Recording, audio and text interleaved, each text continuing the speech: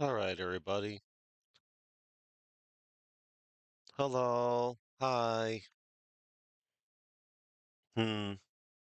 Tough crowd. Where'd everybody go? Bingo? Probably. All right. Well, let's get this show on the road, as they say. Switch over to the overlay and load it up.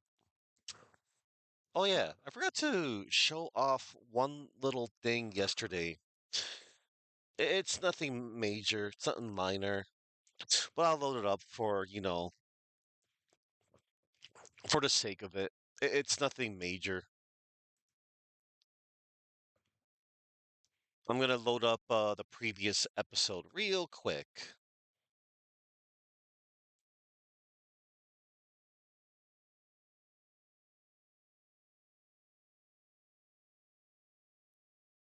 All right.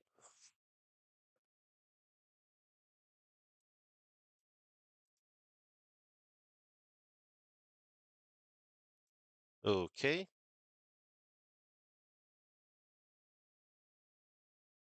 All right. We're good. We're great. We're ready. Mm-hmm. I do love that intro. All right. There's something I wanted to check. Episodes for episode 1. Yeah, let me cross-examine Olga real quick.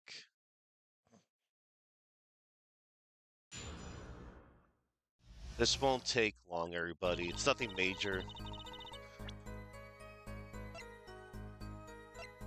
Okay, that's all. I didn't get to show off her profile here. Olga O'Reilly, the witness in this case, a Russian waitress at the Borscht Bowl Club. Okay, alright. We're gonna go back to the menu. That's all.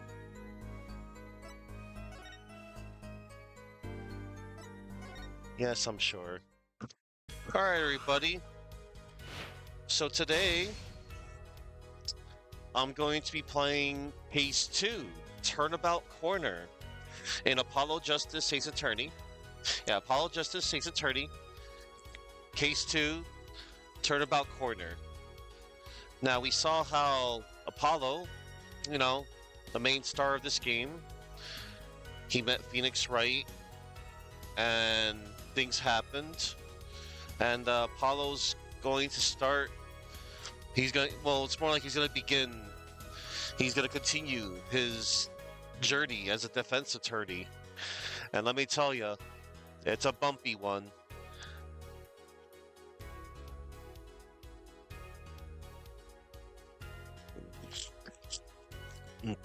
This case is also, in my opinion, a little. It's okay.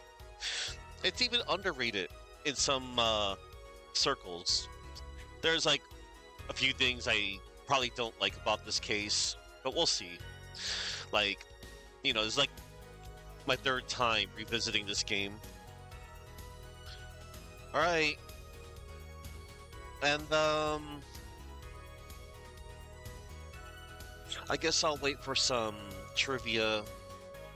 I want to share some trivia if I see some people in the chat. All right, here goes. Turnabout quarter. Here we go.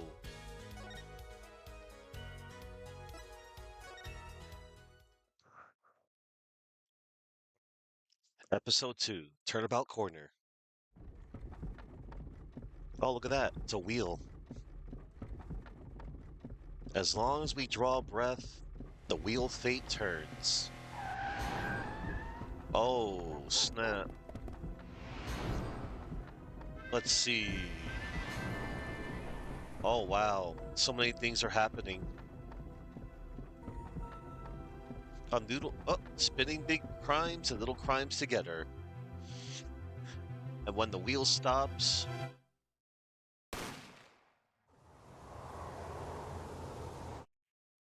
you die. Damn. June 15th, 9:12 a.m. Wright and Co. Law Offices. Okay, 2 months have passed since Mr. Gavin's arrest. My first trial, and I lost both my mentor and my job. Yeah, I'll admit it, I was screwed. But even when I hit bottom, I told myself I'd never come here, honest.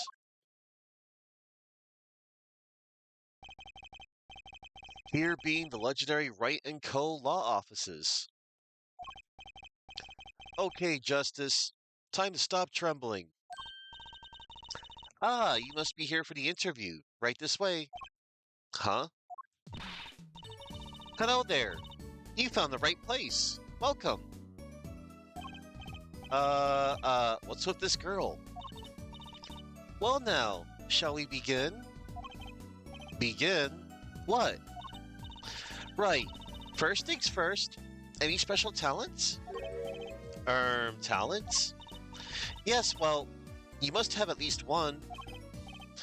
Well, I guess defending? Defending, an unusual talent, but it'll do. With a little jazzing up, of course. You think so? Let's give it a go, shall we? Huh? Go ahead. Show me. Defend. Just give it all you've got. Don't hold back now. What are you talking about? I can't just defend here. First lesson, a professional can perform anywhere. Thanks. We want people to be laughing with us, not at us. Thanks. Well, I'm not sure why they should be laughing at all. What? What exactly do you think you came here to do? What? Defend, no? Ellipsis. Excuse me, but do you know where you are? Huh? The Wright and Cola offices, right? Oh, I was afraid of that. Don't worry, you're not the first. Look, what's going on here? Who are you? I came here to meet with the person in charge. Well, you've apparently made no fewer than 2 mistakes. Mistakes? Well, I got a call from Mr. Wright this morning. Perhaps you should go read the sign out front again? What's there to read? Look, it says right there. Oh, why does it say Wright Talent Agency?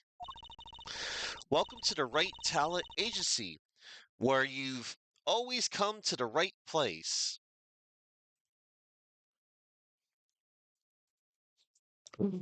I got,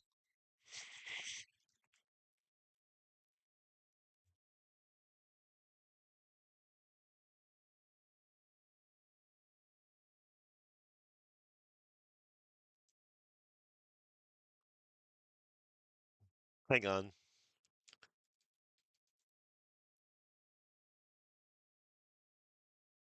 Always come to the right place. Wait, hold on. Hang on. Oh, I have it paused. Whoops. What the? It auto pauses? That's weird. Hey, Chuck. There's no clowns here. I assure you, there are no clowns here. Um, so let me tell you what happened so far, Chuck. You didn't miss much, but I could tell you. I'll tell you what happened. So, narrator, it might be. I think it was Phoenix. He was talking about like the wheel of fate is turning, and when it stops, you die. So, you see a wheel turning, and three different things are happening. Um, there was a car coming towards Phoenix. Trucy was chasing after someone or something. Um, there was some dude that had a noodle cart stolen, and there's this dude, um, you know, wheeling a noodle cart, and then they met some culprit. It looked like a standoff, and then a gunshot was heard. So yeah, a bunch of things are happening. And right now, Apollo is talking to this fine young lady. Uh, we're apparently not at the right law offices. We're at the right talent agency, where you've always come to the right place. Uh, I'm Trucy Wright, CEO. I'm a magician. This is Trucy. It all came flooding back. The trial, that girl. Hello, sir. Please pick a card. Oh, that's right. She's my daughter. Uh, Trucy. Right. Here, check out our flyer. So, what's your name? Apollo. Apollo Justice, attorney at law. Oh, wow. A new HUD. That is so cool. Because, like, for context, I played this twice on my old school Nintendo DS. And since this is my first time playing the HD edition of this game, it's got some nice little glow up. Oh, and also, Chuck, now that you're here, I'm going to say a little bit of trivia from yesterday that I forgot to say.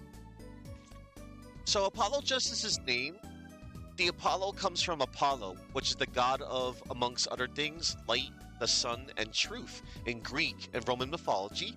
The name may also be a nod to Phoenix Wright's first name, originating from mythology. The surname, Justice, is a reference to his job. He likes to make puns with his last name, and his Japanese name is Hosuke Odoroki. Odoroki comes from the word Odoroki, meaning a surprise. The kanji that makes up Hosuke can be broken down into Ho, meaning law, and Soke, which is a common suffix for male Japanese names. This makes the meaning of his first name literally boy of law, or law boy. And his full Japanese name can roughly mean a surprising man of law. And then Shadi Enigmar. Shadi is a play on shady. It's likely to make him seem mysterious. And Enigmar is likely a play on an enigma, meaning puzzling, mysterious, or inexplicable. Oh, and also, Shadi is typically pronounced Shadi, with the emphasis on the first syllable. It is a Persian name meaning happiness or joy, commonly used for females.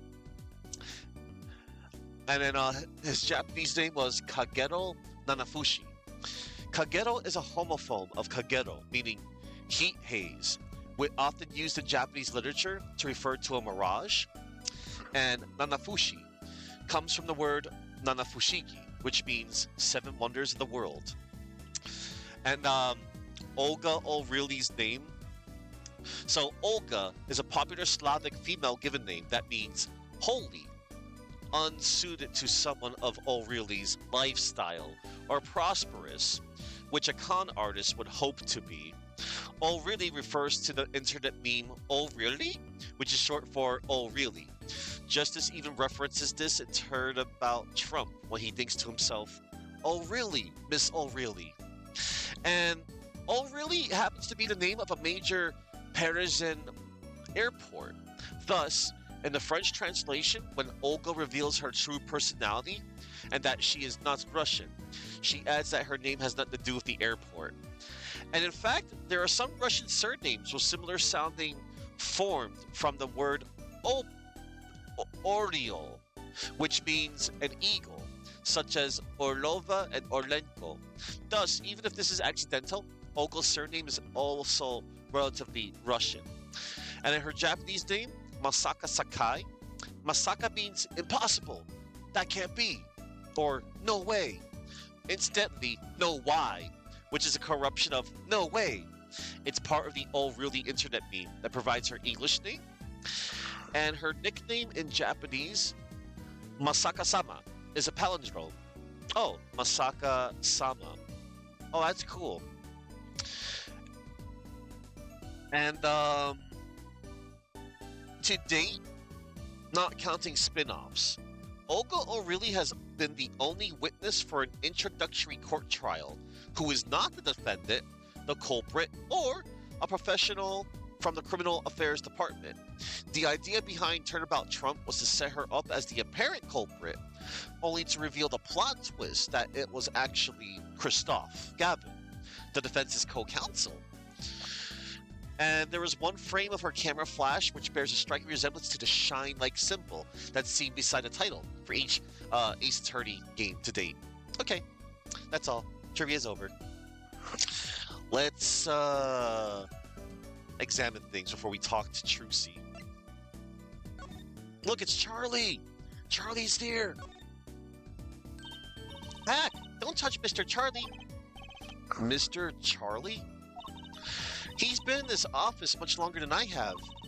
Daddy's mentor had a great fondness for Mr. Charlie. He's lived here since Daddy was a rookie attorney. Huh? Mr. Charlie. Right. Now I take care of him.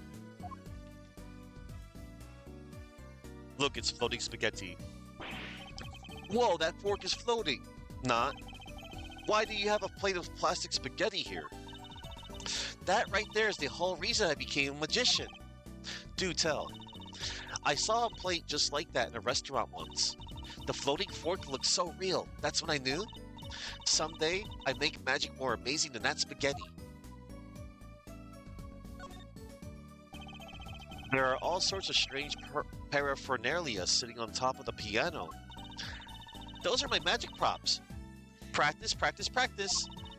A professional never leaves their weapons far from reach. But you can't play the piano with all this junk on it. Oh, no one plays here anyway, and the neighbors complain.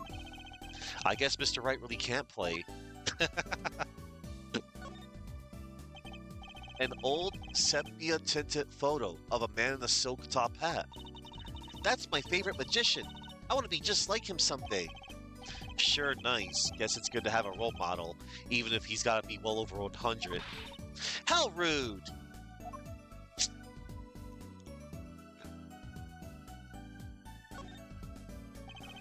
A strange split box leers at me from the wall. Is this one of those boxes for cutting people in half? That's right. This cabinet is used for an illusion called the zigzag. I've seen one on TV, but why is one just sitting here in your office? Oh, it's a little big for me, you see. So I'm using it as furniture. Hats at the top, shirts in the middle, and pants down below. I think it's a nice touch, don't you? It's not exactly what I'd call welcoming decor.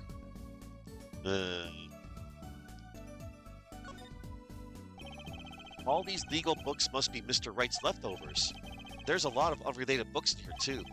One trick a day, magic for idiots. You'd think a pro magician would aim a bit higher. Oh, man. That table doesn't look very sturdy. You've never seen one of these. It's a magic table. So, like, you make this teapot disappear? So you might think, but that's not it. Before your very eyes, the contents of the pot change. From Earl Grey to Darjeeling. Kinda hard to see the difference, I think. Okay. Yeah, Phoenix's old office is a little crowded now. A blue silk hat, just like the one Trucy's wearing. Oh, that's just for show. Don't wear it, please. Last thought from my mind, honest. I put it there so clients can see it and know who I am. Nothing says magician like a silk top hat. Oh, man. Alright, let's talk to Trucy. Right Talent Agency. So, is this really a talent agency? You bet. Daddy started it 7 years ago, when he quit law. Of course, we only have 2 people signed up right now. 2 people? Does that include you? Trucy Wright, magician extraordinaire. I've done a lot of stage shows. Paid too. I am a professional, you know. Right.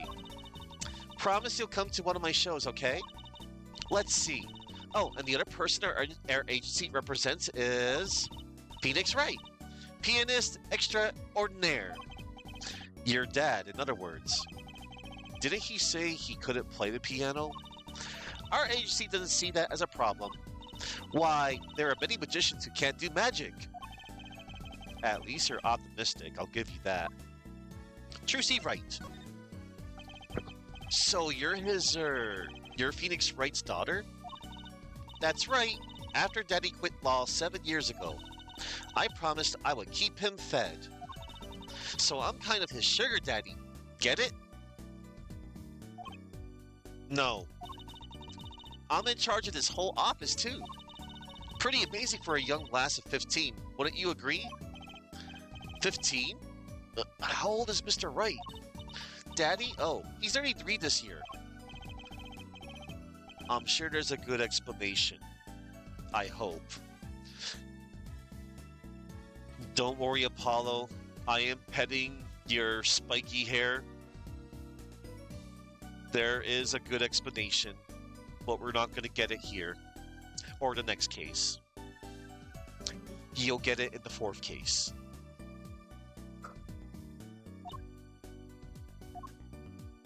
Phoenix Wright. About Mr. Wright giving up law. It was because of that incident 7 years ago, wasn't it? Huh? You know about it? Not the details. I remember the news, though. It was a big deal. So I hear. I was too young to understand what was going on. I'll ask Daddy about it next time I get a chance. Daddy, right. That reminds me, about Mr. Wright. He gave me a call this morning to come in. Daddy's not here right now. He's in the hospital. The hospital? Yeah, he's on strict bed rest until he gets better. What? Okay. Which hospital is Mr. Wright in? I'll pay him a visit. Oh, the Hickfield Clinic. It's quite close. So, as a reminder for context, everybody, Phoenix is at the same clinic that we saw back in case 2 of Justice for All. And that's where Franziska von Karma was as well in case 4. It's got a different name, by the way. It was the Hottie Clinic. It's the Hickfield Clinic. Oh, the Hickfield Clinic. It's quite close. Right, well, I'll be going now. Now, give this showbiz gig some thought, okay? Wait, I'll go with you.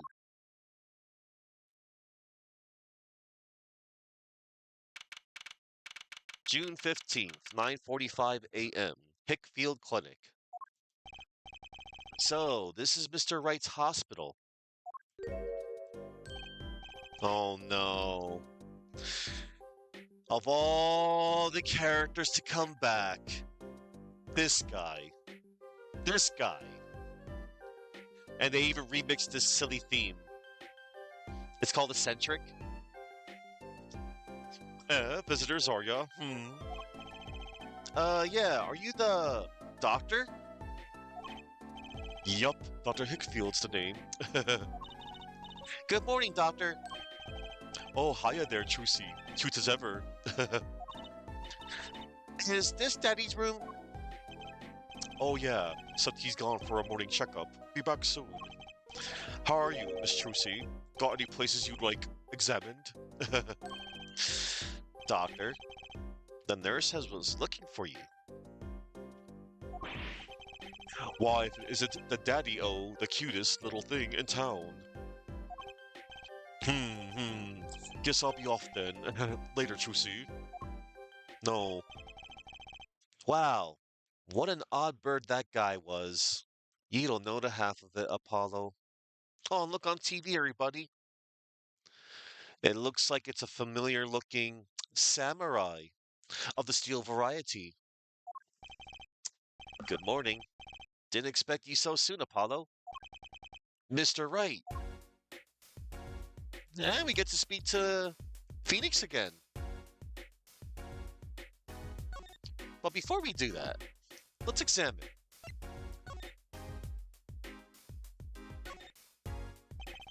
a swaying spirally stack of DVD cases. The Steel Samurai, the Nickel Samurai, the Pink Princess, the Zappy Samurai Electric Bugaboo. They're all children's action heroes. This kid I know keeps sending them to me.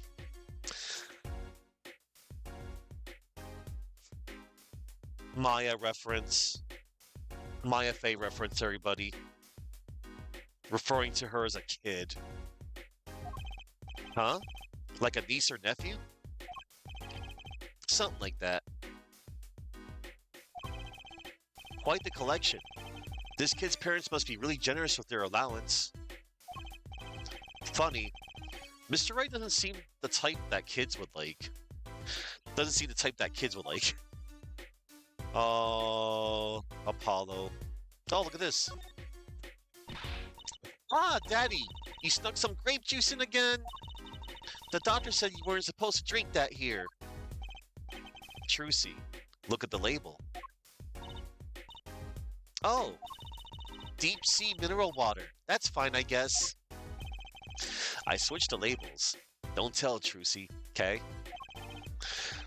What can I say? The man loves his grape juice. Oh, and also, by the way,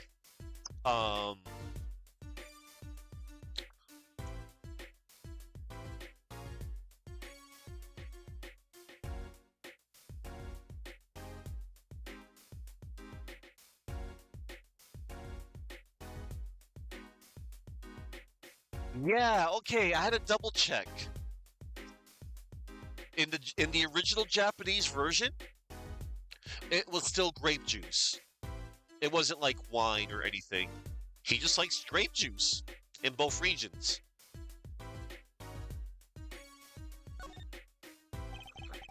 What's that on TV? Looks like some sort of action hero show. Oh, I know that one. That's the Sniffling Samurai. His booger flick attack is a big hit with the grade school crowd. I had no idea you liked this kind of stuff, Mr. Wright. Well, what else is there to do when you're stuck in bed? Besides, the episodes will just keep piling up if I don't keep up, you know? Yeah. Try not buying them. Now's the only time I get to watch and write up my reports. Your reports? It's a long story. Like a lot of things, actually.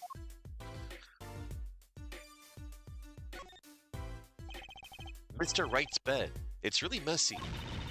Look how messy this is. You're just hopeless without me, aren't you, Daddy? Yikes, she's attempting to clean up. Look out. You got me. What can I say? I was raised in the barn. Try not to let word get out, Apollo, if you don't mind. Yeah, might ruin your illustrations career pretending to play the piano. Damn, that's messed up. Let's see. Is there anything else I can click on? Oh, that's a cute little piano. This looks like a child's toy piano. Gotta practice. Wouldn't want my fingers to get stiff. A pro always keeps his weapon close at hand. Shall I play you a tune? No thanks. Ah, how unfortunate. I still really get a chance to play. It's because he doesn't play the piano. It's so freaking weird. It's like a front. Anyway, let's talk to Mr. Wright. What happened? So, what happened?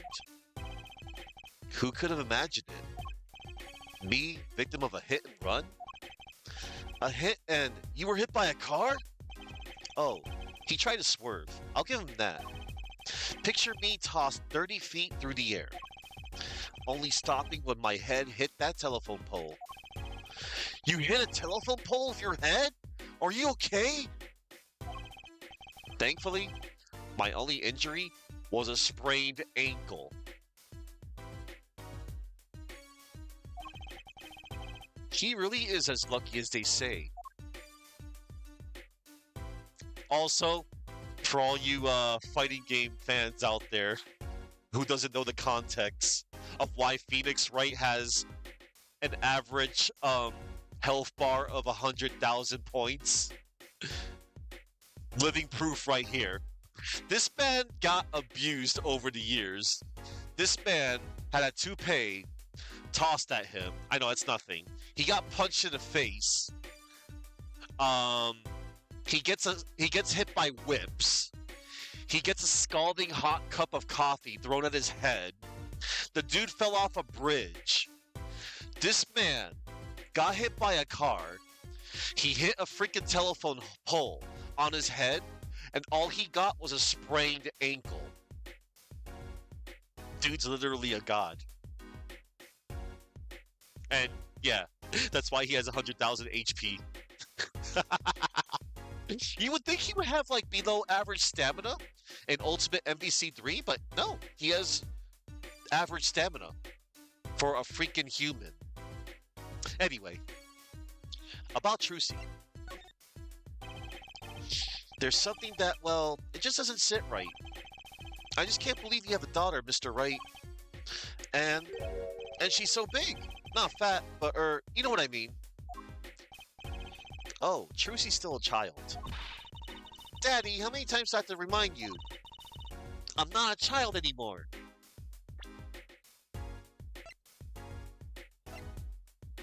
She's 15.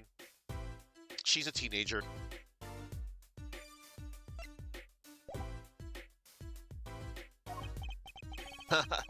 But you'll always be Daddy's little baby girl to me, Trucy. Haha, my foot. I'm not buying it. Oh, something you should know about Trucy. She's a magician, right? She told me. Not a mere stage magician. She's a genius. Teehee? Aw, Daddy. You'll soon come to appreciate her talent. You can just tell me things instead of insinuating them.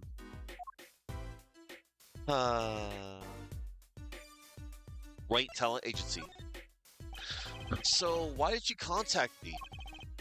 What could the Right Talent Agency possibly want with me? No need to get prickly now. Hey, I didn't ask to be dragged in like this. Huh? But didn't you come into the office of your own free will anyway? Well, yeah, of course. Help! We're in big trouble here at the office. Big! I thought someone was dying. So you don't think this is big trouble? My talent agency represents only 2 people, and one of them is in the hospital. That's right, Daddy. How are we going to pay this month's rent and the groceries? Yeah, that's the problem with such a tight operation. It's a symbiotic relationship. When one of us falls, the other 2 must fall. Damn. Hey, this is exactly a suitable conversation to be having with a 15-year-old kid. In any case, if Apollo here can't help you, you'll have to transfer to a new school. Again. No, I can't. I only just made friends. How can you do this to me? To us? Polly? Huh? What? Now it's my fault? True, she just called Apollo Polly. On that note, how about you come work for us? I've got the perfect client for you already lined up. A client? You mean I get to do my job? I get to defend in court? All right. I'll hear what you have to say. You got him, Daddy. Hook, line, and sinker. Huh. Now it's time to reel him in. It's official. I'm scared. Oh, man.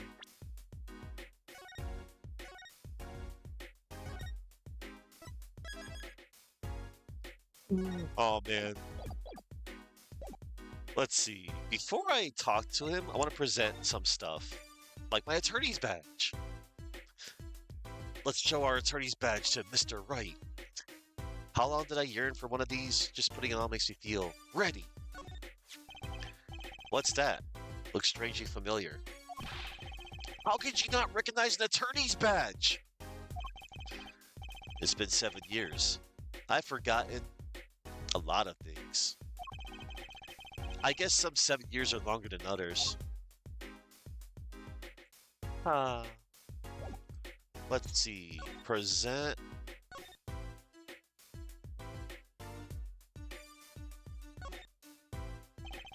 There's a number inscribed on the back of the badge.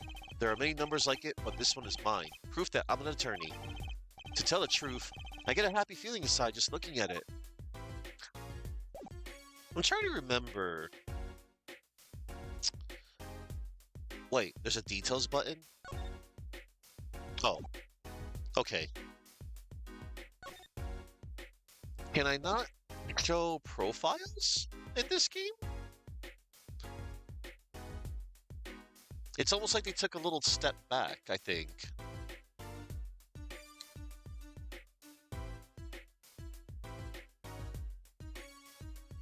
Okay. Yeah, I guess I can't present profiles anymore. Because if you remember in Justice for All and Trials and Tribulations, you were able to do that to get more information. Not to mention it was also used as you know, other ways to present evidence too. Okay. Our client. Alright, so who's the client? Ah, yes, here. Take a look at the map and I'll explain. Last night, I left the office just before 9 o'clock. I was going to that Indochine pasta joint, al dente's. I play piano there, of course. Yeah, piano. That's when it happened. The car sent me flying, nicked the telephone pole, and zoomed away. Creepy, huh? Just a tad. It's almost as creepy as hearing you tell the story like it was no big deal. The car sped off in this direction. So, good luck. Huh? You wanted a client, didn't you? Well, I'm your client. Find the guy who knocked me into that telephone pole. Whoa, hold on. I'm a defense attorney, not a detective. Don't worry. Once you found the guy, I intend to sue him. Then you can stick it to him in court. I'm not a prosecutor either. I'm sorry, but this is crazy. I'm going home. Don't get so worked up. It was just a joke. Huh? Oh, Daddy. Sorry, Apollo. He just loves jokes, you know? Even the ones that aren't very funny. Your real client should be stopping by the office any time now. The office? You mean the talent agency? No harm in going. It's not like I have anything else to do. One more thing. Do look into my accident too, would you? I marked the scene of the tragedy on this map. Ah, that's where Phoenix. It's right in front of this park. Should be easy to find. So he's going to make me investigate this after all. The map has been added to the court record. All right. Can we show him the map? I marked the location of the accident on your map. Find the criminal who knocked me into that telephone pole. Okay. Okay, that's cool. Okay, Hobo Nick. uh...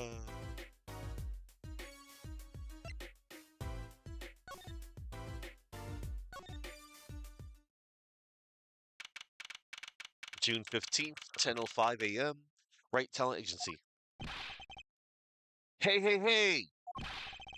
How long you planning on making me wait, eh? Ah, good morning. Hey there, Trucy doll. Sounds like your pops had a bit of a rough spot, eh? All's well that ends well, I guess. This is our client? Hey, so this is that Paulo fellow, huh? Oh, yes? The name's Apollo. Look at him there, arms all crossed like, ready to fight. Yes, sir. You don't mean that literally, do you? The boss told you what I need, right? Don't let me down now, Apollo. Don't worry about your defense, sir. I'm on it. Defense? Your noodle half cooked? It's too late for defense. My castle's been stormed. My keep's been kept. My noodle stand's been stolen. Noodle? You know Mr. Eldoon from the noodle stand, don't you, Polly? No nicknames, please. And no, of course, I don't know him. You new in these parts? Not really. Then you know the best noodles in town. Eldoon's Noodles.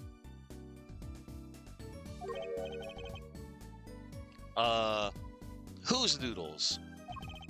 My noodles. Help me out here, Trucy doll. This is Mr. Guy Eldoon, our client. Maybe you can tell us what the problem is, Mr. Eldoon.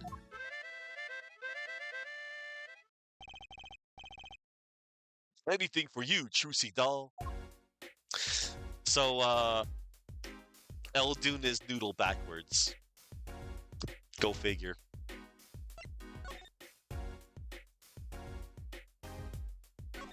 Let's see.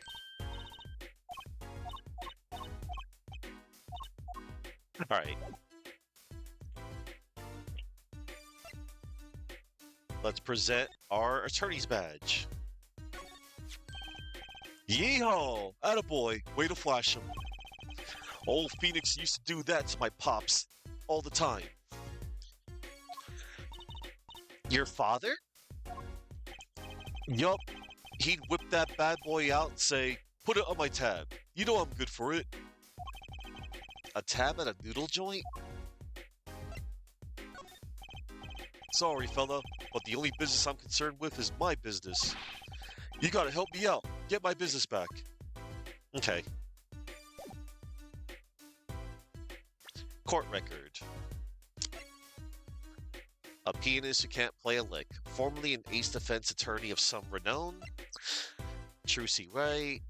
Phoenix is 33. Trucy's 15. Dr. Hickfield. He's no longer called Dr. Hottie. He's Dr. Hickfield. A suspicious-looking fellow, though he apparently is Mr. Wright's physician. Guy Eldoon. Proprietor of the noodle stand, Eldoon's Noodles. Oh, he's 46. Alright. We're gonna talk to him. Who's this guy? So, you run a noodle stand, Mr. Eldoon. Guy Eldoon's the name, and noodles are my game. The secret's in the soup. I've been searching for the perfect soup for a year and a half. Oh, that's not that long, really. My family's been noodle men for generations. Got a lot of expectation on my shoulders. 15 fathers passing the noodle to 15 sons. That's a pretty old noodle. Hey, and fool that I was, I pushed it away. I rebelled against my pops and picked another livelihood. But that didn't turn out so well. Oh, there was no denying it. Salty broth runs through these veins, boy. So it was like destiny that you became what you are? Right. Destiny's the word. Oh, I fought it. But in the end, I was bound by the twisted noodle of fate. Not a mental image I care to linger on. So last year, I started my noodle stand. The 15th generation of Eldoon's Noodles. Eldoon's Noodles. So tell me more about Eldoon's Noodles. You don't know the genius that are my noodles? I make them so salty. Why? They're saltier than salt. Now I really don't want to find out. Daddy's a regular at his noodle stand. He frequented my pop stand back during his attorney days, too. Yep, him and his assistant, Maya. I'm sorry. I'll be sure to drop by your stand soon. Wish you could, Sonny. Huh? Heck, I wish I could. I'd give you anything for a bowl bout now. What do you mean? It was stolen. My stand. Gone. Stolen? Stolen stand. It was last night. I was doing my rounds, blowing my whistle.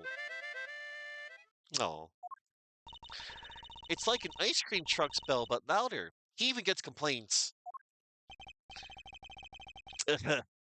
Now you're just trying to butter me up. That sounded more like the blues than a whistle. I closed up my stand for the night and parked by the house. Then, this morning, dark and early, it was gone. My keep, my castle. Oh. Oh no. Maybe some bum carted it off? Just guessing here. Well, I don't care who did it. Without that stand, I'm finished. All my noodle bowls were in there too. That's the saddest thing I've heard all day. You know it. Anyhows, that's the deal. Good luck. Good, huh? Wait, what exactly is your request? My noodle stand, find it. And the day you bring my baby back is the day you feast on as many noodles as you want. Of course, I make it so hot and salty. 2 bowls will kill a man. Then I really need a defense. Speaking of defense, that's what I do. I'm a lawyer, not a detective. This is where I live. You drop by if you need any info, okay? Eldun's house. Get it back today if you can, Paulo. I got noodles to make. Things have certainly taken a turn for the bizarre. Traffic accidents and noodle stand thieves. Actually, there was something I wanted to ask you about too, Apollo. Huh? I have a bad feeling about this. Listen to the lady's problem now. Don't be cruel. I lost something last night. That is, something was stolen. Hey, what's this? More thieving and skullduggery? Well, someone stole a pair of my panties. Panties? Lord help me. Trucy's request. So they were, stolen. My panties. Yes. Right. Panties. That's a crying shame. That is, Trucy doll. I was alone in the office last night. I had hung my panties out the window there to dry. When a thief came and took them, my favorite panties. I ran after him. Give those back, I shouted. Wait!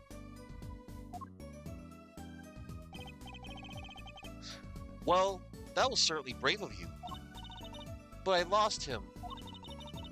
Without those panties, I don't know what I'll do. A darn crying shame. Yup. Well, at least it seems the crime is convenient. I'll mark it on your map. I'll be heading home now. Remember, find my stand or there's an empty bowl in your future, Paulo. Right. And you help out Trucy doll here too, you hear? Things have certainly picked up, haven't they?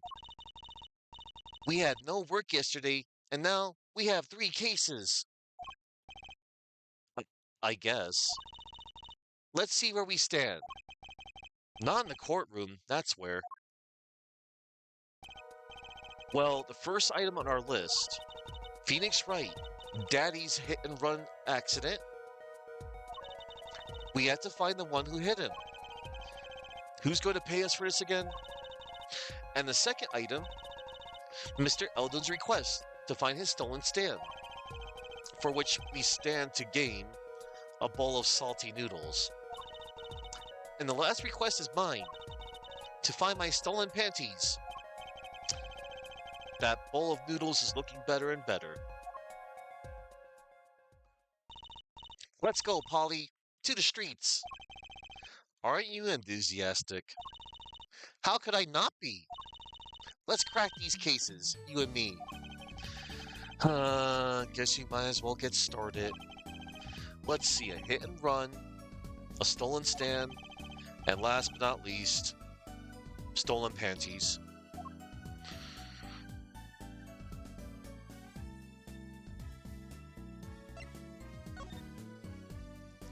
Alright.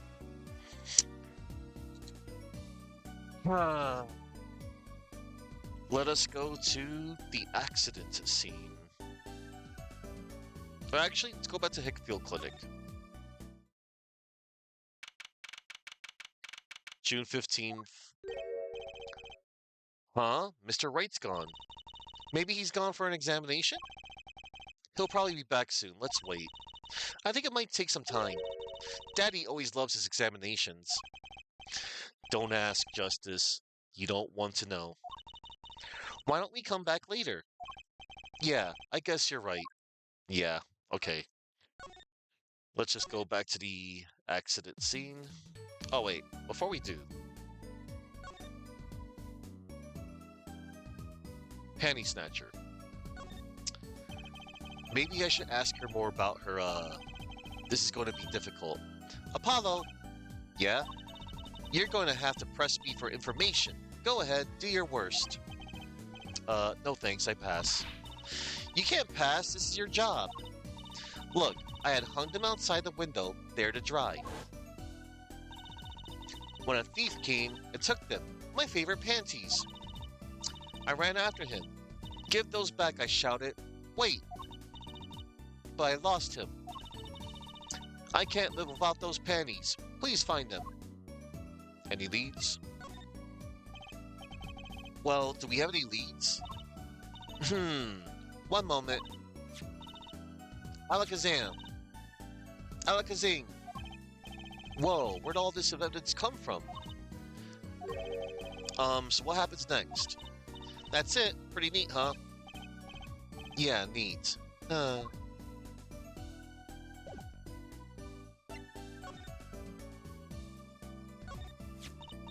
Oh, I've seen one of those before. That's an attorney's badge.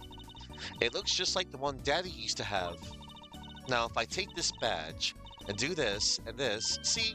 It's gone. Hey! My badge! What'd you do with my badge? No need to worry. Just look at your pocket. Huh? No way, my pocket? Wait a second. There's something in there. It's a flyer for your agency. And here's your badge. You can have it back now. That's the last time I let her touch anything of mine. Period. What's that, Polly? Oh, I know. You want to see a magic trick. Well, you've come to the right girl. Watch as I make that evidence disappear. Forever. Whoa, no, don't. Sorry, my bad.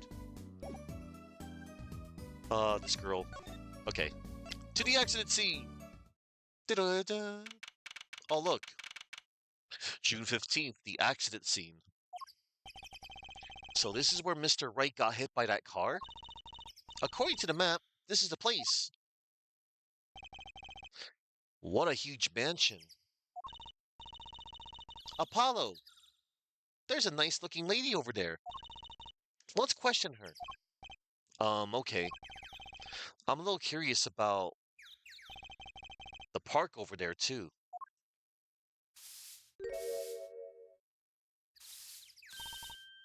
Excuse me, can we have a few words with you? You want something? Whoa, that husky voice. Why am I suddenly sweating? That's quite a house you've got there. You must have a lot of money.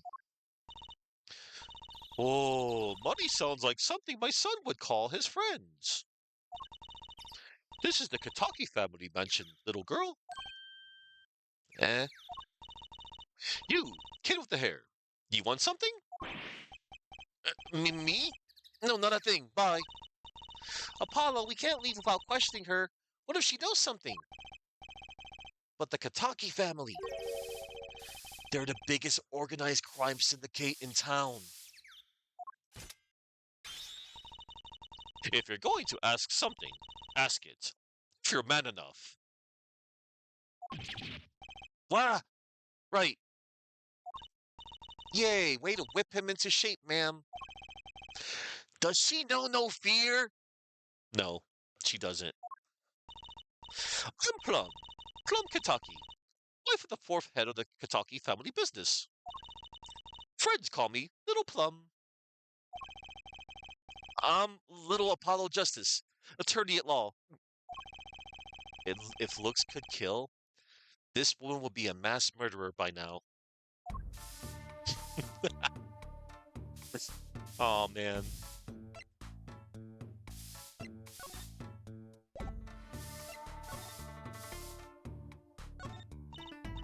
Sorry, kid.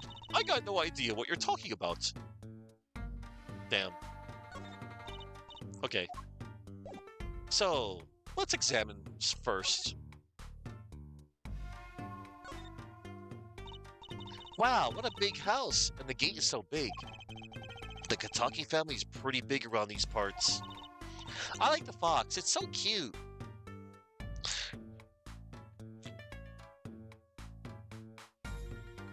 I agree, Trucy. It is a cute fox.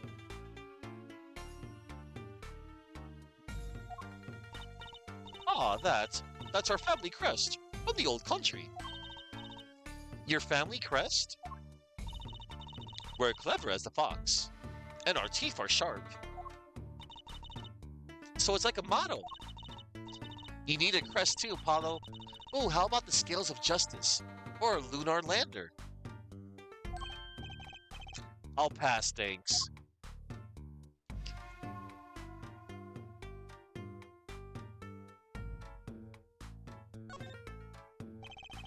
There's paint splashed all over this gate. What a mess. Was this paint knocked over by the car that hit my daddy? That's right. Ha! And I'm left to clean up the mess. If you find whoever did this, bring the scoundrel by, would you? Of course, then you can make them clean up their own mess. You're cute, naive, but cute. When I find whoever did this, you can bet I'll be doing some cleaning. There's nothing I dislike so much as a mess. Oh, I wish I could say cool things like that. I'll bet you do. I laughed my teeth weren't chattering so hard. Like in the cartoons. A brightly painted dragon. Why do I get the feeling he's glaring at me? Those paints must have been to repaint this wall. That's right. I called in an artist to do the job right. He's the third so far. The third? The first spilled paint all over the entrance here. The second on my kimono. So I... No, don't tell me. It's better that I don't know.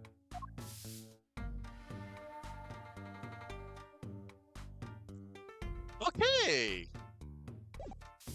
Let's go talk to the nice lady. The Kentuckies. Little Plum? That's a really cute name for someone so... Yes? Whoa! What is it, Apollo? How about you go through me when talking to her? Okay, Trucy? Huh? That seems like a bit of a needless procedure. I'm a lawyer. I live for needless procedures. Oh, little girl, you should know. We're gangsters. Gangst? Oh, that means you're the bad guys.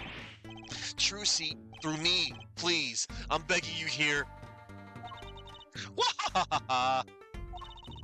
The bad guys. I like the sound of that. I'm going to need some ward tea after this. It takes a lot of hard work to protect a family fortune. Things aren't as easy as they used to be for us bad guys. So you're saying that business is in a slump? Let's not ask about business if we can help it, please. Last night's accident. So there was supposedly a car accident here last night. Last night? Of course, you wouldn't know about it. Sorry to bother you. Wait. Yes? You're talking about that man, aren't you? The one who flew 30 feet and just walked away? That's my daddy. I should have known. One of our capos thought he'd make a great point man. Capo? Point man? Could you avoid using that too much, industry lingo? In any case, it's been nothing but trouble. I've been cleaning up this mess since morning. Bah! Cleaning up this paint? Splatter paint. Was this paint spilled at the time of the accident? It was around 9 last night. I heard a crashing noise and found your father drowning in the sea of paint.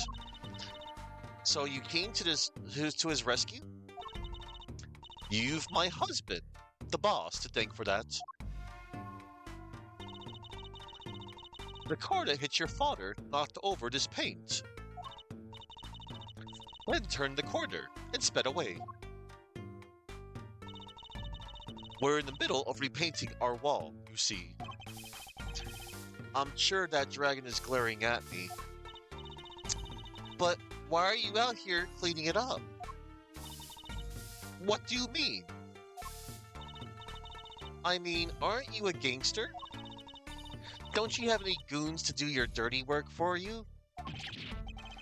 Please go through me when you want to. Don't be such a stiff, lawyer boy. I suppose we gangsters do have a certain image. Yes. But we're community-oriented gangsters, you see. The boss likes to give back to the people, see? How noble of him. I availed myself of the public facilities to get rid of all the garbage. Now there's just the paint on the street to deal with. Public facilities? I wonder if she means that trash can. Alright, let's go move over here. Oh. Who's that? She's looking at the park. She's pretty. I bet she has a story, you know?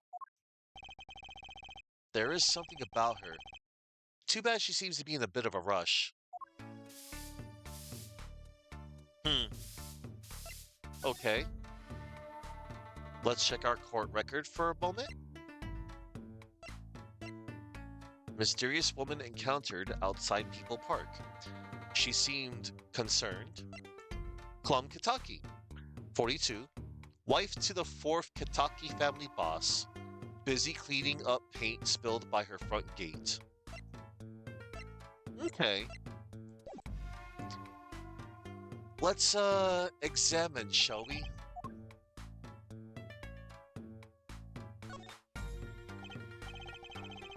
Looks like there's some trouble by the park gate. I smell an incident. Ma'am, there's no entry to the park. Now don't you tell me where I can't go, young fella. I always walk through this park on my way home. Please, get down from there. You'll hurt yourself, ma'am. That's quite the determined old lady.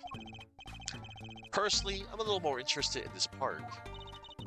You know what I think? I bet they're filming a movie. Let's go take a look. Maybe we'll see someone famous. Hey, miss, stay out of the park. He got mad at me. Did something happen here, officer? Huh? No, move along. Nothing to see. Why don't you kids go play someplace else? We're not kids, and we're not playing. I'm an attorney. Something wrong? Ah, Detective Sky. We're fine, ma'am. Nothing to report. Detective?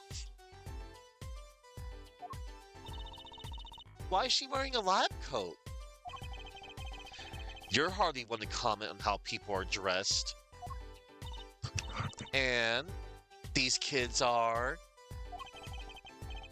curiosity seekers, ma'am. They claim to be lawyers. Ah, why don't you kids run along and play someplace else? Look, we're not. Or I might spill something on that pretty face of yours. Want a dose of experimental hydroxy cellulose?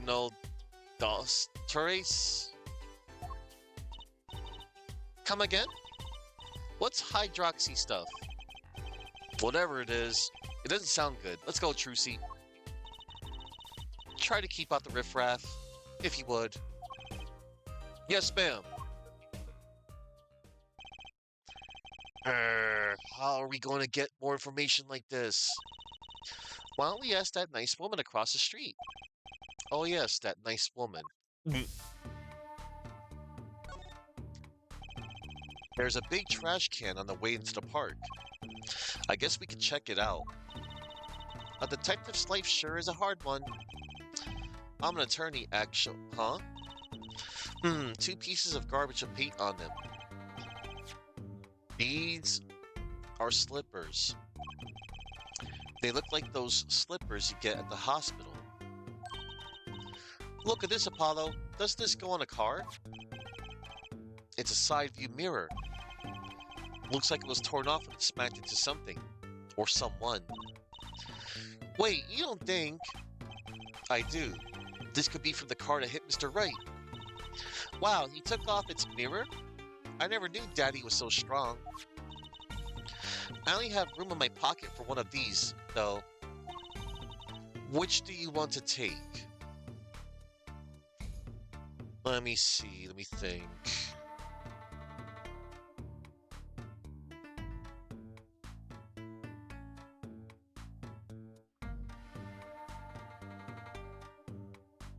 Alright, we're gonna, for now, we're gonna take the mirror. Mirror slipped into pocket. Mirror, torn off the car that hit Mr. Wright, was found in front of Kitaki Mansion.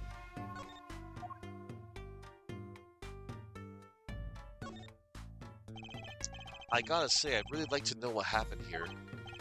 Hey, I said no one goes in. Unless you want a face full of hydroxide dash what's it?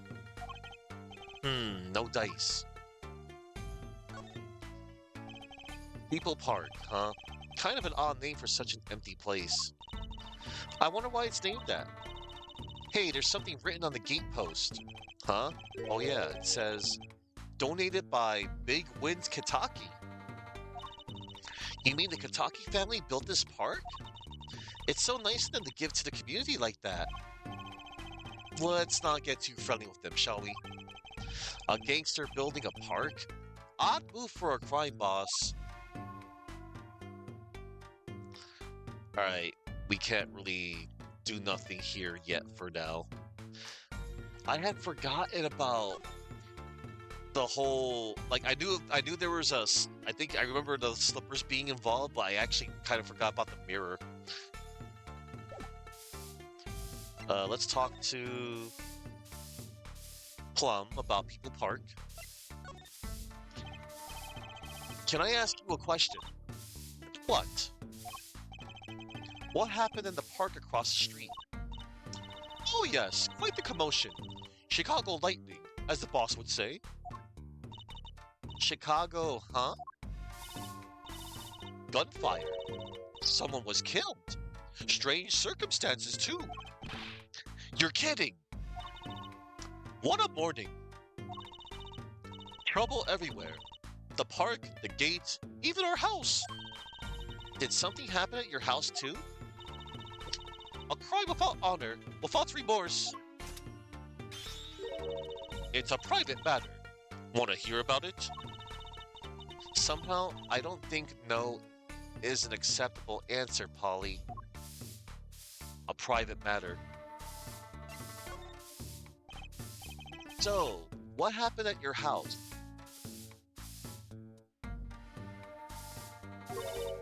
Bloomers, last night.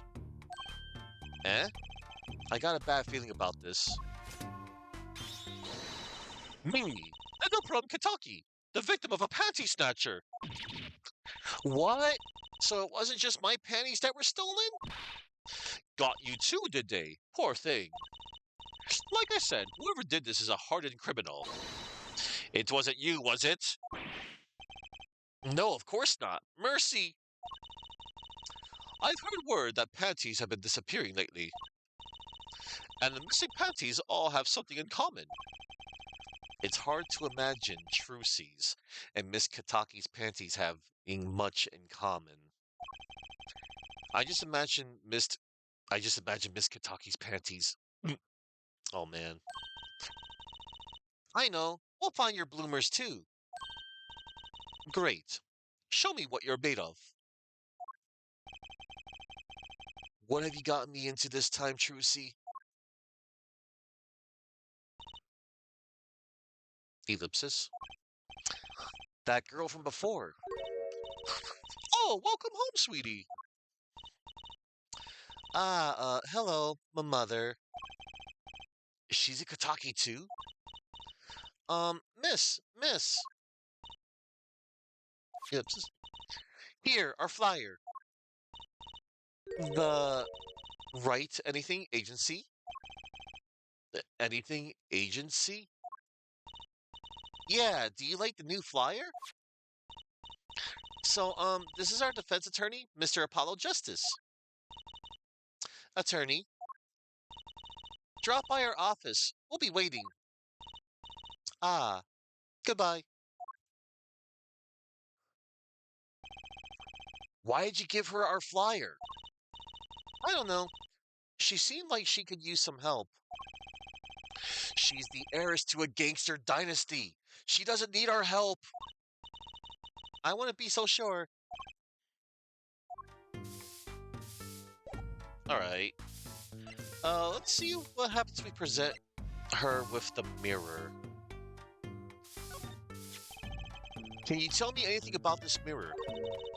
That's property from the car that knocked that fellow across the street. Right, that makes this a valuable clue. Let me know if you find that car, would you? You splash Kentucky paint, you pay the price. Okay. Okay. Moving on.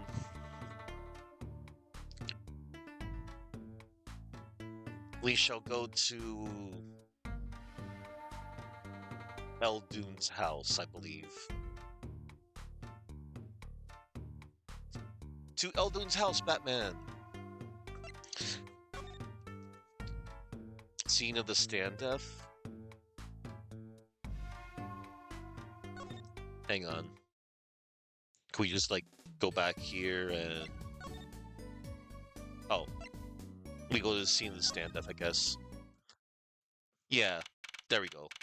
That's right, this is where Eldoon lives here. June 15th, scene of the standoff. Vote? Vote for who? I ain't gonna vote. I don't know. Who's that person? So, what's this place? This will be Mr. Eldoon's house, silly. Oh, so this is where his stand was stolen from. I can see a piece of evidence lying on the ground already. Hey! Look! There's a police car parked over there. You're right. What's with the sparkly entrance? What is this place? A hospital? Bargain, 3 shots for the price of 1. Maractus Clinic. There's a sign, Maractus Clinic. Oh, that's where the thief went. The thief? The one who snatched my panties. He ran into this clinic last night. Wait, maybe that police car is here to find my panties. I doubt it. Well, there's only one way to be sure. Let's investigate. Ah, there you are, Sonny. Well, you find anything yet? No, not yet. The longer you loaf around here, the saltier your victory bowl gets. Just remember that. This bowl of noodles is sounding less like payment and more like punishment. Alright, let's, show the attorney's badge. Sorry, city boy, my interest is for my stand and precious little else.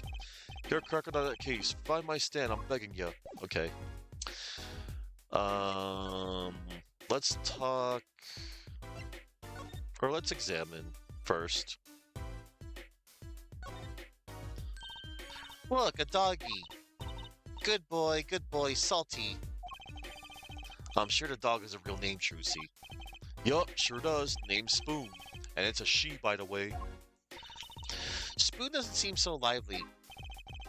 She didn't get her bowl of salty broth this morning, that's why.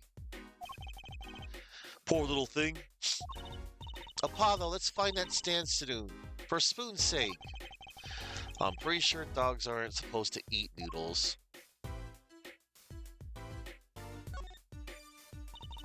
This house is, well, it's old. It's been well loved, that's for sure. I lived here with my wife for many years now. It's got character, though. Just like my soup. I always thought character was a positive thing. That's quite a sign. I take it that's new as opposed to old. No. Ooh, old. Ah, you like it? Made it myself, I did. I meant to write noodles, but read out of space. Prior planning prevents poor performance. Lucky for me, it spells a word all by itself, and spruces up my image, it does. It does have a certain power of willful denial thing going for it. Let's see. Alright. It looks like the oil drum is connected to that sink over there. Collecting rainwater to do the dishes. How environmentally conscious. You don't think he uses rainwater to cook his noodles and to make the broth, do you? Oh, I'm sure he finds the best water money can buy. Taste is business. Taste is his business, you know. Look, that sign over there. Eldoon's only uses water from all natural sources. Elips. I think I'll take a rain check on eating here. There's a handwritten sign here. Save the light. Save the light indeed. Mr. Eldoon's house is practically in the dark here. I guess the hospital clinic next door blocks the sunlight. Everything's gone wrong since they built this monstrosity. Broth needs sun or it rots. What's a man to do? They just want my customers to get food poisoning so they can turn a pretty profit. That seems like a lot of trouble to go through for a few extra patients. Alright. That's the place, right there. That's where I kept my stand, covered all nice and purty, with that blue tarp there. So you use this plastic sheet to cover your stand at night? I see. You see? What? Did you figure out why it was stolen? Well, no, but it does suggest that the thief knew what he or she was looking for. They clearly knew what was under that sheet. So it wasn't one of those casual drive-by stand snatchers, you mean? Not bad, sonny boy. Not bad at all.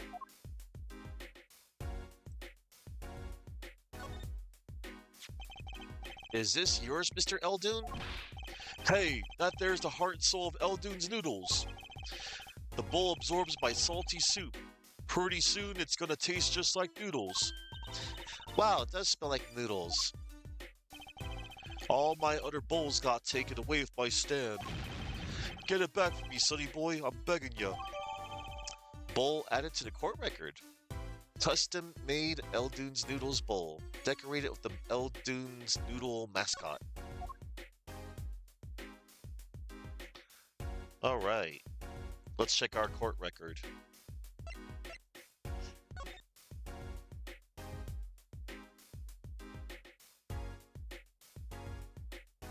Oh, look at that. There's an ink blot.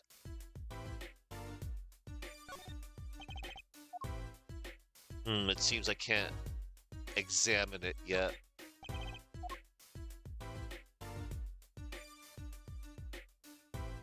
Oh, wait. Hang on.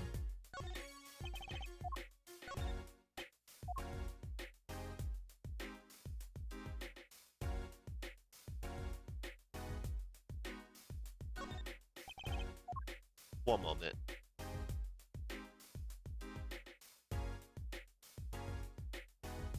I saw it. I saw the red circle.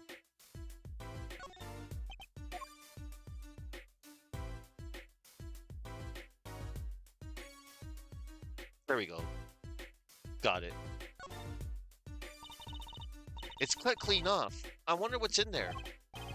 Don't. There are bare wires hanging out. Let's see. Ah! Eek! Are you okay? Hee just a little joke. Don't scare me like that. You mean don't shock you? Zap. Hee silly girl. Alright, let's check the bowl. It's the Eldoon Noodles mascot. Mr. Salty. He's so cute. It's not a very endearing mascot, is it? You know, come to think of it, it looks a lot like you, Apollo, especially the red parts. Can I help it if I like red?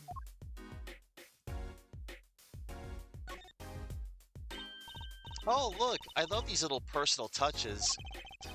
Seems a shame to hide it on the bowl of the bowl. On the bottom of the bowl. Huh? When I touched it, the paint flakes off. He must have painted it on by hand with more professional care. After buying the cheapest paint he could find with cold professional thrift. Hang on. Seems a shame to hide it on the bottom of the bowl. Okay. Alright. That was cute. Let's talk to this dude, finally. Eldoon's Noodles. So your stand, Eldoon's Noodles, was it? Hey, passed down from father to son. That stand's seen its shares of salt. Mm-hmm. Salt runs in the family, you might say. I bet high blood pressure does too. So your stand, Eldoon's Noodles, was stolen. Oh, it wasn't just a stand that was stolen, sonny boy. I lost those wobbly wheels, my salt-crusted stew pot, my stained sign. I didn't just lose a stand, I lost a legend. No one steals a legend and gets away with it on my watch. Let's find that legend, Apollo. Isn't it about time he brought a new one anyway? Stolen stand. Are there any more details you could have given me about the stand? You bet, sonny boy. It happened last night. I was blowing my whistle like always, crying to town. I was. The smell of broth filled the streets, thick and salty. I got home, well, right before 10 p.m., I reckon. Guess he's not aiming for that late night market. I washed my bowls and gave the wheels a squirt of grease. Then I went inside. When did you notice it had been stolen? Early this morning, before the sun rose. Work starts early. Do that many people eat noodles for breakfast? I'm washed up on the salty shores of ruination. That stand had my whole life in it. Nay, my whole being. They took everything? All my soup stock, my noodles, my bowls, and my dreams. At least they left one bowl. Look, there on the ground. If you don't find that stand today, then I'll be forced to walk the streets peddling that bowl, my last bowl. Please, I'm under enough pressure here as it is. The garage. That's it. That's where the thief who snatched my panties ran to. It's a crying shame, that is. If they have to steal, make it my loincloth, not some pretty girl's panties. The garage, right. You don't think the thief lives here, do you? Heh. I wouldn't put it past that good-for-nothing doctor. Do I detect a little animosity here? Let's make sure to check out that garage thoroughly. Let's present the bowl. Oh, excuse me. Let's present this real quick. Okay. You can tell my bowls by the Mr. Salty logo. The mascot of Eldon's Noodles. They come to the stand, they sit, they drink deep from that bowl. And when they see the bottom, their face looks just like Mr. Salty's. Genius, no? Very high concept. You can't ply a trade if you don't love the tools. Remember that. Yes, sir. Trucy has a thing for professionals, clearly. Alright. Let's go over here and examine.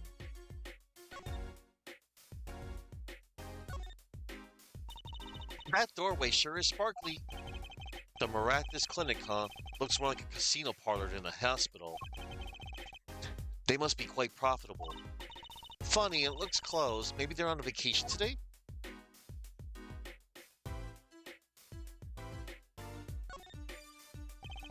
Looks like they have a special offer going on. 3 shots for the price of 1. Ooh, now's our chance, Apollo. Chance for what? I don't need any shots, thank you. Whoever runs this clinic, they seem pretty business-minded.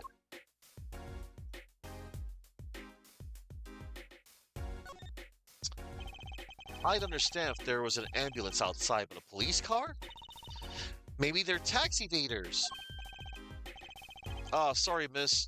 No going to the clinic today. Did something happen? Huh? Oh, no. Nothing to see here. Move along. You'll have to find someplace else to play doctor. Do we look like the right age to be playing doctor? We need a little more info on this Baractus clinic. We could ask Mr. Eldoon. He is their neighbor and all. And we should check out that garage. What if the thief who stole my panties is still in there? Huh. Alright. Nothing else to click on. Let's go talk to what's-his-face. Maractus Clinic. Hey, do you think something happened next door? There's a police car out front. Feh. Probably gave someone food poisoning, I'll bet. If anyone's at risk of giving someone food poisoning, that police car got here this morning, actually. I asked what they were up to, but they wouldn't even tell me, the neighbor. Feh. Not that I was surprised much. That doctor works for the wrong crowd. It was just a matter of time before he got what he was coming to him. Feh. The wrong crowd. Never you mind about that. Okay. Sure. Alright, we're gonna move into the garage. Because we got nothing else better to do.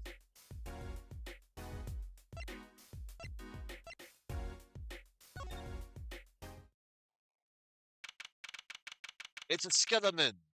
June 15th, Maractus Clinic Garage. This is the place. This is where that panty snatcher ran. Are you sure? Maybe. Let's look for clues. Clues to a panty snatching. Clues like a pair of panties. Trucy, could you try not saying panties so many times? Thank you, Apollo. I'm actually like suffering here from saying the word panties, but it's okay. Apollo is saying what some of us are saying, I hope. I know a lot of people will be like laughing and giggling at the word panties. Not me. And I'm living proof of this VOD. Um, Look, it's a kitty. Hey, a kitty cat. Here, kitty, kitty, kitty. Aw. Meow. It's not coming down. We do look kind of suspicious, you have to admit. It's okay, kitty cat. His hair won't hurt you. It's okay, kitty cat. She won't make you disappear in her hat. Damn. Eek! Someone's there.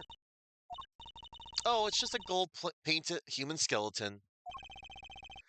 Just a human skeleton? Painted gold? There's a mannequin hand waving to us from the box behind the skeleton. This place just screams hospital storage, don't you think? It screams something, that's for sure. Look, everybody, it's a step ladder. Or is it a ladder? Look, it's a folding ladder. Polly, that's called a step ladder. Come on. A step ladder. How is that different from a regular ladder then? It's much more complex piece of machinery. It's like two ladders stuck together. So you admit that basically it's a ladder, right? Wait, huh? You have to look past the form, at the essence of the thing. Can we talk about something else? No, you brought it up. Just like in the first three games, everybody. You know how Phoenix and Maya, they had their conversations about ladder and step ladder? Oh, and I think Phoenix and Emma had one too. Yeah, that's right, for case 5 in the first game. Tradition continues. Is it a ladder or a step ladder?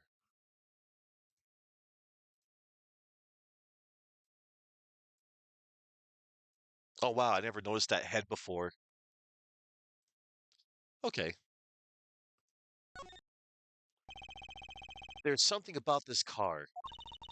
Let's take a closer look.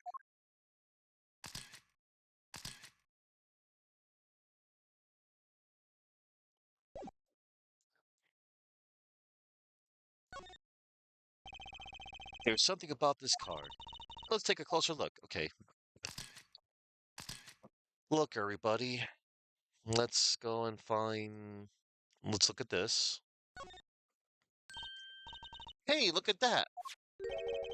The mirror's been broken off. Now this is a clue. What? You're smiling like you know something I don't. You aren't keeping a clue from me, are you, Polly? A clue? Let's see. Why, let's show evidence. I think I do have just a clue you've got in mind. The mirror. My clue is this. I love this track. It's a good track.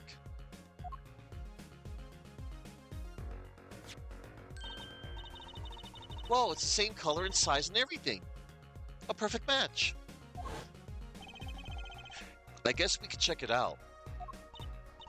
Two pieces of garbage of paint on them. Look at this, Apollo. Doesn't this go on a car? It's a side view mirror. Looks like it was torn off when it smacked into something or someone.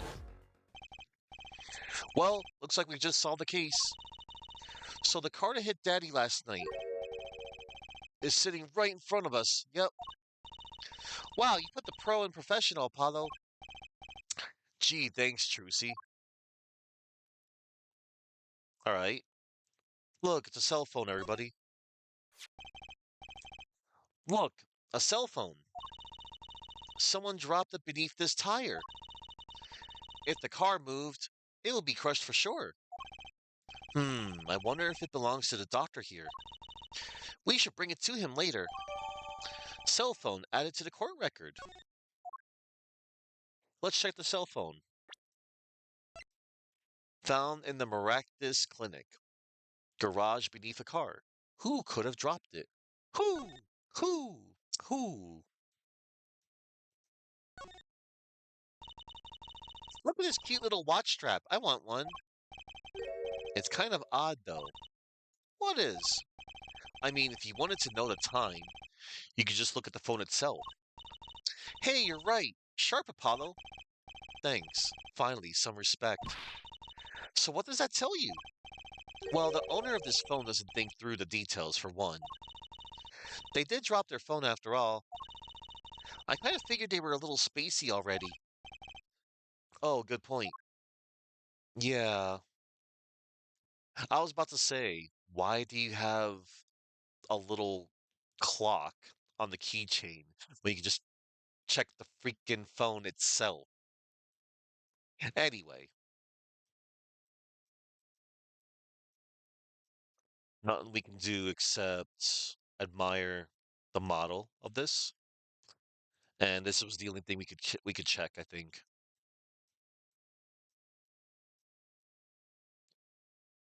All right,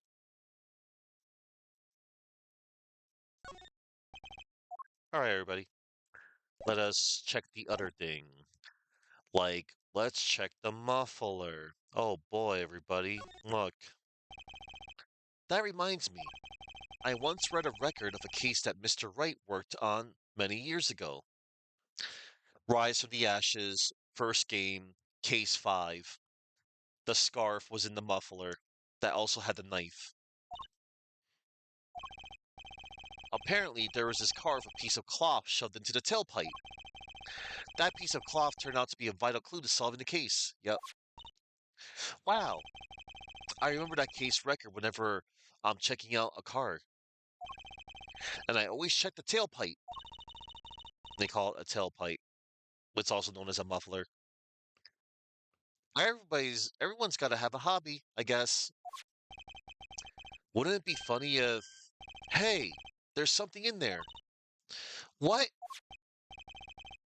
Wait a second. Are these your... Ah! My pennies! What? Already? Wow, thank you, Apollo. You're a genius. Amazing. No, no, really. Don't mention it. No, I'm serious. I'm really impressed. You must have a nose for finding girls' panties.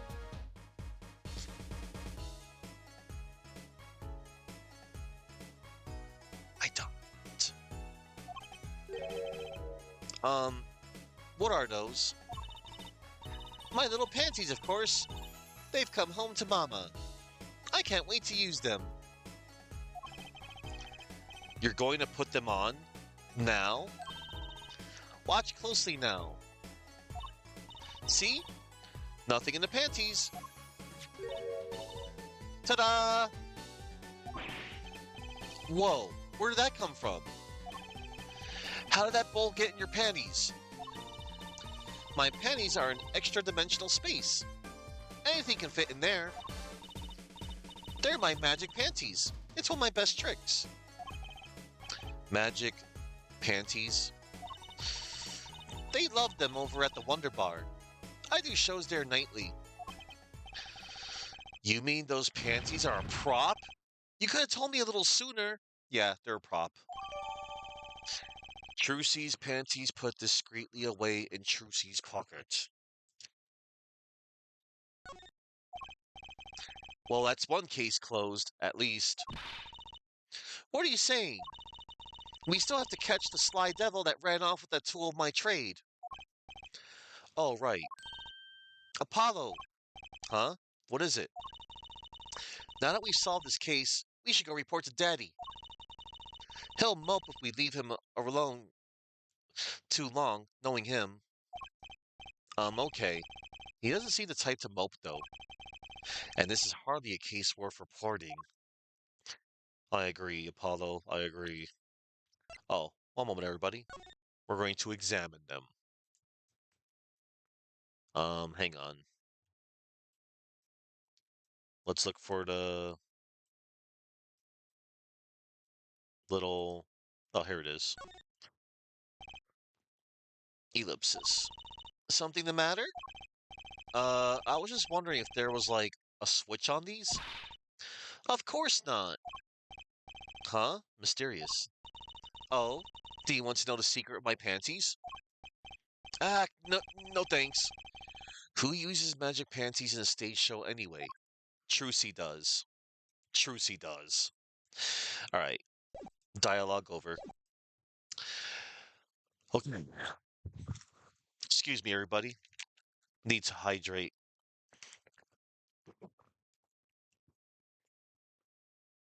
Oh, and this edition of Apollo Justice Ace Attorney, Case 2, Turnabout Corner, sponsored by Snickers. Hungry? Grab a Snickers. Yeah, I'm gonna be eating this after this case is over. Freaking magic panties. Anyway, um, let's get on out of here.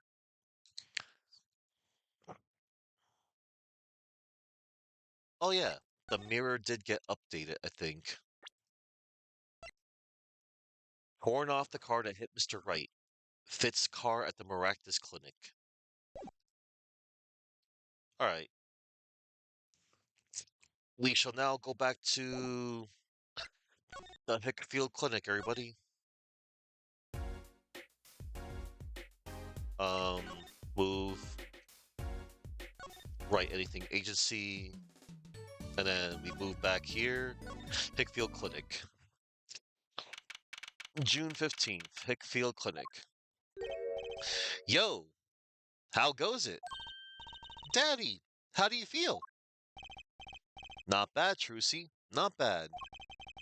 It's good to have you youngins on the case. Let's old Daddy-O get some well-deserved R&R. The elderly need their rest.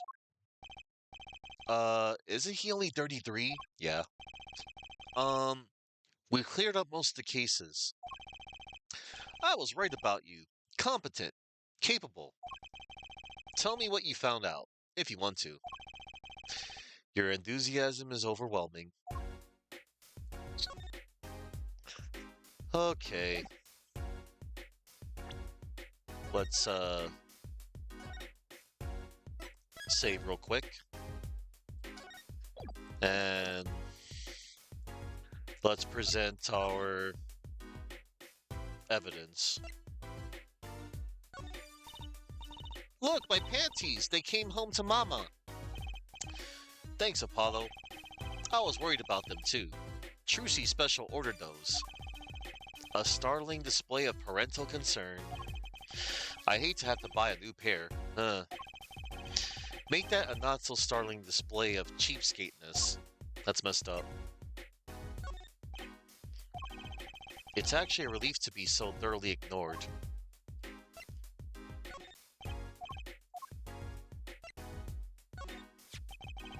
So this was the thing that led you to the car. Yes, sir. The mirror you knocked off was just the clue we needed. Good work, Apollo. Of course, you might say. I was the one who made solving that case possible. You don't get points for knocking off a car mirror. Alright, we're gonna talk to Mr. Wright. Progress report. Well, I certainly didn't expect you back this early. Polly's amazing. He found my panties so quick.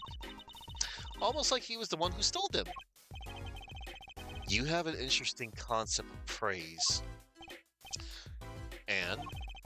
Did you find the mad driver who gave me that 30-foot toss? Apparently, it was a doctor from the Maractus Clinic. Maractus, eh? I've heard of him. Nothing good, mind you. That reminds me, a police car was parked outside the clinic. Maybe something happened? What is this Maractus Clinic anyway? Maractus Clinic. All I've heard are the rumors. That clinic's been making good money. In a bad way. Bad? ties to organized crime. The Kentucky family. Um, the Kentucky family? He did it on purpose. Kentucky family. Kentucky. The Kentucky family. Some injuries you can't take to a public hospital. See, they use the miraculous clinic for their patch-up jobs. Interesting. People Park. It looked like something had happened in that park. Ah, a body was found there in unusual circumstances. Something more unusual than being dead? It's not our concern. In any case. Right, let's ignore that and find that noodle stand. Whatever happened to professional curiosity? Thanks, really. If I get tired of sleeping, maybe I'll head down to this miraculous place. Maybe hit him up for some reparations. A little legal action would do me some good. Um, I was wondering when I get paid. We solved the case of your accident and, found a missing article of clothing. My panties! That leaves the noodle stand. Eh, feel free to drop in if you get stuck. I'd be happy to help with anything not involving money. Goodbye, quid pro quo. Hello, pro bono. Right, back to the office to plan our next move. Uh...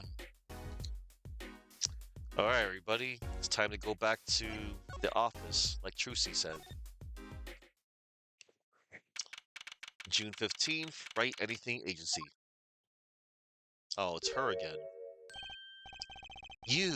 You're the woman from the Kentucky place. Yes. I knew it. Something's the matter. You want our help, right? Well, you come to the right place. This way, please. Thank you. My name is Alita Tiala. Alita Tiala. Her name's a palindrome, by the way. Like Glenn Elg and Lisa Basil. And there's a lot more to her name, but I'm not going to reveal. I have a request. Okay. Before you... Let me see. Can I do this real quick?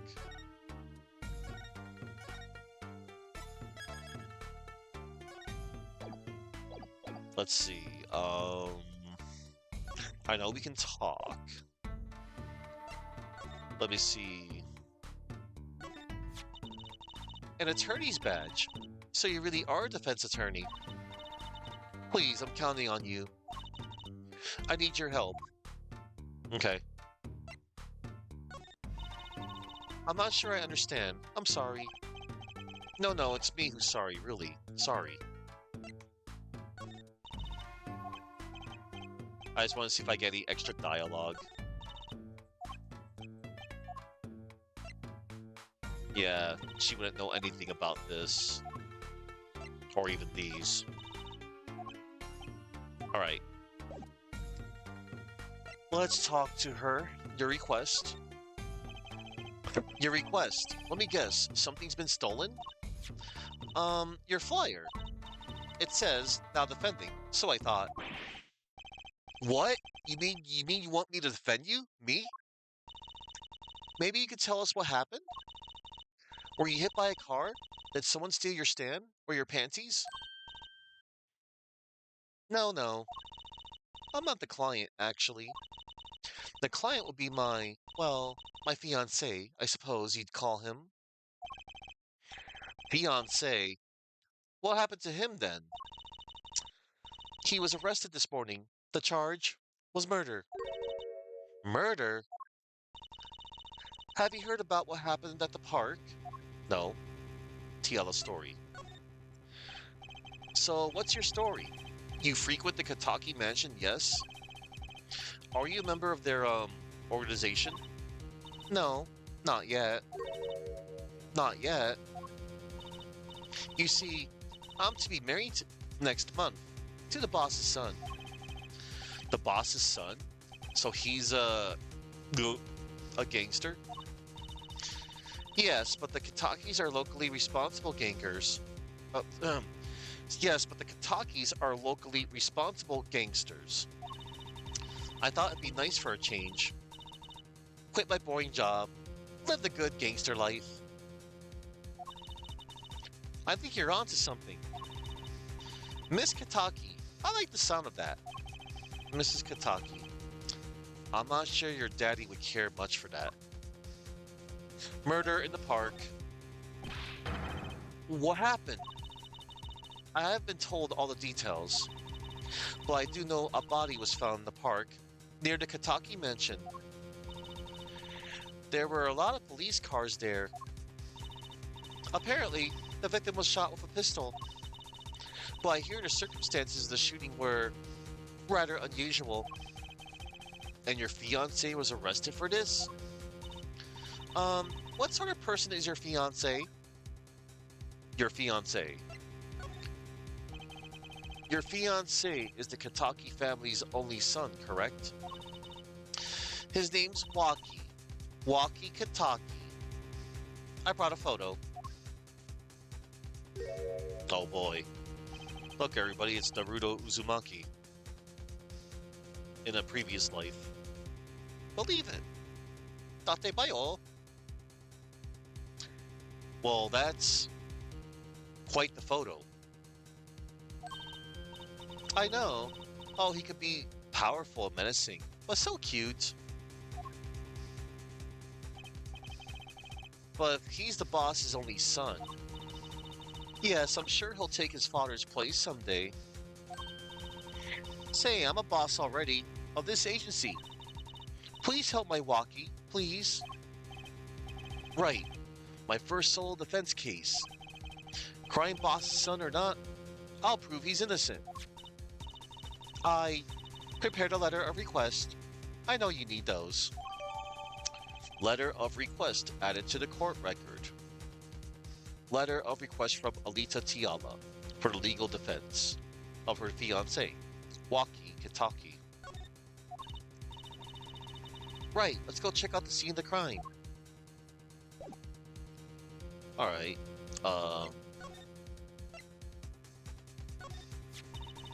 I hope that's okay. I've never written a letter of request before. Oh, it's fine. I should hope it's here first. If we take this, we'll be able to investigate the scene. Alright. Let me go to the court record real quick.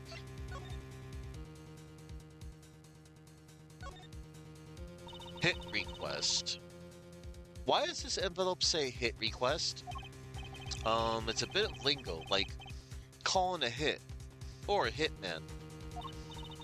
Oh, you mean gangster talk? So does hit mean to defend in gangsternese? Well, hitman? I certainly hope not. Something tells me she used the wrong envelope. Yeah. Okay, let's get out of here because I can't stand this song either. Wow, they brought this song back. I mean, it fits the mood. But you know, it grates on me after a while. To the detention center, everybody! Oh, wait. I should probably... Hold on. I don't think I should be here yet. June 15th, detention center, visitors room. Polly, you look as happy as a clam in its shell. For a lawyer, this is it. The place where the battle begins. You need something? Ah, yes, we're attorneys. I was hoping we could see... I was hoping we could see Mr. Waki Kitaki. Sorry, he's in questioning right now. Could take a while. Drat. Oh well, guess we'll have to come back later then. So much for that battle.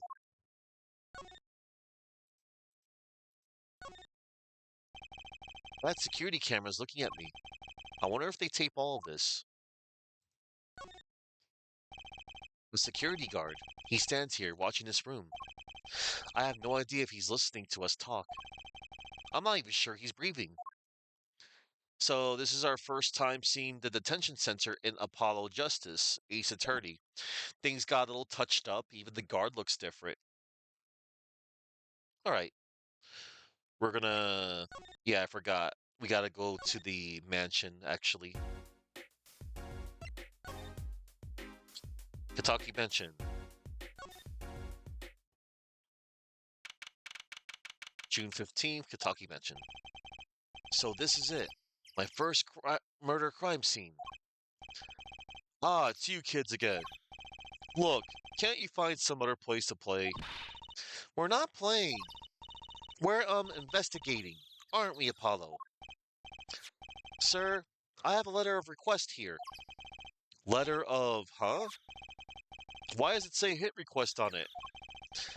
Miss Tiala must have used the Kataki stationery. Excuse me. Coming through. Excuse me. Coming through. Ah, it's you, Mr. Gavin? Gavin? Like Christoph Gavin? Who's this guy? I must say, I'm used to being inspected by the ladies, but this is the first time I felt this way with a man. Mr. Gavin?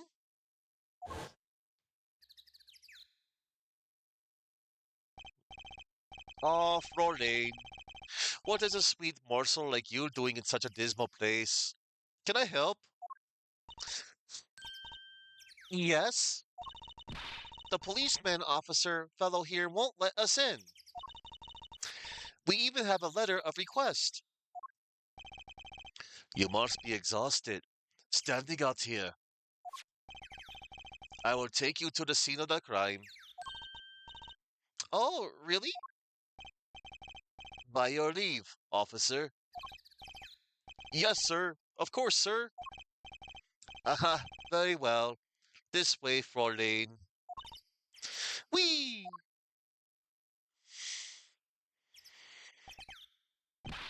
Hey, what about me? Oh boy. June 15th, People Park. Look, everybody, we're in People Park. Yay. On that note, enjoy your investigation. Thank you. Will we see you again?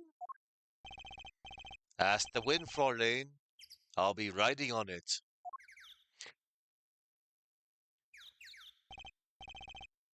Who was that? Eek! Apollo, look! A corpse! What? Hey, it's just a mannequin. Wow, it sure got me. Ahem. Might I ask exactly what it is you're doing here? Oh, it's you. How did you kids get in here? Oh, this guy. Well, he was more like a prince, really. He let us in. Him again. That glimmerous fop. Always getting my way. Anyway, this scene is off limits. Excuse me? We have a letter of request. One moment. Why is she holding that big magnifying glass? Oh, Apollo.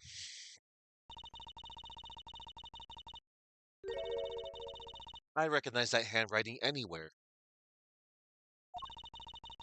Scientific analysis says this was written by Alita Tiala.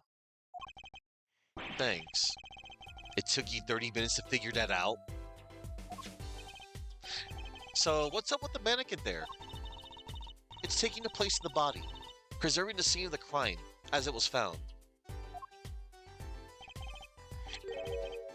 The body was pulling the stand? So you're a defense attorney, are you? Detective Emma Sky. I'm in charge of this crime scene. Well, everybody, Emma Sky is back from the first game, Case 5. And she's a detective.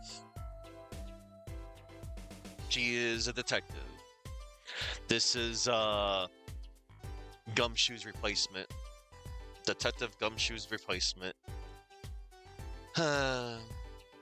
but hey, I assure you, Emma's cool.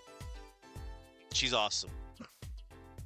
And this is a remix of her theme from the first game.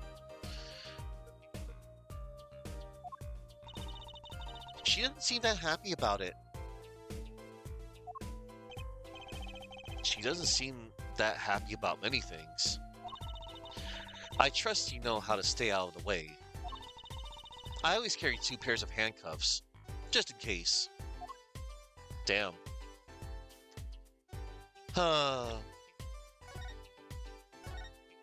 Hi, Emma. Let's see.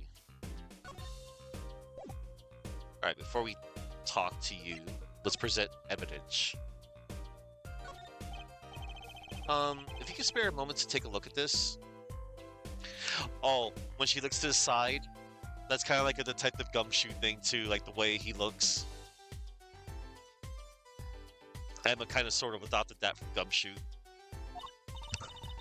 Can't you see that I'm extremely busy? Eating snacks, yes. Busy eating snacks, I'd say. This is going nowhere fast. Alright, I don't think she knows anything about this evidence, I think. I just want to make sure I'm not, like, gonna miss, like, you know, like a special dialogue.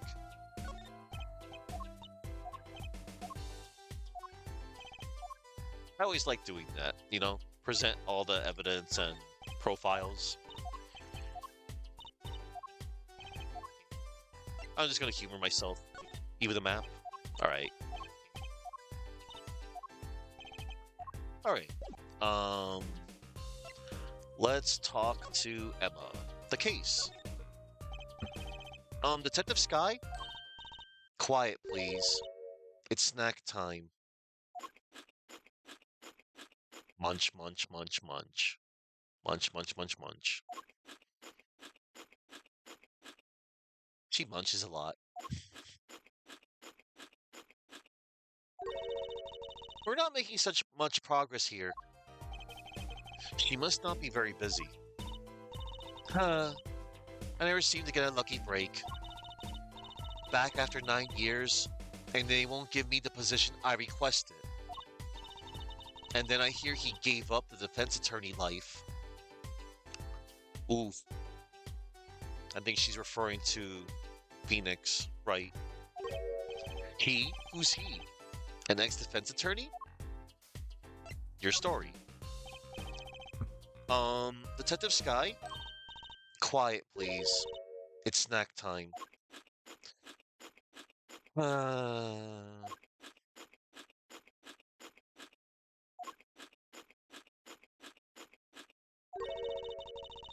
not making much progress.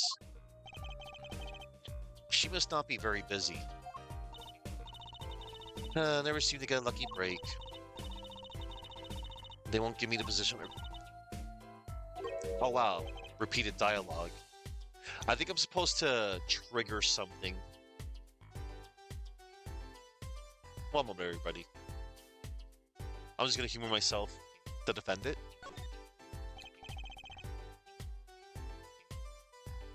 Ah, okay. Okay, so right now, Emma's not going to... Who's Tracy, by the way? Oh, Trucy? So, I'll show you the court record.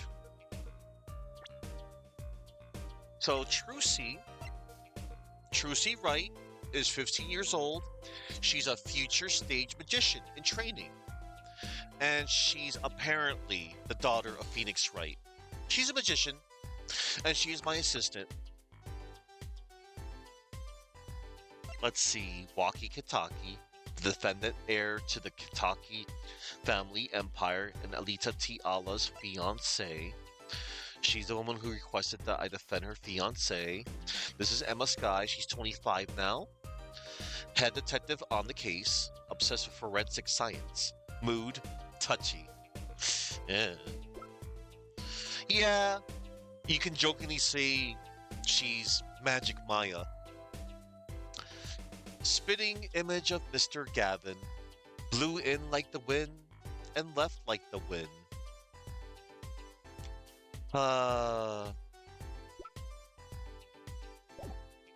Alright, we have to examine the noodle stand. Hey there, no messing with the crime scene. And Emma's back. She's a detective. She didn't get the job that she wanted, which was she wanted to work with forensic science. She's a little bitter. Hey there, no messing with the crime scene. But we need to investigate. Apollo, look, that's Stan. It says Eldoon. I've noticed. While we solved the case of the missing Stan at least, though the circumstances could stand to be better. Alright.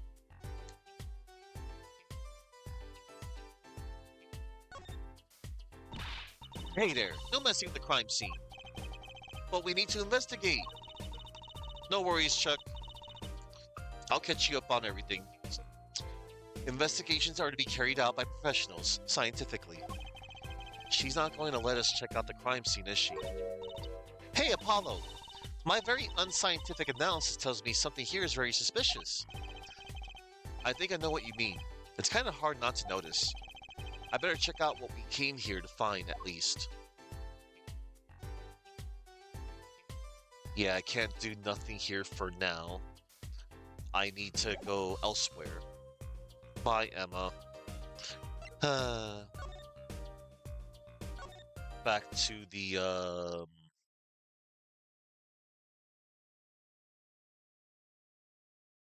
Hicksfield Clinic.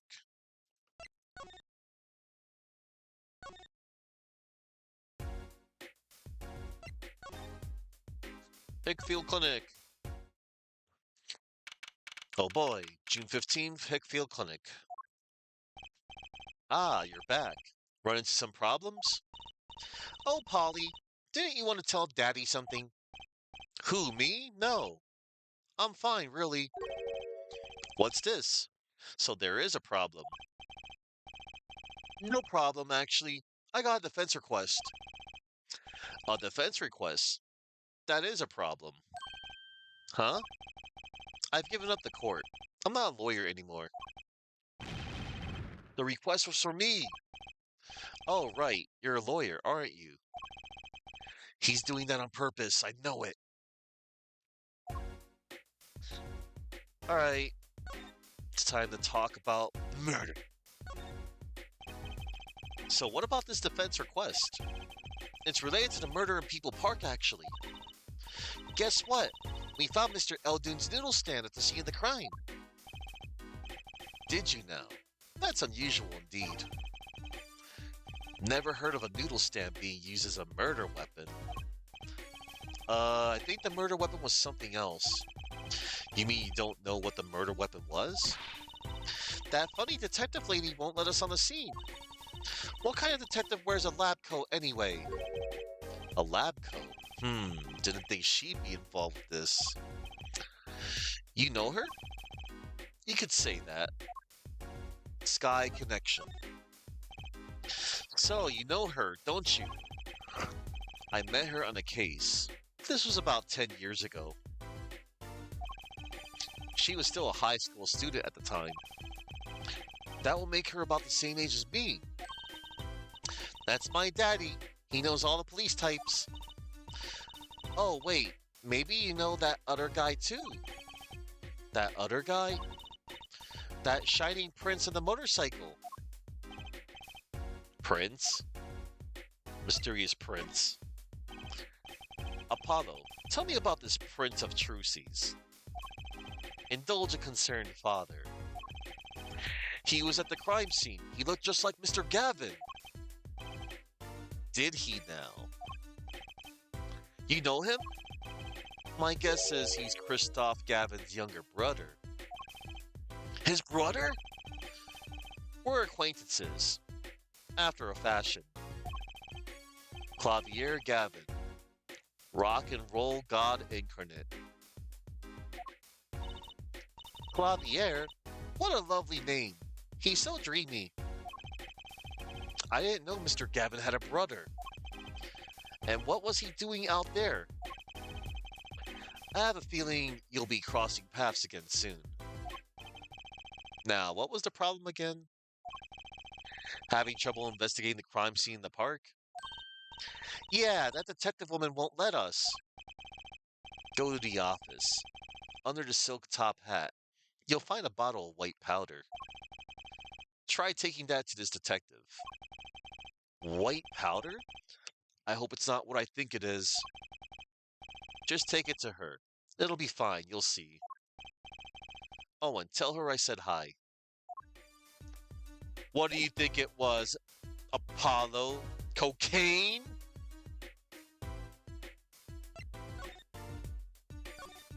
It's not cocaine. Hey, where the hell is what's-her-face? That doesn't matter. TL's not here.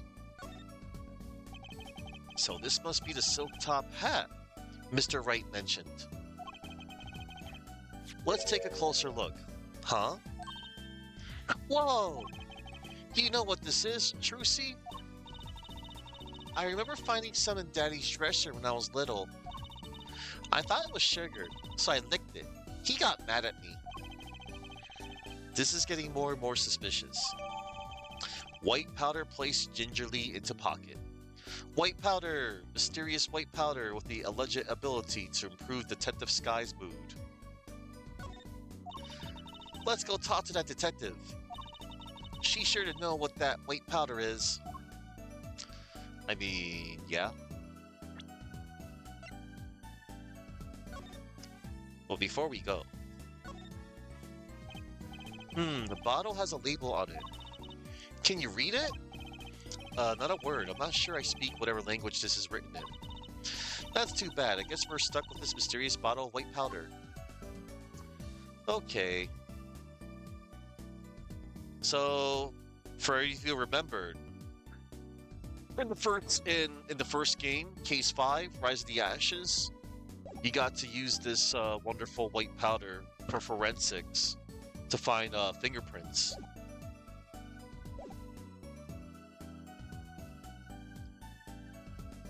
Alright. We got the white powder, everybody. Back to People Park.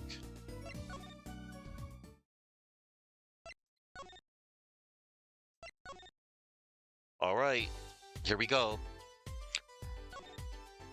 We shall present the white powder to Emma Sky. Does this ring any bells? Ah, is that... It couldn't. Where'd you get that? I brought it from the office. You work at the Wright & Co. law offices, yes? Yeah, sort of. Detective Sky, how do you know my daddy? Daddy? I'm sorry. Who did you say you were?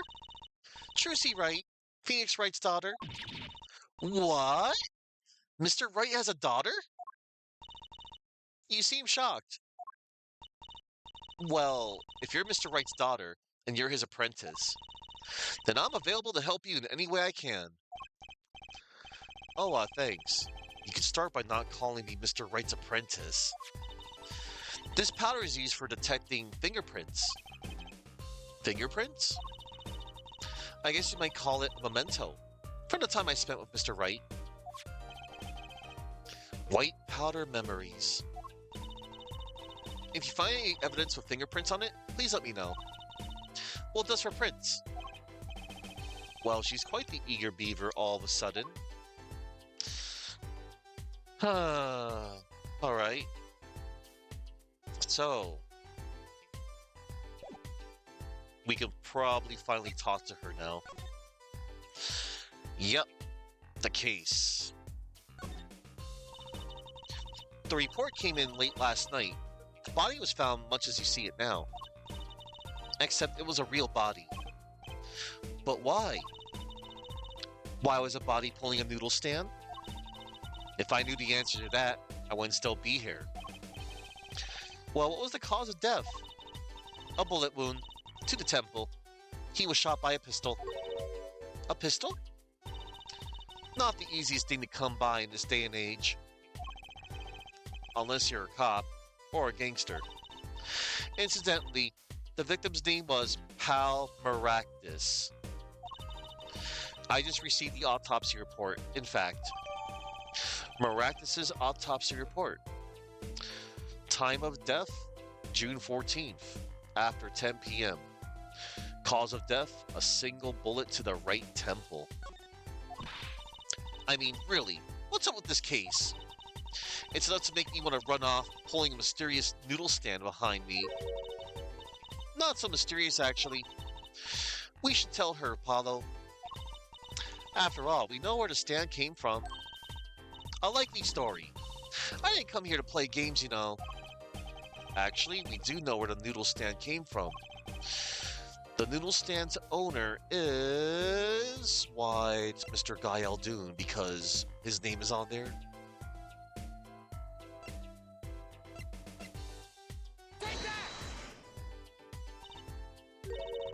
Who's the old guy? This is the proprietor of Eldoon's Noodles, Mr. Eldoon himself. He's famous in this part of town. Not bad. I guess Mr. Wright picked the right kids for the job. That saved me a lot of work. Thanks. Noodle stand has been added to the court record. Noodle stand. Mr. Eldoon's noodle stand. Victim died pulling it. Weird. What sort of person was the victim anyway? You mean, what did he do? He was a doctor. A doctor? I'm starting to see a connection here. Okay, let's check out the autopsy report. Victim's name, Pal Maractus, age 46, male. Estimated time of death, June 14th, between 10:15 p.m. and 10:45 p.m. Cause of death, damage to brain resulting from bullet wound. Points of interest, entry point, the right temple. Ooh, that's nasty. And let's check out the noodle stand.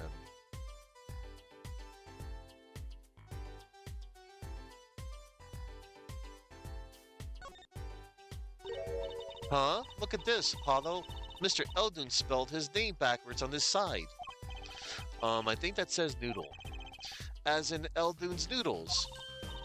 Huh? Oh, I get it. So the name of his store is the same whether you read it forward or backwards. Yeah, I guess it would be. Well, except for the last S. Then how about a store called Team Meat? Close, but that would be Team Mate backwards. And what kind of store is that? Why, a store that sells meat. It's not meat unless it's Team Meat. That's silly. I think I cannot examine anything else. That's okay. Alright, let's talk to Emma.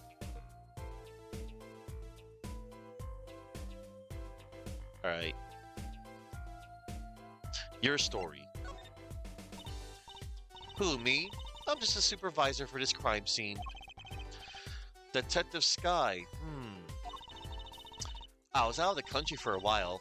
I came back to be a forensic scientist. Oh, were you studying abroad? Something like that. I was studying in Europe. Forensic sciences, mind you. But when I got back here, they threw me in criminal affairs. Just like that. Why don't you just become a forensic expert in Europe? Well, I suppose that was an option, but I had a lot of favors to repay to people back here. Favors? Wasn't she in high school when she left? What? What's that look for? I was involved in an incident before I left. But Mr. Wright and his people helped me out. I owed them. Case 5. First game. Really? I had no idea. If she's been out of the country for a while, she probably doesn't know about Mr. Wright's current state of affairs. The defendant. Could you tell us a bit about the defendant? He's the only son of the Kataki family, yes? Waki Kataki. I don't know if he is the boss's son, but he's certainly throwing his weight around. Violently. In the detention center.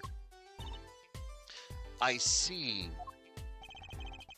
Why was he arrested in the first place? You are a defense attorney, aren't you? You're not his by any chance. Actually, yes I am. Well, we have a witness to the moment of the crime. Eh? The witness called the police. They'll be testifying during the trial tomorrow. What? The victim. Could you tell us a bit more about the victim? Well, let's see. Apparently he's a physician at a clinic in the area. Quite well off, too, from the sound of it. The clinic's name is the Maractus Clinic. Maybe that's why the cop car was parked there? What? You've been to the clinic? Yeah, though on a related issue. I told the detective about the case of the stolen noodle stand. I see. So that means Dr. Maractus stole the stand and pulled it all the way here? That would seem to be the case. But why? Don't ask me. Yeah, it's odd. Now then, let us examine.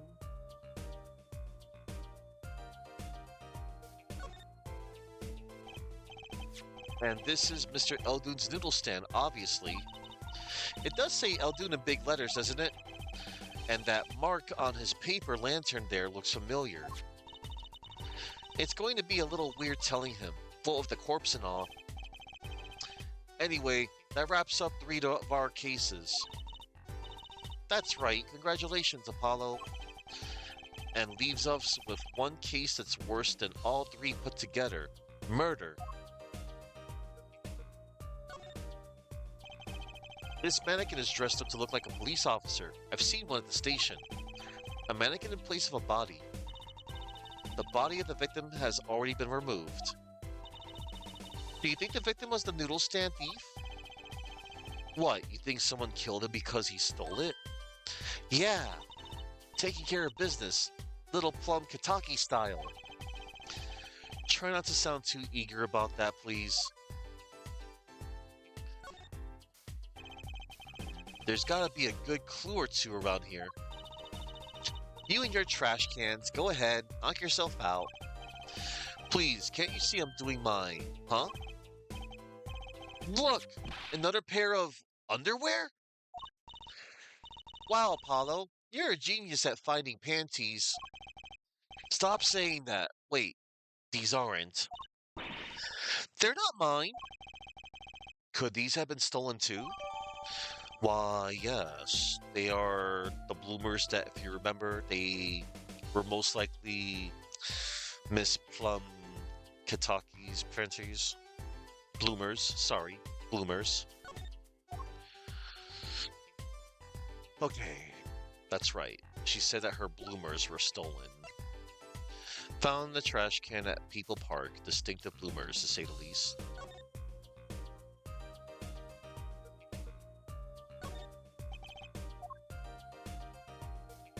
Oh, there they are. How cute. These bloomers sure have a distinct design. You certainly know who they belong to at a glance.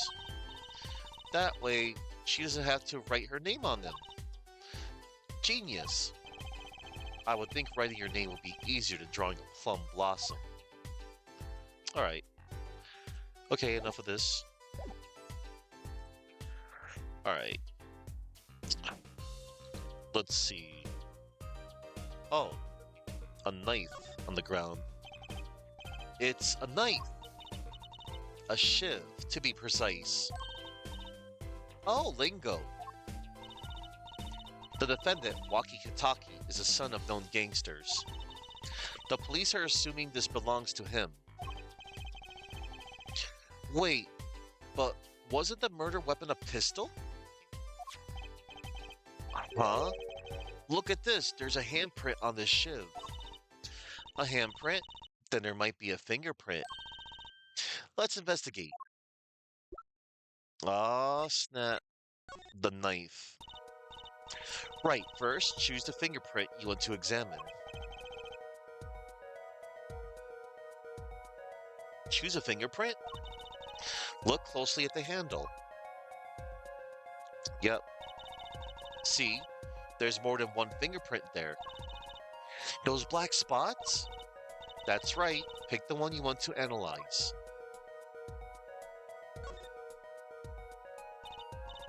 Right, let's get detecting. Wow, she's practically glowing with excitement. First, sprinkle some aluminum powder over the print with a press of space. Like this, see? The oil left by the print absorbs the aluminum powder, so you just dust it on and blow it off. Blow? It's like whistling. You know how to whistle, don't you? Just use R and... Wow, amazing! It's like magic! Isn't it though? Right, let's give it a shot.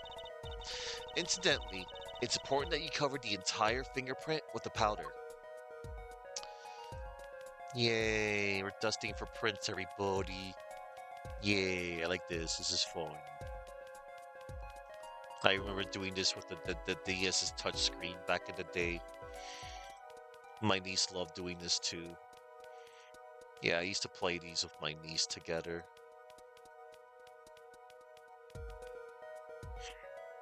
Okay.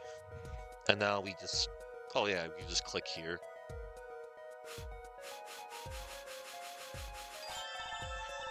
Good. Clear. Quite impressive. Next, to match the print, the police office has samples so you can tell whose finger this print belongs to. That doesn't sound like as much fun as actually finding the print. Ah, but it is, dearest Apollo. Okay, pick the person whose print you think this is. You probably have a good idea whose knife this is already.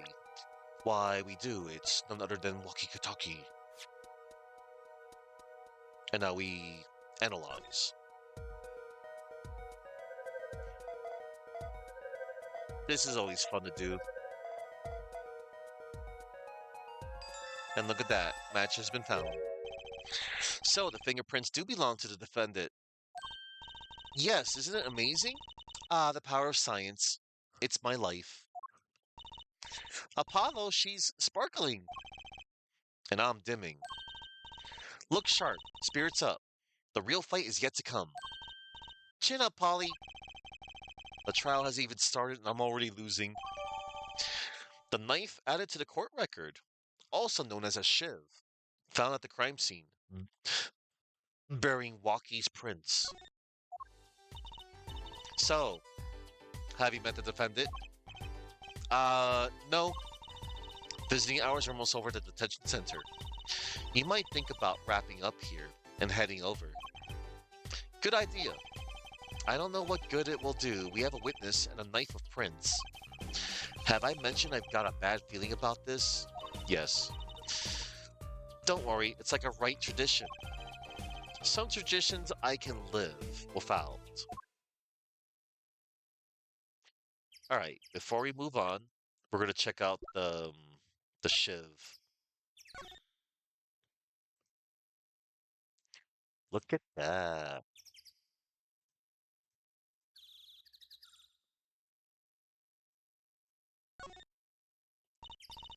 So the defendant's prints are on this knife. That will mean he was here the night of the crime. That's what I call irrefutable scientific evidence. Neat. Not so neat when it happens to be evidence against our client. Yeah. Yeah, true, see. It's not all fun and games. Anyway. And now we shall Go to the detention center finally.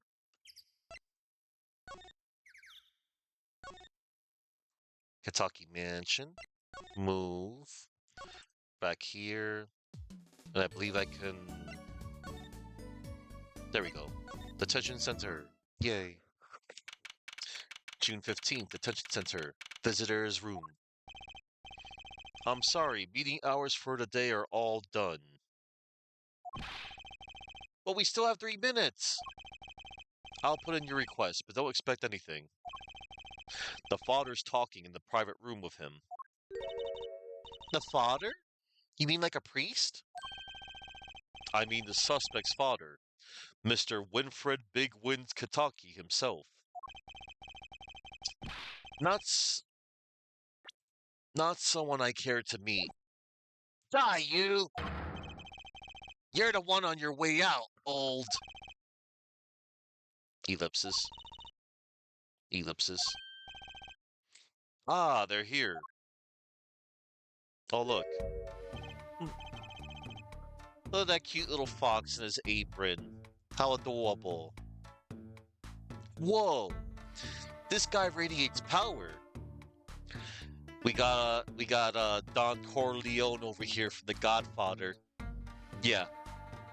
That's the inspiration, by the way. Marlon Brando's character, Vito Corleone. One moment, everybody.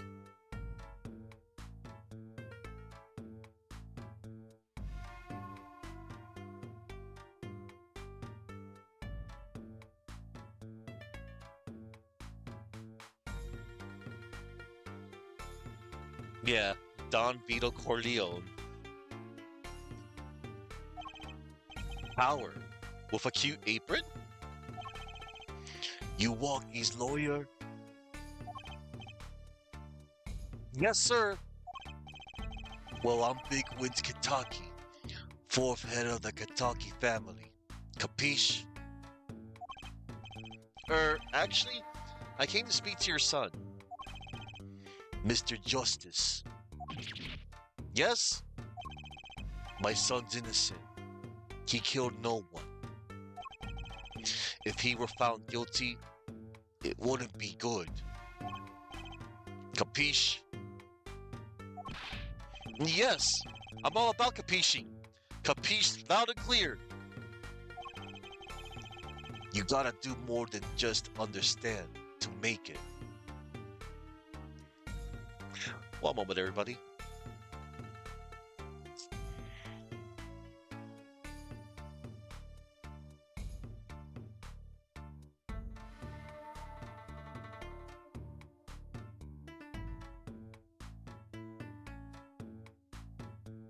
Okay.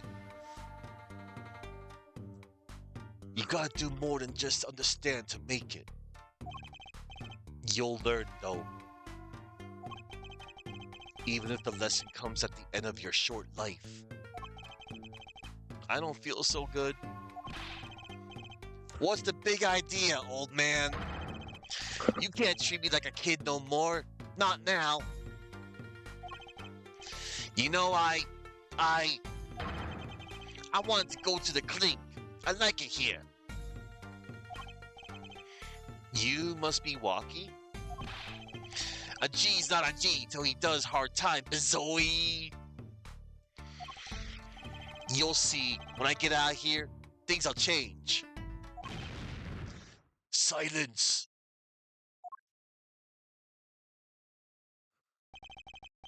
My apologies, Mr. Justice. He's usually such a nice boy. Forgive me if I have a hard time believing that.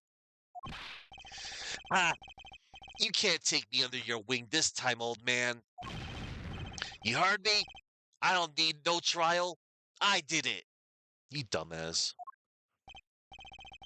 I think that's enough for today, Mr. Justice. Don't let me down tomorrow.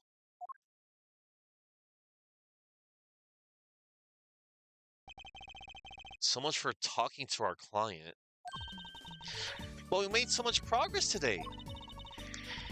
We even found my panties. I had fun at least. Of course, the biggest mystery of all remains. How am I supposed to build a case for the trial? Oh, almost forgot. It's time for my show. Tonight I'm performing at the Wonder Bar. You should come to check it out.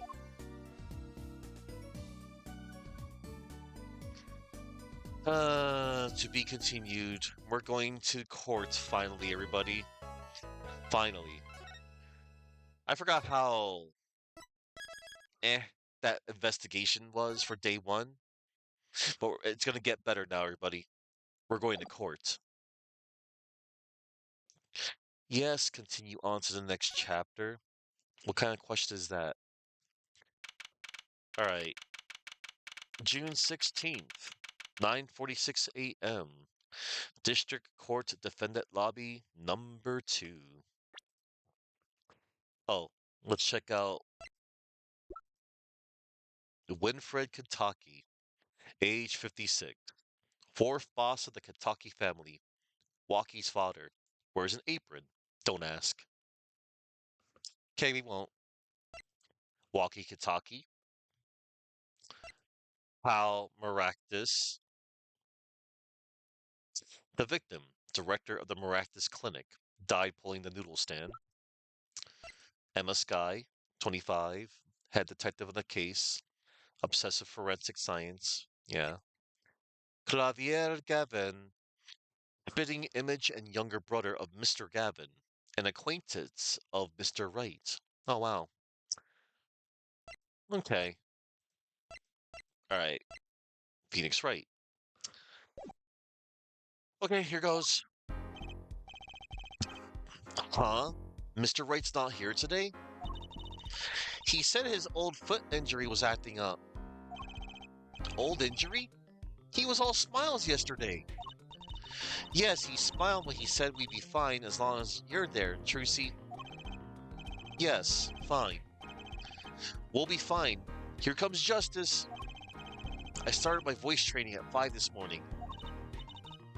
Ooh, do some now. I want to see, hear. Huh? Okay. Ahem. My name is Apollo Justice, and I'm fine. Elips. That sounds more like a self-mantra than voice training. I'm fine, I'm fine. You know what I'm saying? I'm fine, you know what I'm saying? Heck! Good morning. Oh, and his t-shirt. Remember the blue badger? It's the bad badger. Yo, sup? Hit me with the guilty verdict, G. See if I care. You just hang loose and let things go with the flow. You know what I'm saying? No. Not really. Walkie, don't be running your mouth like that in here. See, that's the difference between me and you, old man. I ain't afraid of no cops. Real G's can't keep it real till they spend some hard time in the pen. You have absolutely no idea what you're talking about. Listen to your father. Sounds like they've both been voice training too, Apollo. My worst fears realized. The trial's starting, and I still haven't had a real talk with my client.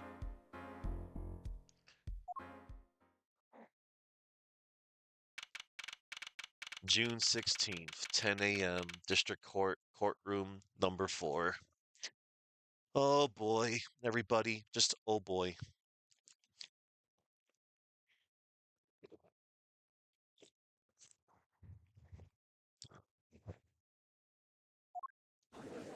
Oh boy, there we go. Court is now in session for the trial of Walkie Kentucky. The defense is ready, Your Honor.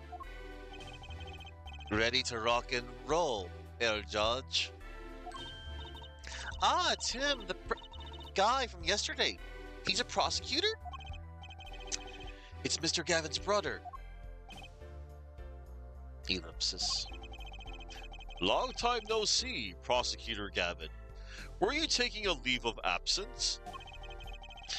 You know that little band I started in my free time? Thing is, we got real popular.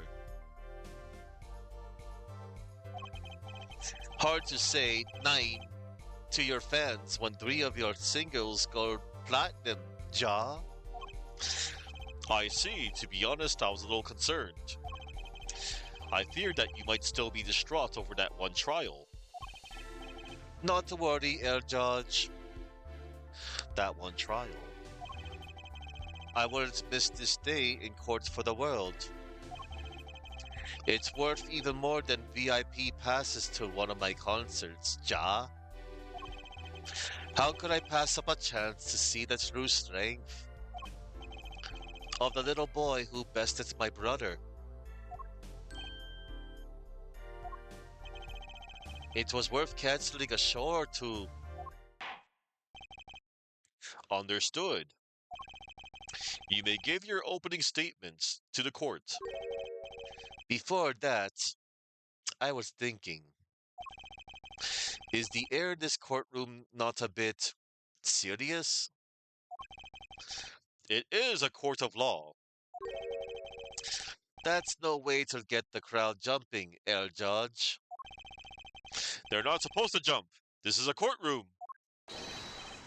Action, baby! Today, we play it my way!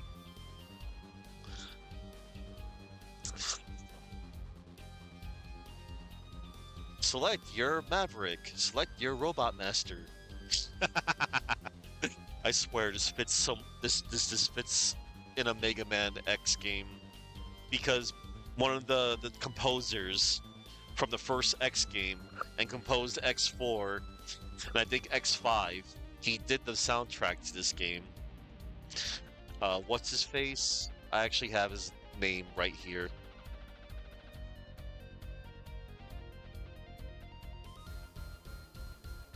He goes by the name of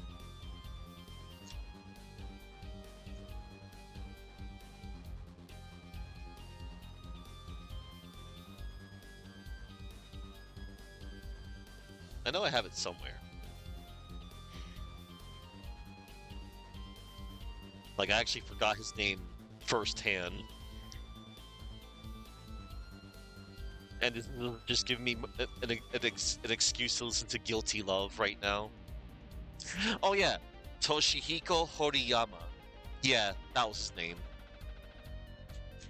Alright, enough of this track, because it can get a little grating too after a while.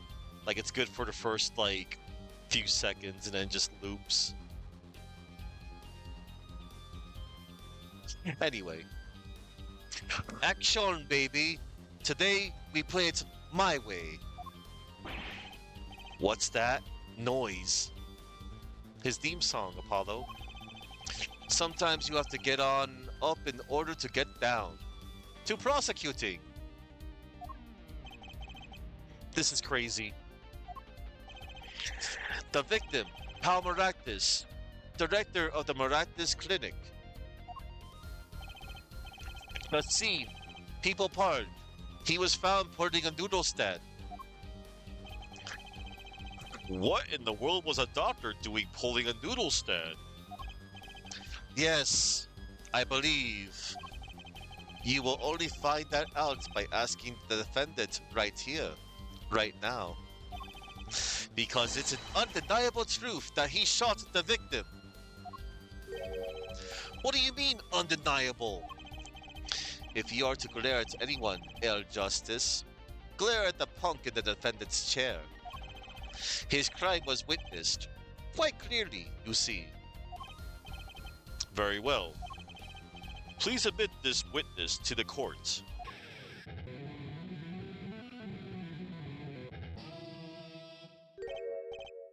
Nine! Not yet!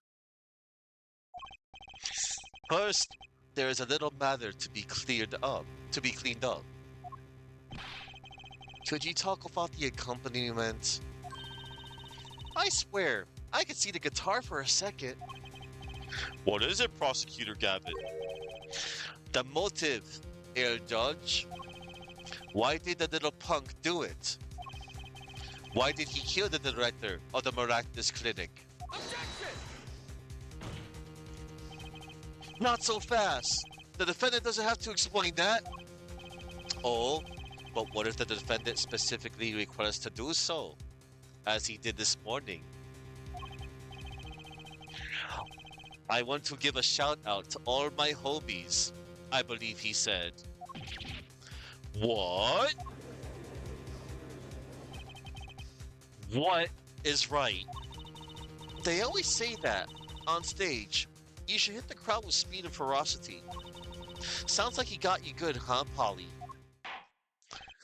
Well, this is highly unusual, but the court will now hear from the defendant concerning his motive in the crime. So you, son, are the defendant, Walkie, are you? I ain't your son, old man. You step to a Kataki, you best be prepared to step strong. You step to a public official, you'd best be prepared to step into a jail. You gotta hand to him, Walkie sure has guts and a big mouth. It's not his guts I'm worried about. Well then, the court will now hear testimony on the defendant's motive from the defendant himself.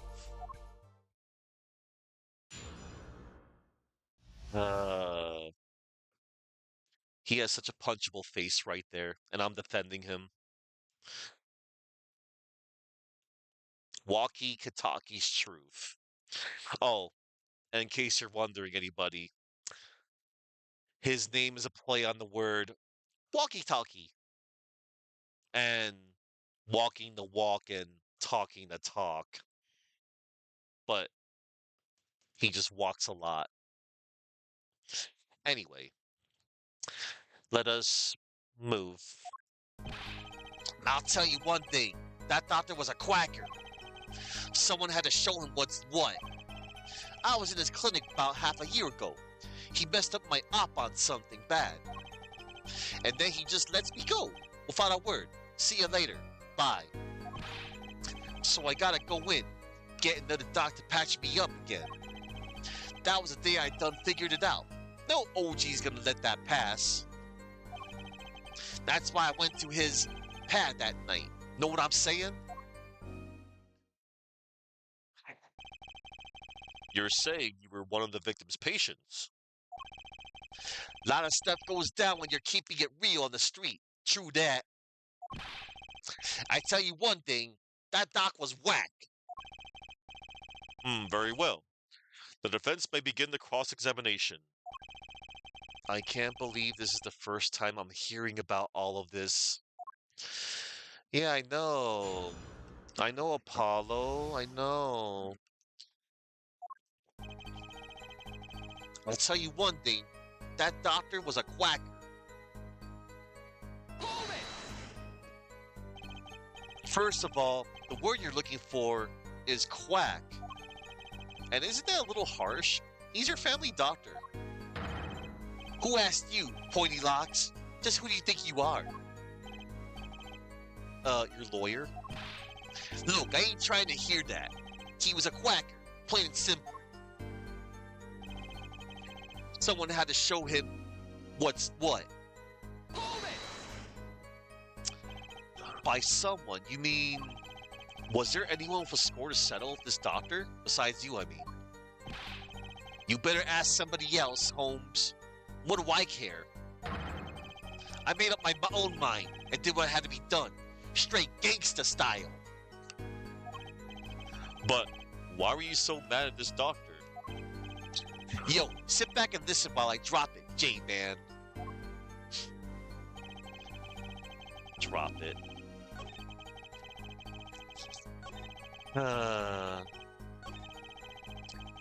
Was the day I done figured it out.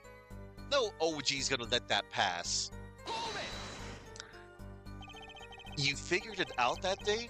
So you had no idea until then? For half a year, I didn't notice a thing. What? You had a bullet in your chest and you didn't know? takes more than a bullet to bring me down, Holmes. How many bullets does it take? One. Hopefully. That's why I went to his pad that night. Know what I'm saying? No. Hold it! You went to his pad. Did you have an appointment to meet with the victim? In the park, perhaps? You out of your mind? Who makes an appointment to get the drop on someone? I came ready to fight my way to that clinic of his. Shortest way to the clinic from my place is through that park. Know what I'm saying? He's right. That does seem to be the shortest path. There I was, cold walking through the park. When he comes popping up out of nowhere, right before my eyes. I figured someone up on high was looking out for me. Know what I'm saying? This sounds bad right from the get-go. Well, there won't be any get-go if we don't get some more information. Right, first gather the facts. Time enough for to spare later. And we're gonna get them right now. I was in his clinic about half a year ago. He messed up my op something bad. Hold it! So you were a patient at the Miraculous Clinic half a year ago. For what reason? I have what you might call a mark of honor. Can you explain precisely what was wrong? We had a little run-in with the Rivales family. That's when I pulled a jack move. And ran into an ambush. G busted a cat right in me. Damn. According to my sources, you couldn't stand the stress of waiting and ran in 15 minutes before the appointed time by yourself. Hey, I was more than a match for those guys. So you were carried to the Miraculous Clinic from there? Apparently, he was shot in the heart. Shot in the heart? And he's still alive? I can catch bullets between my teeth, but I never learned how to catch them with my heart. Because you don't normally catch bullets in your heart. A shot to the heart or to your head, you're freaking dead. The bullet stopped just short of my thunderbird. You know what I'm saying? I would have been golden if it weren't for that whack doc. Can't even take out a stupid bullet. So as you say, the surgery was a failure. That ain't all of it, Holmes. And then he just lets me go, without a word. See you later, bye. Hold it! What do you mean, he just let you go without a word? What do you think it means? It's whack, that's what. I'm not sure what that means, but it sounds bad. It sounds as though El Doctor wished to hide his mistake. This is why he let the defendant go. He's a liar, straight up. He's a better G than me.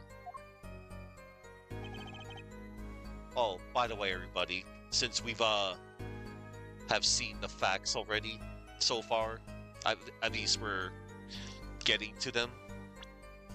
Check this out. Oh wait, never mind. Let's press this statement. So I gotta go in, get another doc to patch me up again. Hold it!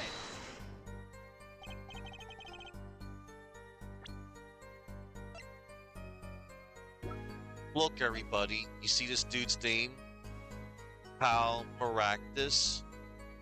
Switch the M to the T and the P to the where the M is.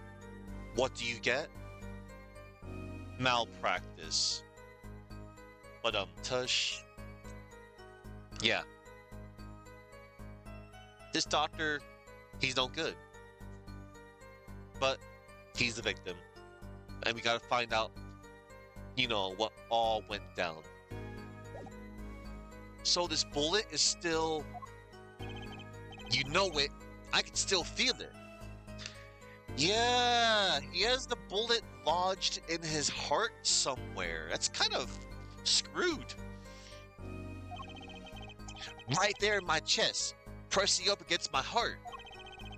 Your words are like a bullet shot straight into my heart. Or something to that effect. Incidentally, that's from one of our hit singles. Well, that sounds like a straightforward case of malpractice. Yes, Judge, because, just like I pointed it out. Palmaractus, malpractice, Dr. Malpractice at your service. I'm terrible at my job. Word, Jade Man. Weren't no accident. That's for shizzle. It seems that there were issues with this doctor. Yes. Man, putting him down was like doing the world a favor. Walkie, please consult your lawyer before saying things like that. Chin up, Apollo. Back straight. But why did this mistake only come to light that day? It was found during the family health checkup. The family checkup? That was the wackest thing of all. All us G's lining up, taking eye exams and all that. Better to die young than fade away, Bizoy. Shut up. A relief to hear. Eh? What's a relief? Oh, did your father not tell you? That bullet you carry so close to your heart, if not attended to immediately, it could kill you. What? Yes, Air Dr. Maractus had knowledge concerning this ticking time bomb in you. Knowledge that could have saved your life. No way! That's whacked! I agree. There is proof. Your checkup report. Walkie's checkup report added to the court record. How ironic that you will kill the one man capable of helping you. Let's check out that report. Patient's name, Walkie Hitaki, age 19, male, report filed June 14th. Notes. Metallic object found near the heart. Urgent exam needed. The dude still has a bullet in his heart. How ironic that you would kill the one man capable of helping you. You're almost as careless as he was.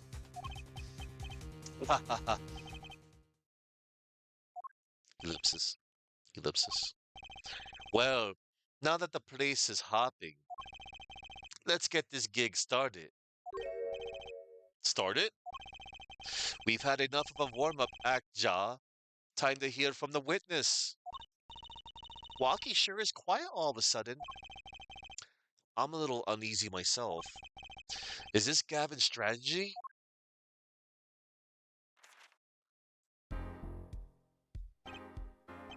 So, you will tell us your name and occupation.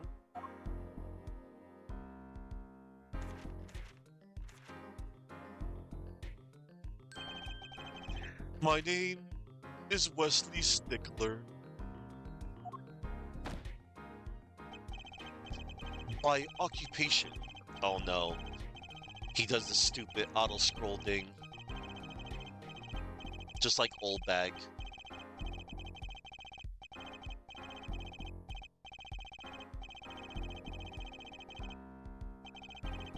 One moment. Can we use this? Oh my god, we can see his nonsense. See, this is what I was hoping for from the trilogy. They couldn't put this little quality of life change here. My name is Wesley Stickler. By occupation, I take it you refer to some labor that profits society at large and supports a livelihood, under which definition I must confess to being unemployed. However, we must acknowledge the meaning of identity, which is commonly attached to this notion of occupation. And once we have accepted this reality, we see that our confusions is not gestalt per se, but derives instead from the vagueness inherent in all representations of thought, by which he means to say that he is a student. Thank you, Clavier. A junior at Ivy University, if I'm not mistaken. Yes, in the Department of Science and Engineering. Ivy University was the same university that Phoenix Wright, Doug Swallow, Dahlia Hawthorne, and Iris never really attended. Cause remember the old switcheroo they did? Iris did technically go there too. But yeah, that same university. Yes, in the Department of Science and Engineering. Filled with curiosity for all things, I spend my days in pursuit of truth, honing my El Stickler. Please direct said curiosity to the case at hand today. Very well, Mr. Stickler. Please testify to the court about what you saw the night of the crime. You ask quite simplistically what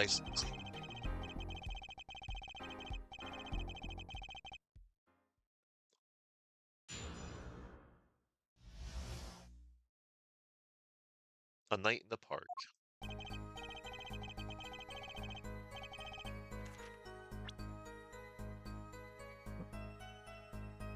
You ask quite simplistically what I saw. However, we must understand that Homo sapiens possess two eyes, each of these designed to receive and interpret data, sending images in the form of signals to the. Yeah, shut the hell up. Again, like I said, I do like that I can see what they're ranting about, but yeah, whatever. That night, I passed through the park on my way home from shopping when I saw them. One man pulling a stand, another man facing him. I saw them quite clearly. The man facing the victim was the defendant. In his hand, he held, yes, a pistol. It was pointed at the man pulling the stand. It shot. The bullet hit the man pulling the stand from the front, square in the forehead. Hmm. Was there anyone else in the park at the time? I can say with 100% accuracy, there was not. The pistol our witness refers to is this. The court accepts this into evidence. Pistol has been added to the court record. Weapon left at the crime scene. 2 rounds were fired. Fingerprints were wiped. Very well. Mr. Justice, you may cross-examine the witness. Yes, Your Honor. One moment. Let's examine the pistol.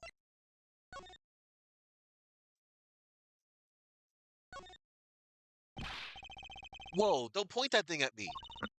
Don't worry, I can handle myself around guns. Magic guns, at least. The ones that pigeons come out of. Very reassuring. Okay, this is the gun, the handgun. And that was the only thing we can examine for now. Sorry, chat, I didn't mean to point a gun at you. Yes, Your Honor. Ellipsis. Trucy? Why are you staring like that at the witness? That man. I can't help but feel I've seen him somewhere before. Hmm. Oh boy.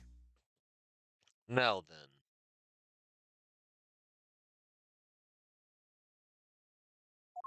A night in the park. That night, I passed through the park on my way home from shopping. When I saw them... Oh, excuse me. Press. On the way home from shopping, you say, why go through the park?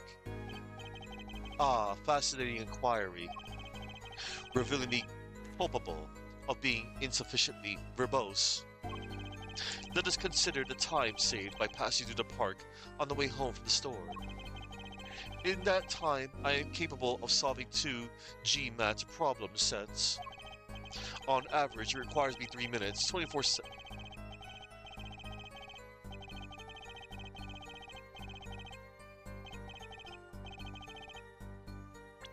Let's see this. In that time, I am capable of solving the 2 GMAT problem sets. On average, it requires me 3 minutes, 24 seconds to complete one each set. Ergo, the time to complete 2 is on average 6 minutes, 48 seconds. However, in the case that the questions are in the verbal category, admittedly not. That's enough, I get the idea. I agree. Mr. Justice, the court hopes to finish cross-examination sometime this month. I agree. Please, I have a recording booked after this trial, and I've got a show to perform. Gee, sorry you're all so busy. One man pulling a stand, another man facing him. Hold it! Were these men talking by any chance? Ah, now that you mention it, they were, though I cannot claim I heard them clearly. Only fragments, such as you lied to me. Oh, and I'm gonna give you a taste of your own medicine, pal. It's just as our defendant claims. I believe he wished to teach the victim what it felt like to take a bullet in the heart.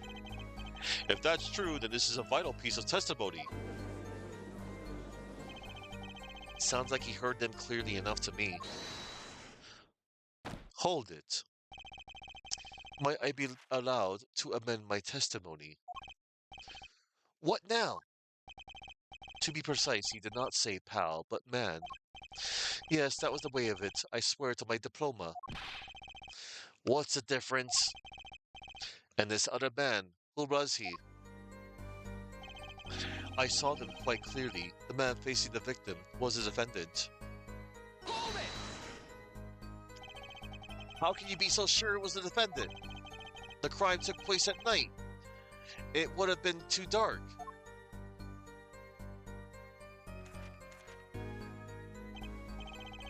Perhaps I was remiss in not mentioning this earlier. Huh? You see, in class, I always sit in the very backmost seat. Do you know why? Who cares? Because I do not wish anyone to copy my perfect notes. And this relates to your testimony how? I mentioned this to illustrate my predisposition to that which is perfect. It was dark, you say, yet there are lights in the park. If I say the defendant was in the park that night, then he was in the park that night. It is a hard, immutable fact. He sure is confident. He seems to be telling the truth too, huh? Wesley Stickler, 22, junior in science at Ivy University. The witness, a man concerned with truth. Alright. In his hand he held was a pistol. It was pointed at the man pulling the stand. Hold it! Are you sure the pistol you saw is the same as the one just submitted as evidence? Am I sure? Surely you jest. Or so a common witness will be tempted to say. Huh?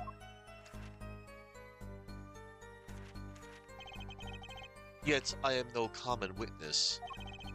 I see not only events as they are, but the logical structure governing these events. First, we must consider the fact that it was... I ain't doing that. I ain't speed reading that. That's why I have the history. First, we must consider the fact that it was night in the park, which indeed restricted my field of vision due to insufficient levels of illumination.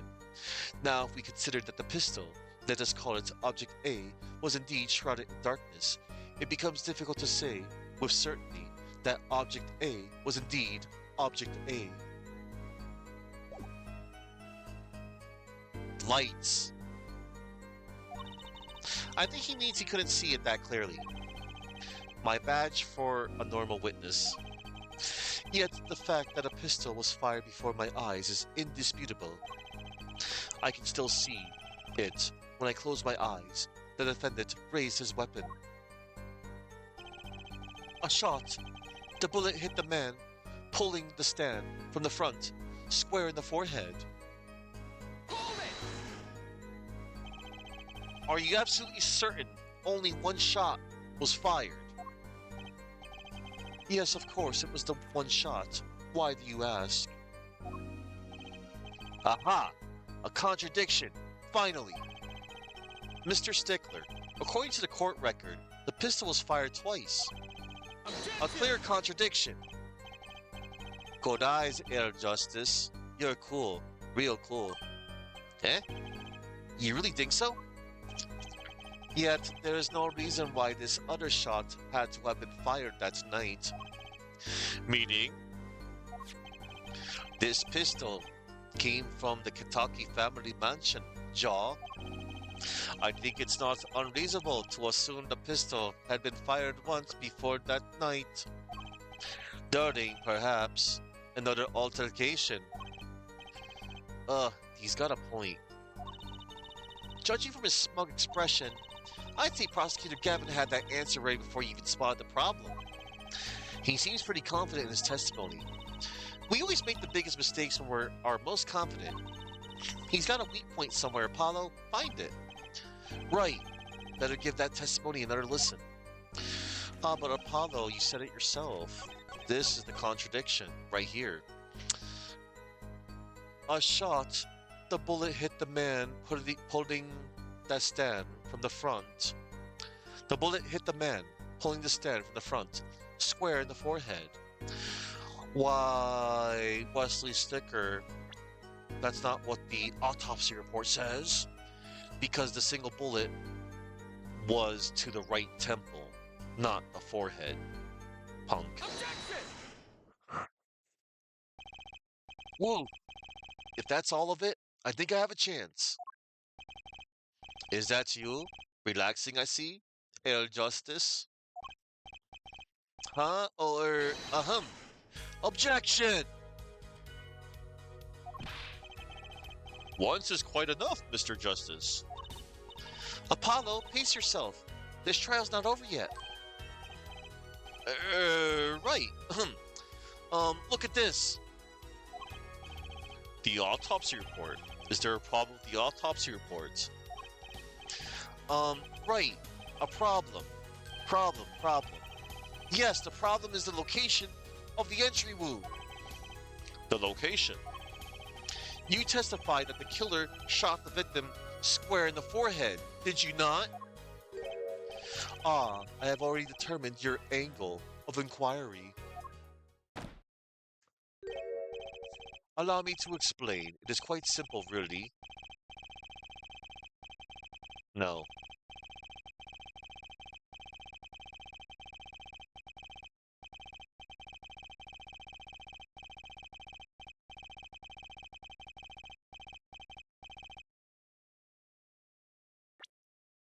Let's see what he said. Allow me to explain. It is quite simple, really.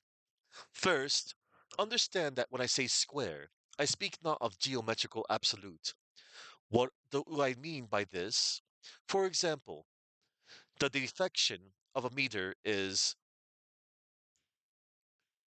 1,650,763.73 times the wavelength of the light emitted by a krypton particle, as we all know. In addition, it is a well-known fact that krypton particles are rare and invisible to the naked eye, which points to a basic fallacy in your line of reasoning.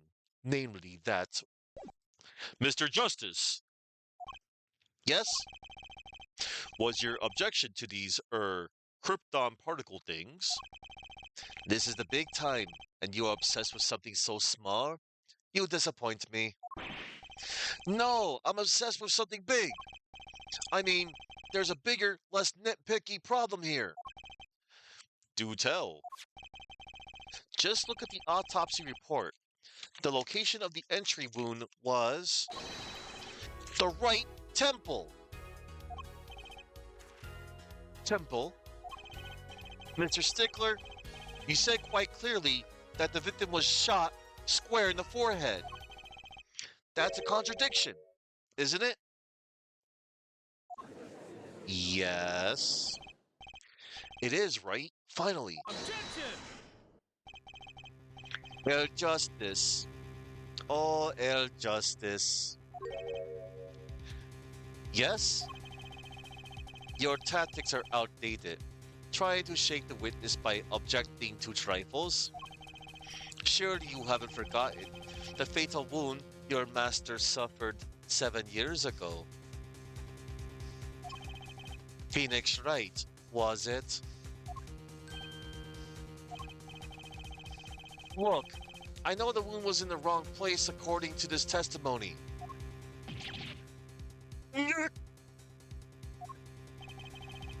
Hey, air forehead. Forehead? Let us imagine you are walking through the park. You see two men facing each other, one with a pistol trained on the other. What would you do, air forehead? Well, I guess I would try to stop them. I'd probably shout, "Stop!" And you, Frone? Me? Well, I'd probably scream, "Eek!" And you, El Stickler. What did you shout, I wonder? Ah, if the victim turned his head at the last moment. Gah. Ah, yes. Thank you for jogging my memory. It sounds like an addendum to the testimony is required. All right. Witness testimony. A night in the park. 2.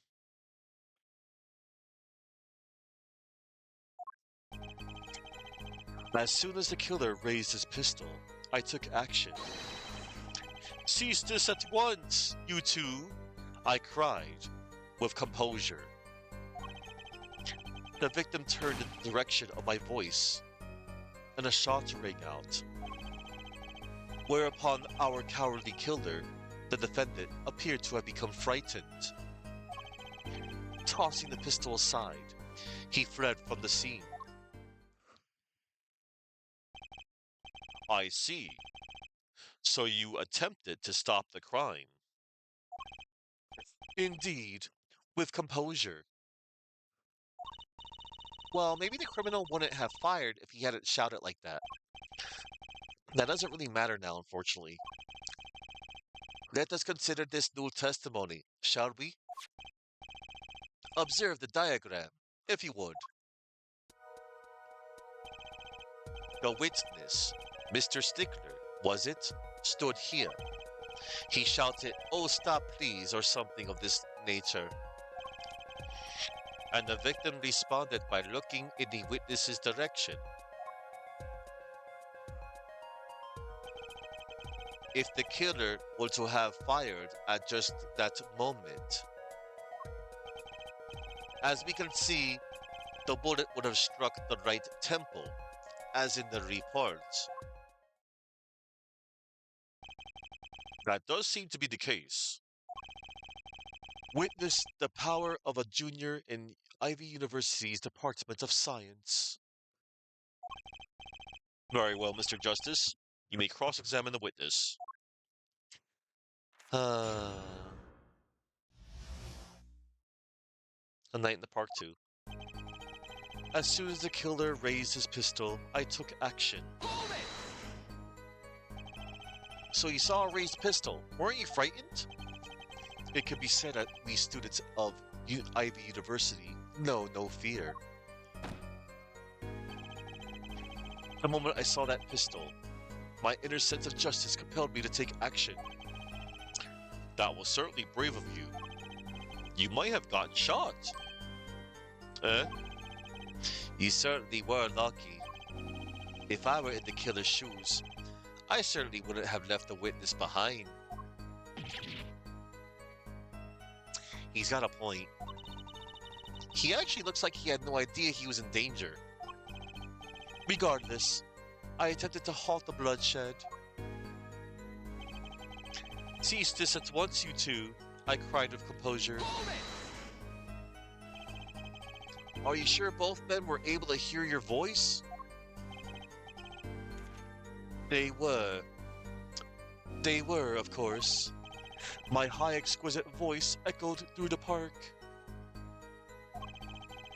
And the victim responded to that clarion call. Quite.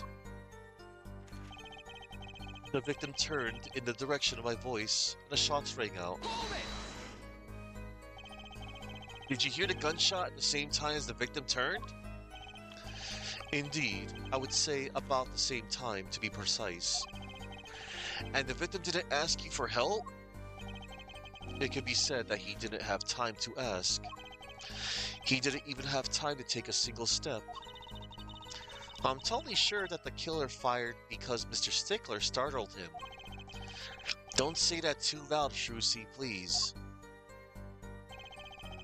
Whereupon our cowardly killer, the defendant, appeared to have become frightened.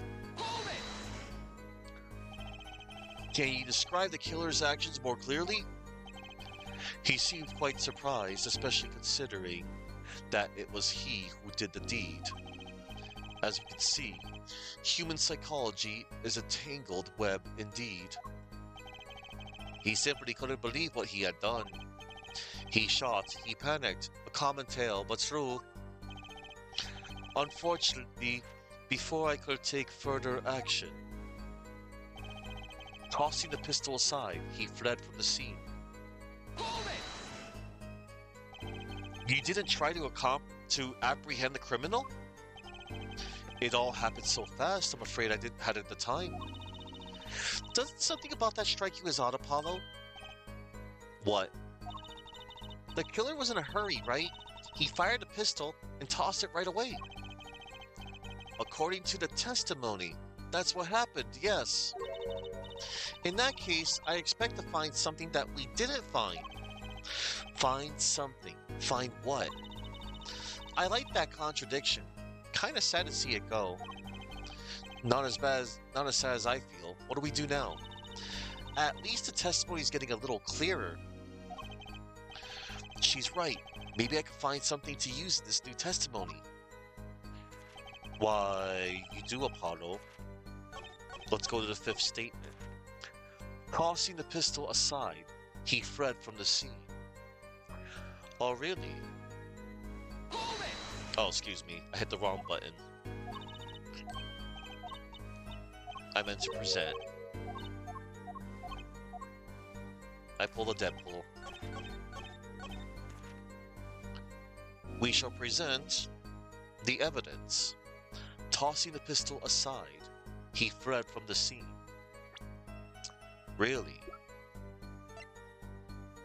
Weapon left at the crime scene. 2 rounds were fired. The fingerprints were white. Objection! Wait a second. Tisk tisk, another misleading request. Yet you're so beholden to your own mode of discourse, you can't see how it affects you. Come again? Wait a second, you say. A second? Are we intended to wait just that? A single second? 1/60th of a minute? That's hardly enough time to draw a breath, let alone make a statement in court. Now, had you asked for a longer period of time, say 3 minutes, 35 seconds. Mr. Justice. Yes, Your Honor? Am I to understand you are objecting to the length of a second? Yes, I mean, no. Here, just look at the pistol. It doesn't have a single fingerprint on it. Ah, a common ploy, made all the more common, I fear, that by the prevalence of television. Criminals these days are loath to leave fingerprints. Wait, but you said the killer tossed the gun and ran. That's right. He didn't have time to wipe the gun for prints. Ah, the little girl sticking it to the university student. There's a song in there. I'm not little. Then let's think like adults, shall we, Fraulein? Eh? What if the killer, the defendant, was wearing gloves? Ellipsis.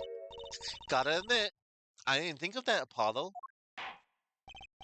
Well, Mr. Justice, could the killer have been wearing gloves? No way. The record of the murder weapon is very clear about one thing. The fingerprints were white, which means some trace of prints remained, which contradicts your testimony. If everything happened as you say it did, he wouldn't have had time to wipe the pistol.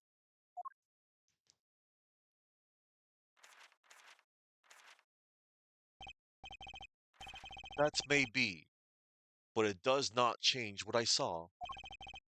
The killer, the defendant, he threw down the murderous weapon from his hand and fled. Hmm.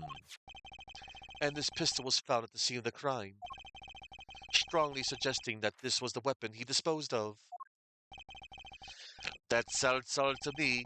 Well, Air Forehead, any of your precious objections?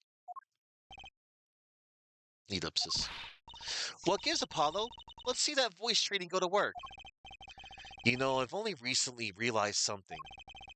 No matter how much you train your voice, it doesn't matter if you have nothing to say. What do you mean, nothing to say? Isn't it obvious from what the witness just said? Huh? Isn't what obvious? When he restated what he saw just now, he said he saw Walkie drop a murderous weapon. Well, that's not the same as being 100% sure of what Walkie threw away. You're right. He's just confused because a pistol was found at the scene. Poor Mr. Stickler. It must be hard to be so perfect and yet so wrong. Well, it can be said that I'm quite offended.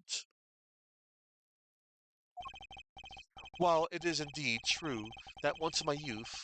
Oh no, he's rambling again.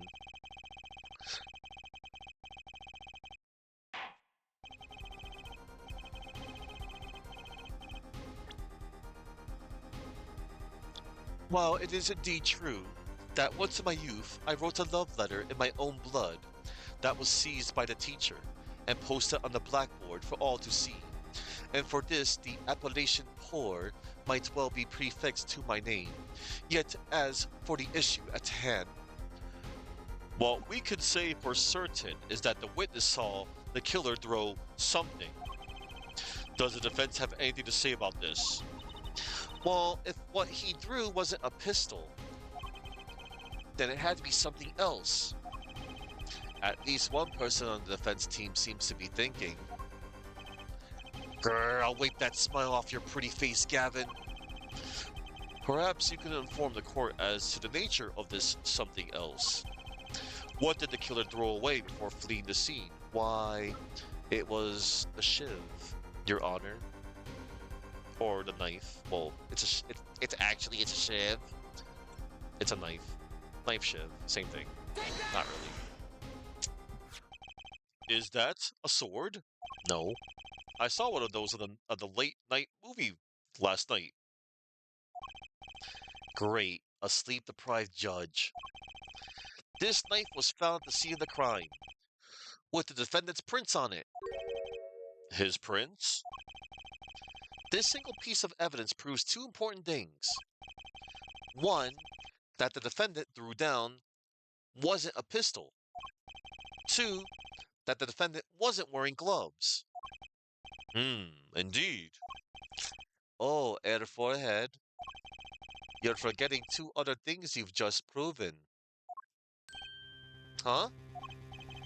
One, that the man the witness saw was the defendant, Mr. Waki Kitaki.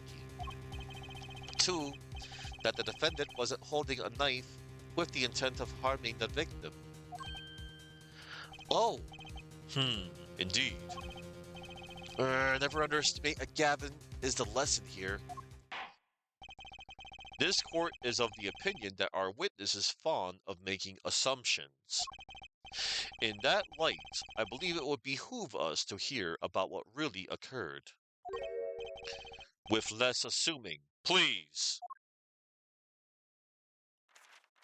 Same here, Judge.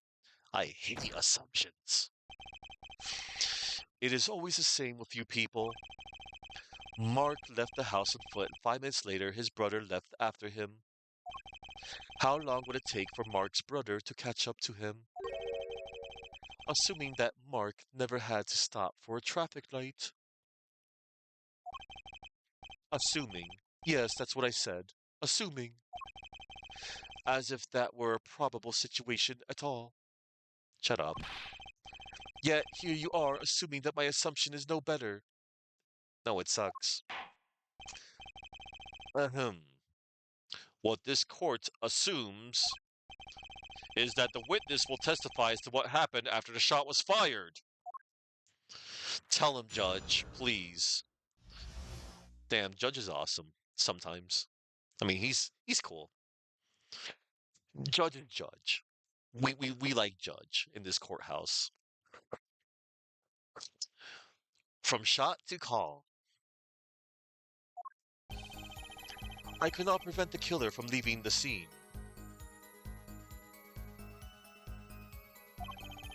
Nor could I simply leave the scene in good conscience. Ergo, I used my cell phone to call the police. Until the police arrived at the scene 10 minutes later, I saw no one else.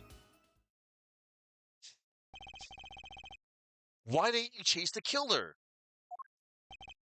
He was, as you say, a killer. Of course, I could have run him down. Yet, what would he have done when cornered? Sadly, it takes more than an aptitude for solving quadratic equations to know that. Did the testimony earlier not prove that the defendant's presence at the scene? And do we not also now know that there was no one else there? It seems clear that we have our killer. Does it not? Does it not, Mr. Justice? I'd better find a way to take this testimony down quick. Cross-examination. Alright. One moment. Let me save this real quick.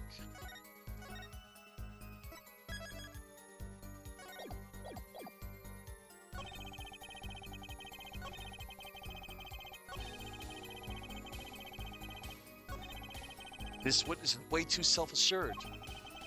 There's gotta be a weakness somewhere in this testimony. Ellipsis. I could not prevent the killer from leaving the scene. Press. Which way did the killer run? By that time, it was clear the killer had noticed me. Naturally, he ran the opposite direction. That would mean he ran the opposite direction from the Kitaki mansion. Action! Don't even think about pointing out that he was going away from his home. All he had to do was loop back once he was out of sight. Ugh. How did he know that's where I was going? Ellipsis. Nor could I simply leave the scene in good conscience. You were certainly composed for someone who had just witnessed a killing. If one is to devote one's life to the pursuit of science, one must never flinch at the sight of a little blood, nor be so moved by a chemical discovery that one drops one's flask upon the lab room floor. Ooh, cool answer. Very cool.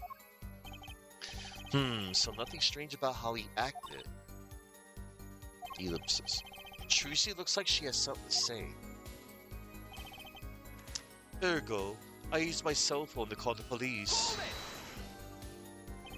it! Was it your first thought to call an ambulance? It could be said that I have dabbled in medicine. The injury I witnessed, namely a single shot to the head, tends to result in death.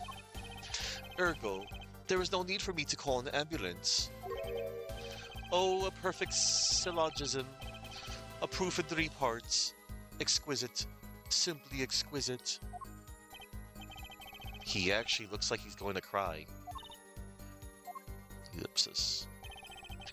Until the police arrived at the scene 10 minutes later, I saw no one else. Hold it! Can you tell us in detail about these 10 minutes? I stood in a state of heightened awareness. Anything could happen at any moment. Anyone could appear from any direction. Is that all? No one came. Nothing happened at all. I saw it all, which is to say, I saw nothing. It was late at night. It's not odd to think there would be few people around in the park. So he just stood there watching? Not much to go on there. Ellipsis. Trucy, if you got something to say, by all means, say it. I can't find a single problem with that testimony. Had enough at last, Ed Forehead? Maybe it's time to back off a bit?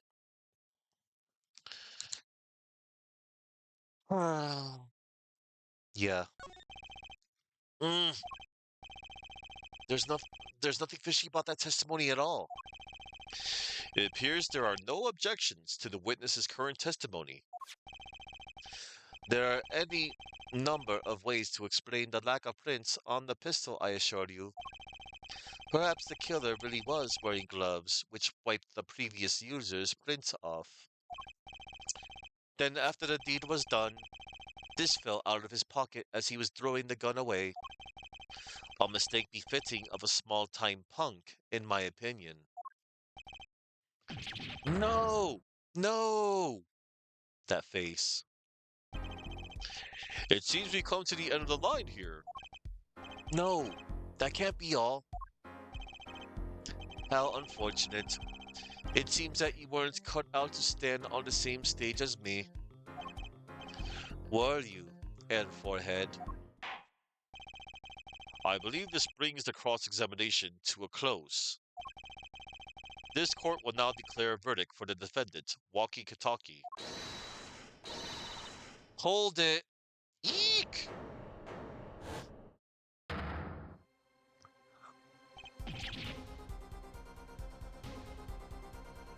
Brucey? Nobody move! What's the meaning of this? Who are you? Ellipsis. There will be no verdict in this court. Not yet. Wait, are you one of the Katakis? The Katakis? You mean the notorious gangsters? If you don't want to see me give the pretty little girl a new smile, do as I say. Adjourn the court for 20 minutes. What? This court will not bow to pressure from the likes of El Judge.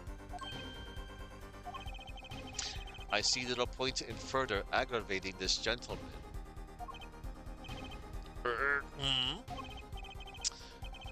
Recess, 20 minutes, or I promise you, you'll regret it. Wait! How did he disappear so fast?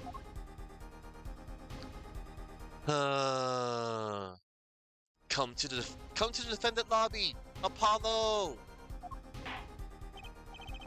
I suppose I have no choice but to adjourn for a 20-minute recess. Bailiff, catch that mysterious man. But, can I go down the slide and play on the swing set? and go on the merry-go-round during this recess, please? I know things got real, real, things got really sudden. I'll just say that in all seriousness.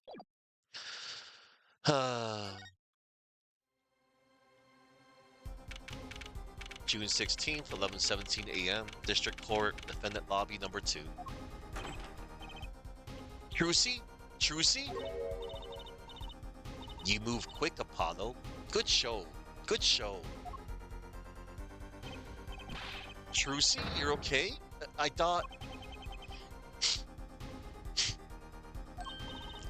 Don't cry, Apollo. Grr, those good-for-nothing gangsters. There are some things you just don't do. I'm pressing charges. Wait, just calm down, Apollo. Or else...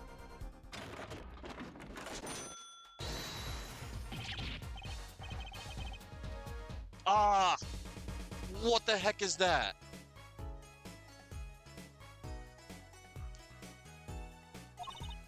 Surprised?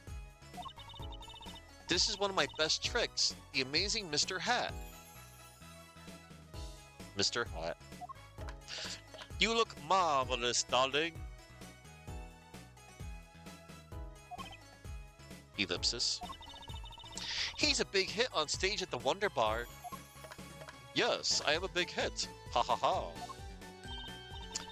Well, what do you think? Do you like it? You mean you, Trucy? There are some things you just don't do. I'm pressing charges. Apollo, now is not the time to be threatening me. It's you who's being threatened here. Huh? Remember what you said to Walkie's father yesterday?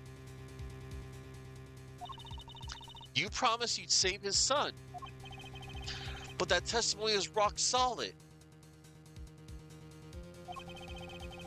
What are you suggesting I do? Look, once the judge declares a verdict, it's all over. If I can use my talent to stop that from happening, I will. Trucy, no more stage abductions, please. I'm not talking about magic, Apollo. I know when the witness isn't confident, I can perceive what he's feeling. It might not mean anything, but it's all we've got. You can see what he's feeling? Think back, Apollo. Think back to the times when there was a contradiction in his testimony. All the times. All the times there was a contradiction? Yes, Apollo. I'm going to answer for you, Apollo, because you apparently forgot what you did in the first case. The ability to perceive. Well, I think I remember them, sure. There were 2 times when he made statements he wasn't confident in. And each time, there was a contradiction. In his hand, he held, yes, a pistol. It was pointed at the man pulling the stand. Tossing the pistol aside, he fled from the scene. He said the man tossed aside a pistol, but it turned out he wasn't sure, and sure enough, there was a contradiction. Well, that's true, but how does that help us? Didn't he notice anything? Whenever he made a statement he wasn't confident in, he displayed a certain habit. In his hand he held, yes, a pistol. It was pointed at the man pulling the stand. Did you see it? The very moment he said the word pistol, his fingers got all tense, and he fiddled with the corner of a page in his book. How am I supposed to see that? Well, I could see it. How else do you think Daddy went 7 years without losing a game of poker? What? I always sat next to Daddy during big matches.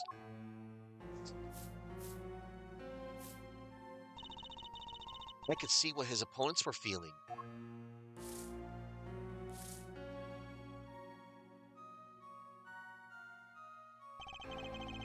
You mean that's how Mr. Wright won all those games? It's not cheating officially. I wasn't looking at their hands or anything. And I wasn't there all the time either. Daddy's quite good at poker after all, but not good enough to go undefeated that long. Great, so he cheated. But what does that do for us? I don't believe this. You have to listen to his testimony one more time. No, scratch that. You have to watch his testimony. Perceive the truth. Watch a testimony? Perceive the truth? The only thing I'm perceiving is that I'm going to lose. Not true. Ellipsis. Daddy said so. He said you had the power, Apollo. Mr. Wright said that? Watch the testimony. Perceive his true feelings. Is she serious? Time's up. Sorry, I can't think of any other way out of this one, Apollo. What was that she said before the trial started? What was that she said before the trial started? Huh?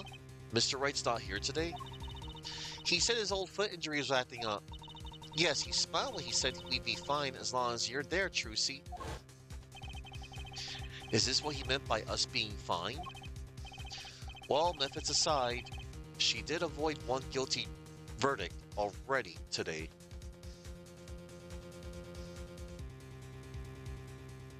Well, methods aside, she did avoid one guilty verdict already today. Time to show this court what I'm made of. Get ready for justice.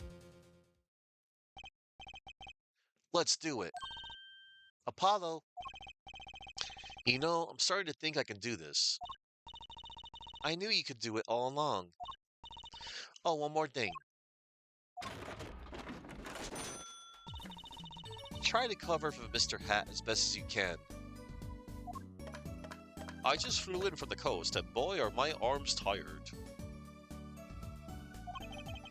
Right. Alright, everybody. A little timeout here. That whole thing with Mr. Hat, I know a lot of people, when they discussed about, this case, that was like one of the many things they disliked about it. Trucy's interference with Mr. Hat right there. Okay, like, I guess a good thing was, well, she brought Apollo more time. And Apollo, he was under a lot of, like, tense, like, pressure there. I guess he couldn't really find it in him to, like, maybe call for, like, a recess. Not really. Well, no, he doesn't have that right. It's just, I don't know. I don't see a big deal about it. Like, I could see a lot of people having a big deal about that part. Like, I guess that was almost like a Deus Ex Machina type of thing too. I don't know. I don't know, like Trucy, like the way she bailed Apollo out like that.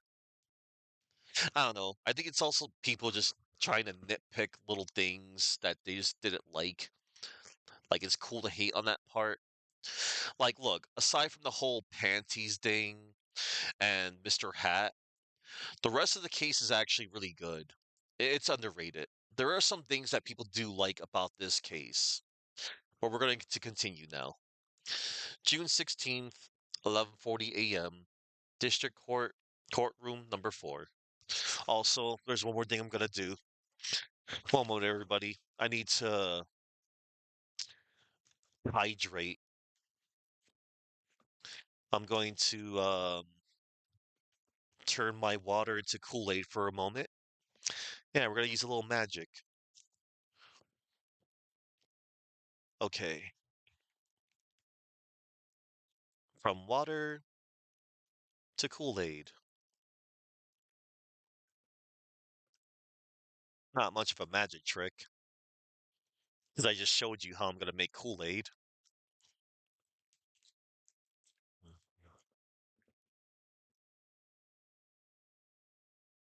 All right. And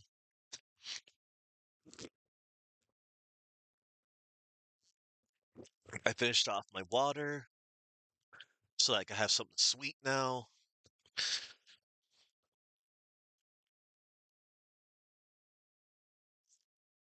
Ah, that hits the spot.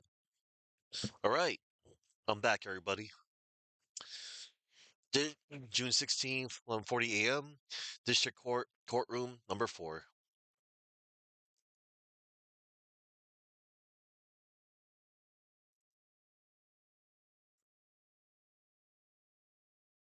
All right,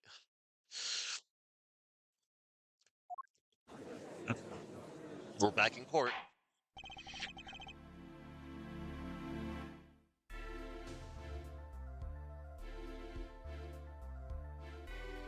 Court is now back in session.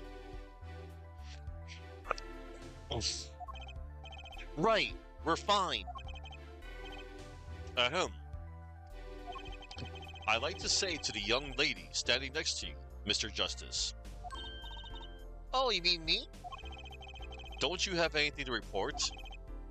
Anything concerning the mysterious phantom in the silk top hat? Ah, right, him. Don't worry about him. I settled that. You settled that? Yes, it was an out-of-court settlement. Right. Perhaps Fraulein would have us believe it was nothing more than a passing dream. A fantastic illusion. Now you see it, now you don't. Am I right? I think he's on to me. I wish he would stop being so cool. Let us dispense with these niceties and get straight to the matter.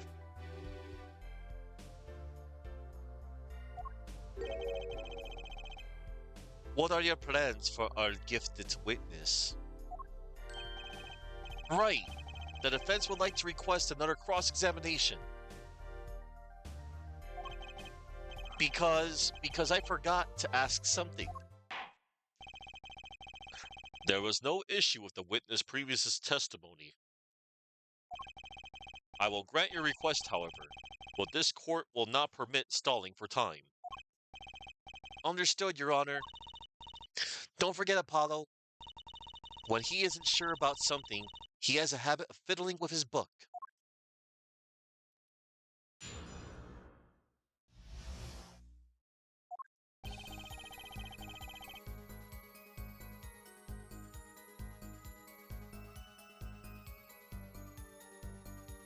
I could not prevent the killer from leaving the scene, nor could I simply leave the scene in good conscience.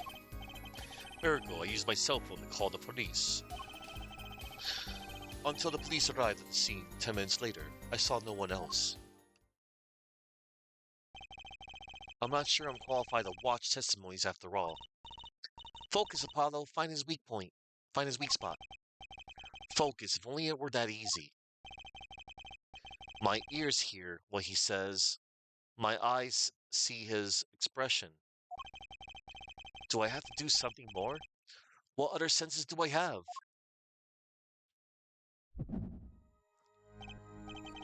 What's this? My bracelet. He also wore that bracelet in the first case, by the way. What's going on? My bracelet feels different somehow. I think Daddy was right. You can see it, can't you, Apollo? You're almost there. Find a weak spot in his testimony. I know this sounds crazy, but my bracelet is trying to tell me something. It sure is.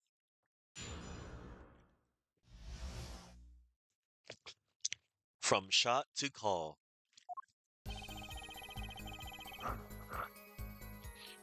I could not prevent the killer from leaving the scene. Hold it! Which way did the killer run? By that time, it was clear the killer had noticed me. Naturally, he ran the opposite direction. That would mean he ran the opposite direction from the Kataki mansion.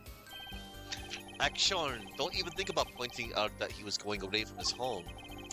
All he had to do was loop back once he was out of sight. How did he know that's where I was going? Oh, I think this is the same text, I think. Hold up. Hold it!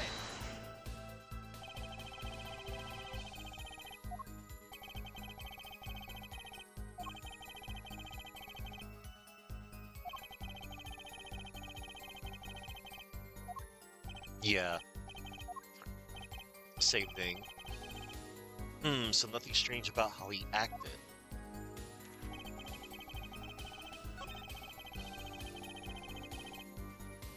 Hold it!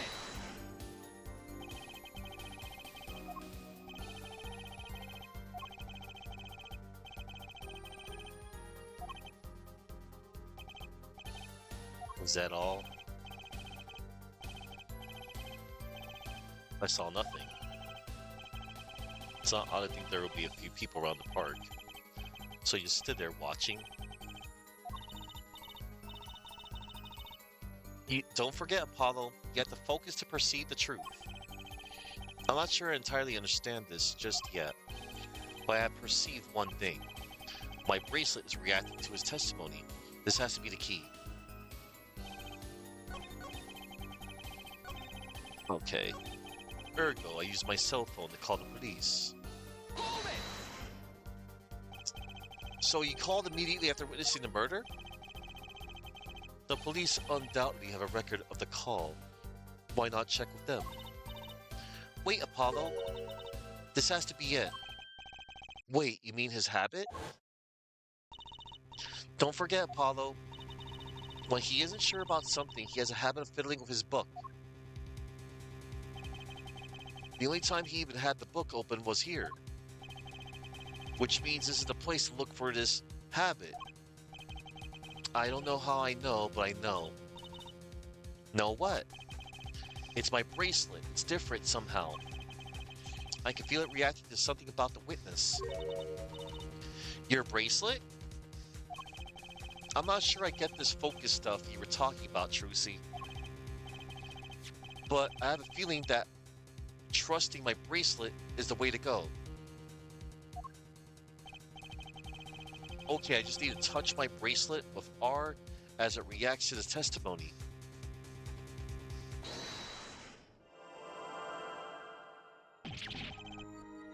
What's going on? I can see the witness's face, his expression so clearly. It's filling my mind. I can see nothing else, hear nothing else. Apollo? Trucy, what's happening to me? This is what I meant by focusing. Focusing? In this state, you can see everything, Apollo. Everything the witness does. That's great, but this is kind of freaking me out. Just look for Mr. Stickler's twitch, his habit. You remember it, right? Sure, when he says something he's not sure of, he fiddles with a page of his book. You got it. Right now you're looking at the witness's face. And your eyes are sort of bugging out. I'll bet they are. First, move your focus of attention down to Mr. Stickler's hand. His hand? You know what to look for now, but you have to be looking at the right place. She's right, I can only see his face like this. Time to try changing my viewpoint. Alright.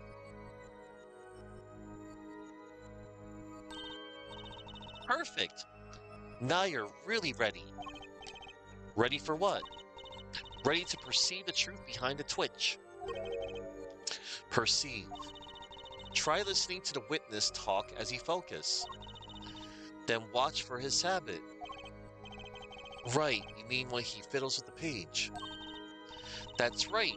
That's your signal to look closer, to perceive with R. Find his weak spot, and I guarantee you'll be able to give him the royal flush. Spoken like a true pokerhead's daughter.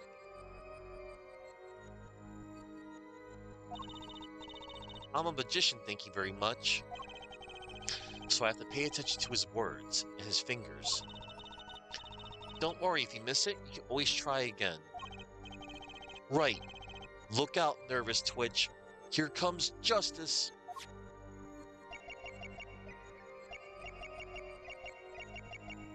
Ergo, I used my cell phone to call the police. Here again.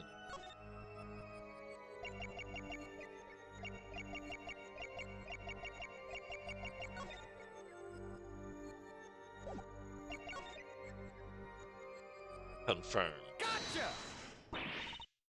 Hollow! That's not it. Huh? Oh, I guess I'm kind of lost here. I remember his habit. He fiddles with the pages of his book.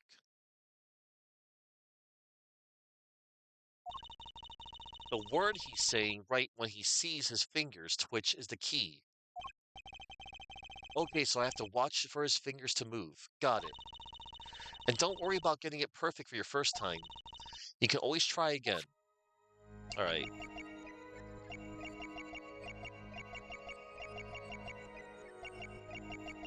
All right. So I think I have to do it when he talks about his cell phone. Ergo. There it is. Gotcha! Boom. Was because when he was mentioning the cell phone, that's when he was fiddling with his the page. Ellipses. I saw it just now. I could see it. Mr. Justice, do you have something to say? All this banging of desk, it's quite bad for my circulation, you know. Shut up. Mr. Stickler, allow me to ask you a simple question. Why did you fiddle with the page of your book just now? The very moment you mentioned your cell phone. What are you talking about? I'm curious about now about this cell phone of yours.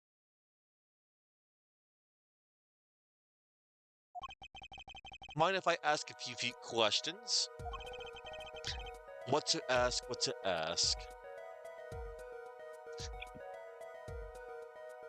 Ask for his number. Mr. Stickler, tell me your phone number. Why? Whatever for? Why not? You have something against making friends? What does this witness's cell phone number have to do with the case? Absolutely nothing. This is an invasion of my privacy. Hmm. Seeing you grimace like that makes me wonder about your cell phone, too. The witness will present his cell phone number to the court. Wah! Trucy, do you have your cell phone? Sure do. Ha ha ha ha ha, I got a phone. Hang on. What is it? What is it? I'm streaming.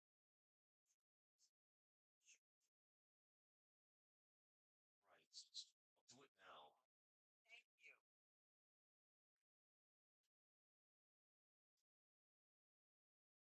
Ha ha ha ha ha.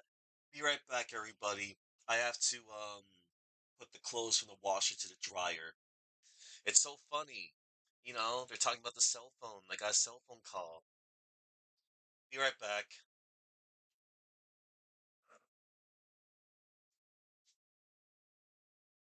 Hang on. What time was that at?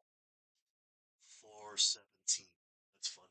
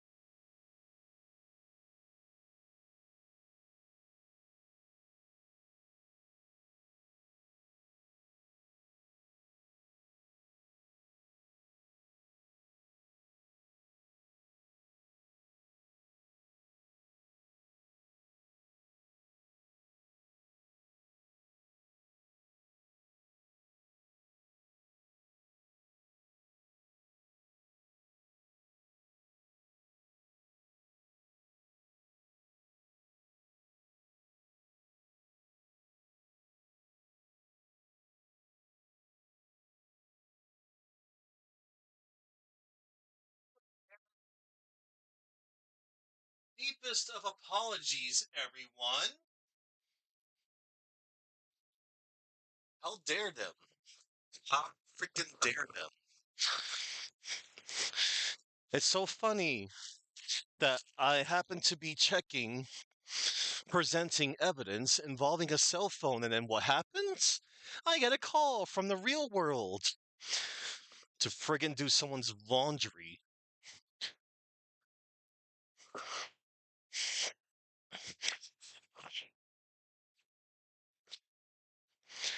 Hello, Deus. I return, irritated.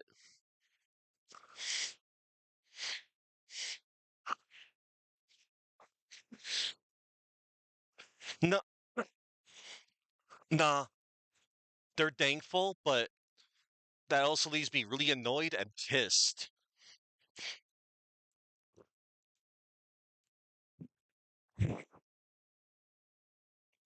I got extra water and a quick snack.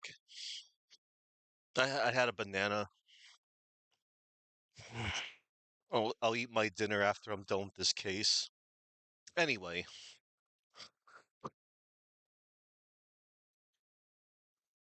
anywho, I'm finally back, everybody. Sorry to leave you on this line of dialogue. I run a tight ship around here. And there's one thing I do not like, it's interruptions. I'm okay now. That just like throws off my entire pacing. Oh, one moment. I'm gonna do one more thing. Being that I have been interrupted, I can use this interruption to do that little silly 4-hour counter thing on Blue Sky.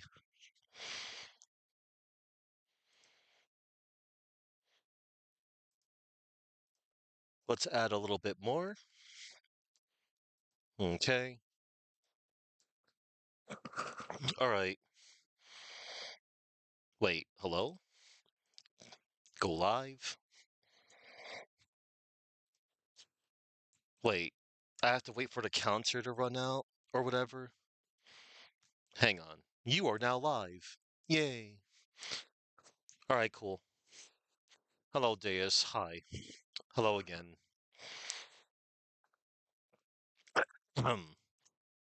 Try dialing the number that he gives us. You want me to call Mr. Stickler's phone?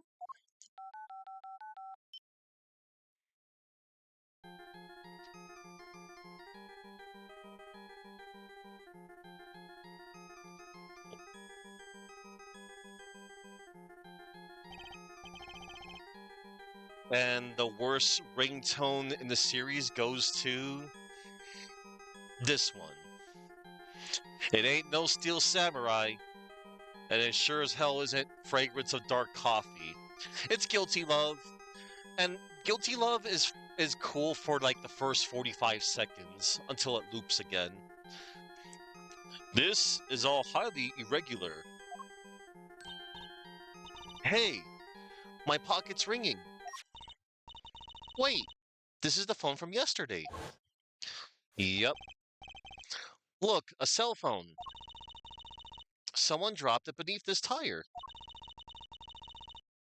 If the car moved, it would be crushed for sure. I wonder if it belongs to the doctor here. How strange, Mr. Stickler. Can you explain why your cell phone is sitting here in my assistant's hand? Wait a minute. What is the meaning of this?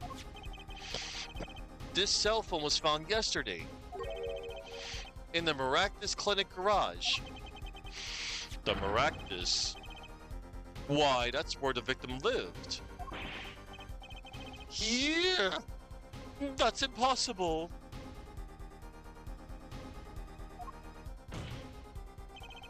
Mr. Stickler, you lied to the court, didn't you? If your cell phone is here, how could you have called the police? Well,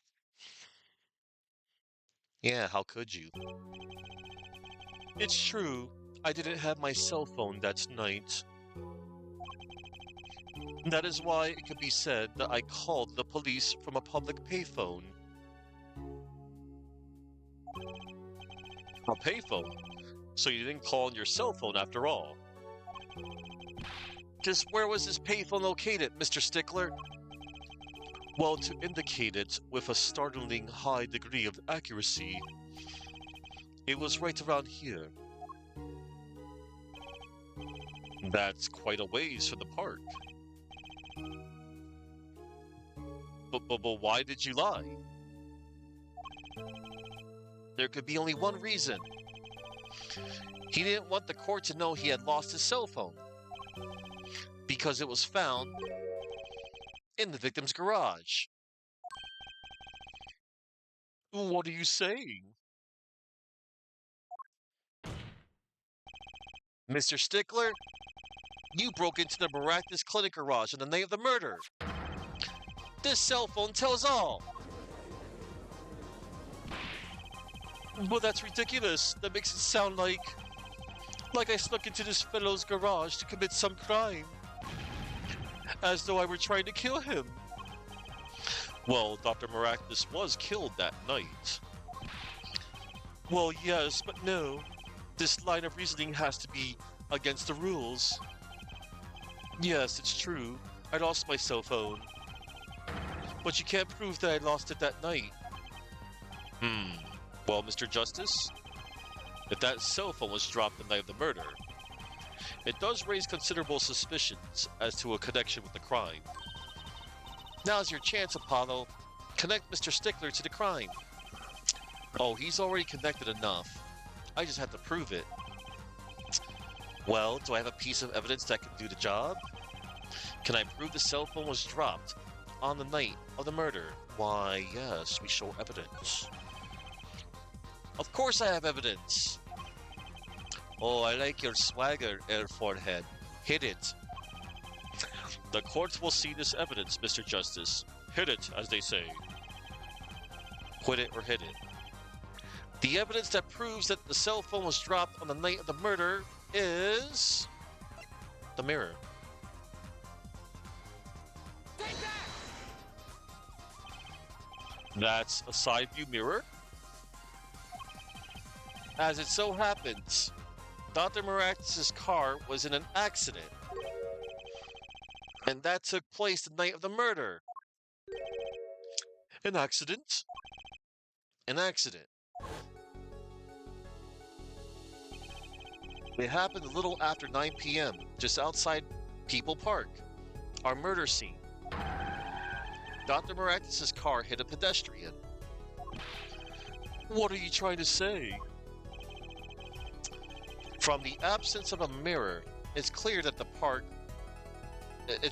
car was parked after the accident, which means it was parked there after 9 p.m. on the night of the murder. If your cell phone had been dropped before the car was parked in that garage, then it would have been crushed. After all, it was lying on the ground, right under the wheel. Erg.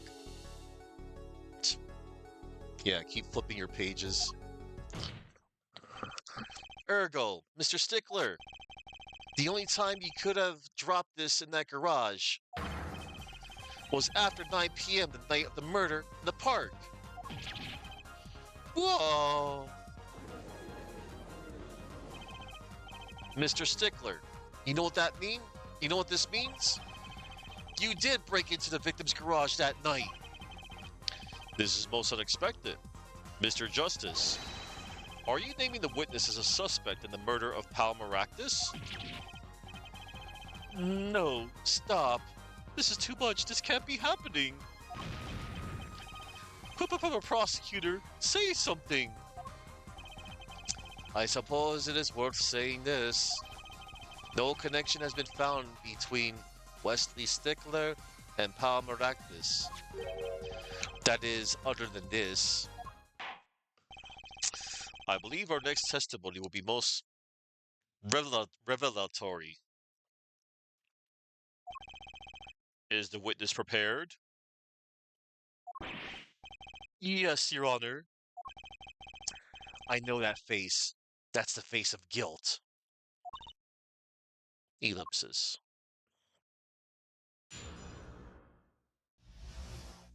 Okay.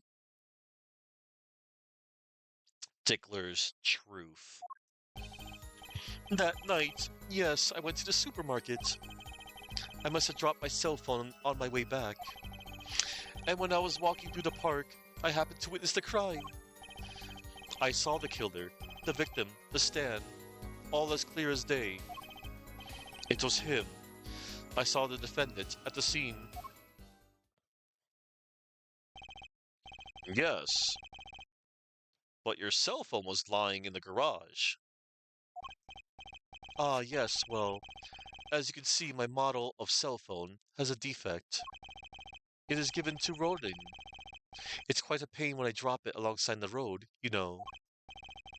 Looks like a normal cell phone to me. In any case, Mr. Justice, the cross-examination, please. That's funny. My bracelet didn't react at all during that testimony. His nervous habit must not be acting up.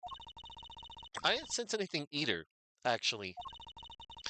Looks like you're on your own this time around.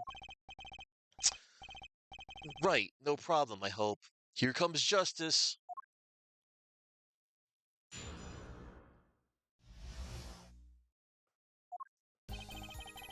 That night, yes, I went to the supermarket. Hold it!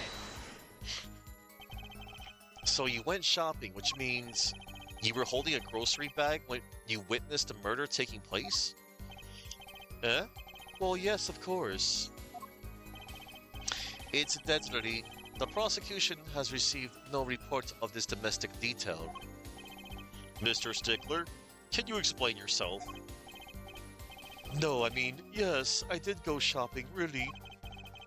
I walked around the supermarket, trying out the free samples. It's a deeply spiritual time for me. I'm sure the store clerks would disagree. Do you think sampling free food counts as a religion? In any case, that night, I sampled to my heart's content and was on my way back home, yes. I must have dropped my cell phone on my way back. Hold it! That's when you passed in front of the Miraculous Clinic.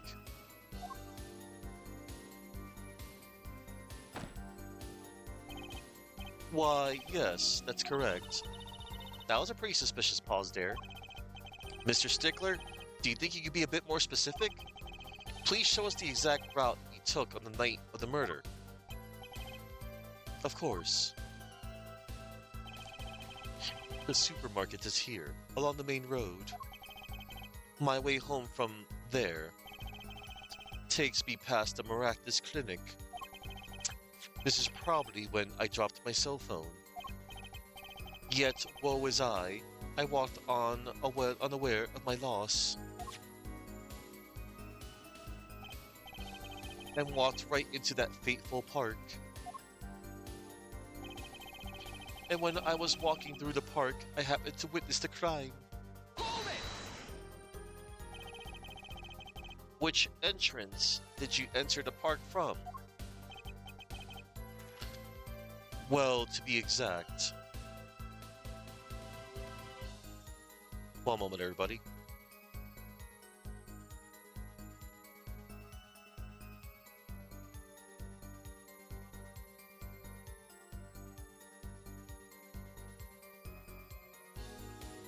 Alright.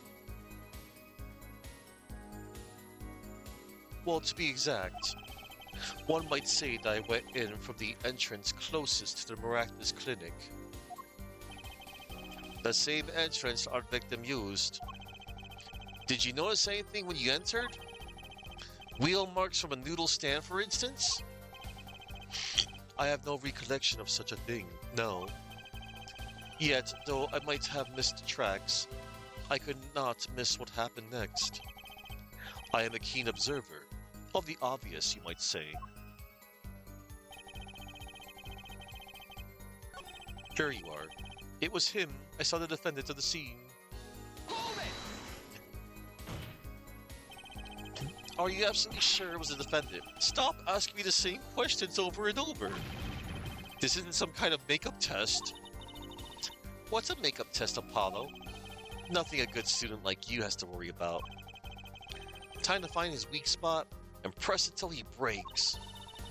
His habit isn't acting up, which means he isn't lying. I was kind of relying on my bracelet to get me through this one.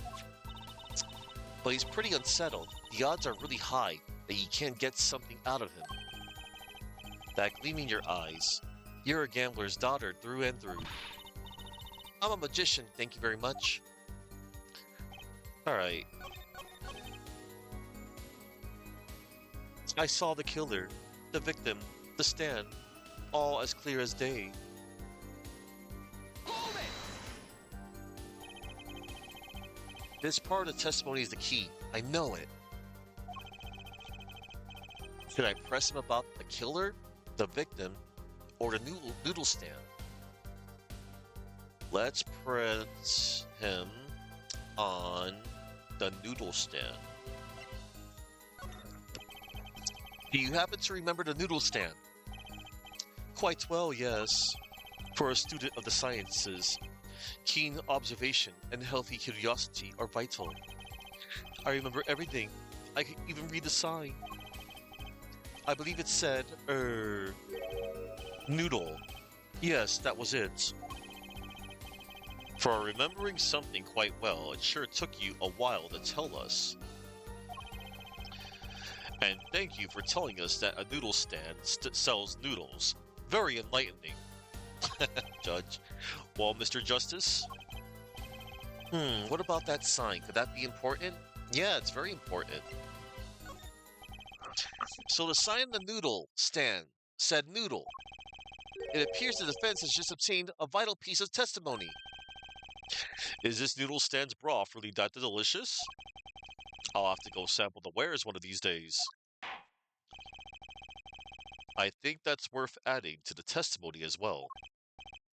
Humph. Whatever sort of noodles that stand sells, it can't match up to IVU's cafeteria. Some apply to the school merely for a taste of our smart noodles. I wouldn't mind a taste of that myself. Why, I even remember the sign on the stand the victim was pulling. It said noodle. Witness, please add a noodle's taste to your testimony. Yeah.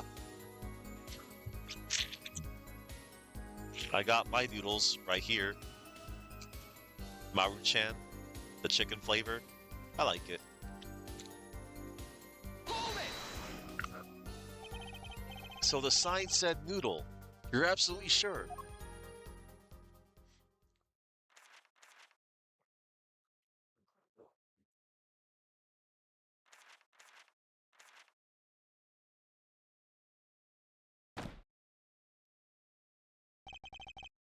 I have many props, Chuck.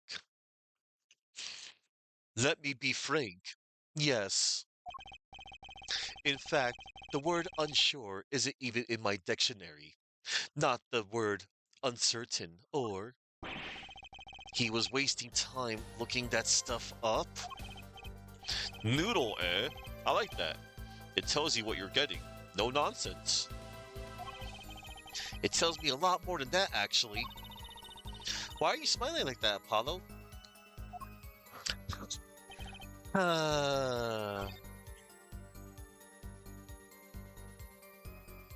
Why, I even remember this sign on the stand the victim was putting.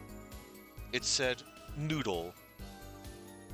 It tells me a lot about the judge. Pure nonsense. We shall present the noodle stand to this statement. Objection!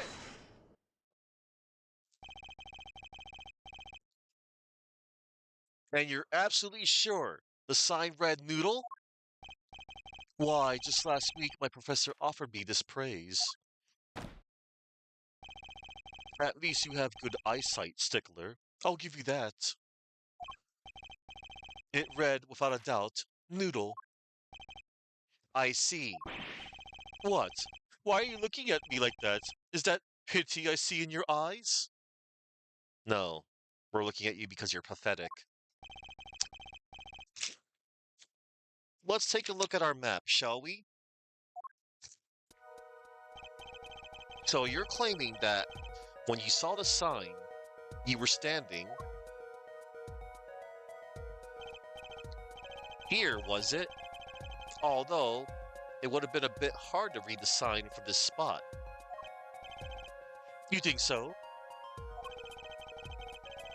Mr. Stickler, I'd like you to please take another look at the stand and to carefully read what the sign says.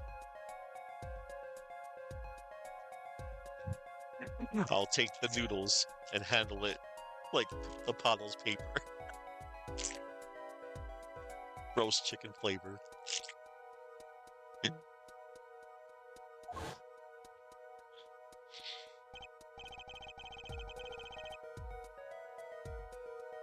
Why, hello there. Skajor the Black. Welcome to my stream of noodles. Anyway, I think I saw you before on Zolfar's stream. I think that's how you found out about me. That's cool.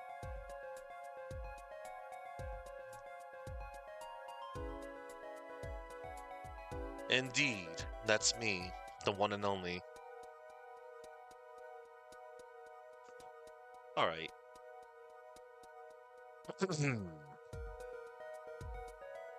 Yes. God Zero. Yeah. Hee. The greatest furry in all the land.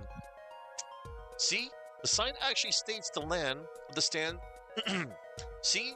The sign actually states the name of the stand's owner.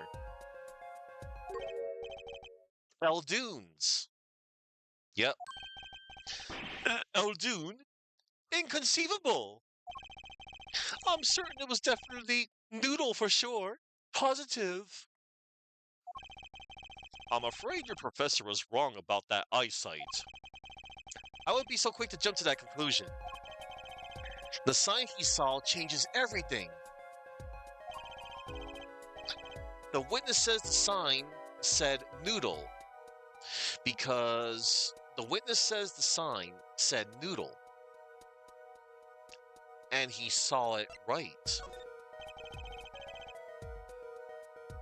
What will you say if I told you that there is one spot from which the sign will be read the way Mr. Stickler claims? What? Mr. Justice, show us this spot.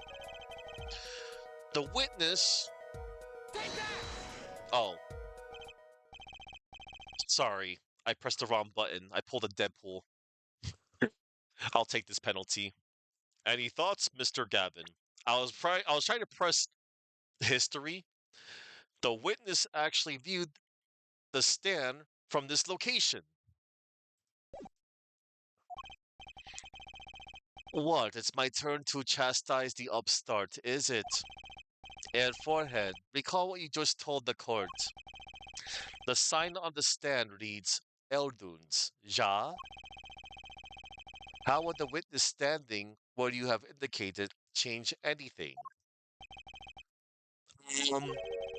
I picked the wrong place. Your honesty becomes you, Mr. Justice. However, your mistake does not. Sorry, Your Honor. Do I get another chance? Yes, you do.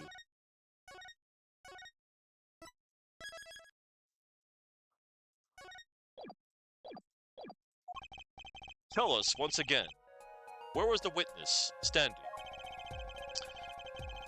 The witness was actually standing right here. Oh, they moved it over to the right. Anyway, the witness was standing right about here, Your Honor. Right here. This is the relevant spot. And I'm making sure I'm pointing it on the correct spot. Take that!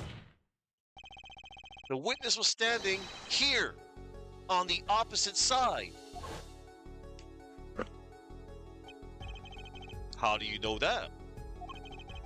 When viewed from the south, The sign on the stand reads El Dunes, as we know. However, observe the other side of the stand. Oh, this side says Noodle. Exactly. The name of the stand is split between the front and back signs. Mr. Stickler, you lied to the court. You witnessed a crime from the northern side of the park, not the south. Yo, you got me. So what? So what? What does it matter if he saw the killing from the north or the south side? It makes no difference at all. He's right. Travel far enough to the south, and you will end up going north. Viewed on a global scale, directions are utterly without meaning. Actually, maybe he's right. What does it change? It changes everything, Apollo. Trucy? Remember his testimony from before? Though, to be honest, I'm a little scared of where this is leading.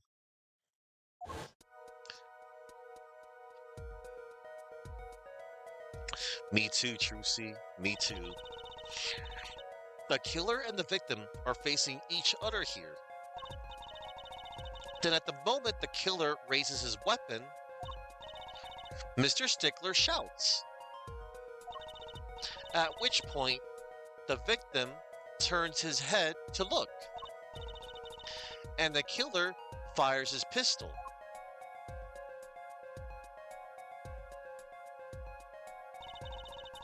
That's why the bullet hit him in the right temple. No contradictions, right? Right. But if Mr. Stickler was standing on the north side of the park, that reverses the whole scenario.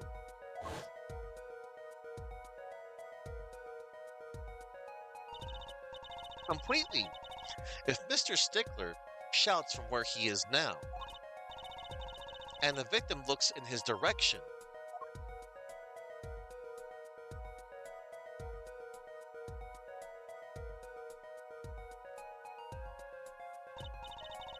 bullet would have hit his left temple. Ah, ah. In other words, someone standing at point K couldn't shoot the victim in his right temple. It's impossible. That's right. So now that we know that Mr. Stickler was standing on the north side, the wound location takes on an entirely different meaning. Indeed, you're absolutely correct, Fräulein. What meaning? The entry wound was on the right side of the victim's head, correct? While the right side of the victim's head is north. North? Ah. Well, that's where the witness, Wesley Stickler was standing.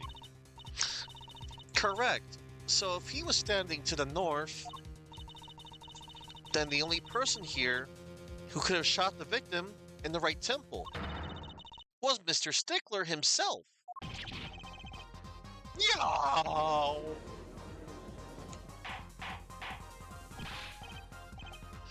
Order, order, order!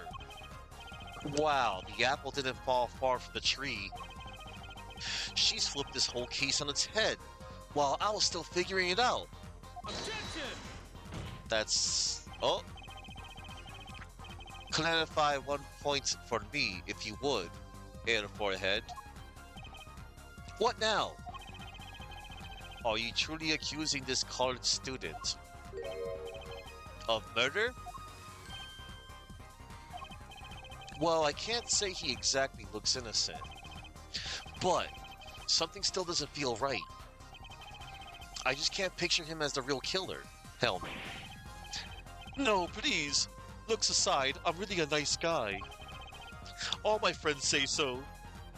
Right, friends. Let's hear what the defense has to say. What are you going to do now, Justice? Should I really accuse Mr. Stickler? Yes, but we're going to accuse him of another crime. I don't think Wesley Stickler is a killer, but he's not innocent either. His unusual silence tells me that much. Mr. Stickler, you seem unusually quiet. Tell us why, now! The word confession isn't in my dictionary. Tisk, tisk, tisk, at her forehead. I'm afraid it falls to you to elucidate Herr Stickler's silence. Mr. Justice, you did say you were accusing the witness just now. For a crime other than murder. Your reason? The court's all ears. Gah, I know he's guilty of something, but what crime other than murder is there? Do I have evidence that shows his involvement in some other crime? Yes. Your evidence. The court's all eyes, Mr. Justice. Show us evidence that points to the witness's involvement in a crime.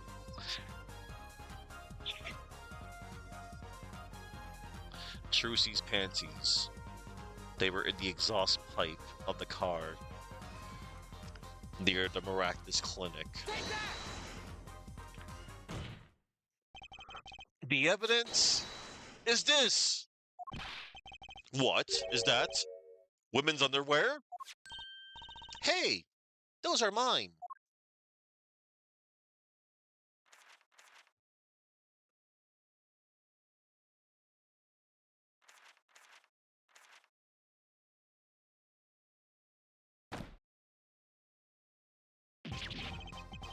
Don't look at me like that.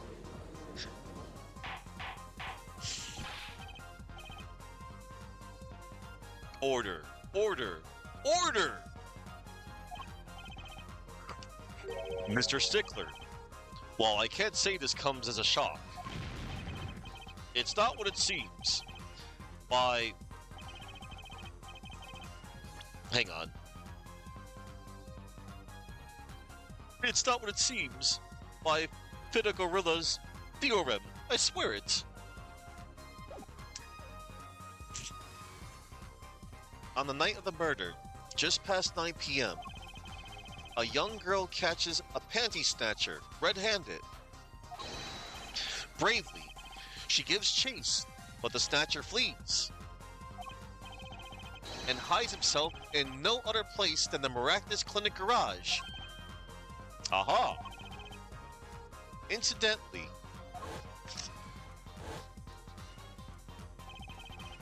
these panties were found in the exhaust pipe of the car there. Presumably, he was trying to hide the evidence of his crime. Ergo, while you may not be a murderer, you are guilty of panty snatching in the first degree. Please, hear me out. It's not what it looks like. Yes, it does, you perv. Order, order, order! Mr. Stickler, you should be ashamed. It's not what it seems. Sure it's not. Sure it's not.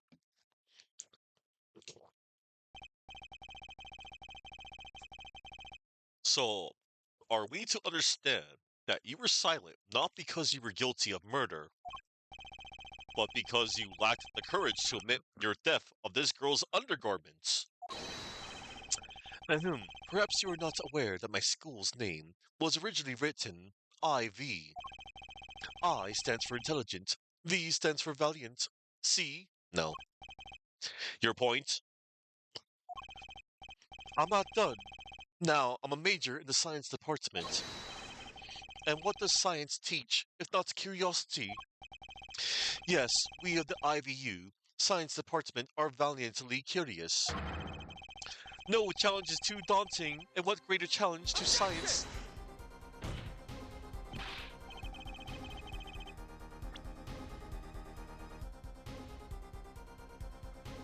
What greater challenge to science than a mystery? Come on, you're talking about a girl's panties here. No, you do not understand. A mystery is the unknown, and the unknown is unacceptable. And my friends, when it comes to mysteries, those panties are the promised land. From the moment I first laid eyes on them, I was compelled to investigate for science. A full-size car tire was only the first mystery those panties revealed. A tire? Yes, I saw her do it. She pulled a tire out of those panties. But that's not all. First, there was a tire, then a stew pot, and a frozen chicken. For the record, Trucy did state that her magic panties are a prop. One mystery after another. It was magic. Oh, I remember now.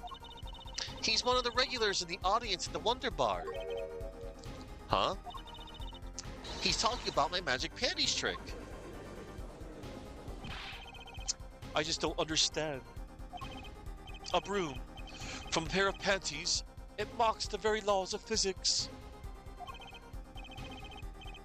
A broom? And a frozen chicken? Trucy? Whatever happened to doves and bunny rabbits? Mr. Stickler, you stole this girl's panties to understand a magic trick. Yes. You say panties, but they are so much more than that. For me, they are an object for serious study. I wonder. There has been a recent rash of panty snatchings in the area. Were they all you? I am sorry, but I did it for science. Each time I spied a pair of panties flap— Oh no.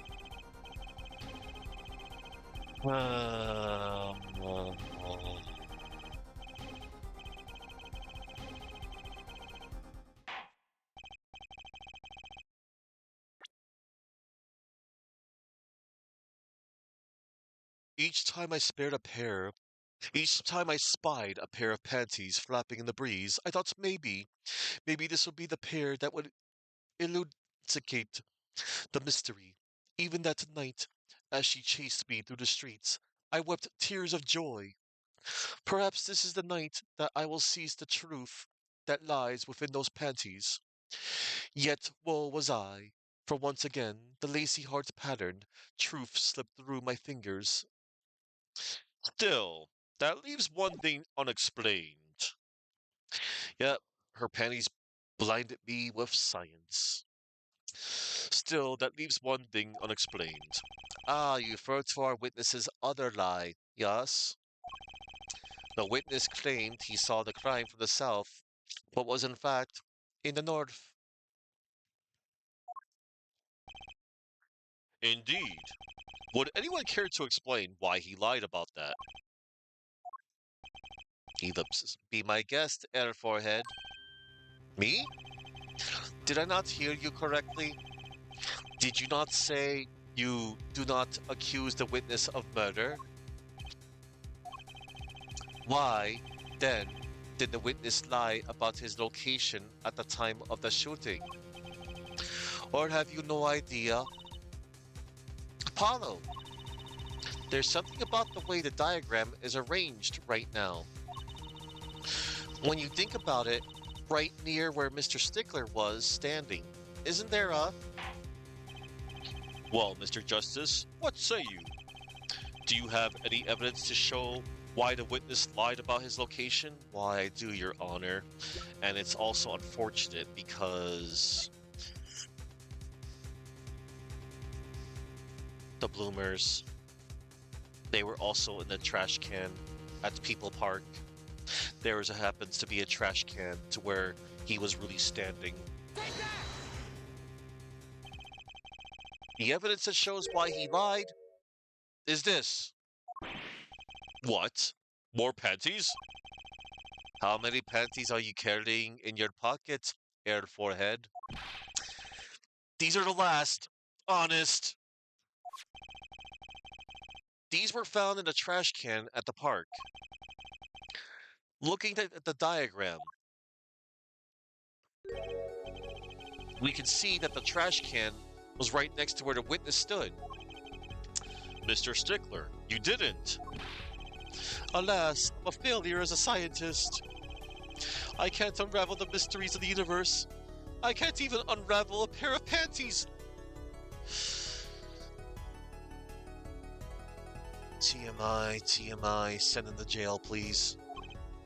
So, these panties are your handiwork as well? That night, I had been chased, hounded into the miraculous clinic garage. Weeping in frustration, I was forced to abandon my prize.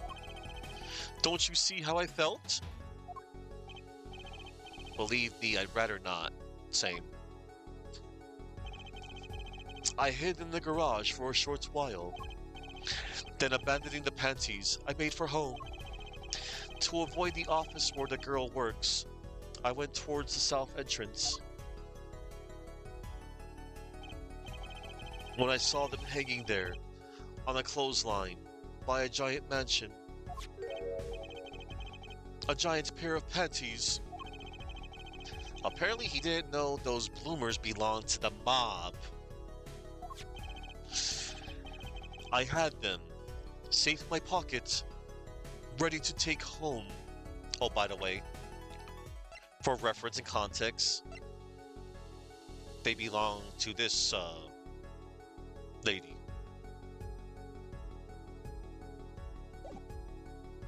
I had them, safe in my pocket, ready to take home, when I stumbled upon a murder. The murder of Dr. Maractus. I reported what I had seen, but as I waited for the police to arrive, I got scared. What if they searched me? That's when you dispose of the bloomers? Yes, it was a severe blow to the progress of science, but one that had to be borne. A fascinating, if disturbing tale. Yeah.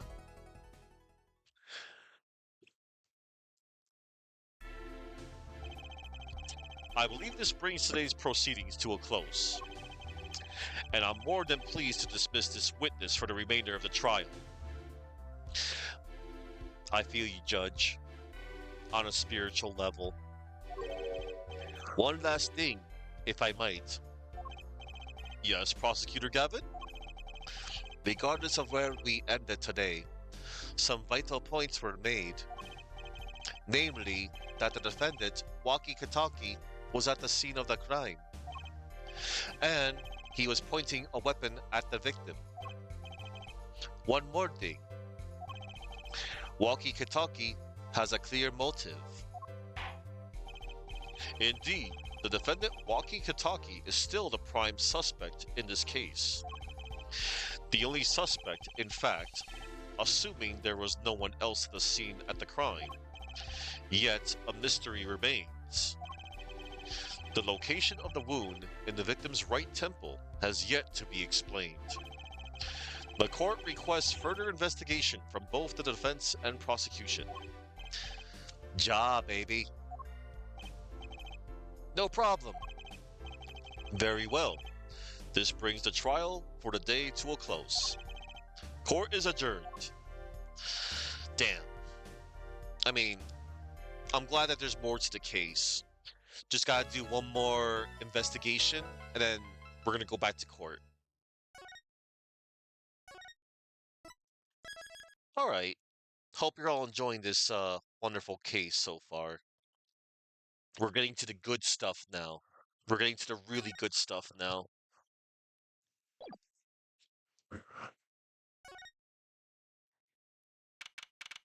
June 16th, 2:23 p.m. Write Anything Agency. What a train wreck that was. I agree. I'm glad we made it out of that trial alive. Really? I had fun. And Waki made it through that day too. Everyone was too obsessed with panties to bother with the real case. But it was good publicity. Imagine the crowd at my show tonight. You should come, Polly.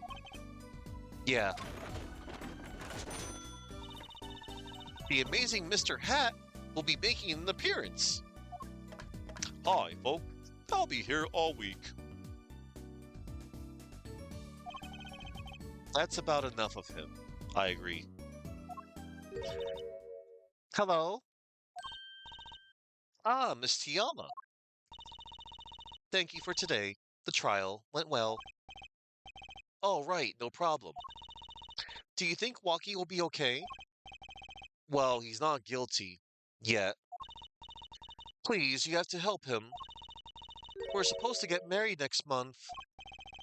Oh, congratulations. God, way to put the pressure on the guy. Please let me know if there's anything I can do to help. Okay. I know, right?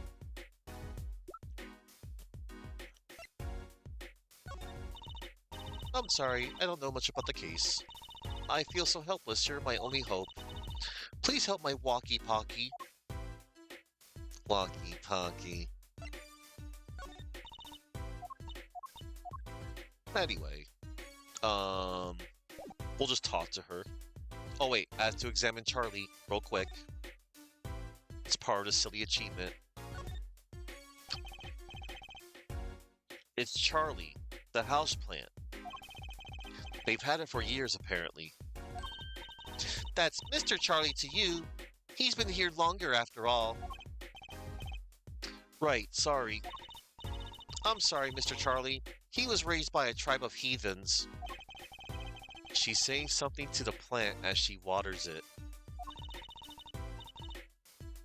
Mr. Charlie forgives you. This time.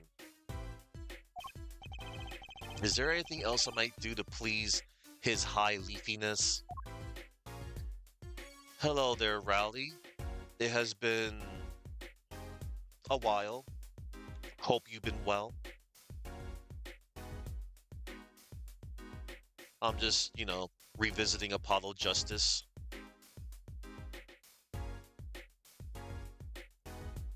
I'm on case 2. We just got done catching a panty thief. Oi.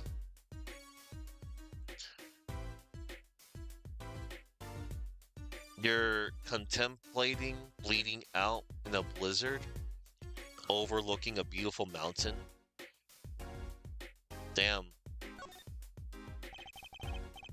A blue silk top hat, just like the one Trucy's wearing. It's my trademark color, Trucy Blue. I don't think you can trademark the color blue. Standing out is everything when you're up on stage. Bet you didn't know you've got your own color too, Apollo. Crimson Justice. You make me sound like some second-rate superhero. At least it's better than being a first-rate Super Zero. After a long battle? Probably. A hot water pot sits on a magic table. Why is the stand for this table so flimsy looking? Maybe it looks better that way? I was hoping for a more professional explanation. Well, maybe to show that there's no tricks involved? Not bad. I still think it's just that it looks better that way. Some magic books are mixed in with the law books here. The magic books all look well used, but the law books were just gathering dust. I feel kind of sorry for them. Maybe I'll read some next time I'm around. Those boxes frighten me. I bet I'm the first magician to figure out these make great shelves. She does seem to be putting them to good use. But if you ever want to put it back together, you have to take everything off. Oops. Don't worry, I'll clean it up soon. And then we'll try cutting you up. Thanks, but I'll pass. Lots of spaghetti. A dish of plastic spaghetti like some restaurants put on display. Where did you get this anyway? It was a birthday present from Daddy. I was so happy. You don't know how long I wanted one of these. I fell asleep with it, cradled in my arms, and the spaghetti bent. Mental note. What she really wants for her next birthday. A bowl of plastic food. There are all sorts of strange paraphernalia sitting on top of the piano. It seems a shame to have all these props not do a trick or two. You asked for it. Oh no. Hey, Mr. Righteous, was it? Waka waka. Justice, Mr. Hat. Apollo Justice. Just is? Apollo just is what? That's what I want to know. Oh, you're hopeless. Please make it stop. Yes, please make it stop. Just let me know if you ever want to visit with Mr. Hat. Any other trick but that one, please. I agree. Summons the Dark Magician in attack mode and ends your turn. Hell yeah. An old sepia-tone photograph of a man in a silk hat. His outfit looks a lot like Trucy's, come to think of it. Aren't those clothes the best? I had mine made to match. If you're going to be a magician, you gotta look the part. Trucy is big on appearances, I found. Okay.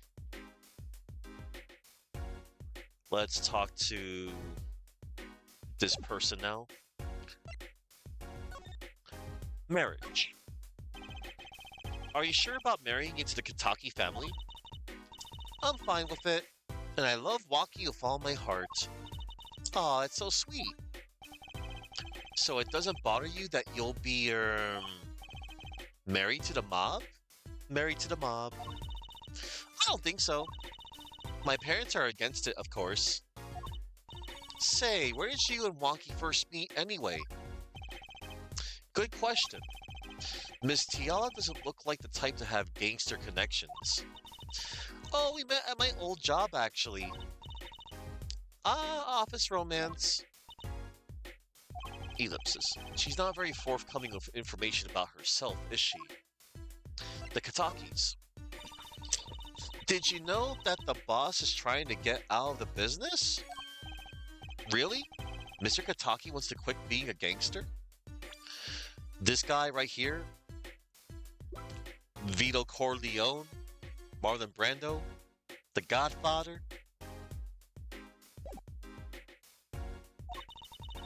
He's trying to transfer his assets into a normal company. He only announced it recently, out of the blue. I hear there's quite a lot of confusion in the ranks. I wonder if this explains that apron. I love his apron.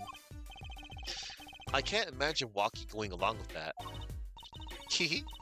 He's highly motivated, isn't he? That's not the word I would have used.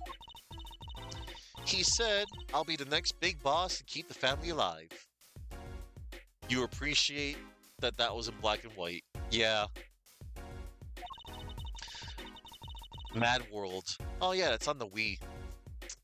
They should like re-release that game and put it on modern consoles and PC, but they won't. I think he's at that age when boys want to make a mark on the world. That's not the way I would have put it. His father moves in a lot of circles. He's really focused on profits. The Kataki family's been making a killing recently. Again, not the way I would have put it. But Waki says it's not about the money. They have the gangster tradition to uphold. Ooh, a generation gap. They've even got the ever-classic what about the family business thing going. Usually, it's the father worried about tradition. Waki's operation. Can I ask you a question about Waki? I understand he was operated on by the victim, Dr. Maractus. Apparently, yes. I was in his clinic about half a year ago. He messed up my ops something bad. And then he just lets me go without a word. See you later. Bye. So I gotta go in, get another doc to patch me up again. Yes, it sounded horrible. Waki has always been fond of fighting, I'm afraid. I'm not sure it qualifies as fighting when pistols are involved. Mr. Gavin was saying his life might be in danger, wasn't he?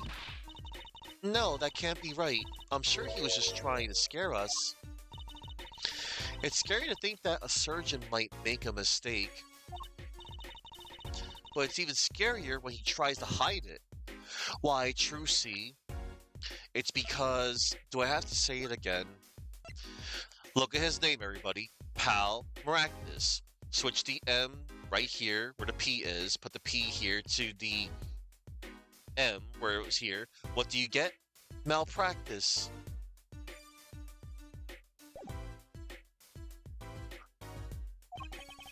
I'd like to know a little more about this operation. Maybe it's time to pay the Maractus Clinic a visit. I should be getting home now.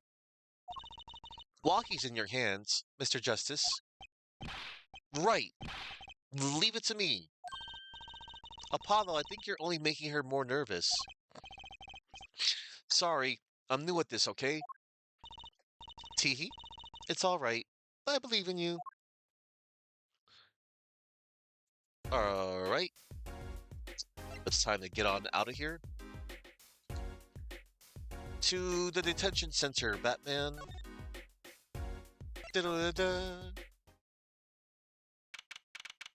June 16th, detention center. Visitor's room. Looks like Walkie's out for questioning. I really need to talk to him. I guess we'll come back later. Excuse me? Yes? The other suspect is all through with questioning, sir. The other? Ah, you mean the panty snatcher? Wesley Stickler. So they arrested him too. Alright, let's have a little chat with Mr. Stickler. I hope I don't regret this. He is a valuable witness. He is a bit precious. I'll give him that.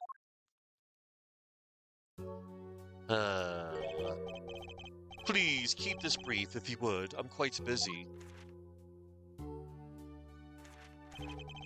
I need to finish this paper. Ah! It's you! Mr. Stickler, we'd like to have a few words with you. Ellipsis. Very well. As long as they're few. Nothing will make me happier. Believe me.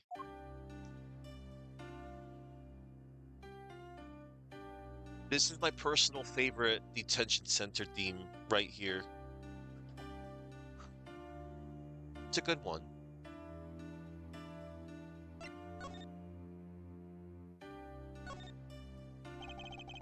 That security camera is looking at me. I wonder if they tape all of this. A security guard. He stands here, watching this room. I have no idea if he's listening to us talk. I'm not even sure he's breathing.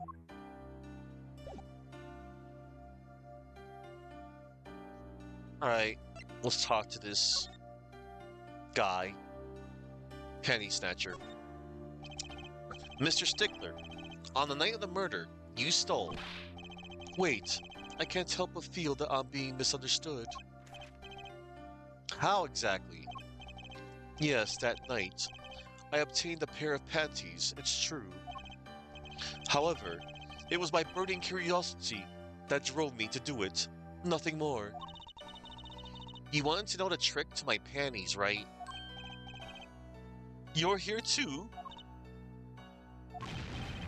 Oh, great Trucy. Teach me. Eh? I must know the secrets of your panties. My very existence hangs in the balance. Please make me your apprentice. Apollo, help! I don't know. I think he'd make a great, lovely assistant. Don't say that, Apollo. What you witnessed. Could you relate what you saw the night of the murder to us one more time? Why not? Though it hardly differs from the testimony I gave in court. The defendant was there in the park that night. Of this I'm quite certain. He was pointing a pistol, or something like that, at the victim. That's when I shouted, "Stop, you two! Let's resolve this like gentlemen!" And the next moment, a shot was fired. And this is all true? Really? My panties are gone. My innermost heart revealed. What further reason could I possibly have to lie? I can't think of anything you want to hide more than panty snatching, true. It sounds like Walkie was at the scene of the crime after all. Oh, I wish it weren't so.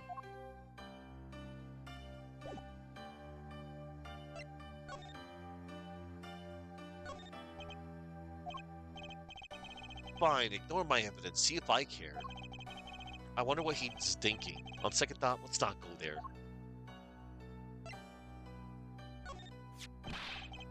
That's it. The mystery. The unanswerable riddle. Actually, they're just a normal pair of panties. What? How is that possible? It just takes practice, that's all. Then you must teach me. You must. To think if I could produce a pencil, an eraser, a textbook, and a lunch. All from a pair of panties. My life will be complete. He's serious, isn't he? Unfortunately, yes.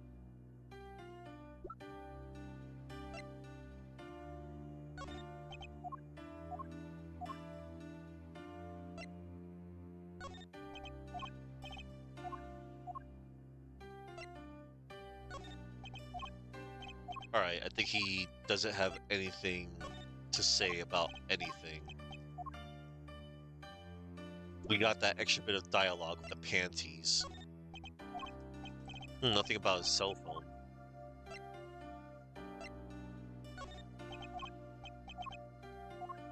Alright, yeah, we're done here. Okay. You can rot in here. Don't drop the soap.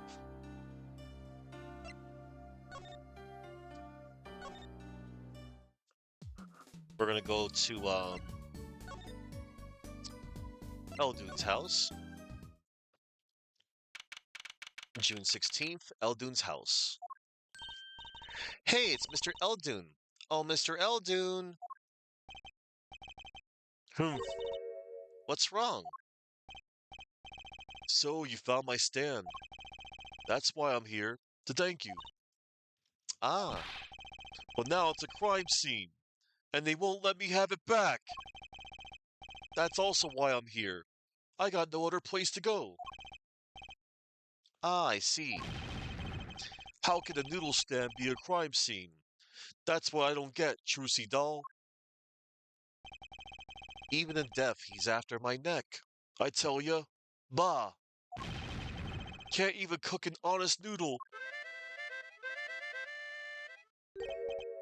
He? Even in death? You mean the victim, Dr. Maractus? I tell ya, it's enough to drive a man to make his soup even saltier. Remind me never to eat his noodles when he's in a bad mood. Huh.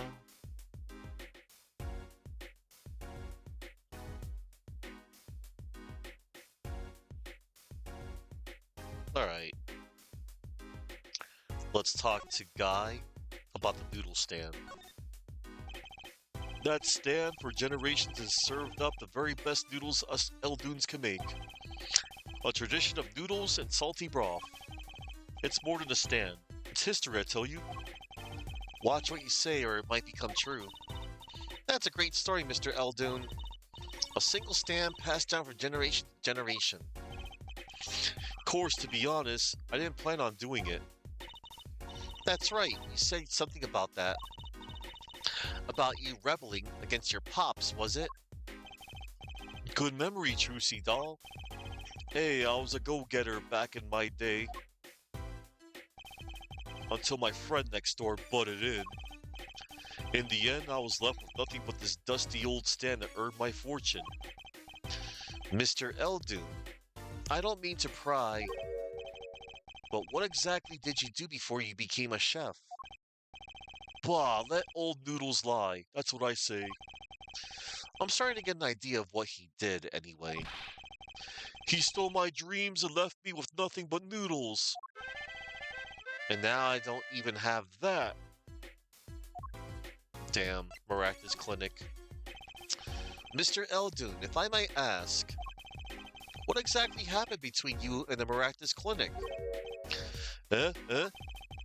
I couldn't help but sense enmity there. Enmity? I hate him. Hate it. Him acting like he smells like roses when he's rolling in mud. Excuse me? He's the only doctor at that clinic, you know. Pretty impressive, eh? I'll tell you the secret to his success. The mob. You mean the Kataki family? They're always having one of them turf wars or whatnot. Always an injury or two that needs fixing. Maractus saw a chance to a chance for some business, so he started giving the Kataki family a good deal. A deal? Every fifth operation for free. He stole the idea from my pops. One free bowl of noodles a week, he used to say. Can a doctor just decide to do that? What about the insurance companies? Oh, no doubt it's illegal, but it got him in good with the family. Pretty soon he was getting all the business in town, leaving me here in the dark, up to my neck in soupy noodles. I think I figured out Mr. Eldoon's former occupation. Can't hurt to ask, Apollo. Eldoon's past. Mr. Eldoon, or should I say, Dr. Eldoon. Figured it out, did ya? That's right. I was a doctor, a surgeon, until the year before last. So Mr. Maractus was your rival? You like those onions they put in the soup broth? No. Yeah, kind of. You take a spoon, you drink some broth. Those onions will find their way in there. For people who like him, why, that's just fine. For people who hate him, I hate onions. Hate them! Yeah, I don't like them either. Always sneaking in from the side, getting in the way of a good tasted spoonful. Well, that's what he was, an onion. Onion boy, that's what I called him. So you weren't exactly friends. Ha! Me and Pal Maractus. Ever since preschool, we were getting in each other's face. No matter what I did, sure enough, he'd come following along. Then he'd do it better than me. Just blow right past without so much as a howdy. I see. That's right. That's right. I was a surgeon long before he was, you know. Then that no-good onion boy comes along. Well, Trucy, looks like we found ourselves a new suspect. Don't say that. Thanks to him, I was forced to trade in my scalpel for a ladle. Sorry, pal. Didn't mean to weigh you down with an old man's ramblings. No, it's fine. By way of apology, you ever get yourself in a spot of trouble, you drop by. Huh? You're investigating Maractus, aren't you? Yes? Well, you want to know about a doctor? You ask a doctor. That's all I'm saying. You just think of me if you need something. Trucy doll. Right, thanks, Mr. Eldoon. I guess the time spent listening to him complaining wasn't entirely wasted. Nope, it was not. Alright. Can we present anything? Like the noodle stand again? That's right, Sonny. When you're bringing my stand home, I'm ready. Can't you see I'm ready? I guess. Until that stand is back home, the case is not closed. You hear me? I think I'll avoid talking about his stand in the future.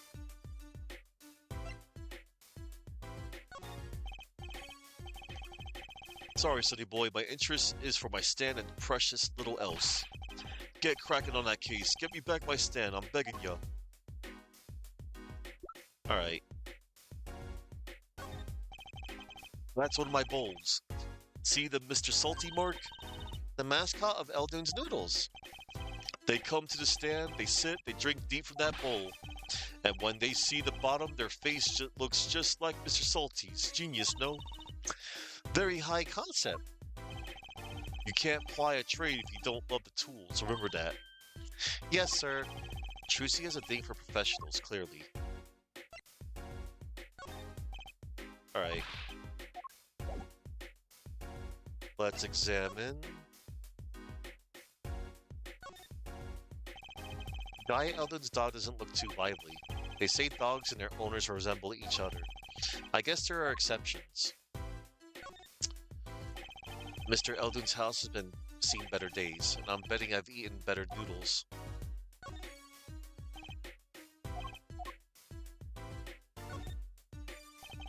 This must be his business sign. It reads new. Maybe that's how the kids are spelling new these days. Another failed attempt at hipster marketing. That's funny. A lone Eldoon's noodle bowl lies on the ground. The lone bowl tipped on its side. It's kind of surreal. You'd think he would have picked it up by now.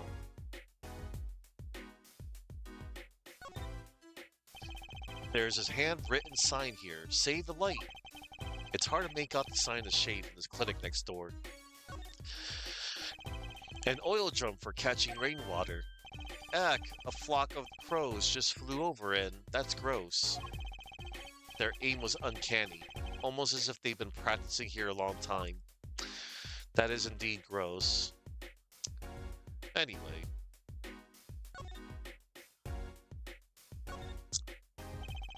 The front entrance to the Marathis Clinic. The walls and posts are so highly polished I can see my face in them. Wait, my hairdo's a little flat. There, perfect. Looks like this is a banner for some campaign. 3 shots for the price of 1. Somehow I don't see people lining up for that. A police car is parked in front of the Marathis Clinic. It's empty. The police must be inside investigating. Alright. Let's see.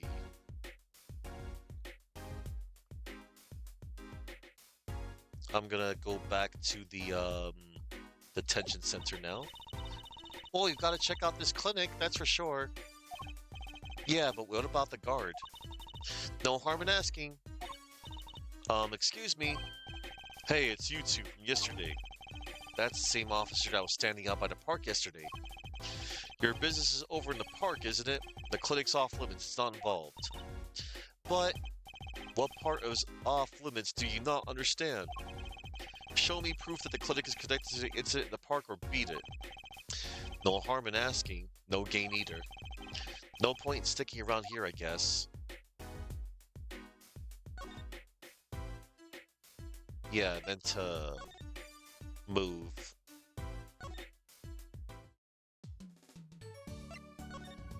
Let's move back to the detention center. June 16th, detention center, visitors room. I was hoping to meet with my client. Walkie Kitaki's just finished questioning. I'll bring him out. Great, finally. Oh, great. Yo, sup, my little imposter? Eek! What did you call me? Dizam, it's you. Sorry, G. Thought you were a leader. My little imposter sure is a strange nickname. It's a clique thing. You wouldn't understand. Did I say imposter? I meant poster. Like poster girl, aight? If you're going to drop part of that, why not drop poster and just call her girl? Cause she's so much more than that, G. She's like an angel. A fallen angel. So what can I do for you? You don't look so chipper today, Walkie. Worried about your heart condition, maybe? That was the wackest thing of all. All us G's lining up, taking eye exams and all that. Better to die young than fade away, Bazooey. A relief to hear. Eh? What's a relief? Oh, did your father not tell you? That bullet you carry so close to your heart, if not attended to immediately, it could kill you. Man, I ain't trying to hear that. A man fights to protect what's valuable to him. You know what I'm saying? I miss my fallen angel. Hey, you go get a leader for me. You're my lawyer, aren't you? Lawyer, not gopher. One moment, everybody. Let me cover his face for you all. I'm gonna use the restroom real quick. Okay.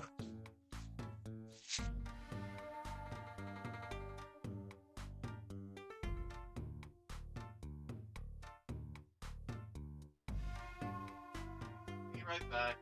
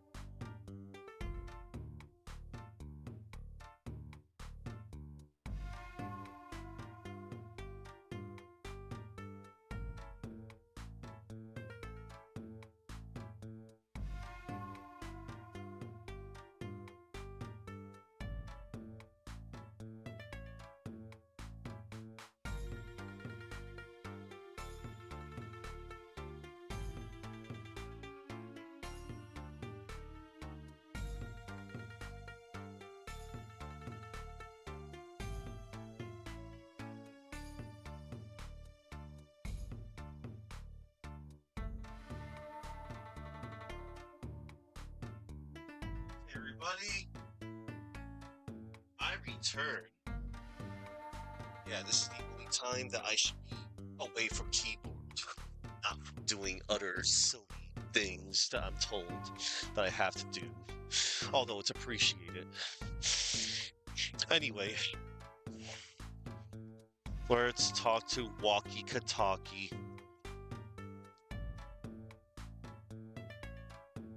Walkie Talkie.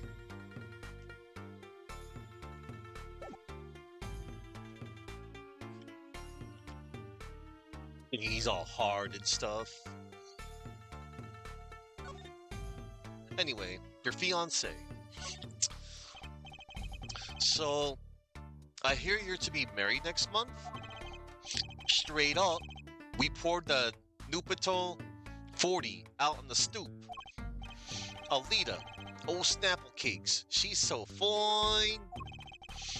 I think he's smitten with her in his own weird way. I was wondering, how did you two meet? I asked Tiala, but she was very vague. Huh? Well, man, if she wouldn't tell you, I best hold my tongue, you feel me?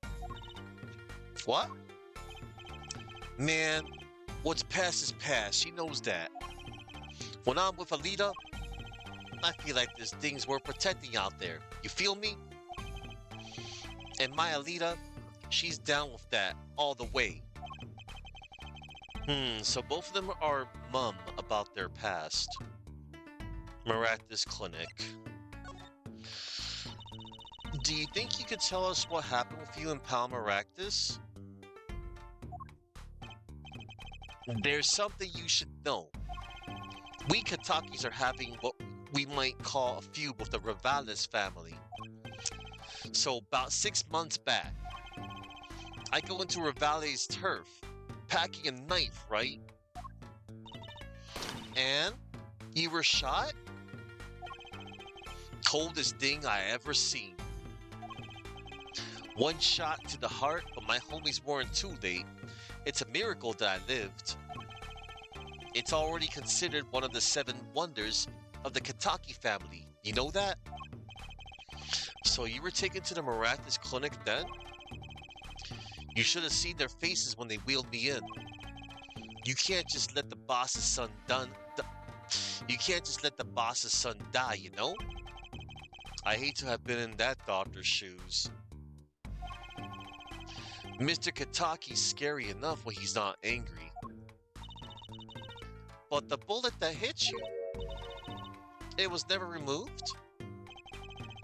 And it's still threatening his life. That doctor, he did it on purpose. The Rivalis paid him off.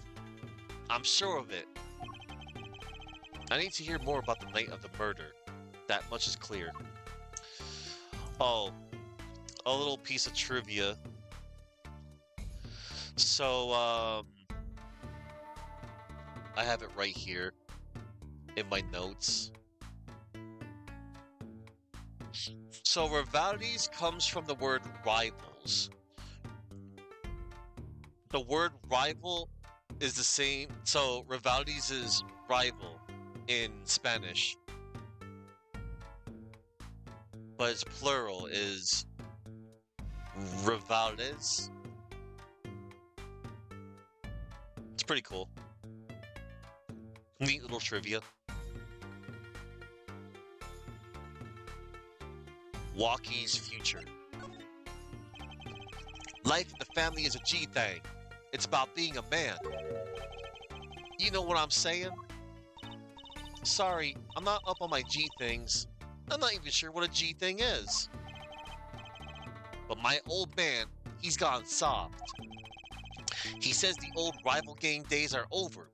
He just wants to make money. Isn't that a good thing? Man, there ain't no soul in making money. Better to live fast and die young. For shizzle. Wait till I run the yard. Then everyone will know what time it is. That's right. OG time all the time. Represent. Apollo, why does he keep talking about old guys? I don't think that's what OG means, Trucy. Original gangster. It means original gangster, everybody. Or do I have to say it like this? Original gangsta. Yeah. Alright.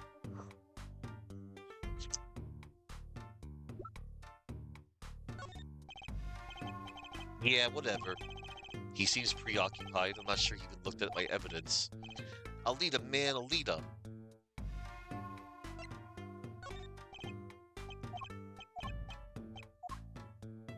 Alright.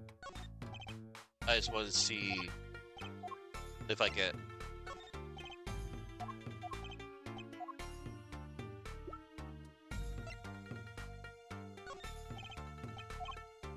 Alright.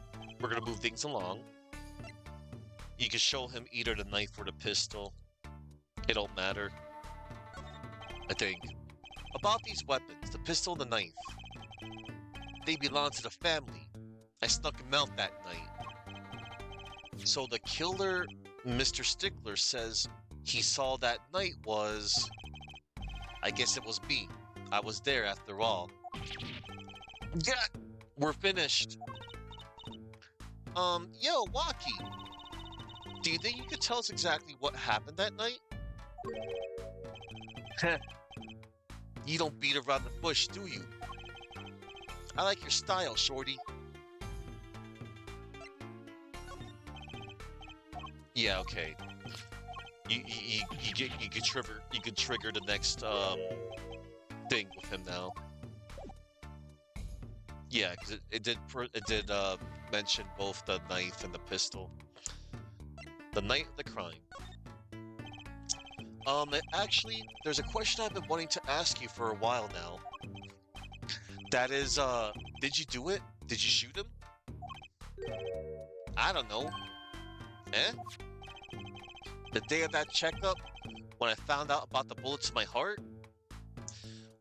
That day of that checkup, when I found out about the bullet by my heart? I borrowed a gun from the family stash. Figured I'd give that doctor a taste of his own bad medicine. Uh-oh. I don't like where this is going. But you were carrying a knife, weren't you? Oh, that? Yeah, well, never can be too careful, I say. So I'm on my way to the clinic, right? When I run into him in the park, and he's dragging this noodle stand behind him.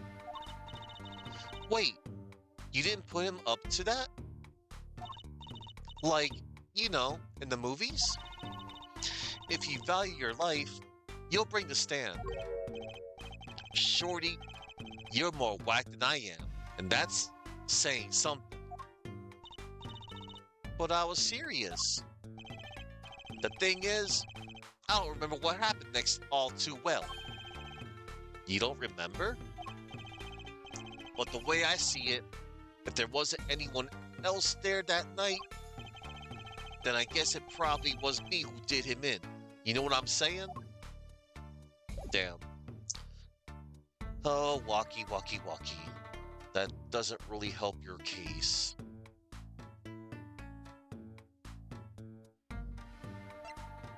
But there's probably more to the story, of course. Of course there is. Kentucky Mansion now.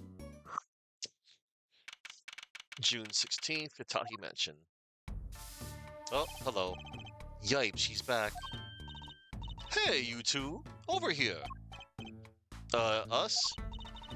Yo, little plum, what's up? I think all this gangsternese is a negative influence on Trucy. I heard you retrieved my bloomers. Well, I was just doing... Bah! A man speaks clearly and takes credit where it's due. You caught the thief, didn't you? Yes, sorry. I caught him. You're cute when you're nervous, Polly. I'll do a few later.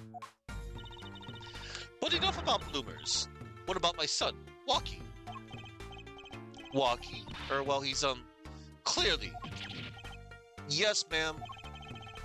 This is why I was kind of hoping we could avoid coming back here. Alright, let's talk about Walkie.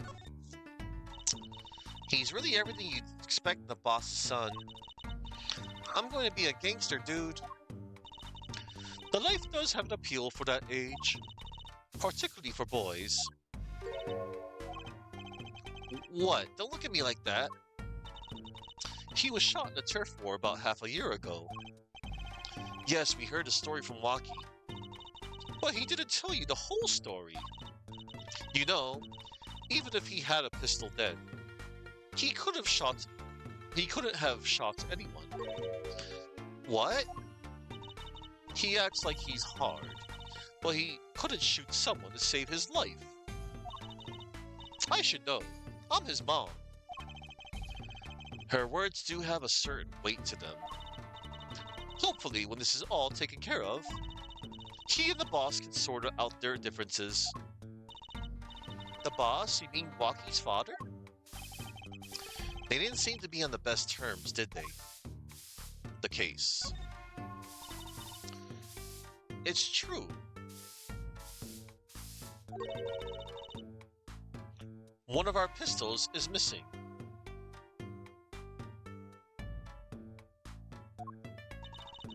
So the murder weapon was from this mansion. We kind of figured, given the difficulty of obtaining a gun these days.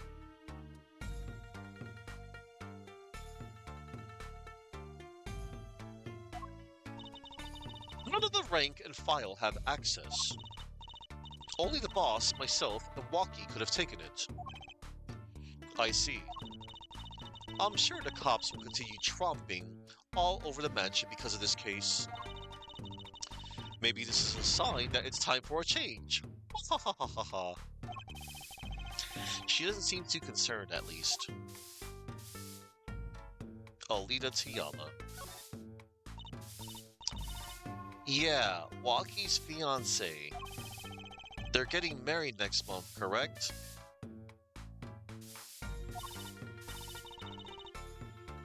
I suppose. She's been staying over lately. You don't look too happy about that, little plum. How'd you guess? Even I could tell. Could you tell us more about her? Walkie brought her home one day. Says he wants to tie the knot. I could see why. She's so pretty. Oh, she's pretty enough, but you know. Nah, it's probably just me being suspicious. Stay in this business too long, and you start to only see darkness in people. You get a nose for it. A nose for people. A nose for trouble. I wonder what the problem is. It's like a gangster's only version of female intuition. Father and son.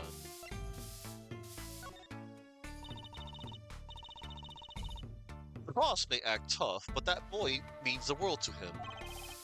But Walkie seems, well, it seems like he's against his father's position. Ah, it's to be expected. We're in a bit of a transition now.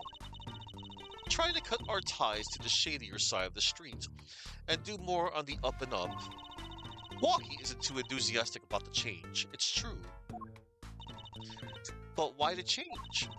Is the gangster thing just not paying the bills? Wahahaha. It pays, but we need a lot of money right now. Clean money, that is. I see. Something must be up. He'll see things the way the boss sees them someday. Alright. Sorry, kid, I got no idea what you're talking about. Okay. About these. Hey, my bloomers. Thanks for that. I owe you one. I thought you might like them back, so... oh no. Why don't you keep them as a souvenir? Oh no, I couldn't really. Thanks for the offer. I could use those in my Magic Panties act. I'll pull shivs and pieces and godfathers out of them. Great. Now your props are going from bland to dangerous.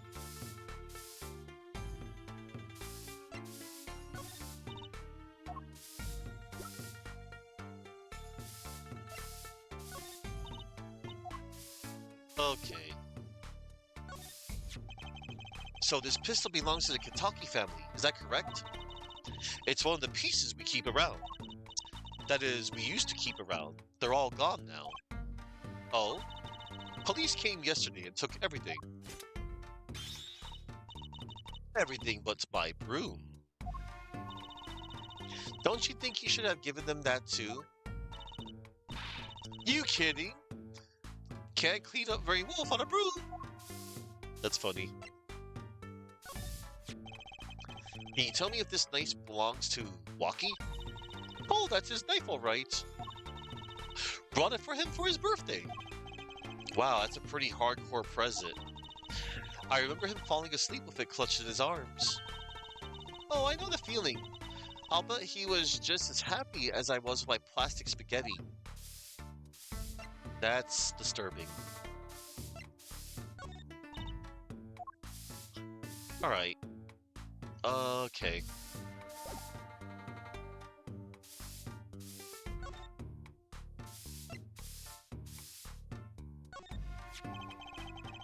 This is the mirror we found. From the hit and run, huh? It's funny how it all ties together like this. You chase after a hit and run and end up Walkie's attorney. Of course you'll find the real killer soon, won't you? Yeah.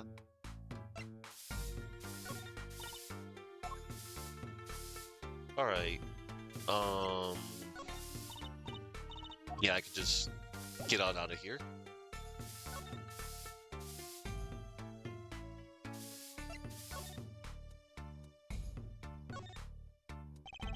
Looks like that old lady's at it again. Look, I told you yesterday, the park's off limits. And I told you yesterday this is how I go home. Okay, you want me to go around? How about give me $5 like yesterday? The con artist strikes again.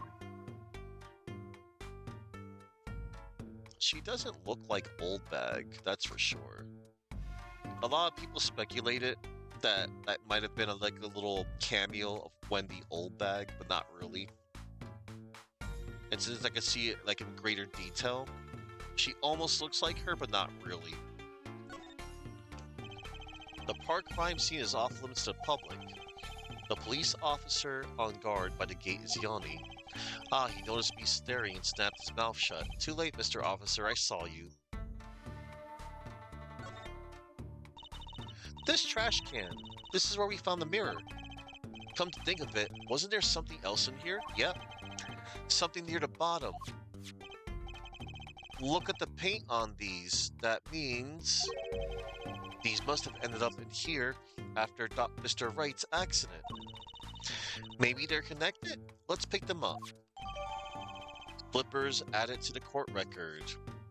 Slippers for the patients at the Miraculous Clinic was found in front of Kitaki Mansion. A large trash can sits by the entrance to the park. What, you're going to dig through it? No. What, I'm serious. I have no intention of looking through this trash can. Oh please, don't hold back my account. I think that whatever you think about me and trash cans, you're wrong. Apparently, this park was the gift of the Kitaki family. The Friendly People Park brought to you by organized crime.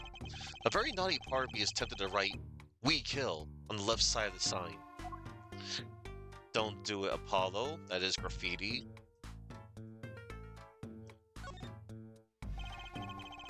The colorful dragon turns its baleful gaze in my direction, as if to say, "Abandon all hope, ye who enter here." Don't worry, Mr. Dragon. Me and Hope haven't been on speaking terms for a while.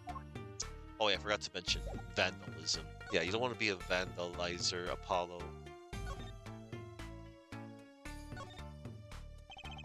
Several colors of paint have been splashed across the gate. Most of it's pretty much dry too. This is going to be one heck of a cleanup job. An impressive gate befitting the Kitaki Mansion. Look at the nameplate, Kitaki. That's so cool, short and blunt like any good gangster. Oh, let's change our name. How about WAA? Maybe that's too short and blunt. What do you think? No comment. Alright. Let's check out our sandals, everybody, that we just collected.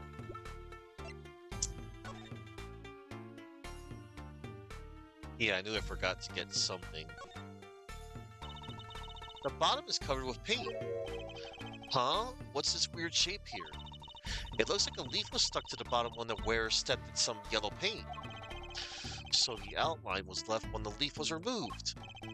Ack, I got paint in my hand. Apollo, I saw you try to wipe your hand on my cape. Oh, look at that.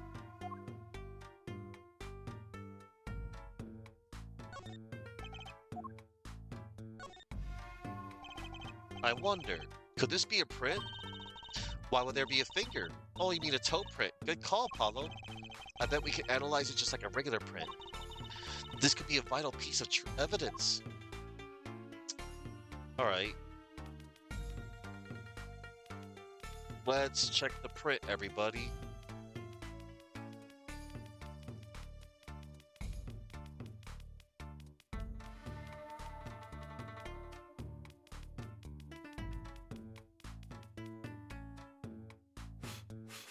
Oh, we found a print. Let's see. Hey, it worked. That looks like a big toe, maybe. Wow, I feel like the case is solved already. What was next? We have to match the print, right? Right, let's match it. Wait. The detective didn't give us a list of toe prints, Apollo. Oh, good point. Maybe we should ask her? Get some expert advice? Yeah. I guess so. I'm not sure she really qualifies as an expert. Yeah, okay.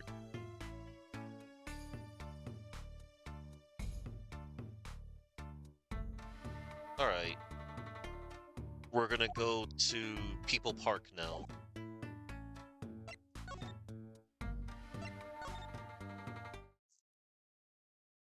Let's see.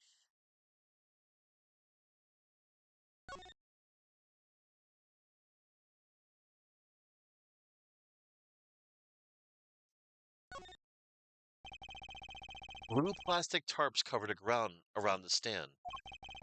They were apparently put here to preserve the crime scene. Okay. Poor Mr. Eldoon. His stand's been standing here since this whole thing started. It almost looks at home here in the park now. I think it should be made into a playhouse for children. I think its owner would disagree. A mannequin put in place of the body. I think I've seen him by the police station. The way he's forced to look at the ground now, day in and day out, it's kind of sad. A knife is sticking straight into the ground. Remember what Wesley Stickler said in the trial today? Walkie was very likely pointing this at the victim. Like he wanted to kill him. Yeah, that's the problem. A trash can sits next to the path here. And I guess now we know it was Mr. Stickler who hid Little Plum's bloomers here, huh? That's right, Trucy. And what a web of lies grew from that one little act. I can still remember that moment. You brandished those bloomers on high and shouted, "Objection!" Here's what I want you to do, Trucy.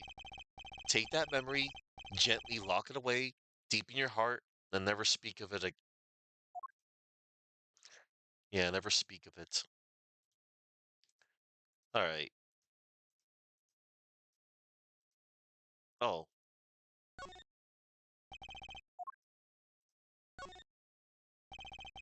benches line the river running through the park. Ah, little urban oasis. I bet children come here to splash around in the water. That river's a little deep for splashing, and a little dirty. Well, they could listen to the water and pretend they were playing. Yeah, let's not. Let's see.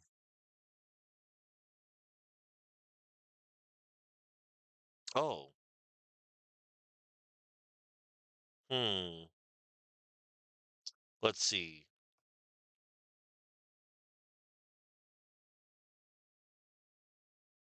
Hold on. Okay, we already talked to Wesley Stickler. We went to the Kentucky mansion. We talked to Little Plum.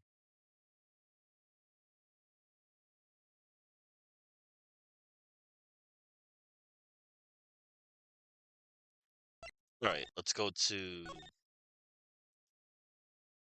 Oh, that's right. Look at that crowd over by the park.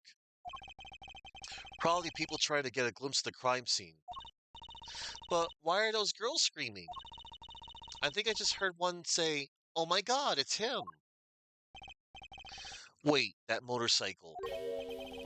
Ah, if it isn't Airford Head. Prosecutor Gavin. Some fans found me on my way out. Just my luck. Oh my god, he's so cool. Dust screams. New album just came out, you know. Try waving to them. They love it. Ooh, he's so cute. Ahaha. They're so excited. It doesn't matter who waves to them. See? This is surreal. Um, so you were here investigating? And I was on my way home when my hog gave up the ghost. Your hog? My motorcycle won't start. A clogged exhaust pipe. Too bad, it looks like such a nice bike too. Hard to believe that it could break just from that. Ah, it's my fault. I think I was using the wrong oil. Cars, motorbikes, they're all the same. Clog the exhaust, they won't run. Ah, machines. Tell me you share my angst, air forehead. I ride a bicycle, actually. Ah, in any event, I'm off to the shop to get her fixed. The detective in charge of the scene isn't fond of me, in any case. The detective? You mean the one in the lab coat? Ja, she's in a foul mood, too. Be gentle. Off whiter stripe, baby. Oh my god, there he goes. Oh my god. And the forecast of the park today, gloomy skies. Well, nothing to do but head on in. Let's hit the park, Apollo. Oh man, we got to. Alright, June 16, People Park. Huh? Does something about this scene look different to you? The blue tarps are gone. Maybe that's it? Yeah, I think you're right. Look over there. The white frocked detective from yesterday. She seems to be apologizing reverently to the trash can. She's under a lot of stress. The investigation's probably not going so well. Hey, you there! If you're going to talk about someone behind their back, do it more quietly, please. Oh, Detective Sky, hello. You seem as gloomy as ever. This is miserable. Miserable. I just got a new kit, and I can't get the stuff to work. And everyone's all smiles for that glimmerous fop. Glimmerous?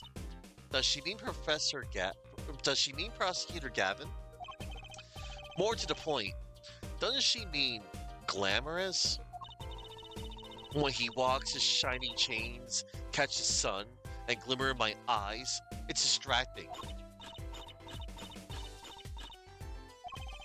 Speaking of distracting, I guess I just have to accept the fact that I lack talent. Sounds like she's trying out some sort of new forensics technique. Alright. Alright. We're gonna talk to Emma. Sorry, I don't think I can help you with that. I think you need more than just scientific help. But ask me anything you like. Just ask scientifically. Okay. Detective Sky. Detective Sky, you know Mr. Wright, correct? How do you know my daddy? I want details. Well, he helped me out a long time ago. You might say he saved me. Wasn't she saying something about getting involved in an incident? I can't stand it when things are vague, especially in the case. I went to study to become a forensic scientist in Europe. But you're a detective now? Well, I failed the test. But you know, rank and title don't matter. What matters is what's inside your heart. I've always thought that too. And my heart is full of science. That's why I brought this kit through mail order. And I'm going to test it here before the forensics team arrives. Are you sure that's okay? Yeah, because she lived to be a forensic scientist. It's just when she came back here, you know, they made her a detective, which was something that she doesn't like to be, apparently. Because, yeah, I'd be bitter too about not landing a job that I wanted. Prosecutor Gavin. I'm sorry, it's the same professor. I won't lie, I'm not fond of the man.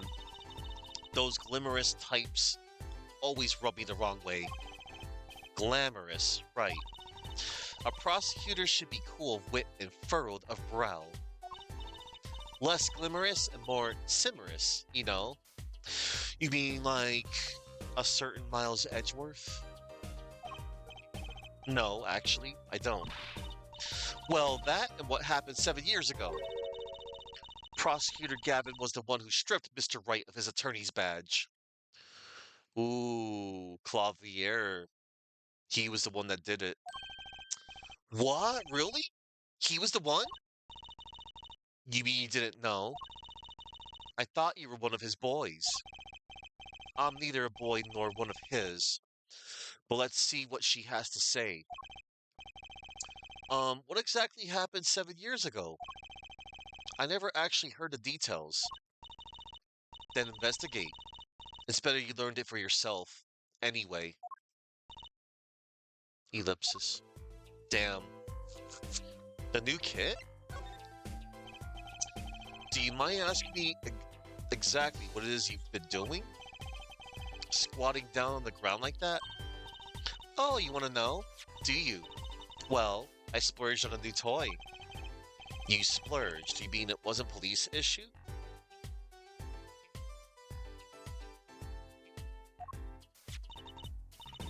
What is it? I see a roller and glue. This is a footprint analysis kit. Footprint? It was raining on the night of the murder, which means that footprints were left. Oh, does that have anything to do with those blue tarps? Right. The ground was muddy, so I had to protect it, as it was that night.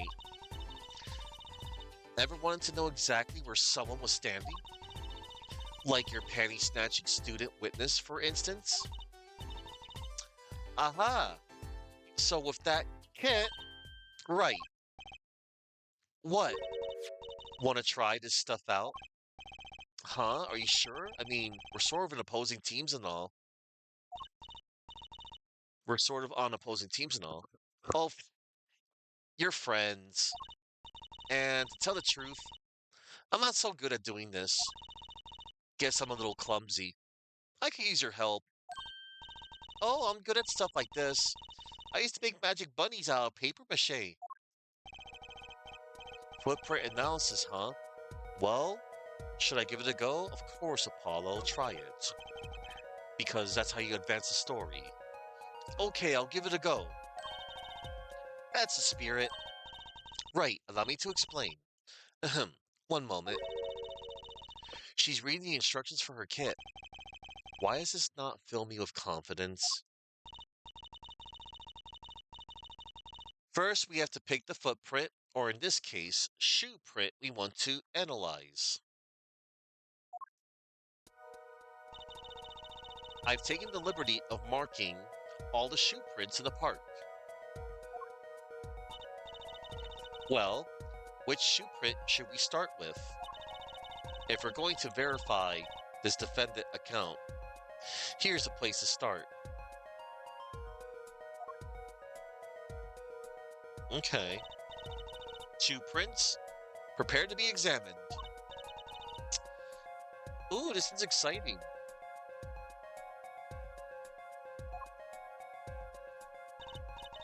Right, here goes. First, pour the plaster into the print until it's full.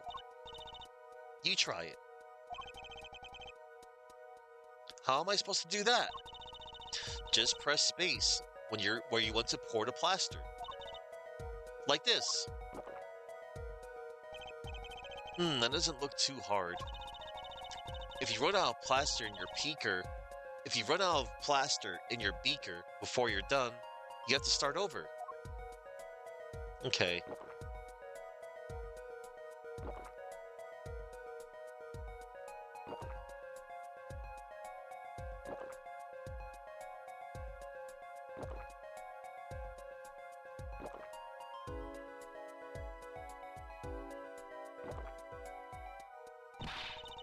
What are you doing? Out of plaster already? Hey, give me a break. I'm just a beginner at this. I'm not that far ahead of you. Believe me, fine. I'll make another batch. Don't mess it up this time. Oh. Plaster, here comes justice. Damn, I usually do this on my first try. Oh well.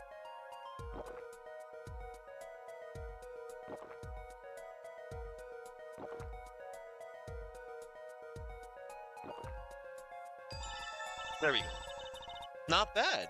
You're handier with that than you look. What's that supposed to mean? On to the next step. Dry the plaster until it turns white. Right. Just press space to blast it with that dryer.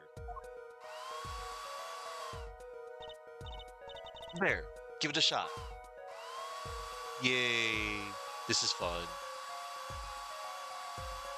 Forensics, everybody.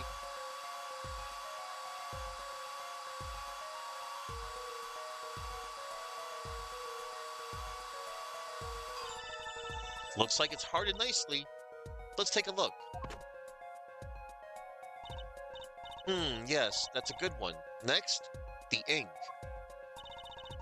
Ready for the next step?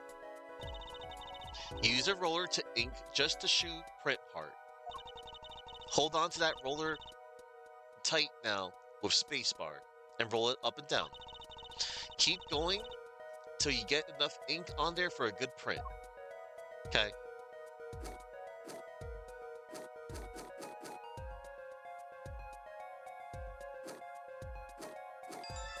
Yay.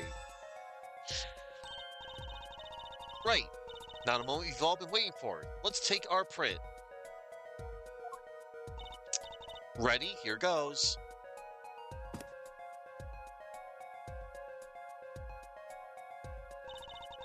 Let's see if we get a match. Alright. Let's compare. Yeah, it's Walkie. This is Walkie's print.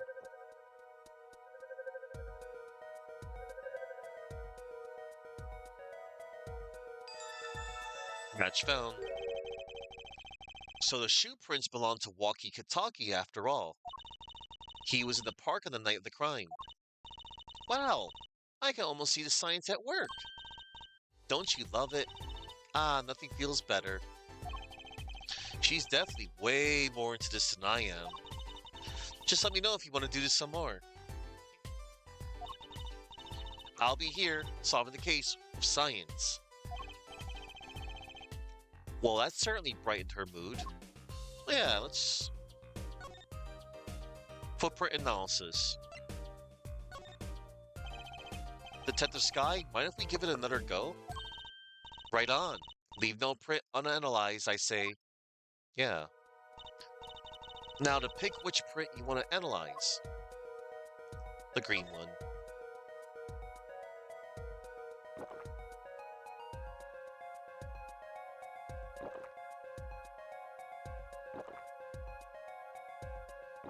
There we go. Okay, looking good. Next, to dry the plaster.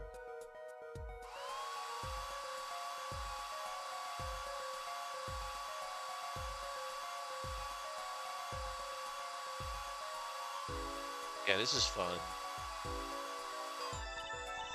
Okay, let's take out the mold. Yes, that's a good one. Next, the ink.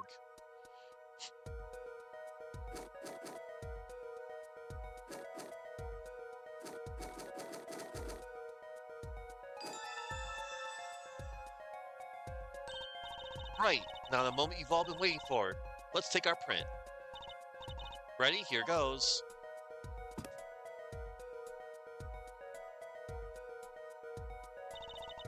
Let's see if we get a match.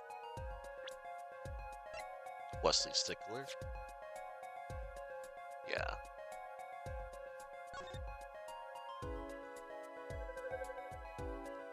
This is Wesley Stickler's footprints.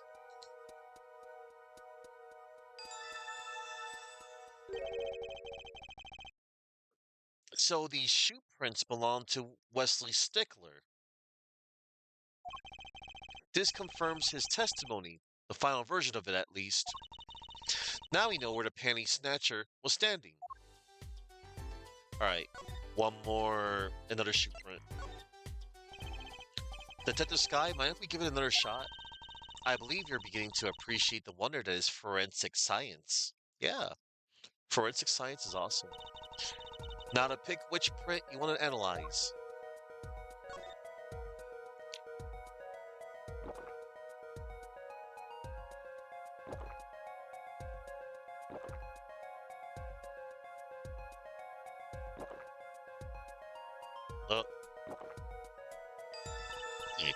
Okay, looking good. Next, to dry the plaster. Yay.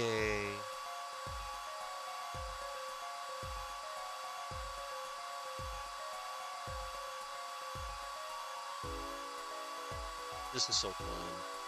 I'm having some nice memories right now. Okay, let's take out the mold. Yes, that's a good one. Next, the ink.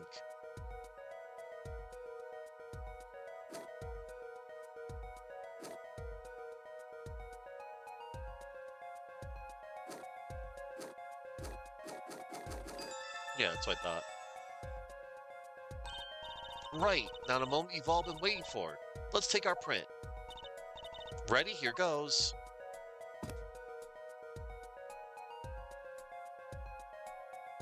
Oh, huh? That's a funny shoe print. Is that even a shoe? It is strange, so smooth. Except for the part with the leaf. I can say without even looking that this print doesn't match any print on our list. A mystery print.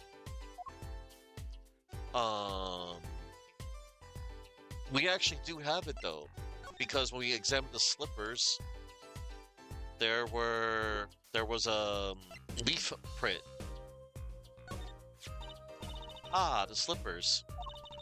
That's quite a clear print there, a toe print. Too bad we don't know whose toe it is.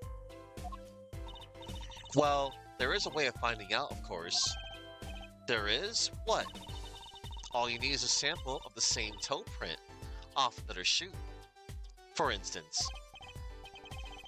Oh, right, so if the prints matched, you know the same person wore both. Do I have another shoe worn by the same person?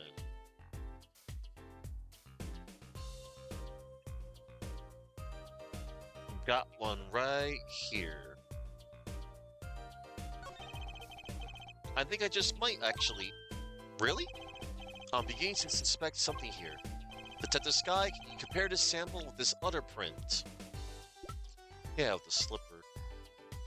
Take that! What's at the scowl?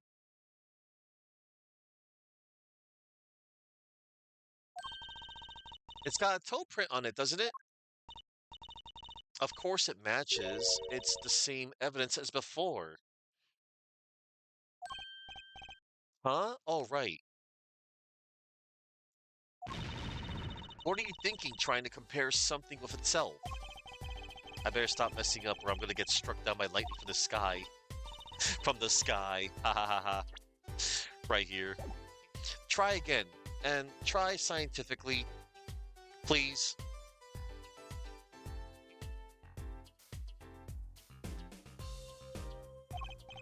Another toe print. Right. Oh, wait a minute.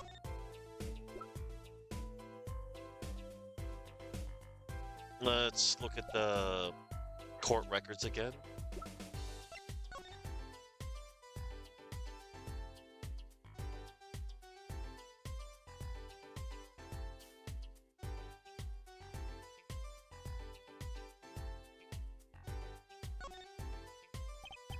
So, we have a toe print now. I'm not sure what good it's going to do with us without a list of toe prints to check it on. Maybe our detective friend can help us.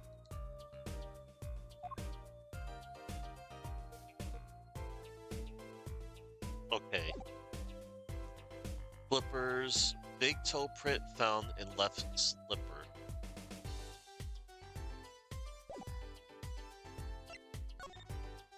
Mystery print. My bad. This print is far too smooth to be from a regular shoe.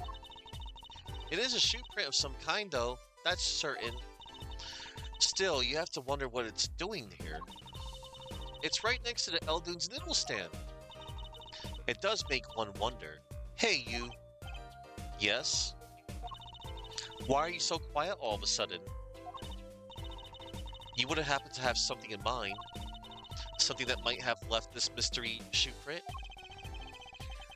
This mystery shoe print does remind me of something. Yeah, show evidence. I'm pretty sure I've seen something that would leave a print like that. You know, I think I have our culprit right here. Here we go. Take that! Well, I think it's these slippers, actually. Slippers? What would slippers be doing out here? But look at the bottom, see? It's covered with paint, except for... See, right here? Hey, that spot is shaped like a leaf. What if a leaf was stuck at the bottom and came off when the slipper stepped in paint? Makes sense, doesn't it? Wait, something's written on them. The Miraculous Clinic. Exactly, the victim's clinic.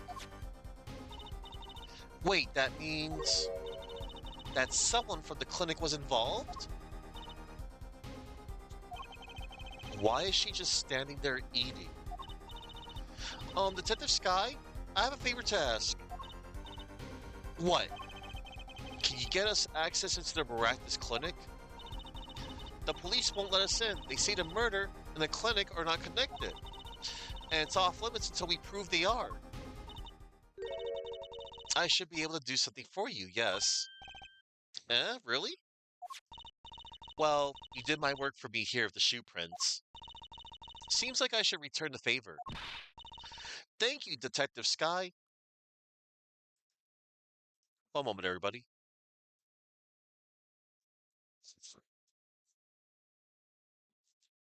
I'm going to continue momentarily.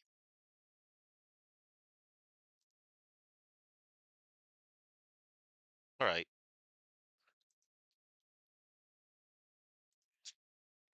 Thank you, Detective Sky. Here, show this to the police officer on duty. Detective Sky's orders added to the court record. Right. Marath's clinic. Here comes justice.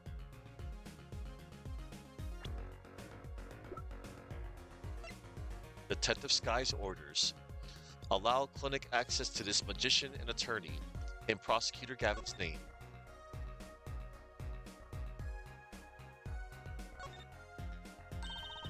She put a little heart by her name. How cute. Isn't she a little old for cute? Apollo, shame on you. Cute is eternal. Cute is timeless.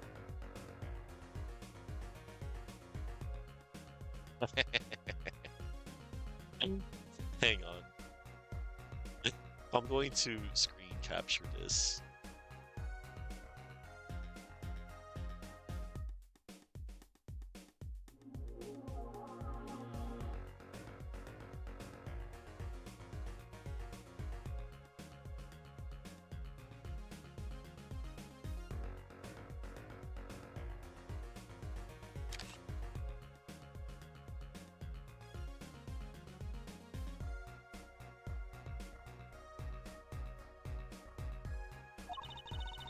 No matter how old a woman gets, she always carries a little innocent maiden inside her. Really now? I suppose I never heard it put quite that way before. When I sign my name, I always put in a little diamond. Trucy, diamond, right. See? Cute, don't you think? It's a little confusing. Won't people think your middle name is Diamond? Hey, you can write your name like Apollo equals Justice. You know, like Death equals Adder in Golden Axe. I do like Justice, but that's taking it a bit far. That's cute. Yeah. All right.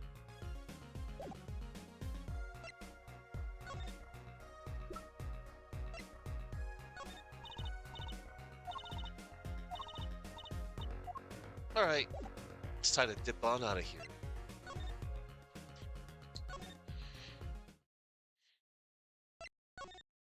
Okay. Let's go to Eldune's house. June 16th, Eldune's house. Ah, you two again. When? Oh, when will you learn? Look at me however you want. You're not getting in today. I wouldn't be so sure if I were you.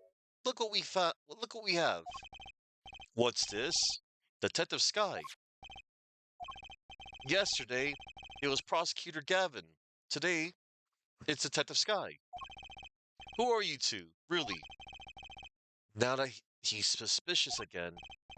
Well, you got the orders. I gotta let you in. Have fun.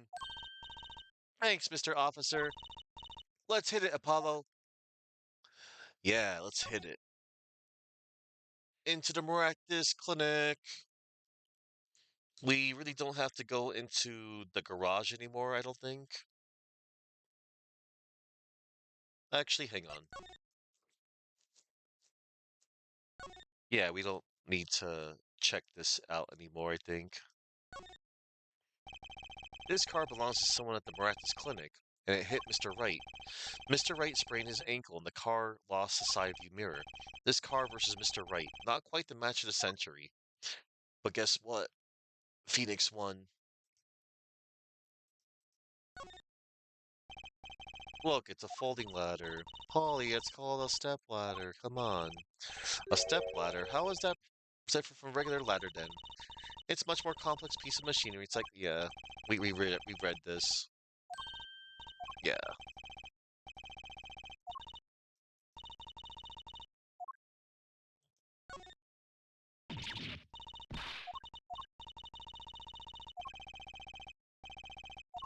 Yeah.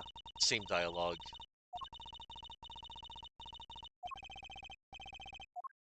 Let's see the kitty.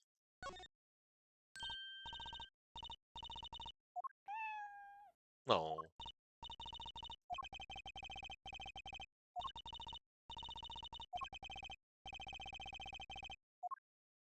Alright. Yeah, we have no reason to be here. This place is irrelevant.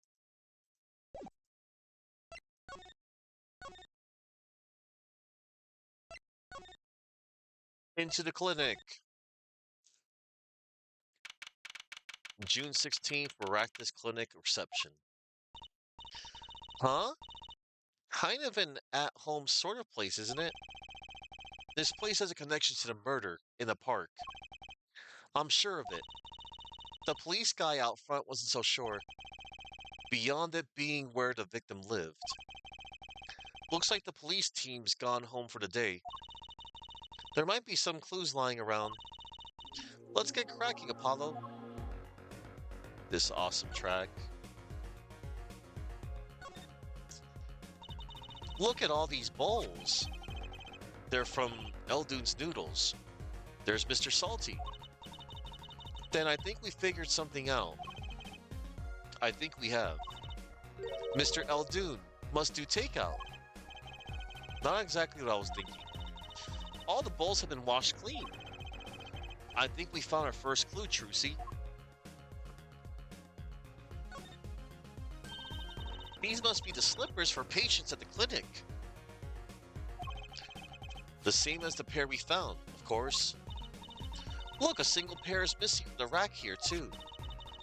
And ours have paint on the bottoms. Which means they were taken out of here on the night of the murder. Right. The paint's from the hit and run after all. But what were a pair of clinic slippers doing in that trash can? And what were they doing at the scene of the hit and run?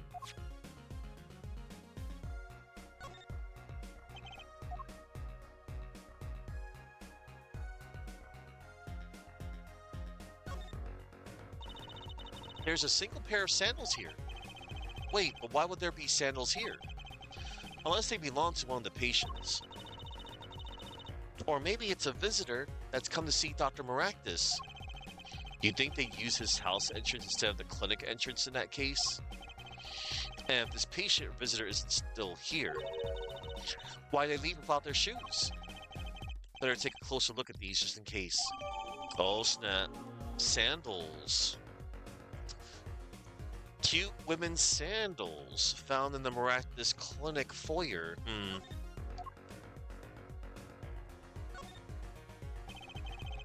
The clinic reception desk. No one's here, of course. There's a small sign on the counter. Please pay your bill. Remember, we're the ones holding the scalpel.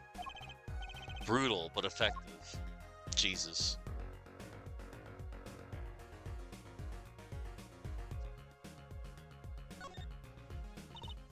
Look, this door says doctor's office. Think this is the victim's private office? It's not locked. Too bad. Why too bad? I like opening locks. It's kind of a hobby of mine. Like those little bike locks, don't even bother putting them on when I'm around. That's probably not a hobby you want to tell too many people about. Um, Apollo, that sound. It came from behind this door. Someone's in there. Let's check it out, Trucy. A break-in. They left through that window. Wait, Apollo. you're too late to catch them now. That must be her experience as a panty snatcher chaser talking. Well, we should tell the police. Let's check the room out first, Apollo. If we call the police now, we'll lose our chance. You're right. She's better at this than I am. Well, one thing's for certain. This clinic and our murder case are looking pretty related now. Indeed. Let's check the sandals. First and foremost.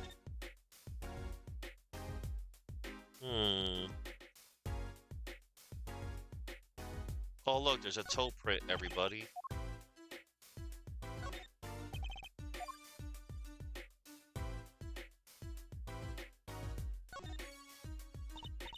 Hey, Apollo, you think this is... Huh? This could be a toe print. Maybe we can get a print off this. Let's try it out. Okay. Let's dust for prints, everybody.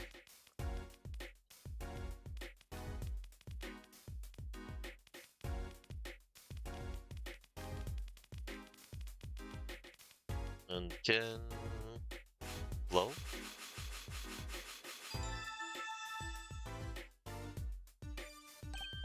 Hey, it worked.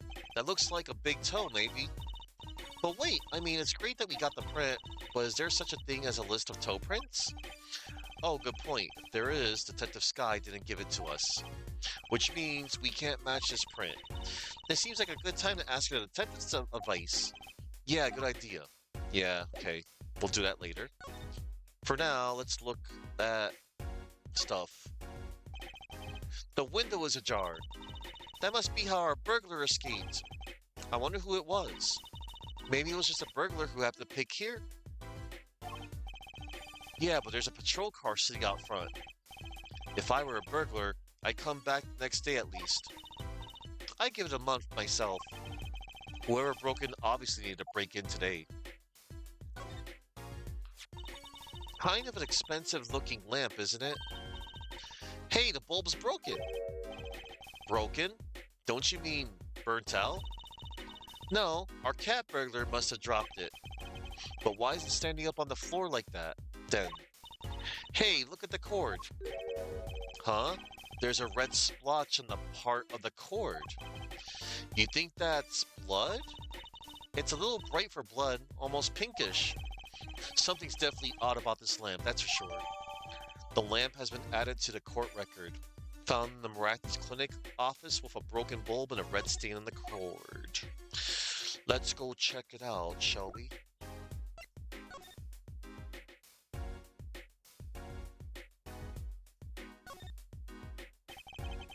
This cord runs to the lamp. It has a red stain on it. Gotta wonder what left that stain.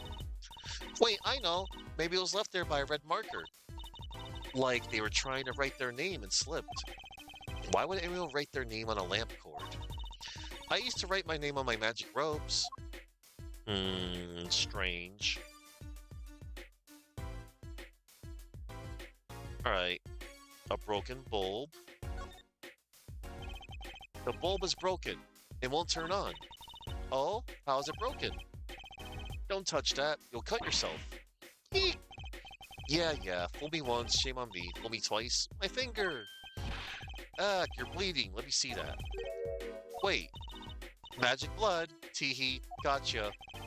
Please don't do that again. I have enough to worry about without my coworkers injuring themselves in the evidence. Alright. Alright, so broken bulb and there's a red stain on the wire. That is really suspicious, everybody. Alright.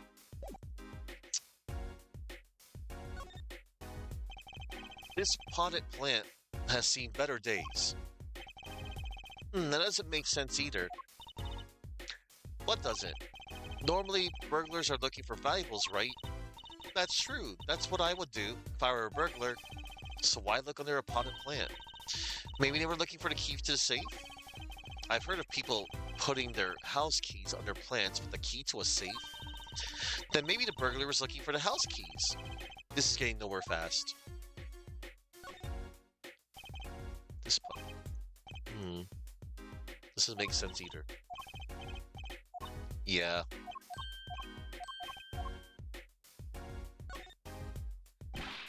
Whoa, what are those? The wall is covered with beakers. Eek! Something's moving inside that one. You look, Apollo? You look, Apollo. Hey, look yourself. You can't. Oh, it's a goldfish. Wow, they're all fish. So many kinds. Whoever designed this had a sixth sense of humor. Okay. Books and papers are scattered around the room. Wow, what a mess. This is worse than Daddy's room. The burglar must have left in a hurry. Even the cup on the desk here is lying on its side. Huh? The juice that spilled out of that cup. It's dry. So the messy one wasn't our burglar just now. Someone knocked this cup over a while ago and left it. Alright. Okay. Let's check the safe. What a cute little safe. Looks like a 4-digit lock.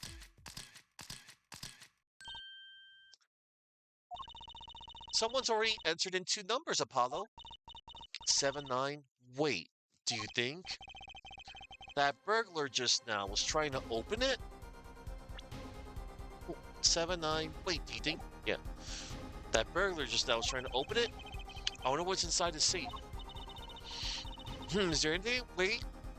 We can figure out the last 2 numbers? Well, we know the first 2 are 7 and 9. Maybe there's something in the court record? Something that can help us figure out the last 2 numbers.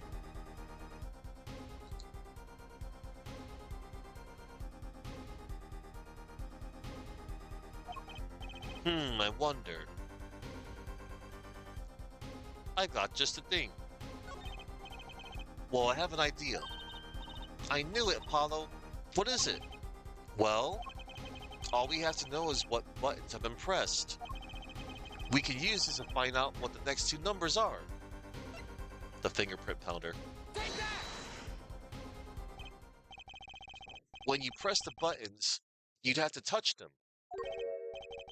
With your finger, right? It will leave a print.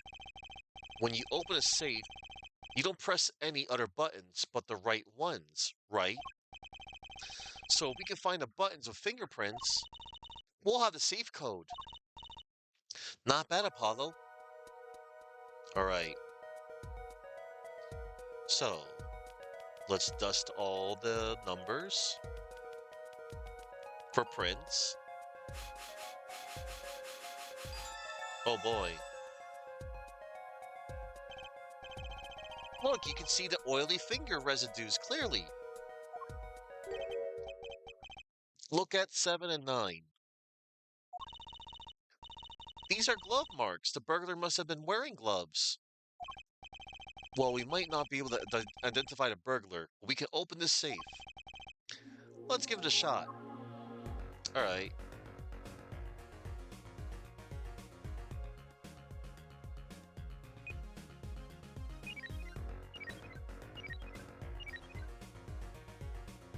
Seven, 9, 5, 2. Aw, snap. It opened! Oh, look at the lucky cat, everybody. And 2 things are inside here. This looks like a bullet hole. You can still see the bullet sticking out of it. Why is it in the middle of a safe?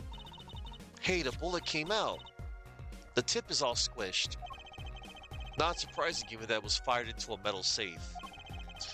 This bullet's got a story behind it, that's for sure. The bullet has been added to the court record. Found in the Marathon's clinic safe.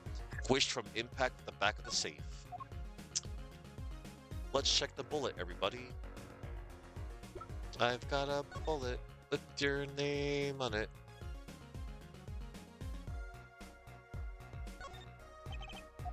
Alright. Wow, it's all mushed. That was one tough save. You know, it looks kind of yummy. Huh? Like ice cream. Caramel. You certainly have an active imagination, Trucy. Yeah. It's a freaking bullet, Trucy. Anyway. This looks like a medical chart. There's an X-ray in here with it. An X-ray? Can't make heads or tails of it. And I can't read the chart either. It's all in medical speak. But the names are easy enough to read. Look, by patient, it says walkie-talkie. So this is Walkie, our client's chart, huh? Why would this one chart be here in this safe? Let's see, the physician's signature says Pal Maractus. Eh? What is it, Apollo? Look here where it says who filed the chart. Let's see. Nurse Alita Tiala? Alita Tiala is Walkie's fiancée. That's one Ida too many, Apollo Lo. Never mind that. What's her name doing here? How should I know? Though I guess it means she's on staff at this clinic? Odd that she neglected to mention this before now. I'm sure she had her reasons. So Alita Tiala worked at the Maractus clinic, and she had access to Walkie-Talkie's medical chart. You got the I and Y wrong, Apollo. I'd be very interested to find out what this chart says. Who could help us decipher this? Walkie's chart found in the Maractus clinic safe, signed by nurse Alita Tiala. Let's check the court record.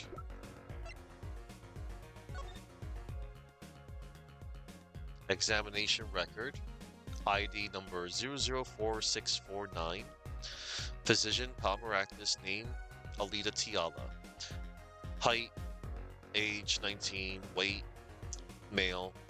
Patient's name Walkie-Talkie. The bullet was lodged near the heart. Dang. Alright. We got some pretty good evidence, everybody.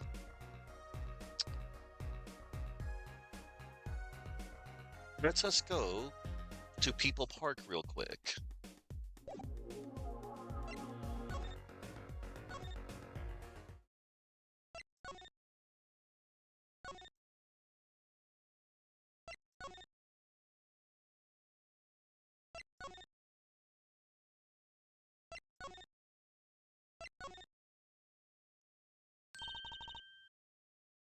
I know that face. That's a face of someone who's made a discovery. Hey, how did you know? You can't fool someone trained in the ways of science. Next, you'll have us analyzing face prints. Let's ask Detective Sky to help us, Apollo. Alright. We shall...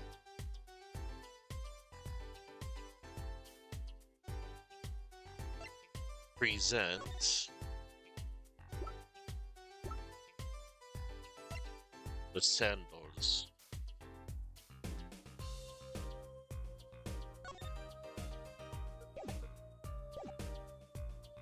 Oh wait, let me talk. Present sandals, yeah. These sandals.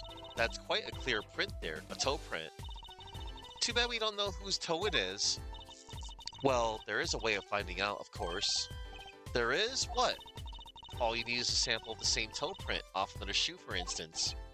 Oh, right. So if the prints match, you know the same person wore both. Do I have another shoe worn by the same person? Yeah. Got one right here. I think I just might, actually. Really? I'm beginning to suspect something here. Detective Sky, can you compare this sample with this other print? Compare it with the slippers, please. Take that! This pair of slippers, toe print and all. Oh, the print on these is nice and clear, too. That makes our job easy. Can you analyze it for us? Of course, hang on. Bingo. Gosh, I'm good. Hey, we were the ones who found the prints. A perfect match. The same person wore these sandals and slippers. I was afraid of that. All you have to do is find out who these sandals belong to. Or do you already know? I can't say. Not yet. Well, that's one big step closer to the truth. Alright. Alright. Let's move to the Hickfield Clinic.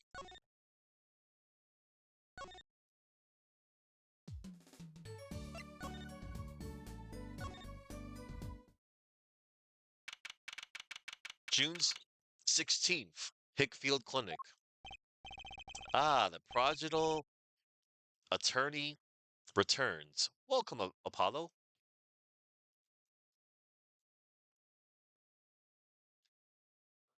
Enmity is a deep-seated active hostility or ill will. Okay, that's what it means.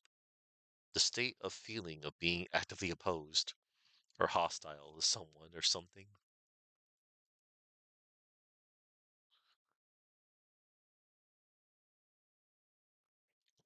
The prodigal. Yeah. Ah, the prodigal attorney returns. Welcome, Apollo. I heard you did well in the trial today. Here to discuss something? I could use a little diversion. What did Detective Sky say? If you want to know something, you have to investigate yourself. Mr. Wright, tell me what happened 7 years ago. Please. I want to know. I need to know. You certainly didn't waste any time getting to the point.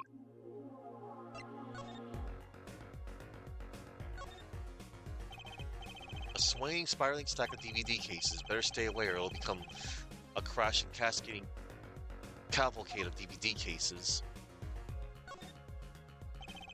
Mr. Wright's bed. My, it's messy. Tracy must clean up after him at home. A bottle of Mr. Wright's favorite brand of grape juice. Me? I haven't been able to touch the stuff since that first case. Not a problem for Mr. Wright, apparently.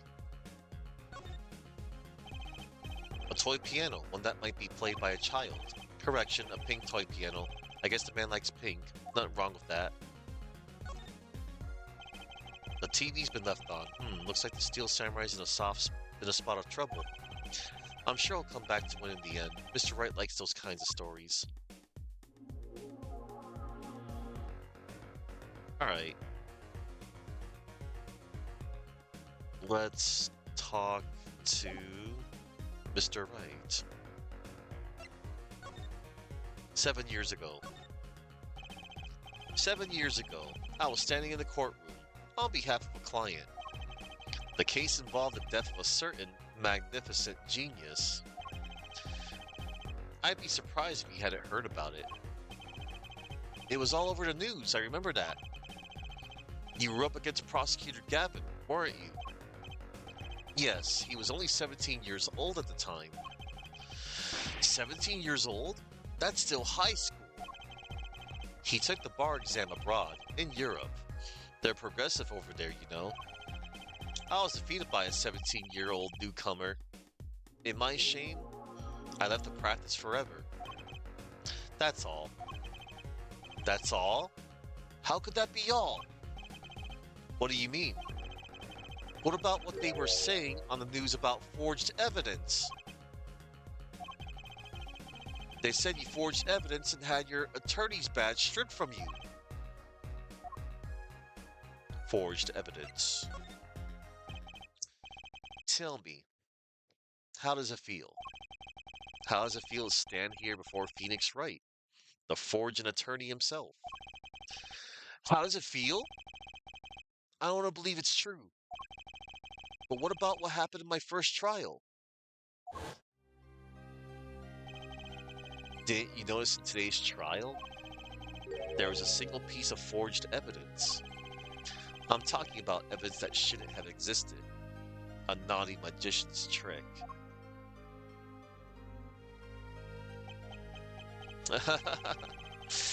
I don't see you jumping to my defense on this one. Maybe I did forge evidence. Maybe I didn't. It doesn't really matter now, does it? But I'm not an attorney anymore.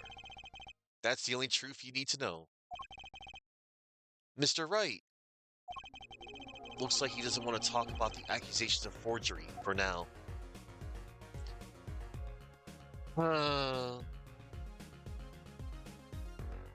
Well, we didn't get much out of that. It's refreshing to be so thoroughly ignored for a change.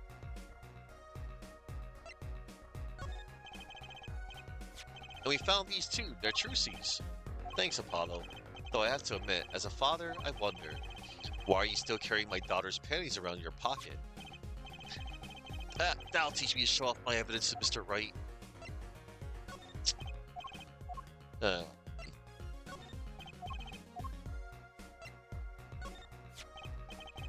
So that was what led you to the guilty party. Yes, thanks to you ripping the mirror off the car, I was able to deduce stuff. You make a good point, Apollo. In fact, it could be said that I'm to thank for finding the criminal. Think what you want, Mr. Wright. Knock yourself out.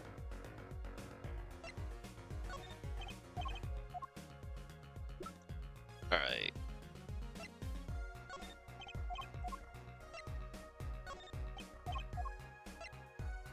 He doesn't know jack about any of this. It makes sense. Alright. Later, Mr. Wright.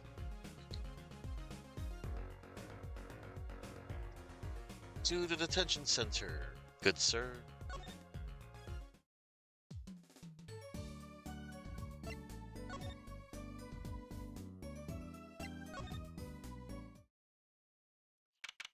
June 16th, detention center.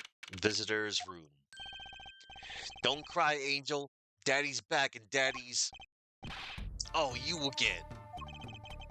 Do you always have to announce your entrances like that? Man, my old man, Now I'm all in the funk and it's his fault. One can only assume that his father tried to teach him a lesson and failed, clearly. You two got your work cut out for you, straight up. Of course I don't care if they lock me up.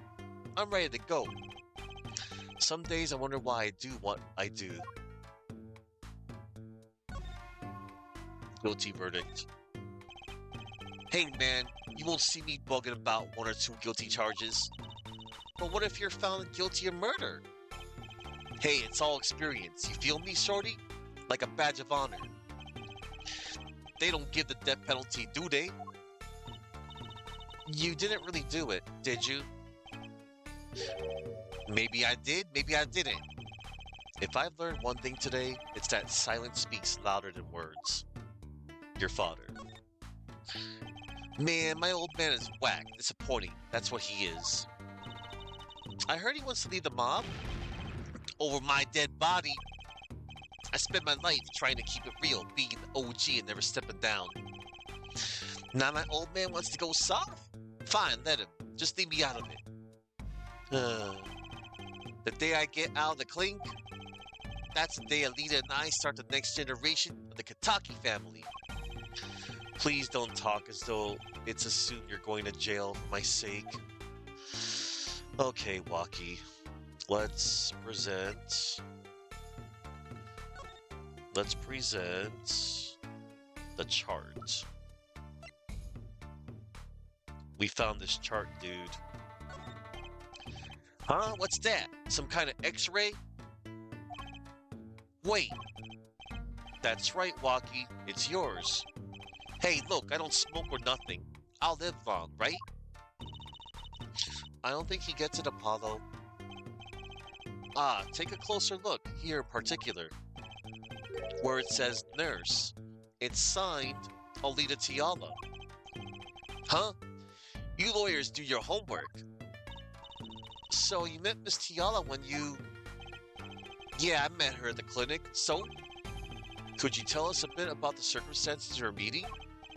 Fine, I'll tell you how we met if you want to know that bad. Let's talk. Kwaki and Alita. Kwaki and Alita. About half a year ago, I was shot during a little turf war with another family. I was ready to die, sure, but they came in and got me, hauled me off to the docks. The Miraculous Clinic? That's where I met her, my fallen angel. You mean Alita Tiana? She was scared of me at first, turns out. But you know what they say, the bad guy always gets the ladies. Right. She was done with that clinic anyhow. So I was like, I'll take you on, woman. Straight gangsta style. Guess what she said? What did she say? Come on, give it some thought. She said it real quiet, like on the down low, knowing what I'm saying. I'll leave if you'll marry me. So that was the proposal? You know it, an oath of love, right there in the hospital room. Just like that, the op was done, and we were out of there. See you later, bye. About that op. Yeah, didn't go so well after all, did it? I know about the report. I know it's still in me. Health checkup. This health checkup was the boss's idea, you said. Yeah, can you imagine? What's the point of living healthy when you're a G? You know what I'm saying? But didn't she learn about the bullet at that checkup? Yeah, that's what I knew the doctor had to pay.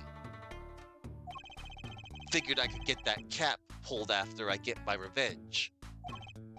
And hey, I'm still living large now, aren't I? Incidentally, had you ever had a health checkup before? Nah, my old man suddenly gets this idea that we all gotta get checkups. Guess he's getting old. Older, I mean.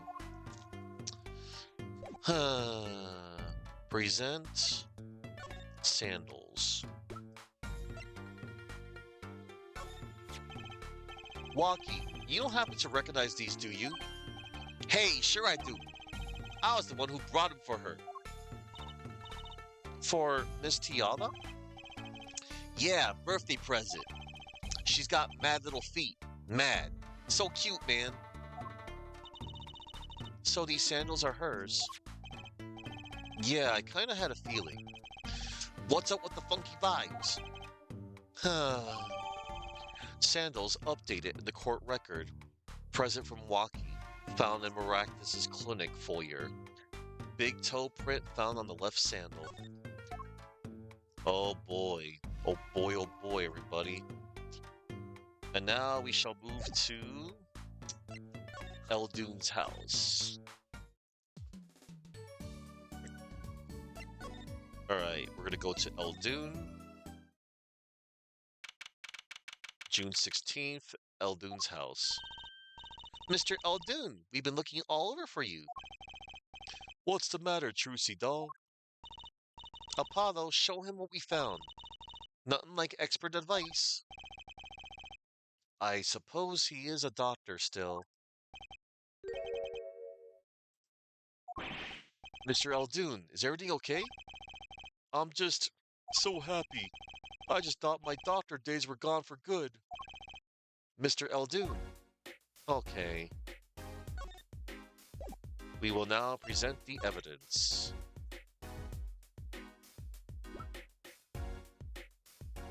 We're gonna show him Waki's chart.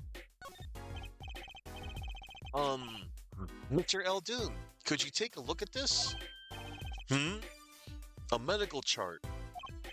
Hey, you shouldn't go around taking these from clinics. Ellipsis.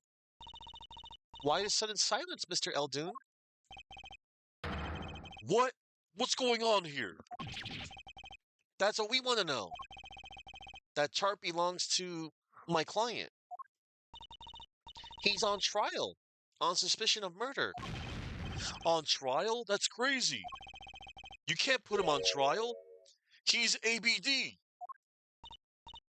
ABD? all but dead. He's knocking on the pearly gates, and someone's about to answer. Can you tell us why? Ellipsis.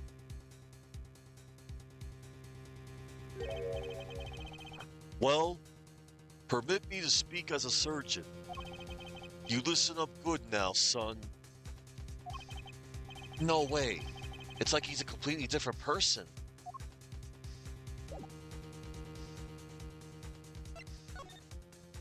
Walkie's chart. Well, according to this chart, this walkie-talkie feller's not doing so well. He's got a bullet right upside his heart. That's right. Yeah, but this chart talks about the post-op. In other words, the operation's already finished. But you can still see that bullet stuck in there. Why would it still be in there after the operation to remove it? Well, about the only reason I can think of is it was too tricky to operate on. What? That bullet's snug as a bug there next to the aorta, which is connected to the heart. Heck, that scrap of metal's just surrounded by blood vessels. Kind of a miracle. 2 millimeters to either side, and there be some serious bleeding going on in there. Not something your average doc would be eager to fiddle with. You mean? It took a miracle to get that bullet stuck where it is. It'd take more than a miracle to take it out. It'd take a magician. Ellipsis. I'm only up to making rabbits disappear. I haven't learned bullets yet. Course, with the heart pumping and lungs working, that bullet's on the move. I'd give him another half a year tops. But Walkie's operation was already a half a year ago. That's why I'm saying you're out of time. This kid shouldn't be on trial. He should be on an operating table. Great. Just great. Maractus's dilemma. How could Dr. Maractus do such a terrible thing? How could he just leave that bullet in there? I got a pretty good idea of how he felt.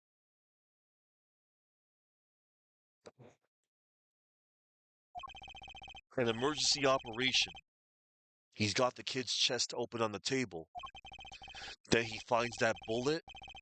That's despair right there, Trucy doll. Cold despair. Despair? About the only thing he could do is sew the boy back up. He wasn't exactly in a situation to go admitting he couldn't take it out. The Katakis. You bet. This kid's their only son, I hear. So he skips the operation and Walkie's back on the street living his life. Of course, it's only a matter of time before his heart hemorrhages and he drops cold. How awful. And which doctor would they take him to? Maractus. He's got enough ties to them. He could probably cover up the truth of what happened. That's just horrible. He left Walkie to die. There's a darkness in this world, Trucy doll. Waiting, hungry. Compared to it, these gangs, turf wars are like kids' games. When you're up against real evil, well, it don't matter if you're weak or strong. It'll take you all the same. Oops. You were a surgeon, right, Mr. Eldoon? You could operate on Walkie, couldn't you? I wish. What? I'm afraid there ain't nobody in the country that could. Maybe not even in the world. So Walkie. He's real lucky to be alive even now. No. There's one problem. Apollo? This chart. Look at the nurse section. Alita Tiala. That's right. This operation was how they met. Yeah, the problem is, she knew. She knew about Walkie's condition. Guaranteed. Ah, why didn't she ever tell him? Ellipsis. It doesn't make sense. If she knew her patient was in serious danger, you'd think she'd want to get that second operation before getting engaged. What was she thinking, Apollo? What were you thinking, Alita Tiala? To be continued.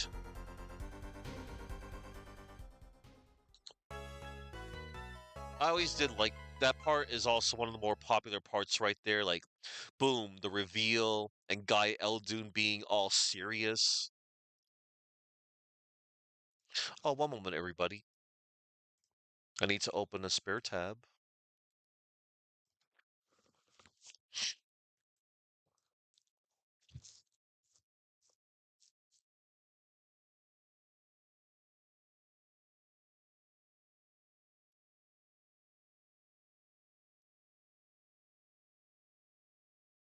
All right.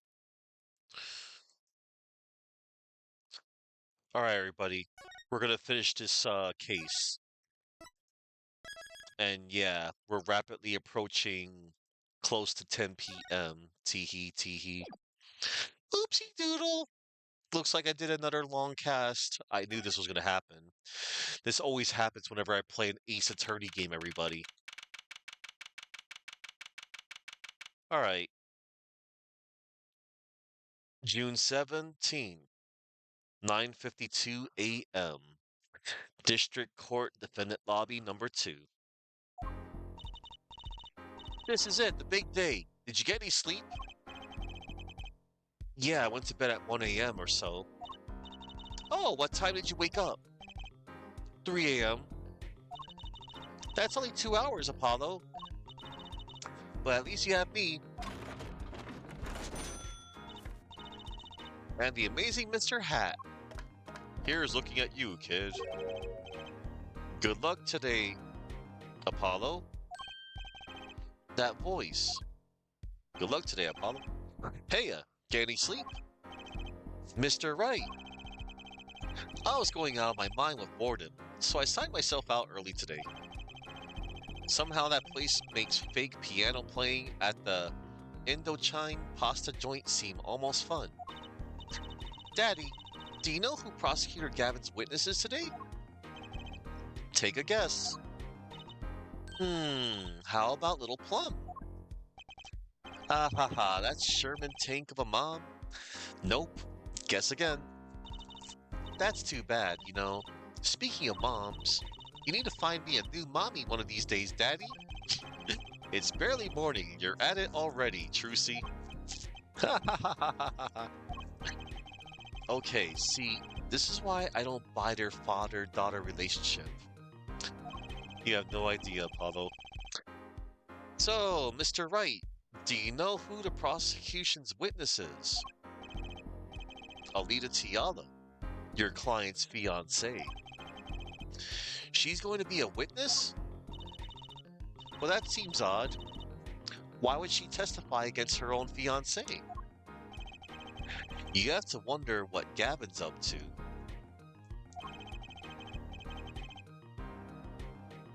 Something's going down today. That much is clear.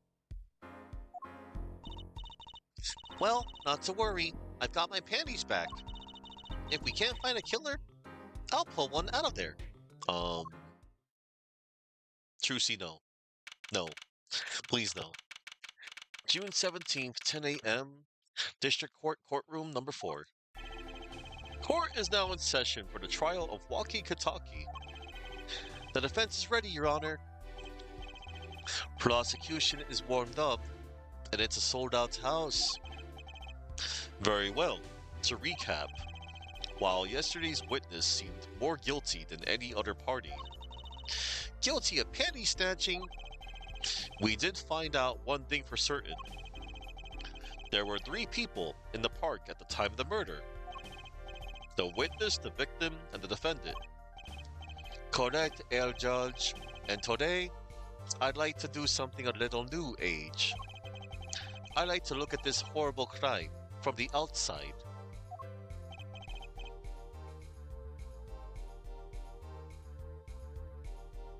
The outside, the acquisition of the murder weapon, the preparation for the act. Our poor defendant told all, you see, to his betrothed. His betrothed? Betrothed? His fiancée, El Judge, his partner for life, with no chance for payroll. Hello. Very well. You may show the lucky lady to the stand. Oh boy. Your name and occupation, Fraulein. Alida Tiala. My occupation is future wife. Ah, traditional values. I respect that. Too many brides these days can't even weave baskets blindfolded, underwater. Yet you're here today, as a witness for the prosecution. To be honest, I didn't want to testify at first, but I couldn't hide the truth. Honesty, another admirable trait. Fraulein, is it true that on the day of the crime, the defendant Walkie-Talkie confessed his plans? His plans for murder? Yes. The witness will please give her testimony to the court. Give Trucy panties out. God, yeah. Walkie's plan. Oh boy. Walkie's plan. It was the day that the family health checkup results came back. When Walkie found out that Dr. Miraculous had lied, he flew into a rage. I'll teach him, he said. He took one of the family's pistols. Yes. And you already know what happened that night. I just don't see how anyone but Walkie could have done it. So, the pistol did belong to the Kataki family then? Yes, with regards to this, an investigation is underway at the Kataki mansion on charges of the possession of illegal firearms. And the bullet that took the victim's life, was it fired from the pistol the defendant procured? Yes, this has been proven. How can you prove something like that? Bullets carry marks to the barrel that fired them, called rifling marks. Rifling marks? Think of them as being a gun's fingerprint, left on every bullet it fires. And when did you first hear about Walkie's plan? It was the day of the murder. I should have stopped him. I just didn't think he would actually do it. Very well. The defense may begin the cross-examination.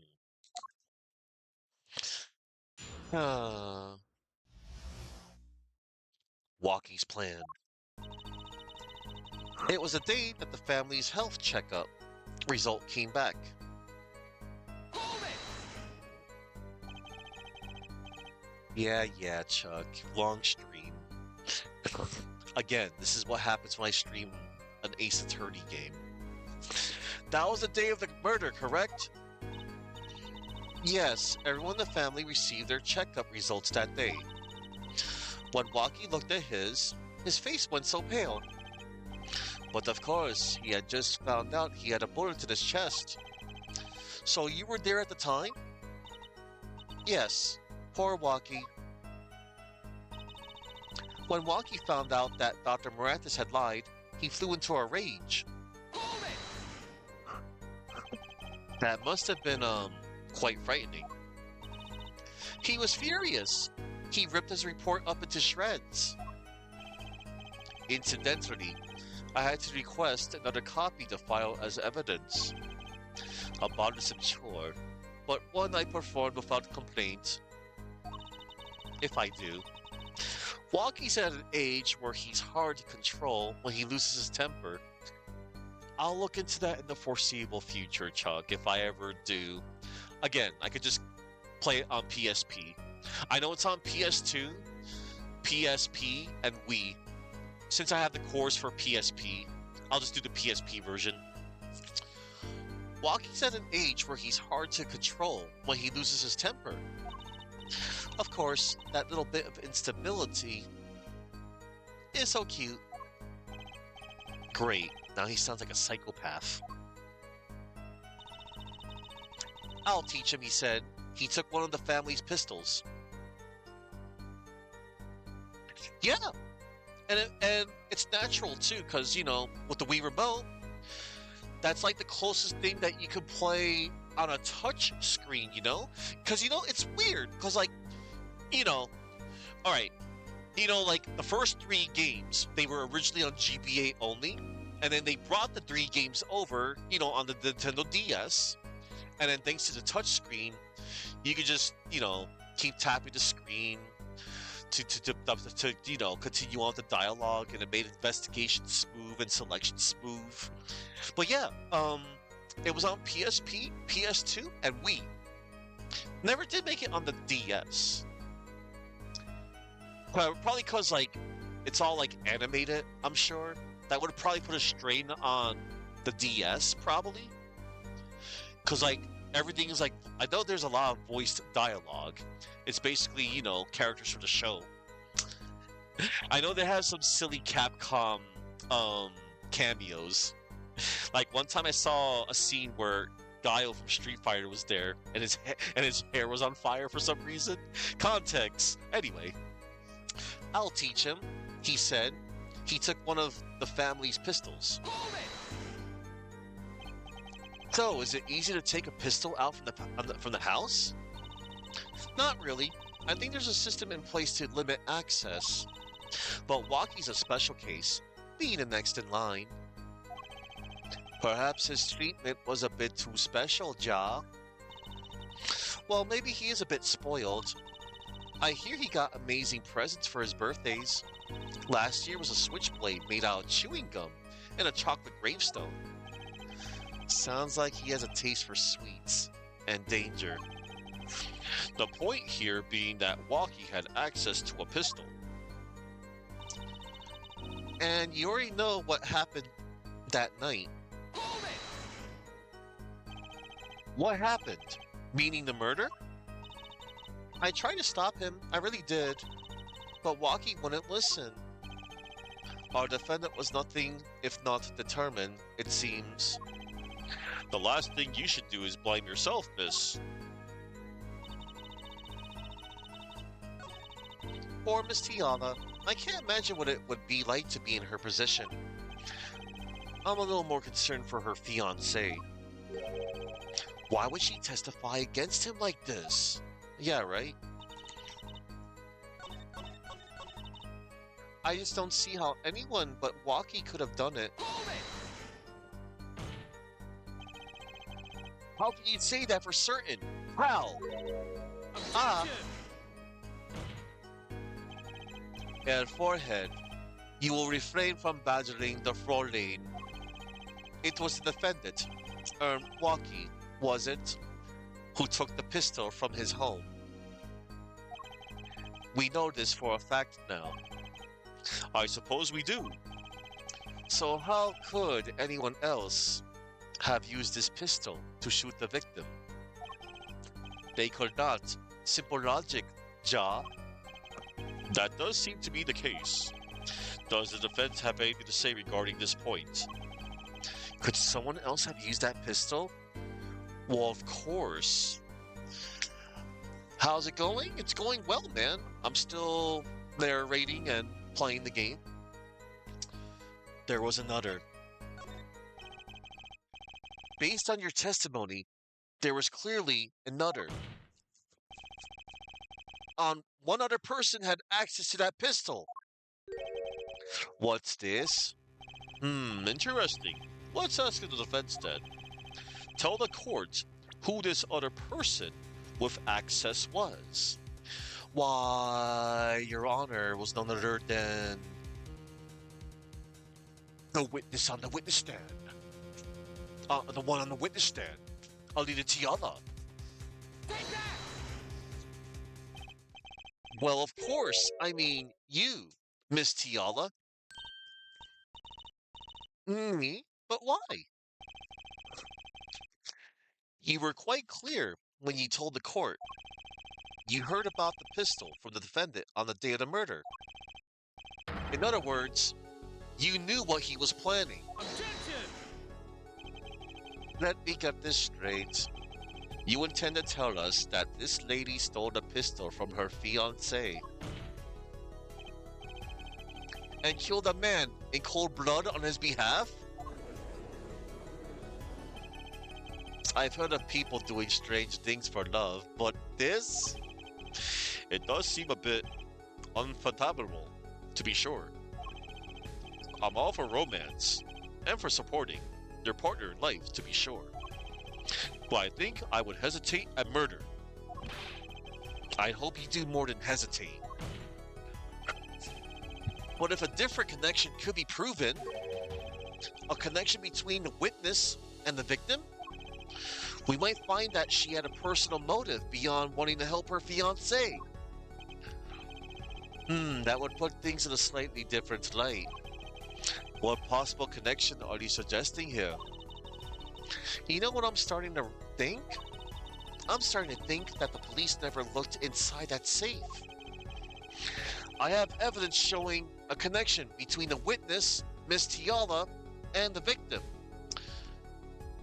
Why, that will be Walkie's chart, because Walkie's name is a patient. And gasp, we found out that Alita Tiala is a nurse for Maractus Clinic. Something she never told us before. Take that!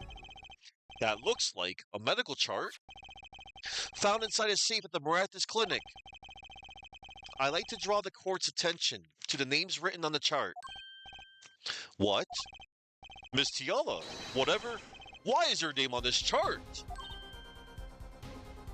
Oh, you're sweating, Tiala. You're looking a little, guilty, Tiala. Well, care to explain the meaning of this, Miss Tiala? I'm not sure what you mean by meaning, Mr. Justice. Our warm little fiancé just froze over. I was on staff at that clinic until half a year ago. It was boring, so I quit. Okay. That's all. Is there a problem with that? Miss Tiana, you testified that you had no connection to the victim. And I don't. Now.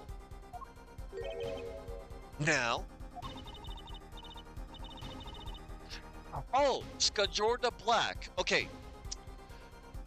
The first 3 games were called Phoenix Wright, Ace Attorney, Phoenix Wright, Justice for All, which was the second game, and there was Phoenix Wright, Trials and Tribulations. Those are the first 3 games of the Ace Attorney series. This is the 4th game in the series, Apollo Justice, Ace Attorney. So yeah, because originally, over in Japan, it was known as Gyakuten Saiben, which translates to Turnabout Courtroom. And instead of because as the series went further, they started to use the name Ace Attorney. Yes, Phoenix Wright and Ace Attorney is the same thing. This is the 4th game of the series. And look over here, let me show you. Here's the man himself, Phoenix Wright. This is Phoenix Wright 7 years later after the 3rd game.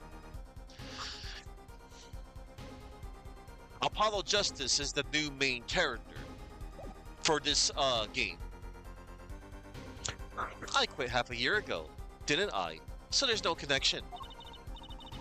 Let me guess, you're the kind of guy who can't rest until he knows every last detail of his girlfriend's past.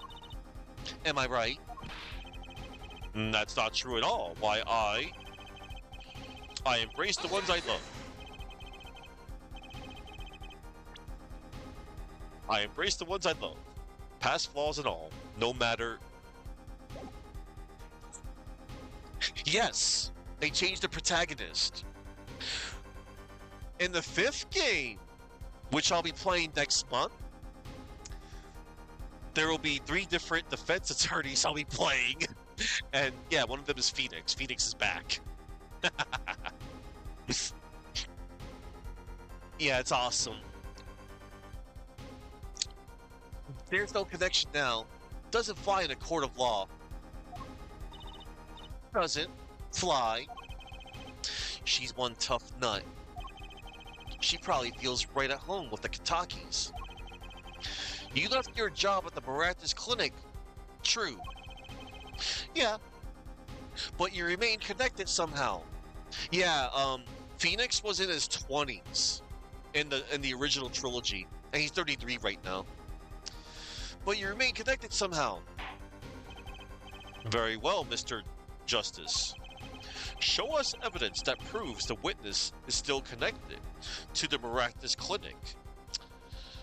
Why, Your Honor, it will be Alita's sandals. They were found at the clinic, Your Honor.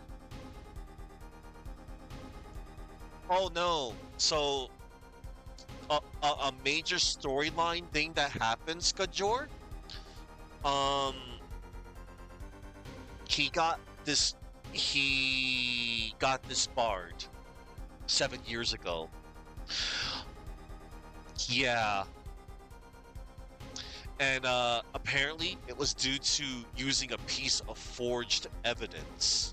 We just found this out during the investigation stage. And he the other prosecutor that he fought was Clavier Gavin at the age of 17. He was able to catch Phoenix in the act of using forged evidence. We will be seeing how that all transpires on the final case, in case 4. It's messed up on how it all happens. So yeah, I'm about to prove the connection right here. Show us evidence that proves the witness is still connected to the Marathas Clinic. The sandals.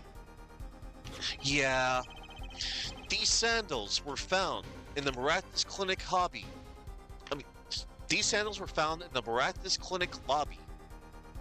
Oh yeah, this dude right here. Yeah, he was in Phoenix's case from 7 years ago when he was 17. He studied abroad in Europe. These sandals were found in the Marathas Clinic lobby. They're yours, aren't they? Ah, well, who knows? I'm sure there are lots of people with those sandals. So sorry, Fraulein, but your act isn't working. Your moment of hesitation just now cost you. What's with you?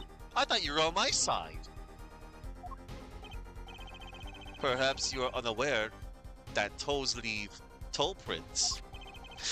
A simple analysis of these sandals will reveal all. Enos. Well, now we see your true colors. I was wrong to cooperate with you from the beginning. I just wanted I just wanted you to help get Walkie back on the straight and narrow. This court thinks you need to worry less about Walkie and more about yourself. It sounds as though we need to hear a bit more about your story. Your sandals were found in the entrance to the clinic, which means you went there on the day of the murder. Well, there's little point in denying it. Very well, the witness will tell us about this visit. Why did you go to the Maractus Clinic that day? Yeah, Judge, so far, like, Judge? Like, he's still good old lovable Judge, but Judge doesn't mess around. He didn't tolerate Wesley Stickler's BS from the previous trial, and yeah, Judge wants to know the truth. The Maractus Clinic. I did go to the clinic that day. My first time in half a year, since I quit in January. I went to warn him, after all. I knew Walkie had the pistol. The doctor always was a timid man, too timid to admit his own mistake. Why else would I have gone? I'm not hiding any dark secrets. I wanted to tell him to be careful, as an old friend. Oh, really? By mistake, you mean?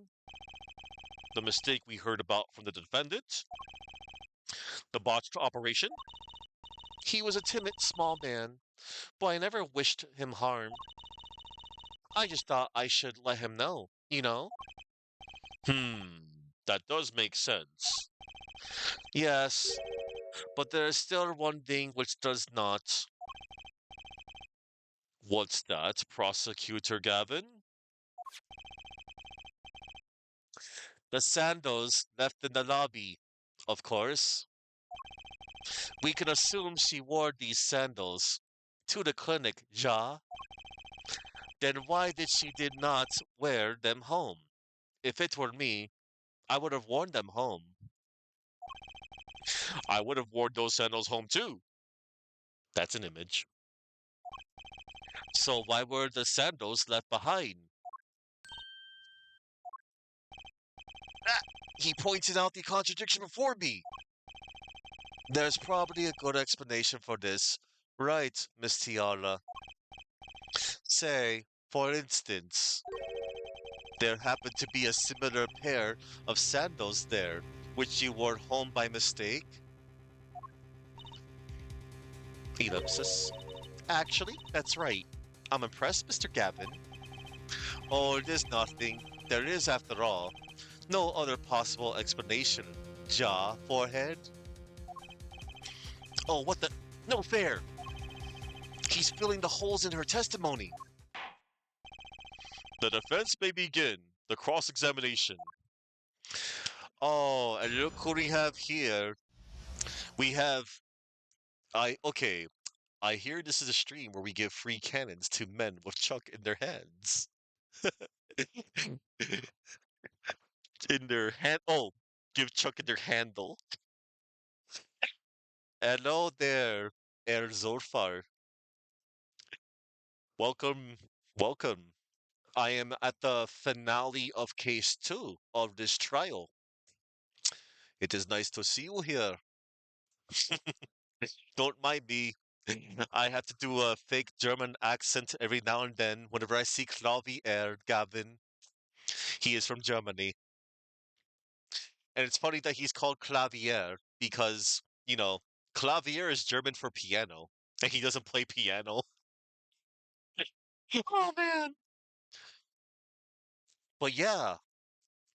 But yes, do tell. Do share with Schuckman.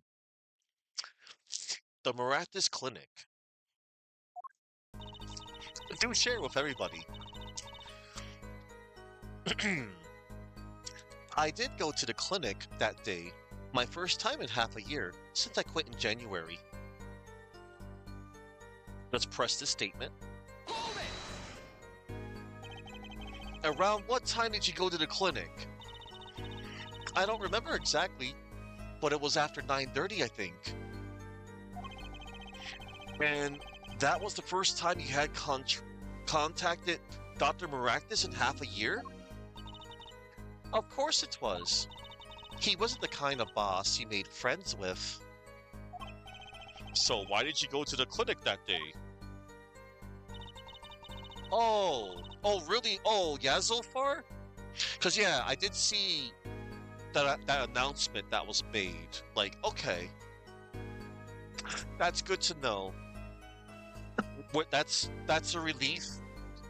But also, Zolfar, I hope that one day you get that record back.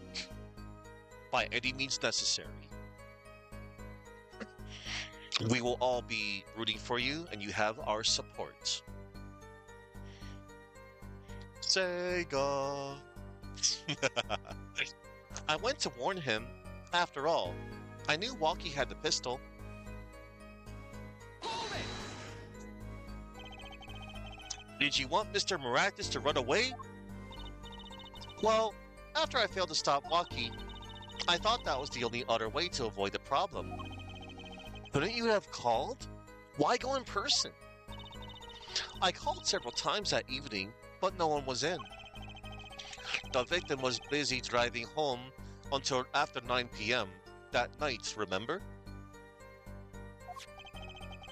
This was proven by this mirror yesterday, Ja. I thought if I warned him, he would run away for sure. Knowing the doctor always was a timid man, too timid to admit his own mistake. Hold it! I don't buy that. You mean that act of malpractice on Walkie, correct? Once again, I'm gonna point this out for like the third or fourth time. Check this out, everyone. The victim is named Pal Maractus. Switch the M to where Pal is, and switch the P to where Maractus is. What do you get? Malpractice!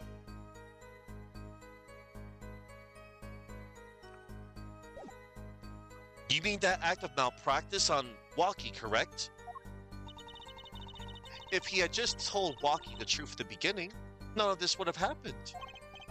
True, that operation was the start of this whole affair. Oh, of course, if he told him, he might have been erased by the Katakis much earlier. A disturbing thought. We know that the Maractus clinic had ties to the Kataki family. He probably couldn't have gone to the police, even if he wanted to. That's why I knew I had to warn him. I'll go to that statement in a moment. I wanted to tell him to be careful, as an old friend. Hold it! But then you'd be betraying Walkie, wouldn't you? No, I did it for him, for us.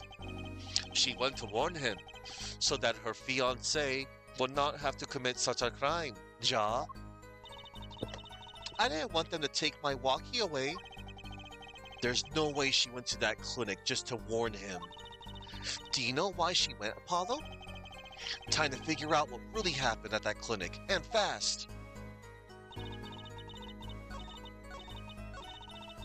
Why else would I have gone? I'm not hiding any dark secrets. Hold it! No dark secrets, eh? What? Look at me however you want, Mr. Justice. You won't find a thing.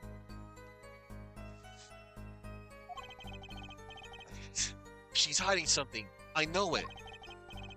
I must have some evidence that proves it too. You're free to think whatever you like. I went to that clinic with only one thought in my mind. With only one thought in mind. Oh, I'm not hiding any dark secrets.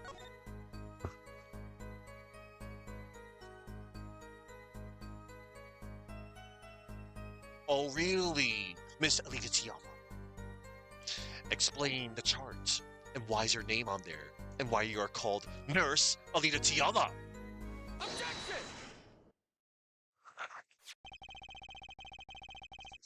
This chart was found inside a safe in the doctor's office. Yes. Why would this one chart be in that safe? Miss Tiala, you know why it was, don't you? Mind filling me in? Dr. Maractus didn't have the leisure of making mistakes. That's why he wrote up a false report and kept the truth locked away. Bad Herr Doctor. Oh yes, that's right. In Germany, they say doctor as Doctor. And this is where you come in, Miss Tiala. Uh-oh. Ellipsis. The nurse who filed this chart was you, which means you knew about Walkie's failed operation. Interesting. You were in the same position as Dr. Maractus. Kind of makes it hard to claim no connection, doesn't it? You're bold for a novice. I'll give you that. Mr. Justice, you must know I was only a nurse. The doctor is responsible for the chart's contents. This chart business seems to be quite important. Please amend your testimony accordingly. Too bad, little attorney. Well, it's that time again, everybody. My bracelet's reacting again. What is it, Apollo? I felt my bracelet tighten just now. Your bracelet? Just like yesterday. Like you said. When a witness is unsure of something, their nervous habit gives them away. But I can't see anything, Apollo. Eh? Then what's my bracelet reacting to? Wait, maybe... Yes, that has to be it. What has to be it? Your senses, Apollo. They must be sharper than mine. Huh? I can't see it, but you can sense it. I don't know about that, Trucy. I don't have some kind of special power or anything. Listen to me, Apollo. There's a weak point somewhere in Miss Tiala's testimony. But we don't know what her nervous habit is. Well, then what do? You have to perceive it yourself, Apollo, with your eyes and your senses. Then it's up to me and my bracelet. I don't know why, but the bracelet helps. Somehow, touching it helps me focus. Let's give it a shot and bring down that testimony.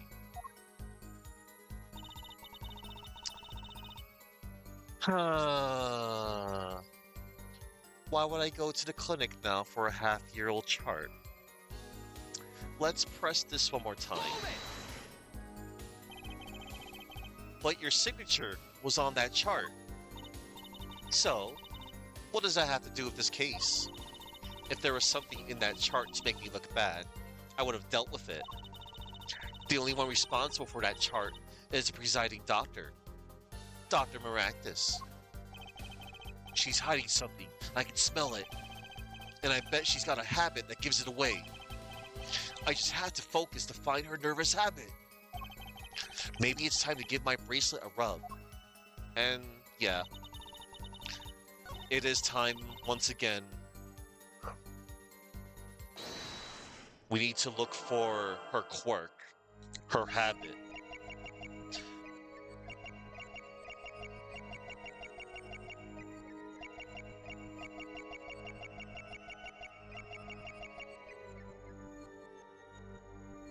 Hear it again. Let's look for it. Oh. There it is, everybody. Her habit.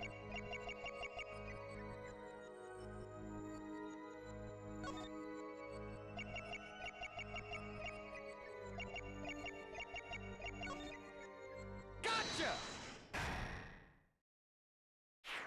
He was fidgeting when she mentioned about going to the clinic. You saw her ring? You saw, right? Why go to the clinic for a half-year-old chart now? You ask. But you know why you would go now, don't you? I don't know what you're talking about. It was quite clear, Miss Tiala. You have a nervous habit. The moment you said the word now, you used your right thumb to fiddle with your ring. What? She was unsure. I saw it. Now. That's the key word. The chart wasn't a part of your past. It was a clear and present threat. That's ridiculous. Why, if that were the case, I would have had 6 months to do something about it. Indeed. Eh? Which means something happened quite recently. Something to make that chart a problem for you now. I've got it on the ropes now. I can feel it. Time to strike the killing blow. With evidence. Miss Tiala, there's no use trying to hide it. The chart became a threat to you now because of this.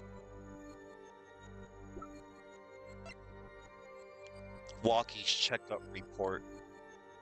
Results from a checkup performed in June. Metallic object found near heart.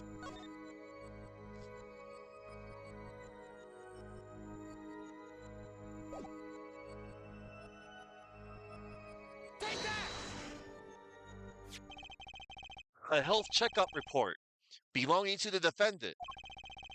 The Katakis are trying to get out of the business. The health checkup this month was their first ever.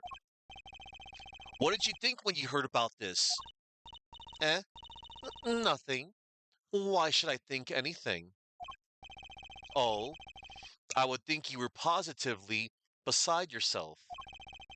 Because you were afraid. You knew that Walkie's chest x-ray would reveal. A full half year had passed since the operation. You thought you were home free. When the chart came back to haunt you. Eek!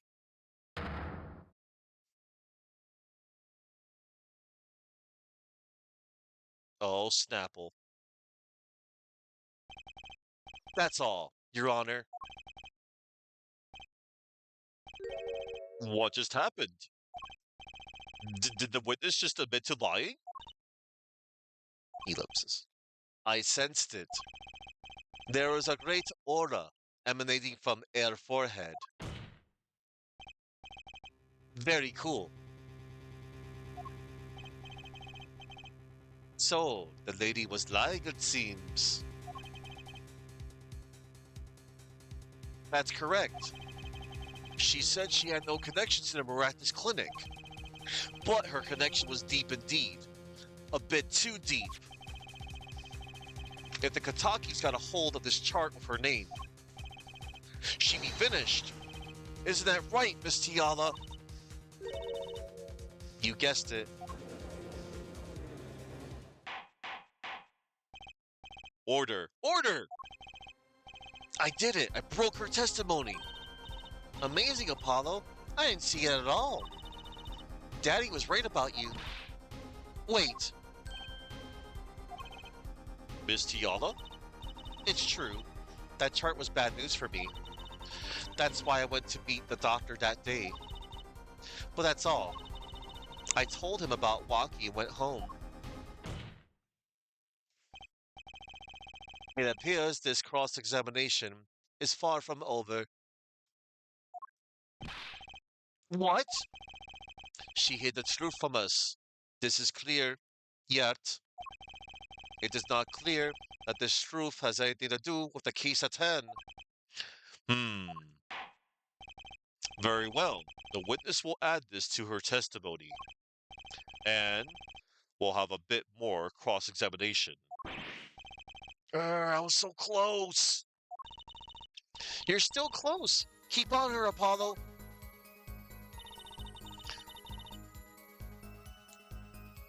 Nothing happened at all.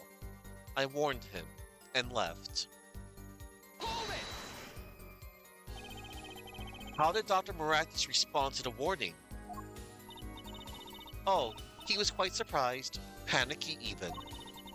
Who wouldn't be scared to learn a Kataki was after them? Incidentally, this court is not afraid of any mobsters. Why, we had a life-threatening situation just yesterday, right here in this courtroom. Mr. Hat. Yeah, real impressive the way you stood up to the attack of the amazing Mr. Hat, sir. After which I carried you back to your chambers. Sounds like the judge had quite a fright. Nothing happened. in Dr. Miraculous' office that day, huh? But what about the mess we found? Something definitely happened in that office, Apollo.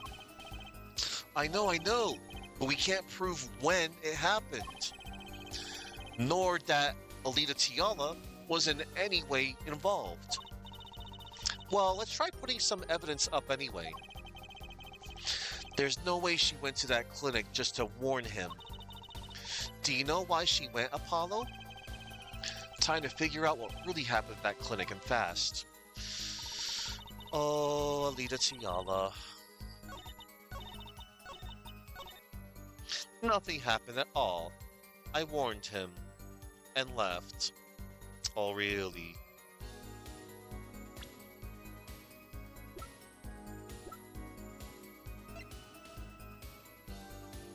This was found in the Miraculous Clinic safe. Objection! You say nothing happened in the doctor's office. I disagree. Take a look at this. What's that? It looks like a squished up ball of clay. Kind of like you, actually. This bullet was found in the Miraculous Clinic office. Something did happen in that office, Miss Tiala. Objection! Enough of this joking around. The police investigated that clinic. Objection! Ah, but this was stuck inside the doctor's office. This was stuck inside the doctor's safe. Inside the safe? Oh! First time we see Clavier sweating. Oh. I guess the police didn't check that far. Objection! But there is a problem. How can you say that bullet was fired on that day? Objection! Weren't you the one who explained rifling marks to us? The pistol was taken from the Kataki mansion that day. If the marks on this bullet match the murder weapon, then that proves a firearm was discharged in that office on the day of the murder. Not bad, Ed Forehead. Bailiff, have this bullet analyzed immediately. Damn. 30 minutes later, a report arrives. The rifling marks on both bullets are identical. Oh snap. Well, it seems as though the bullet in the safe was fired from the murder weapon. Perhaps the defense would like to state their position. The bullet in that safe proves one fact. A pistol was fired in that office on that day. And at the time of the firing, the safe was open. The safe which contained the top secret chart. Do you think someone was threatening Dr. Maractus in order to open the safe? Only one person was in position to do such a thing. Our witness, Alita Tiala. Order, order, order. Mr. Justice, where are you going with this? Are you accusing the witness? Yes. Alita Tiala knew about Waki Kataki's botched operation. She got engaged to him without telling him about it. As long as that bullet remained in his chest, his days were numbered. What if she married him, and then the bullet finally reached its destination? What? That reminds me. Apparently, the Katakis have been asserting themselves in lawful business practices. They're making quite a great deal of money. A fortune, if you will. Nefarious! So she planned to marry him, just to get her hands on his fortune. Gold digger. Oh, an objection? Oh no, he objected. You keep talking trash about my Alita, and I'll sue, lawyer man. You idiot. Huh? Me? Yeah. You said you'd you'd you'd abuse my Alita. I think you mean accuse. Same difference. Well, you can't have her. She's mine. Idiot. It was me. I shot that doctor. Me. This dumbass here, who I'm trying to defend, isn't trying to admit his guilt. He left me to die. So I left him to die, too. There in that park. Walking. Just cool down a second, please. You keep your hands off my Alita, or I'll... T. T. T. Ha ha ha ha ha. Oh no. Evil laugh. Miss Tiana? I'm sorry. It's been so long since I laughed so hard. Something funny? Walkie. Wake up and spell reality. Alita, baby? The signature in the chart? The engagement? I mean, come on. It's so obvious. Even for a brainless, spoiled brat such as yourself. Alita. Your honesty is like a breath of foul air, Fraulein. Hey, I wasn't getting out of this clean anyway. So, the family fortune is what you're really after. Gold digger. That's right. I wanted the money. No way, that's whack. I ain't trying to hear that. I'm sorry, Walkie, but... Nah. Should have done the wedding earlier. Oh well. By the way, can I ask you a question? Who, me? I believe you said you were going to abuse me. Accuse. Of what crime, might I ask? Huh? Oh, I'm a bad girl, sure. I got close to that brat because I wanted his money. But he was the one with the pistol. He could have fired it into the safe after I'd already left the clinic. What? I would never do a thing like that. It was definitely that silly brat. Wait, but... What are you talking about? Trucy? You had the most to lose if that chart was found. But I didn't have a pistol. Now, did I? Well, you could have taken walkies. You think he'd have mentioned that? No. All I've heard him say is, it was me. I shot him. Objection! That's only because he's trying to protect you. Sorry to intrude in this lovely conversation. But the two of you are forgetting one critical point. What point? Certainly, the Fraulein wanted that chart. You assume she threatened the doctor into opening that safe, but then... Wouldn't she have taken the chart? Oh, you see? That chart wouldn't have been left in that safe. Heck! He's right. Miss Tiala. Yes.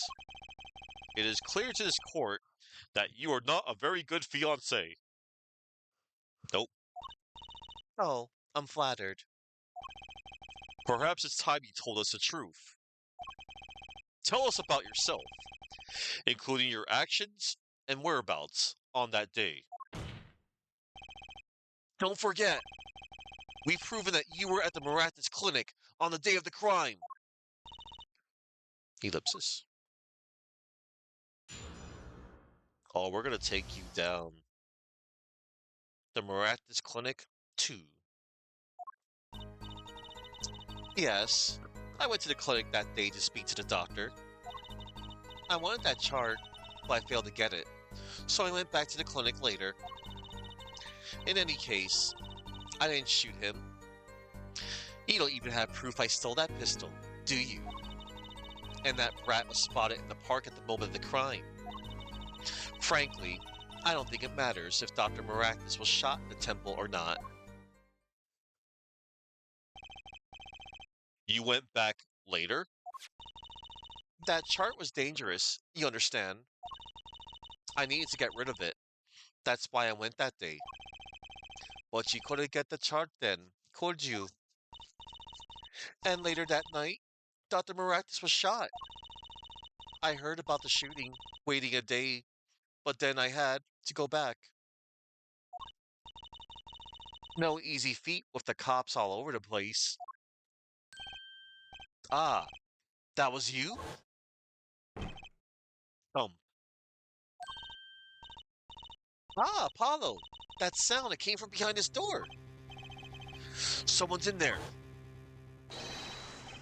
A break-in. They left through that window. So you were the burglar. That was you two? If only I had one more minute. Then I could have opened that safe and gotten the chart. What? That's trespassing. And brazen at that. Oh, is this a trial for trespassing now? Besides, you can't blame a girl for wanting to protect herself. They are gangsters, you know. In any case, Mr. Justice, your cross-examination. Omitting the little crime to avoid the big one, eh? This broad.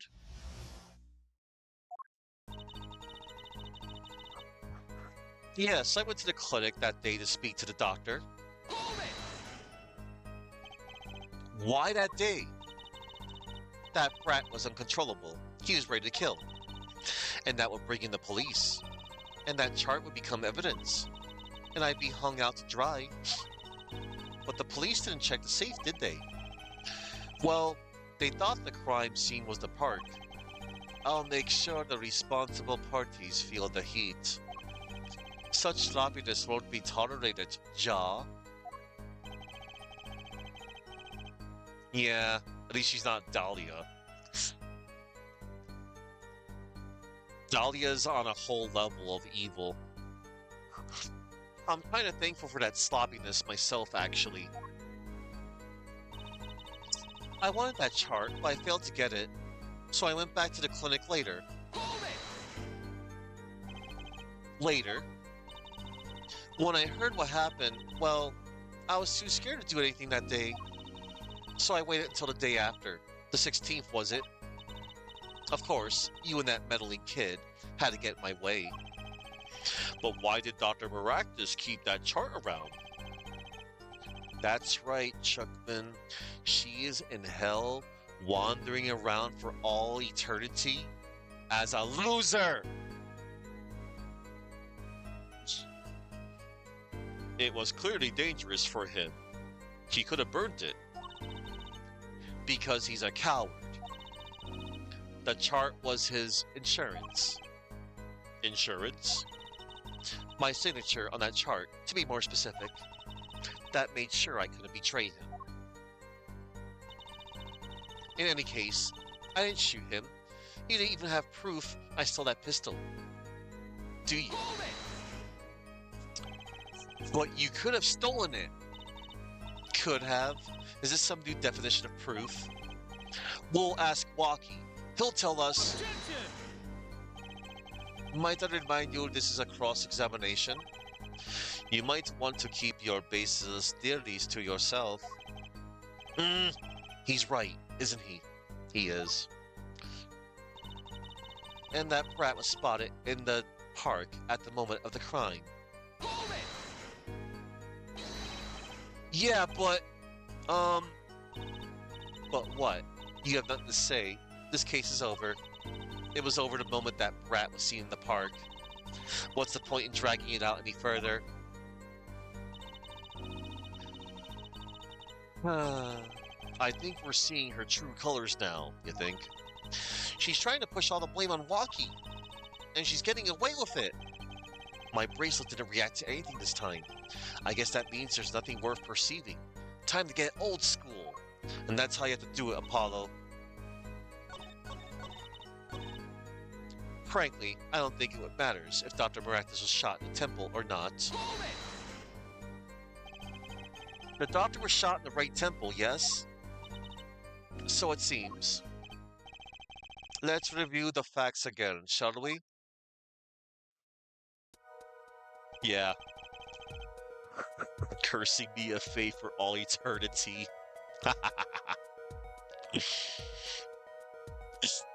If the killer shot from this location, the bullet would have struck our victim square in the forehead.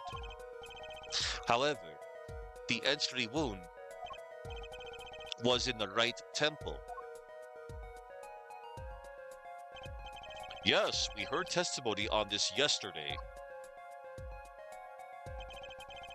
At the time of the shooting, the witness was standing here. Just before the gun was fired, he shouted. The victim turned his head to look and was shot. Objection! But that testimony is proven to be a lie. Our egregious panty snatcher, Mr. Stickler, did witness the crime. But he was standing to the north, next to the trash can, where he tossed those panties. If Mr. Stickler shouted from this location, the bullet couldn't hit his right temple. Silly, silly attorney. What? Do you remember what you had for breakfast that morning?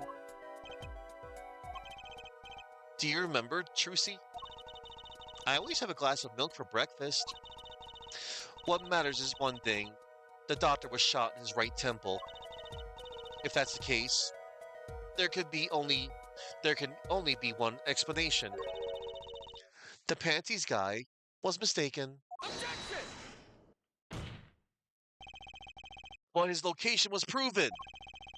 You can't write that off as him being mistaken. Objection! Then why don't you show us, Air Forehead? Show you? What? Must I explain everything? Very well, let's recap.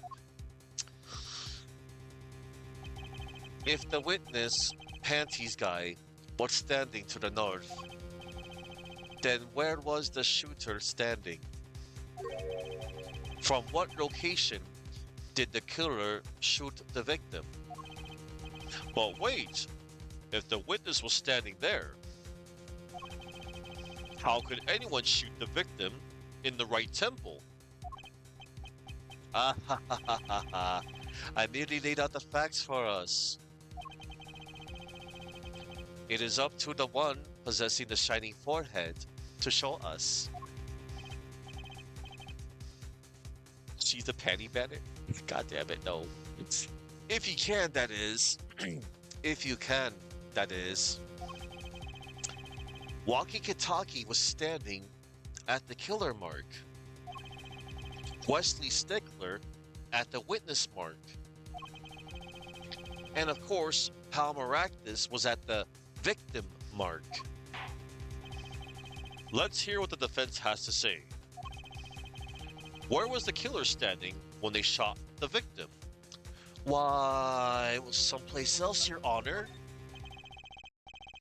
As the facts stand now, we can't explain this crime without contradicting ourselves at some point. But I know why.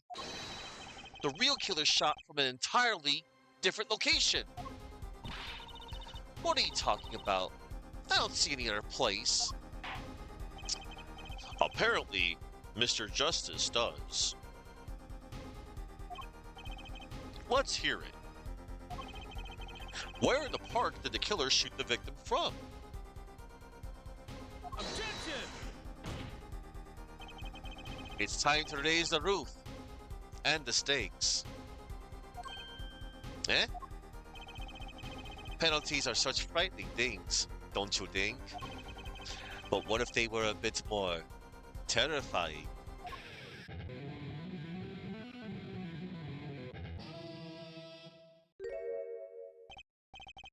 Like so. Double penalty? If Forehead wishes to take us in a new direction, then he must be ready for the challenge ahead. Challenge accepted. It's justice time. Are you sure, Apollo? The key is the witness, Mr. Stickler's testimony. If we believe that, and we know where he stood, and the victim turned when he shouted, there's only one place the killer could have been.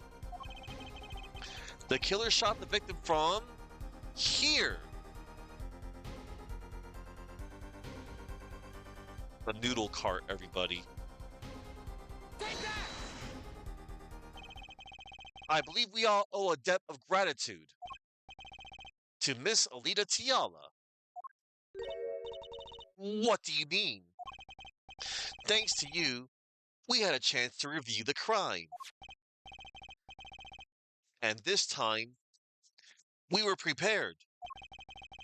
We know that Wesley Stickler was telling the truth. We should have listened to him from the beginning. Wesley Stickler was standing next to the trash can when he saw the two men.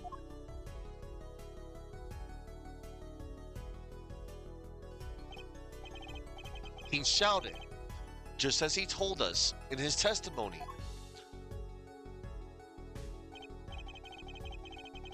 And the victim turned to look in his direction. A shot was fired. The victim was hit in the right temple. Oh no. Oh yes. Which direction was his right temple facing at that moment? That's right. Toward the noodle stand.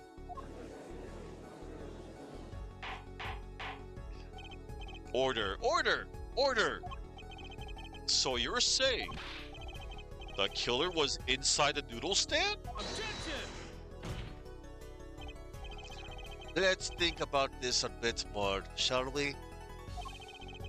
You say the killer was inside the noodle stand, which would mean the victim thought the Miraculous came to the park, wheeling his own murderer in the cart behind him.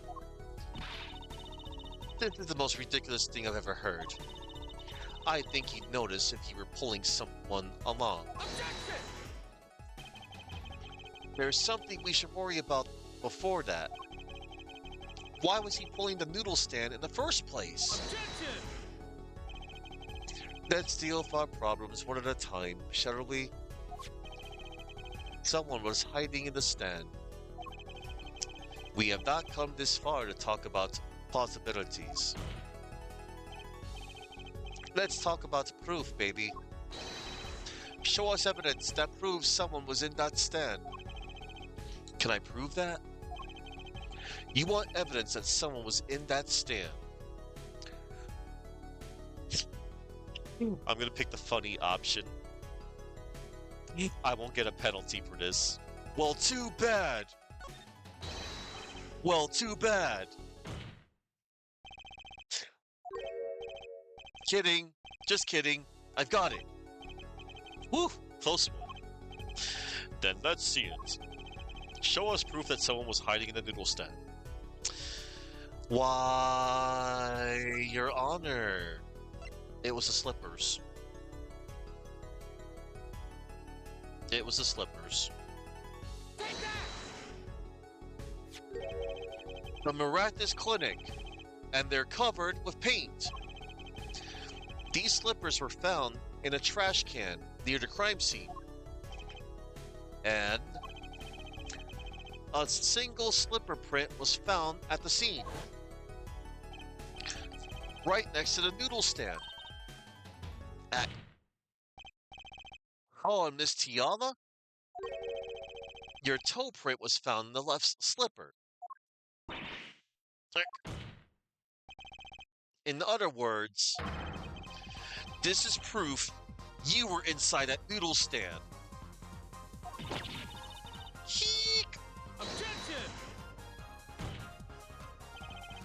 Yet, there was only one slipper mark found at the scene.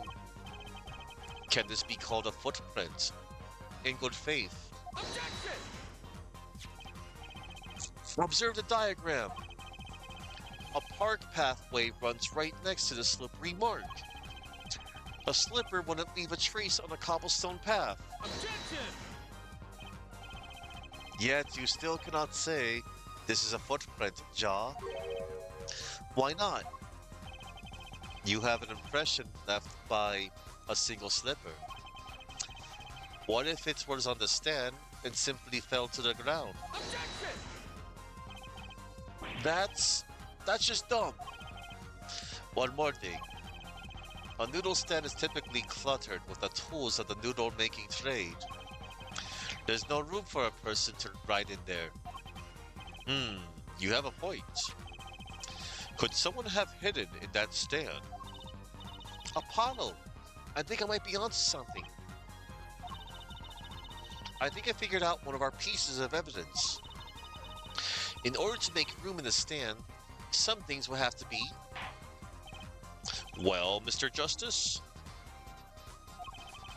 Do you have proof that someone could have hidden in the stand? I can prove one thing. Someone did scheme to clear space in that stand. So if y'all remember, everybody, we went to the Miraculous Clinic. A bunch of noodle bowls. They were all around the lobby. All the noodle bowls were originally in the noodle cart. We will present the bowl. Take that! This is a noodle bowl from the stolen Eldoon's Noodles noodle stand. Yes, and what about it? We discovered a large quantity of these bowls yesterday.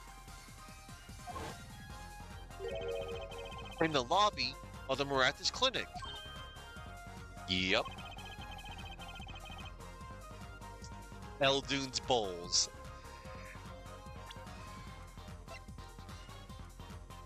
Yeah, noodle bowl, Eldoon. This has almost become a catchphrase for me now. Details, who needs them? Anyway, a large quantity of noodle bowls in the victim's clinic? Mr. Eldoon was very clear about those bowls. Well, I don't care who did it. Without that stand, I'm finished. All my noodle bowls were in there too. Yet, the bowls were removed. That night, there was space inside that noodle stand. Space created at the Miraculous Clinic, no less.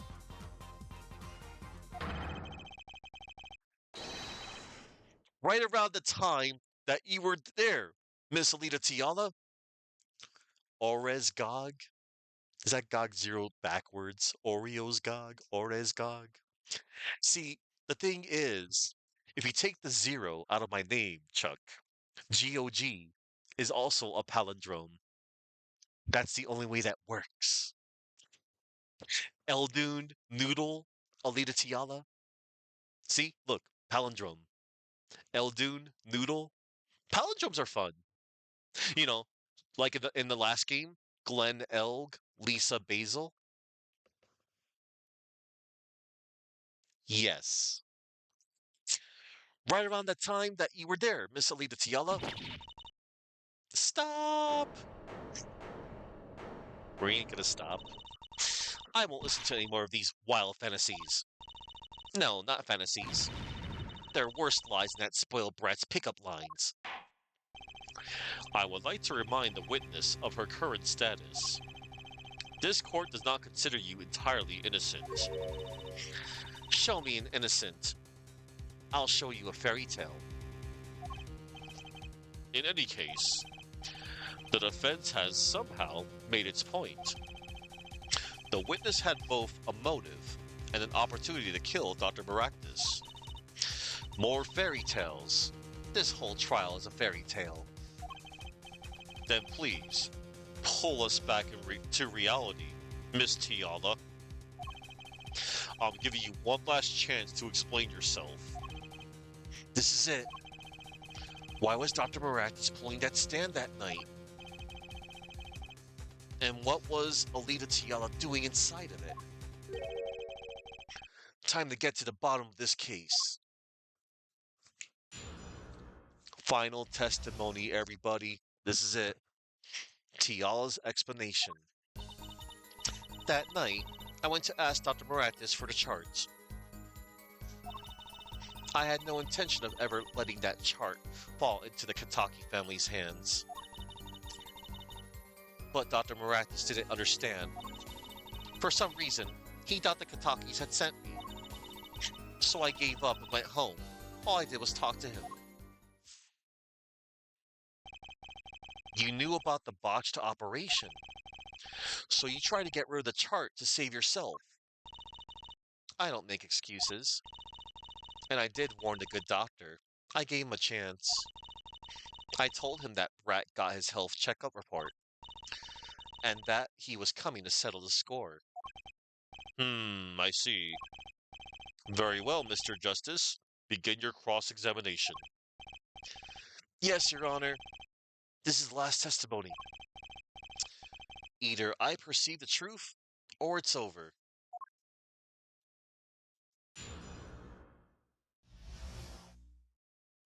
Tiala's explanation.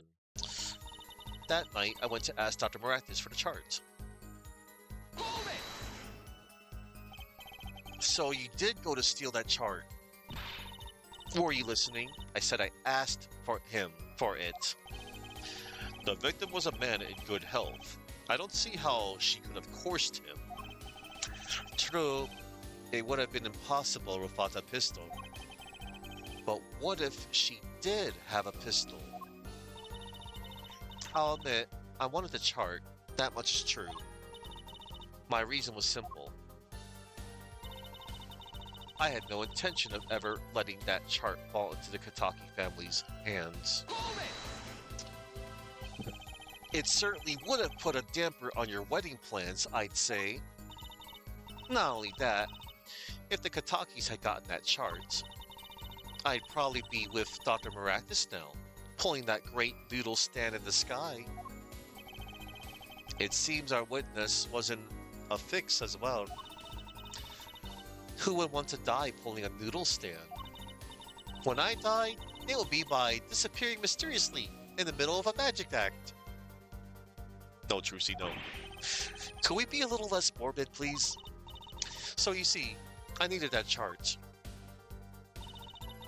But Dr. Maractus didn't understand. Hold it! He didn't understand? He wouldn't listen to a word I was saying. The moment he saw me, he started to tremble. Huh, I thought, what a sad excuse for a man.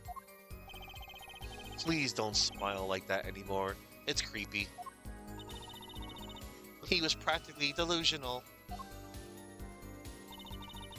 For some reason, he thought the Katakis had sent me. Hold it! They sent you? He thought the Katakis had sent me to get the chart. It makes some sense. You are their son's fiancé. Don't make me laugh. The Katakis send me. They don't play that way. If they'd known about that chart, they would have gone in there with guns blazing. But I couldn't convince the trembling doctor otherwise.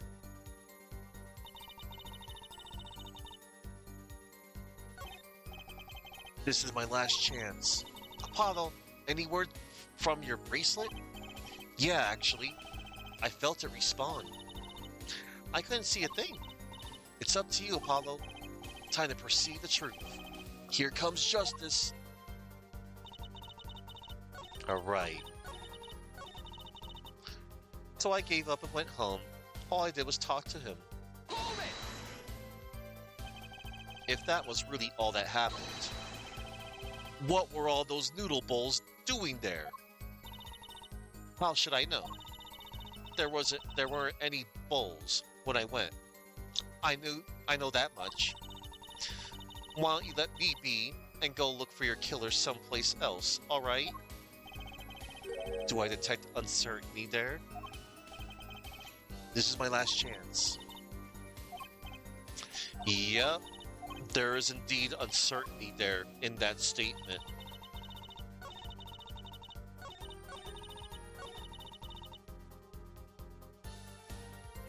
So yeah, with Apollo Justice in this game anyway, you gotta really not only like read like the statements and find the contradictions and your not to mention look at your evidence.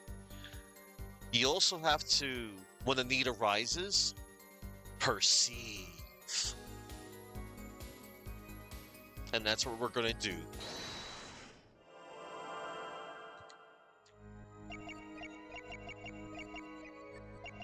We need to find her quirk too. Now, if you remember, she did the little thing with her ring. She liked to fidget it around her ring. We're gonna hear again.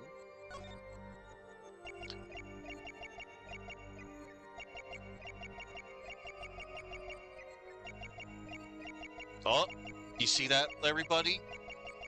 Do you see? We found her habit, her other habit. She's fidgeting around her scarf, around her neck. Interesting.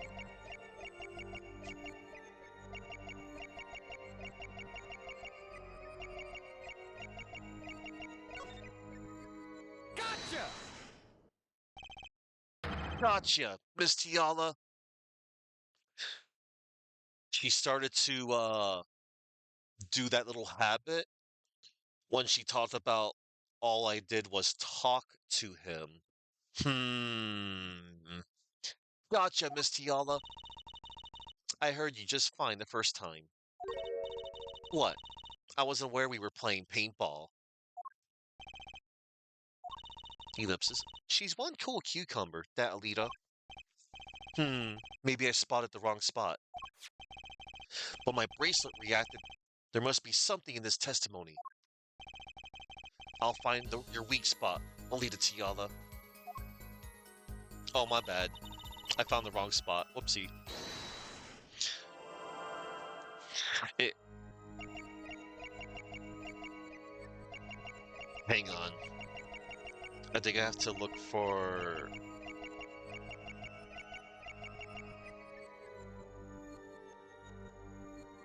We're going to hear again. I could have sworn out. Oh yeah, my bad. I was staring at her neck. I wasn't staring. Oh, there it is. There's the quirk. Yeah, it was right there.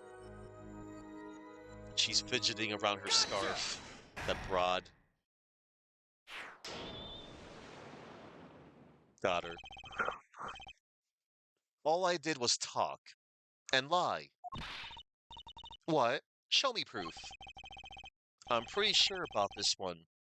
I think I'm getting the hang of this. A little slip in confidence, and they give it all away.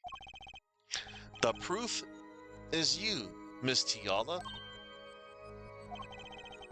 All I did was talk to him, you claim. Yet you can't hide your own nervous twitch when you say those words. My twitch? What are you talking about? You have a habit of scratching the area of your neck around the edge of your scarf. What? This is working better than I'd hoped. Her unconscious actions tell the truth she won't say. Habits and lies. 2 dots. Connect the dots and find the truth. Don't look at me like that. I told you the truth. It seems that when you recall what really happened in that office,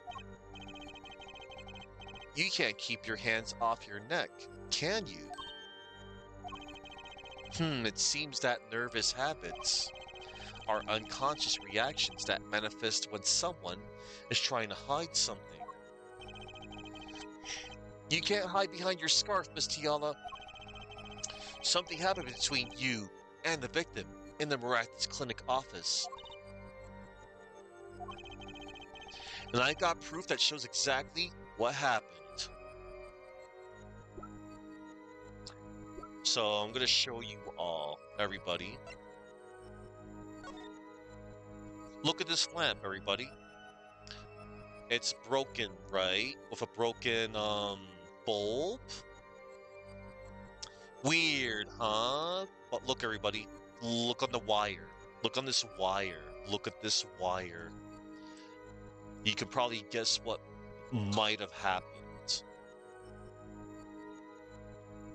This wire is red.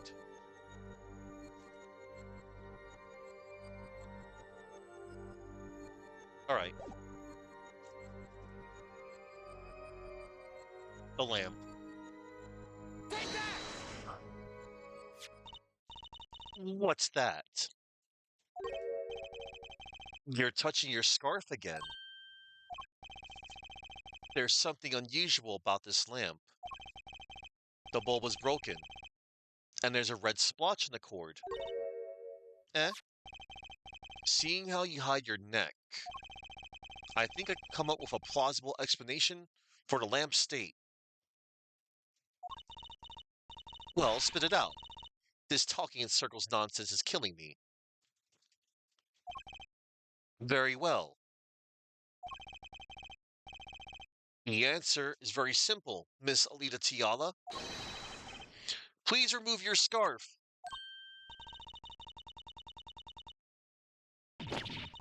Eek!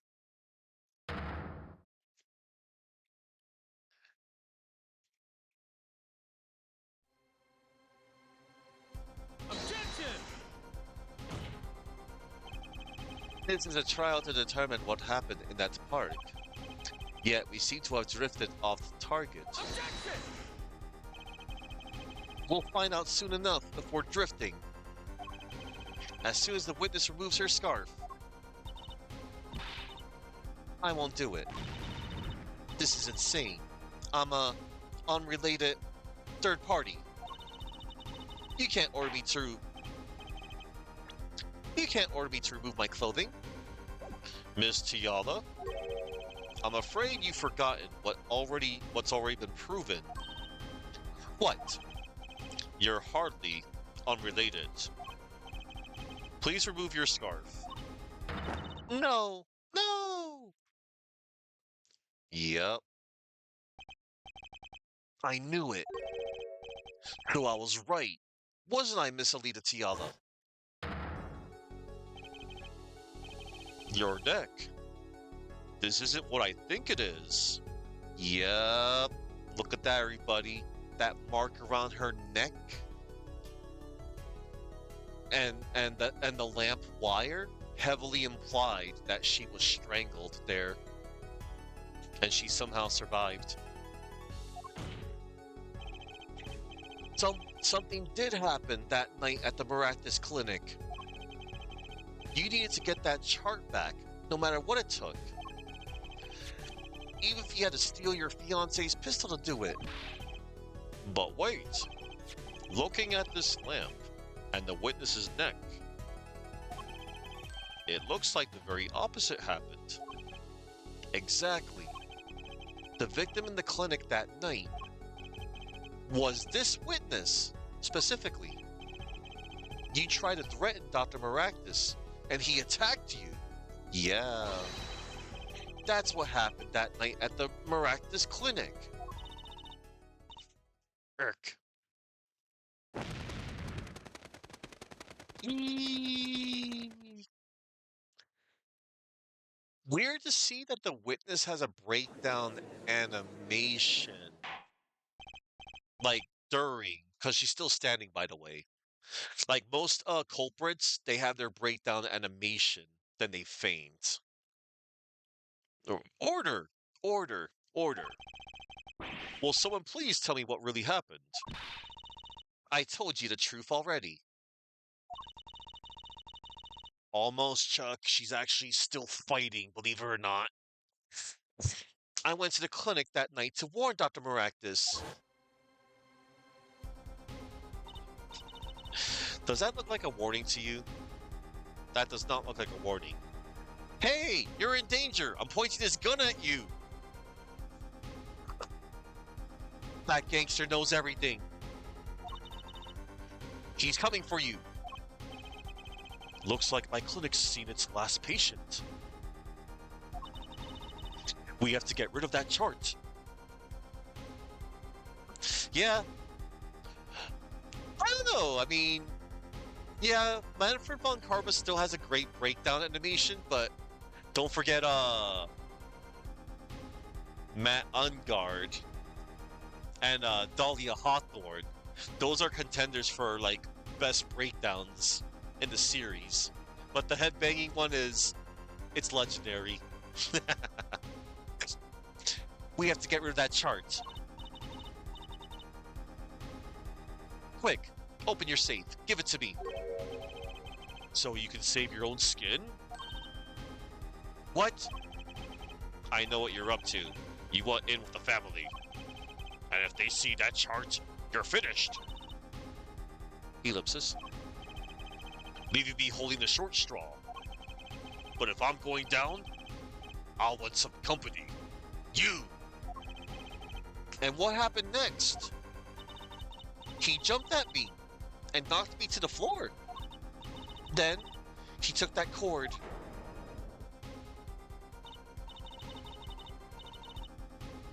Pal Maractus was serious. Deadly serious. In the immortal words of angry video game nerd James Rolfe. Serious. Dead. Fucking serious. Dude, he's strangling her. He really tried to strangle me. I must have blacked out. I still don't feel sorry for her, by the way, but it's still messed up. And it just shows that the doctor's a scumbag. So, you were the victim. I mean, we found out that he was a scumbag as we saw, like, as we got more information. I mean, come on. Hal Maractus again. Do I have to say it again, everybody? Do I have to show you all again? Hal Maractus. Malpractice. So, you were the victim. And the red splotch on the cord was your lipstick. I didn't want to remember that night. That's why I didn't bring it up. There. Are you happy now? Eh. I was out cold. Almost killed. And you claim I then snuck into that noodle stand. But how could I? Back! She can't be getting away with this. Well, one thing is clear. We now know what really happened at the Maractus Clinic. And it would seem that our victim was not entirely without blame himself. I'm sorry. I get so nervous just thinking of it. It's hard to breathe. I've told you everything. Can I go home now? No. You bear some responsibility for events that day. True. Yet, if you were also a victim, this court would owe you some sympathy. Well, Mr. Justice, I believe this clears up the remaining questions for Miss Tiana. When did this happen?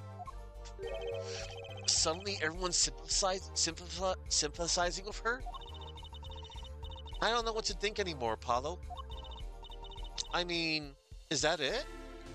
Hell no. Do we know everything we need to know about Miss Tiana? That she's awful? And a gold digger? Yeah. Very well. This finishes the cross-examination of this. Objection!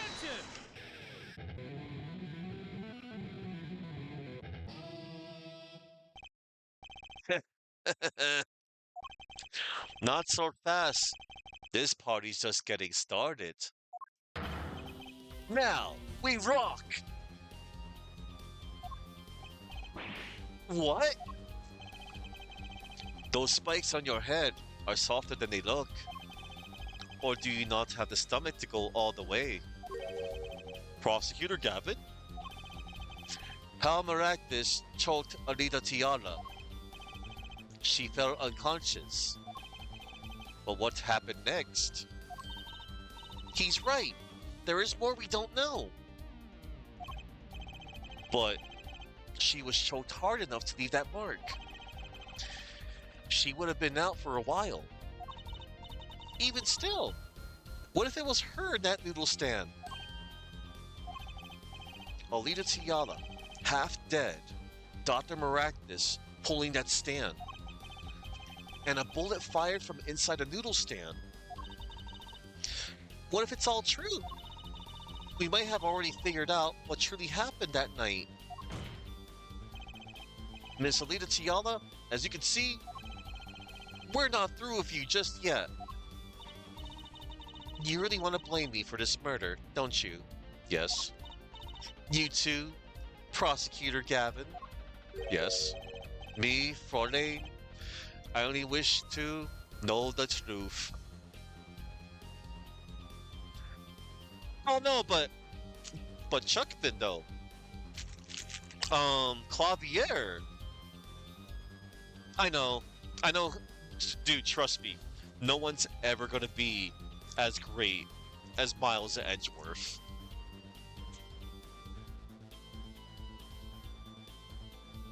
But Clavier, as you can see so far, he is. I know.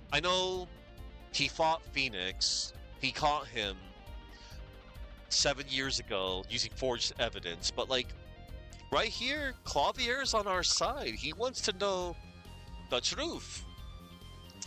Me, Ronin, I only wish to know the truth. Well, let's go back over what we've learned up until now.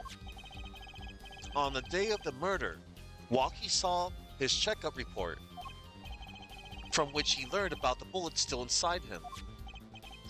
So he took pistol from the family stash, with the intent to give Dr. Maractus some of his own medicine. And Miss Tiala heard about this from Waki. So she went to the Maractus clinic ahead of him. Russian wannabe Ken Masters. Or Dante. And he's German, by the way. He's German.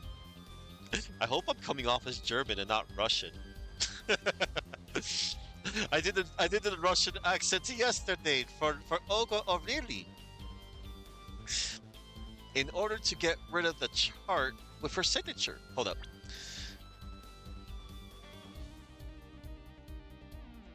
And Miss Tiala heard about this from Waki, so she went to the Maractus clinic ahead of him in order to get rid of this chart with her signature. I like doing that. That's so cool.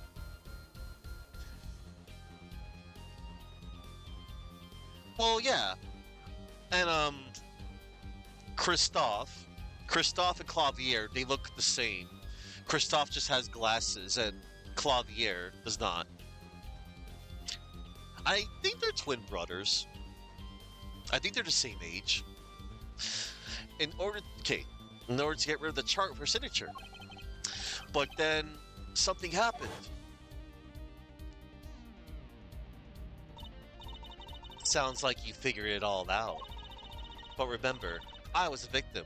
I was out cold. But what about Dr. Maractus? That does seem to be the problem. He had just strangled Anita Tiana, perhaps. He thought to death. What did he do after his crime? I was just knocked out, not dead. From the state of his clinic at the scene in the park, I think it's clear what the good doctor did next. Well, Ed Forehead, care to guess? Well, Mr. Justice, what did Dr. Maractus do? Maybe he did think he killed Alita Tiala. Do I have evidence to show what he did next? Yeah, so let me remind you all. There were empty bowls in the lobby of the Maractus Clinic. Empty noodle bowls, or in Chuck's case, empty Eldoon bowls, and the noodle cart was next to the Maractus Clinic.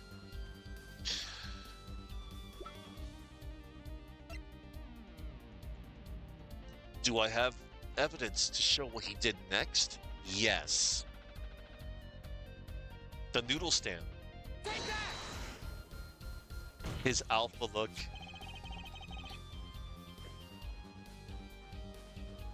Yeah, Ken Masters. And then also give this dude a pink karate gi.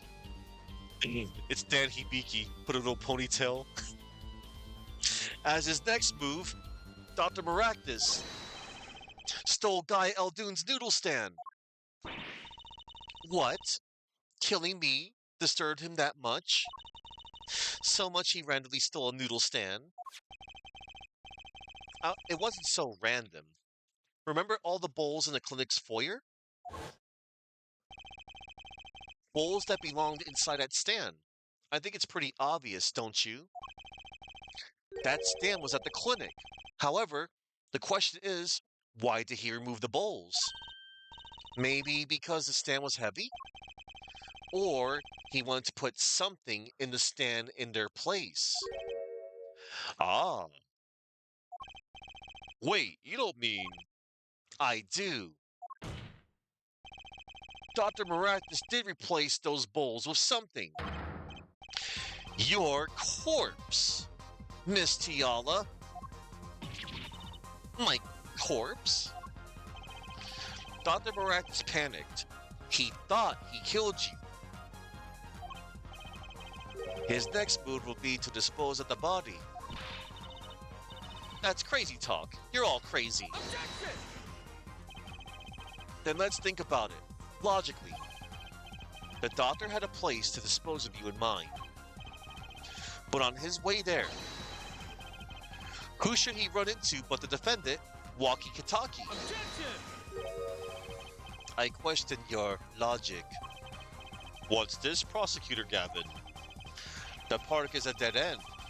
Why would he head in that direction to begin with? That's right. He had no reason to go there. Oh, now I get it. It was a trick. That spoiled brat made him do it. He made the doctor steal the stand. Objection! You're grasping at straws, honey. Tell me, why would someone go to a dead end? Unless the park was his destination. What? Apparently the defense has an idea. Tell us where Dr. Maractus was heading with the stand. Here. Please show us on this diagram. To where exactly was the victim dragging that stand? Why, Your Honor. Into the river. Into the river. Take that! There? That's a river. Yes, Your Honor. I scarcely need to explain why. A perfect place to dispose of a body. He was going to throw me into that river. He didn't have many other options, Fraulein. I believe this clears up all the remaining questions. The victim pulling his stand and the defendant before him. And inside the stand, you, Miss Alita Tiala. And then, the denouement. Wesley Stickler, of panty snatching fame, walks up. Seeing the two men, he shouts. In that instant,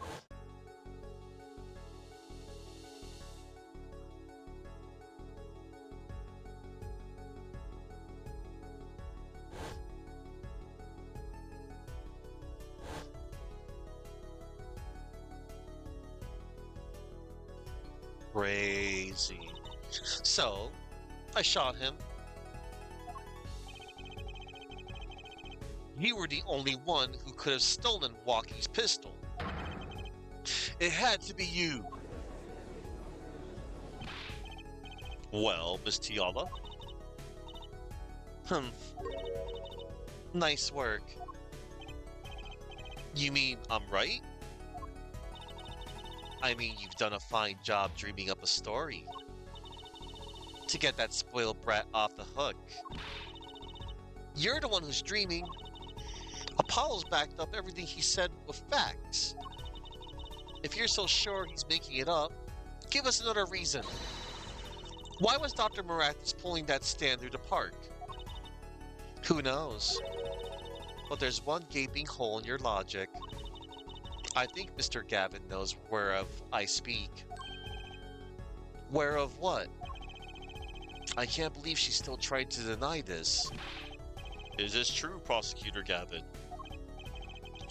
Must I always be the one to point out Air Fordhead's errors?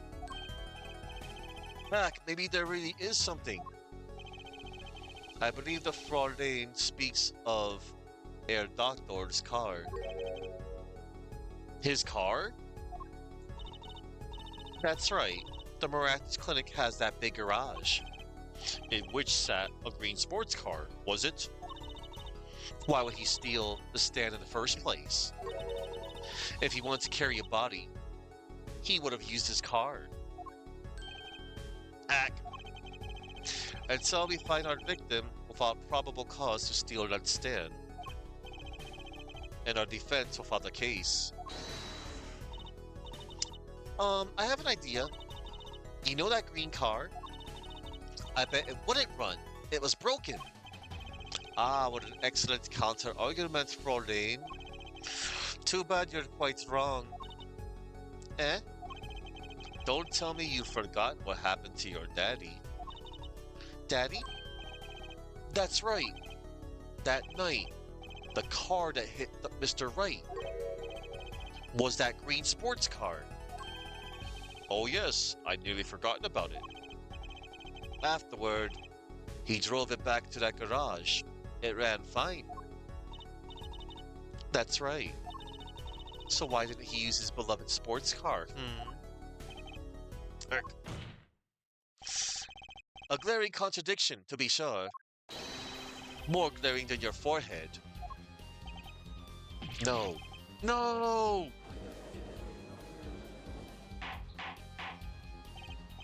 Order, order, order! Well, Mr. Justice, why didn't Mr. Marathis use his car to carry the body? Is that a groan of surrender I hear? Ellipsis. Some advice. Now's a good time to review all you know. Everything you've learned over the last 2 days. Everything I've learned? Mr. Justice, this contradiction casts doubt on your entire case.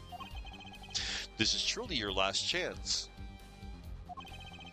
The defense will explain to us what happened that night. Well, you see, Your Honor, the car didn't run on that night.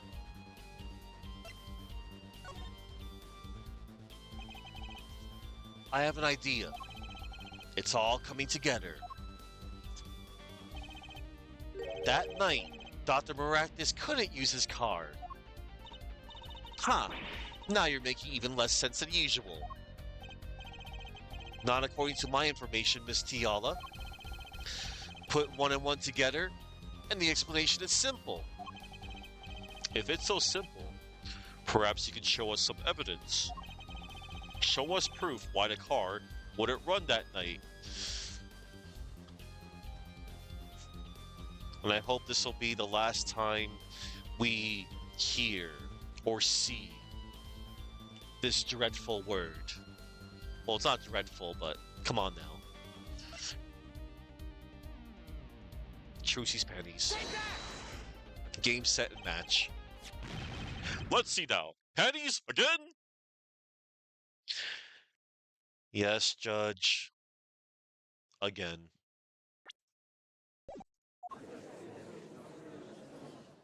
Oh. All sorts of things come out of my panties. Even the truth. Trucy, no.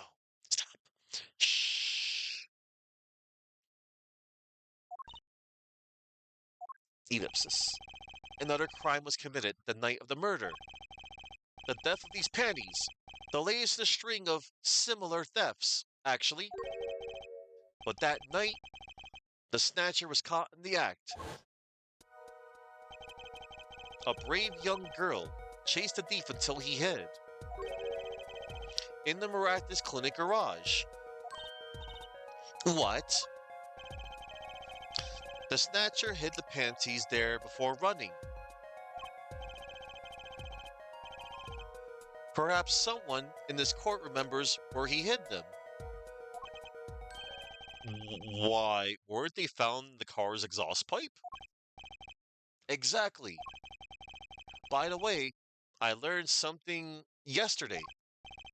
A very important piece of information. And I learned it from you, Prosecutor Gavin. So you were here investigating? And I was on my way home when my hog gave up the ghost. Your hog? My motorcycle won't start. A clogged exhaust pipe. Too bad. Looks like such a nice bike, too. Hard to believe that it could break just from that. Cars, motorbikes, they're all the same. Clog the exhaust, and they want to run. My, how interesting. While Miss Tiala and the doctor were struggling, the panty snatcher snuck into the miraculous garage. From that time until the time we found these, that car wouldn't start. What? That's why Dr. Miraculous had to use the noodle stand. It was the next closest thing he could think of.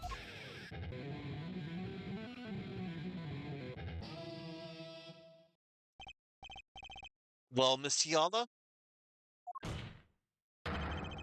this wraps your doubts up quite nicely, I think.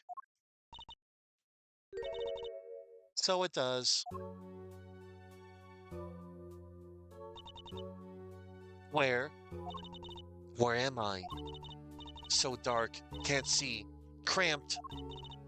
The pain, my throat's burning.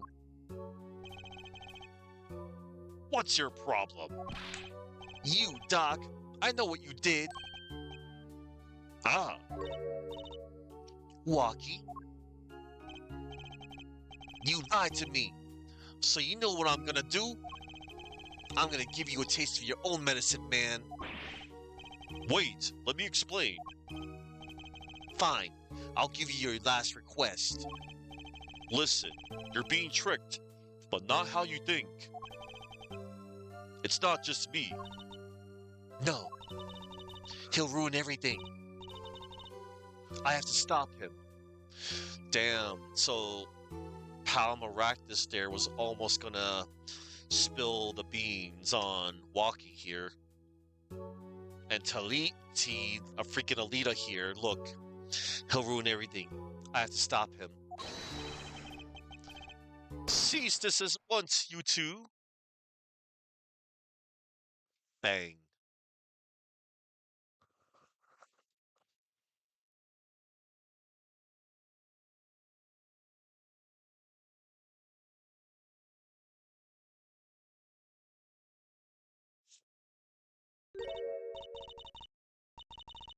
Funny, this isn't the way it was supposed to turn out. Cease this at once, you two. Oh well, too bad.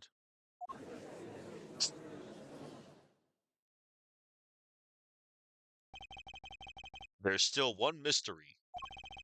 How did you manage to disappear from that stand? In the silence after the shot, I heard the witness running. I believe we heard as much from Wesley Stickler. He went to use a public phone to inform the police, which is when I made my escape. Which is when you left that slipper print. Dr. Miraculous didn't bother taking my slippers off.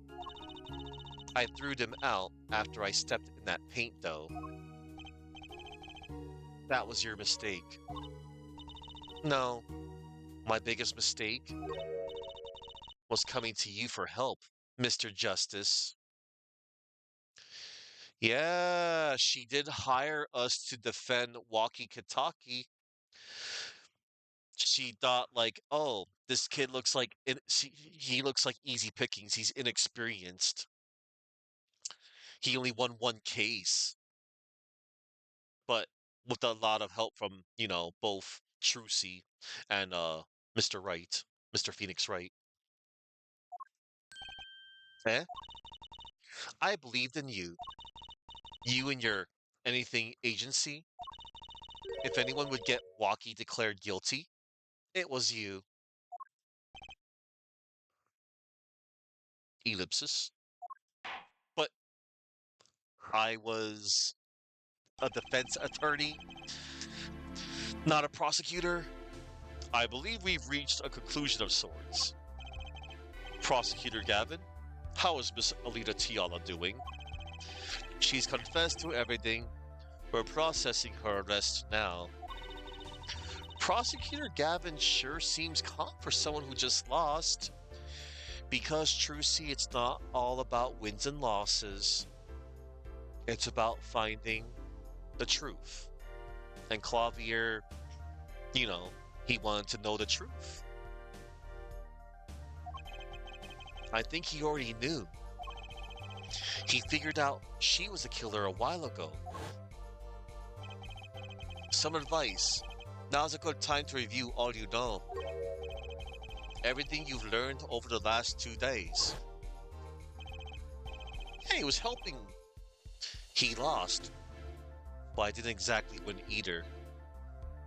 Damn. And even Apollo, he's realizing he didn't win, like in his heart. Something the matter at her forehead?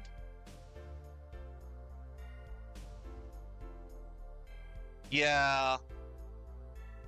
I don't know, man. I mean, so let me remind you.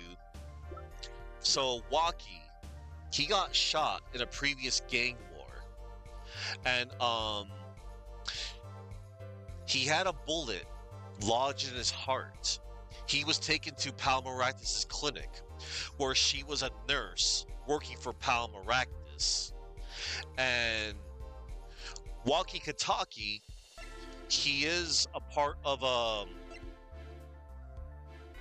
family that is, making riches. She only wanted to marry Waki to get into the family. And she was hoping that, for him to finally die. And this whole thing with, Palmaractus,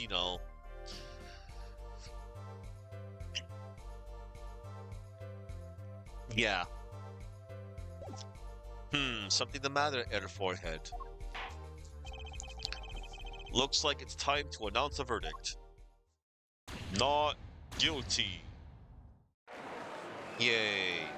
We got Naruto Uzumaki a not guilty verdict. I joke. I kid. Court is adjourned.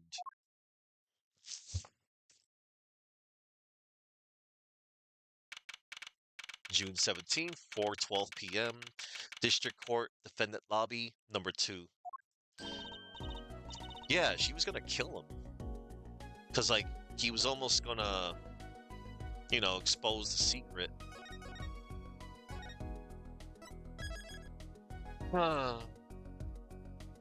Let's see. Let me scroll down for a moment on something. Okay. You're gonna like this, how this closes out. Great job, Apollo, you did it! Yeah, we did it somehow. Walkie's off the hook. Free to become the gangster he's always wanted to be. No. And he has you to thank. Hey, attorney man! You're gonna pay for what you did to my Alita Holmes! You dumbass. She didn't give a damn about you. She wanted your money. Or to blame, I guess. You give my Alita back. Stupid pointy head attorney with a death wish. Enough, Walkie. We got Vito Corleone here. Marlon Brando. That's his inspiration, everybody. It's awesome. The Godfather. Ah, Mr. Kataki. It's high time you opened your eyes, Walkie. What do you know, old man? I think it's about time you opened yours. Giving up the life, trying to become some kind of businessman? Don't talk about what you don't understand, Walkie. I'm afraid the guard is going to throw them both out. If not in jail, wouldn't that be a happy ending? Hey, maybe we can help them out. We know why Mr. Kataki needs to make so much money. Maybe we should tell Walkie. And we will.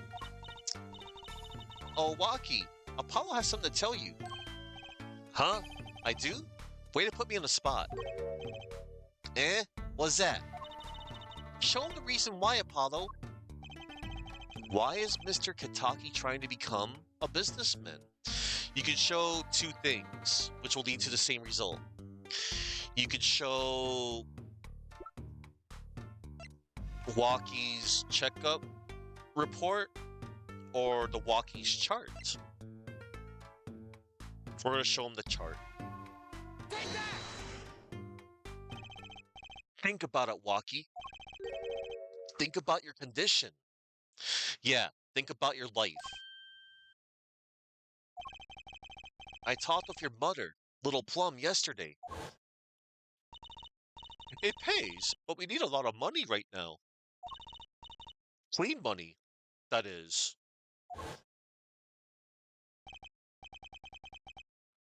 She doesn't mean you aren't really, are you? I like this sprite right here of Waki. He's trying not to be all hard and gangsta. Reality's finally setting in on him, hopefully. She doesn't mean you aren't really, are you? I searched the globe and I found one. A doctor who can take that bullet out of you, Waki. But it's an expensive procedure. Man, but you got plenty of money already, don't you? I won't use it. It was the gangster life that did this to you, Waki. Yeah, and the Katakis are trying to go legit, and they are. I want to help you, and I want to do it clean. Oh, look at the fox, and I like this part here, the eyes. He opened up his eyes. Please understand, Waki. Dad. The bad badger. Oh, what is it, Waki? Man, I see how it is, old man. Always you looking out for Waki? Listen good, old man. One day, I'm gonna take you out. Then we'll see who's the OG. I just want to smack this dude, like, through my monitor. But he's just putting on a tough guy act right now. You try to hide your business suit, I'll find you. Stupid old geezer. My, Waki. No, it's as it should be. Mr. Kataki, I liked him more without the puppy dog eyes. Oh, stop it, Apollo. I'm glad to have met you. I'm not so good with words, but I know a professional job when I see one. Thank you. Who, me? I don't think. Yeah. No, you're not wrong, Chuck. Waki Kataki is a dumbass. See, I was hoping that one little thing right here, this one little moment that he's having with his father, he's just putting on a stupid tough guy act. What? Who, me? I don't think. Someday, I'll bake you one of our latest, the Kentucky lime pie. He's opening a pie shop? Yeah, a pie shop. Honest to goodness pie shop. So long. And yeah. See, big wins Kentucky, awesome. Like Walkie's parents, I like Walkie's parents more than Walkie. Uh Little Plum is awesome. Plum Kentucky, she's cool. She's a cool mom. Um you saw Big Wins Kentucky. He's got the Don Corleone factor. He's got the Godfather factor. He's cool. He's awesome. Walkie, smack that kid upside the head. Punch him in the face. Kid needs a he just needs an ass beating. I'm sorry. He just needs to get his ass kicked. I don't want him to die. Yeah. Hold up. Let me see that. The Kitaki lime pie. Key lime pie. Yeah, I guess that is. But and he was gone. Well, let's head back, Apollo, to the Right Anything Agency. Hey, since when do I work at your agency? Aw, we make a good team. Don't just stand there. Let's get going. Huh? Why not? She did help me out. And there's a few questions that still need answers. Like this power of mine that she showed me. And my bracelet. If anyone can help me figure it out, it's her.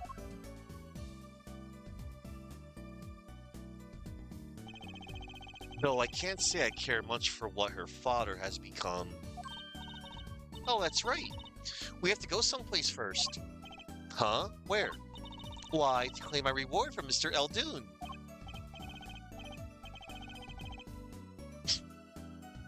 Yeah. Nah, not bro. I don't want to call out Walkie. I don't want to call a hit on Walkie. I mean, maybe Shelly can set him straight. Is what you mean? I mean, I think he has that type of business. You know, scared straight. You need to teach your little ruffians. You know, not to get out of line. They need to learn to respect their elders if they know what's good for them. I think that's what you mean, Chuck. I agree. Because children needs to respect their elders. We want what's best for them. We don't want them to become a little punk like Waki, who freaking he almost died, man. Like the dude got shot and went to a really bad doctor, malpractice basically. Didn't take the bullet out of his heart. The dude had half a year to live, according to Guy Eldoon. Oh yeah, Guy's awesome for the record. Like, he's one of the cooler characters in this. Like, oh man, the dude that ran a noodle stand, who also happened to be a doctor. Yeah, like Phoenix, whatever. I mean, it's Phoenix. He's still cool. Trucy, good. He needs to disappear forever. Plum, awesome. Guy, Eldoon, awesome. A somewhat underdeveloped villain, but whatever. Alita Tiala. Clavier, he's alright. Emma's cool. I like Emma. Winfred Witaki, awesome. Walkie Kataki needs a reality check. This guy, probably burning in hell. And then this guy, fascinated with panties. Pervert. Ah, salty noodles. Right. He got his stamp back already? Oh, and after that, you can come see my show. With a special appearance by the amazing Mr. Hat. Oh no. Mr. Hat, no. Oh, it's special, alright. Please, anything but him. Yes, anything but Mr. Hat.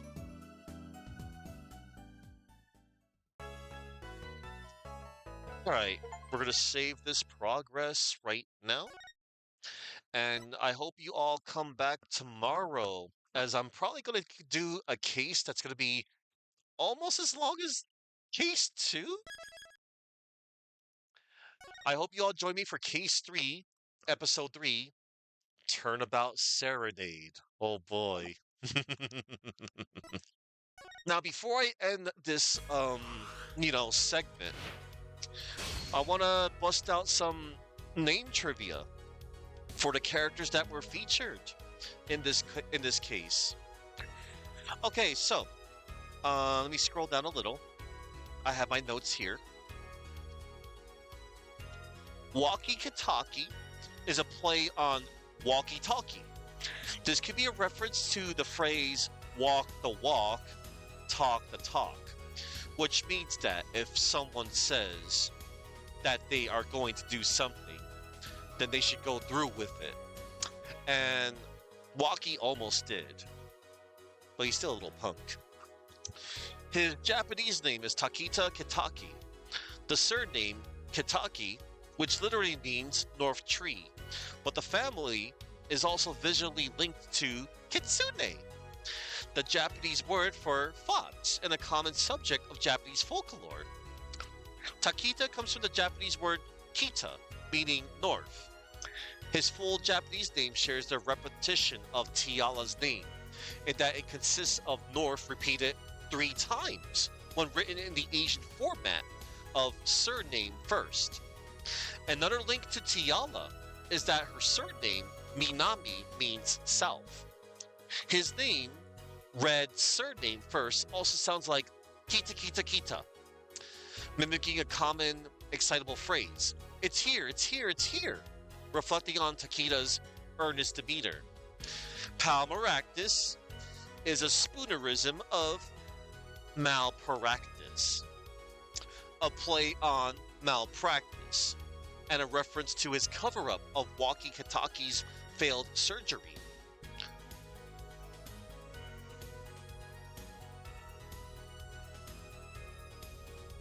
I'm not giving Trucy her panties. That's enough of that. Anyway,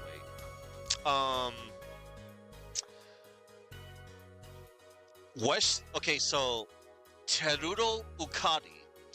Ukari comes from the word Ukari, which means carelessly, which is what Palmaractus is. Wesley Stickler. Wesley may be a play on weaselly, meaning devious, misleading, or sneaky, and this could be a reference to his panty snatching habit. A stickler is a person who is extremely fussy or particularly, and insists on precision or correctness. His Japanese name is Kiyosaku Kawazu. Kawazu is close to the word kawazu, meaning frog. This may be a reference to the old Chinese idiom, a frog at the bottom of a well knows nothing of the great ocean, meaning that he is oblivious to the workings of the outside world.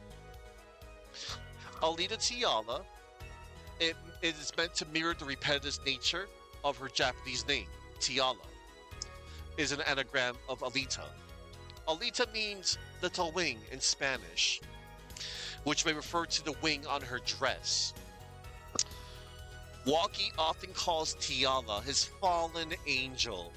While fallen angel can refer to an angel who rebelled against God and was exiled from heaven in Jewish and Christian theology, it can also refer to an attractive woman who has become deprived of money or morals, or alternatively, a type of high-yield debt.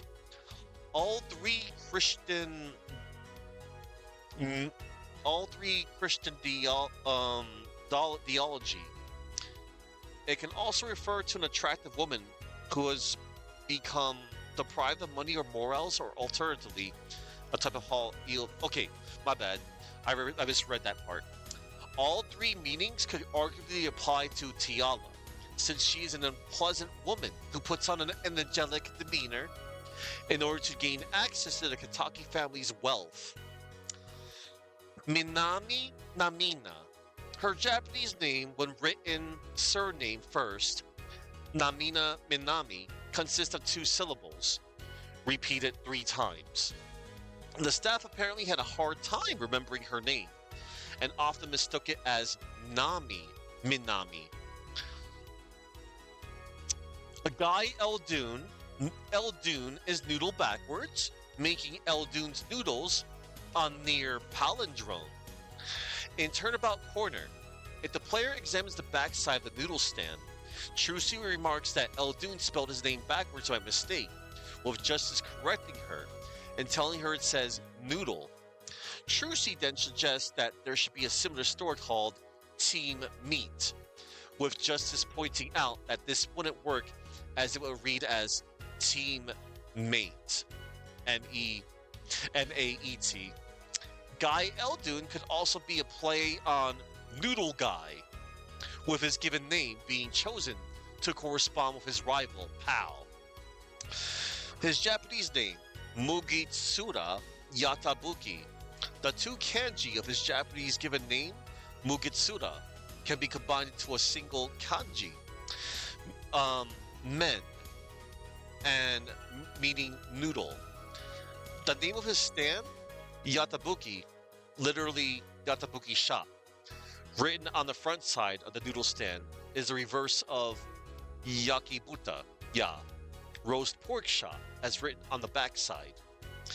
His harmonica is actually named after a brand of noodles in the Japanese version, and the tune that he plays on his harmonica is an arrangement of a tune played by some ramen stall owners in Japan to advertise their presence via a loudspeaker and looped recording, like an ice cream truck. Plum Kentucky, plum, like the fruit. Kome Kitaki literally means little plum in Japanese. The design on her kimono and bloomers contain plum blossoms, which are regarded as a symbol of late winter or the start of spring, and as a ward against evil. Plum Kitaki's kimono sports a 4-tailed fox. According to Japanese folklore, the more tails a fox has, which can be as many as 9, the older, wiser, and more powerful it is. The kimono is black with yellow kitsune, red flowers, and yellow stripes tied with a chartreuse obi. She also wears a high black sandals and white socks, a small brown fan hairpin, huge red, yellow, and black hair decals in the back. Winfred Big Wind Kitaki. Winfred was likely chosen in order to give him the nickname Big Winds, which in turn comes from his Japanese given name, which is a Tsunekatsu Kitaki. Tsunekatsu. It possibly comes from the phrase Sune ni Katsu, which means always wins. And the kanji means invincible. Oh, and his Italian name, Maloppo, means loot or load in Italian. Maloppo Kitani. Yeah, he has a deep set of menacing eyes. It's revealed that he has extremely thick eyebrows, and it's a reference to Don Corleone from The Godfather, whose eyes are very shaded in many promotional images. And he has a cartoon fox, which wears a leaf. It's a reference to the kitsune. In such tales, foxes are able to take on human shape, usually beautiful women, by placing reeds, a broad leaf, or a skull cut over its head. The fox in the apron even seems to have long eyelashes, indicating that it's supposed to be female. Aww. In the Japanese version, Winfred's headband and the top of his apron have the English word sail on them. In the English localization, the headband has Kitaki on it, while the apron has no words on the top of it. And then we have Klaviergaben. Klavier means piano in German, and clavier is the name of the keyboard of an organ, pianoforte, or harmonium. He doesn't actually play any keyboard instruments in his hand. And Gavin may have been chosen as the basis of his band name, the Gaviners, which may have in turn come from the German word Gewinner, meaning winner. And his Japanese name is Kiyoya Garyu. The first kanji in Kyoya means to echo or to resound. There's no official explanation for the surname of Garyu, but homophones include self-taught, hungry dragon, dragon's fang, unrecognized genius, reclining dragon, hidden dragon. Oh, and trucy comes from the word true. Breaking it down into its syllables, you get true and seed. Reversing the syllables gives the phrases see through, reflecting on her perceivability. And her Japanese name, Minuki. It comes from the word minuku, which means to see through, referring to her ability to read subtly body movements. And there you go, everybody. That's my little trivia. And oopsie doodle, look at it. It's 11 p.m. I'm gonna have a late dinner. It's so funny. Oh man, I love doing this to myself. But I know you all love it. I hope you are all still out there and enjoyed me doing the second case. Tomorrow, everybody, I'm gonna do the third case in its entirety. I'm gonna try to maybe start a little early. I say this now. We shall see how I do tomorrow. I might even pace myself and make sure I do a dinner break, maybe.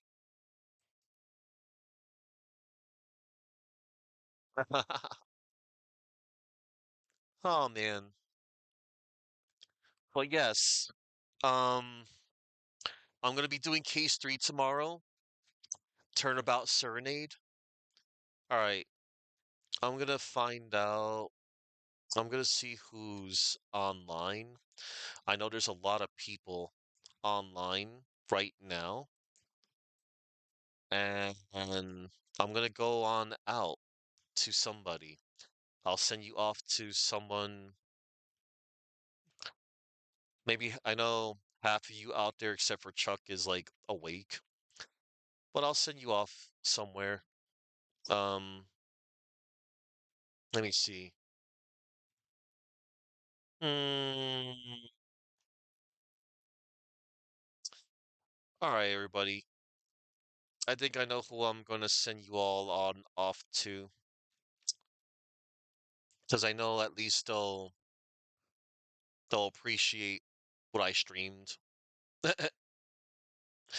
Everybody, I'm gonna send you all off to Big Top Tanuki, Kentaro. And right now, he is currently playing Resident Evil Outbreak File 2 with a couple of other furs.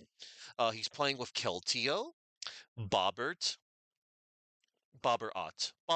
yeah, Bobbert, and Mac McRat. Yeah, those four are playing Outbreak together. Resident Evil Outbreak File 2. That sounds like a fun time. So yeah, man, I'm gonna send you all off to Big Top Tanuki. Now, before I head on out, everybody, it was a short list today, but hey, better than no list. But it's okay. I'd like to thank Chuckman, Deus, Sir Boom, Skador the Black, Rally Flowbro, and Zofar. Yep, that's everybody. Yeah, thanks everybody. I appreciate it. I appreciate you all coming by. Um, yeah, I'm gonna head on out now, and I'm gonna do more of yeah, like I said, I'm gonna do the entirety of case 3 tomorrow.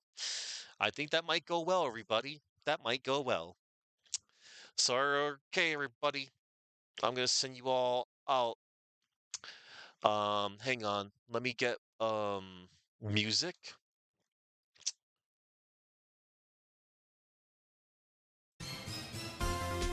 Thank you all for watching. Remember to go in peace, and I'll see you all in court tomorrow. Join me tomorrow for Turnabout Serenade. Things are gonna get musical tomorrow. Yep. Very, very musical. I hope you all like music. Cause it'll be fun. It'll be good, I hope. I'm sure it'll be fun. I mean, we'll see. Man, this game, it does send me through the motions.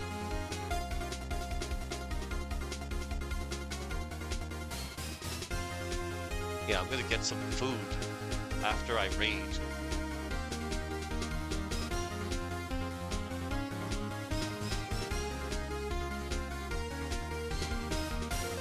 Man,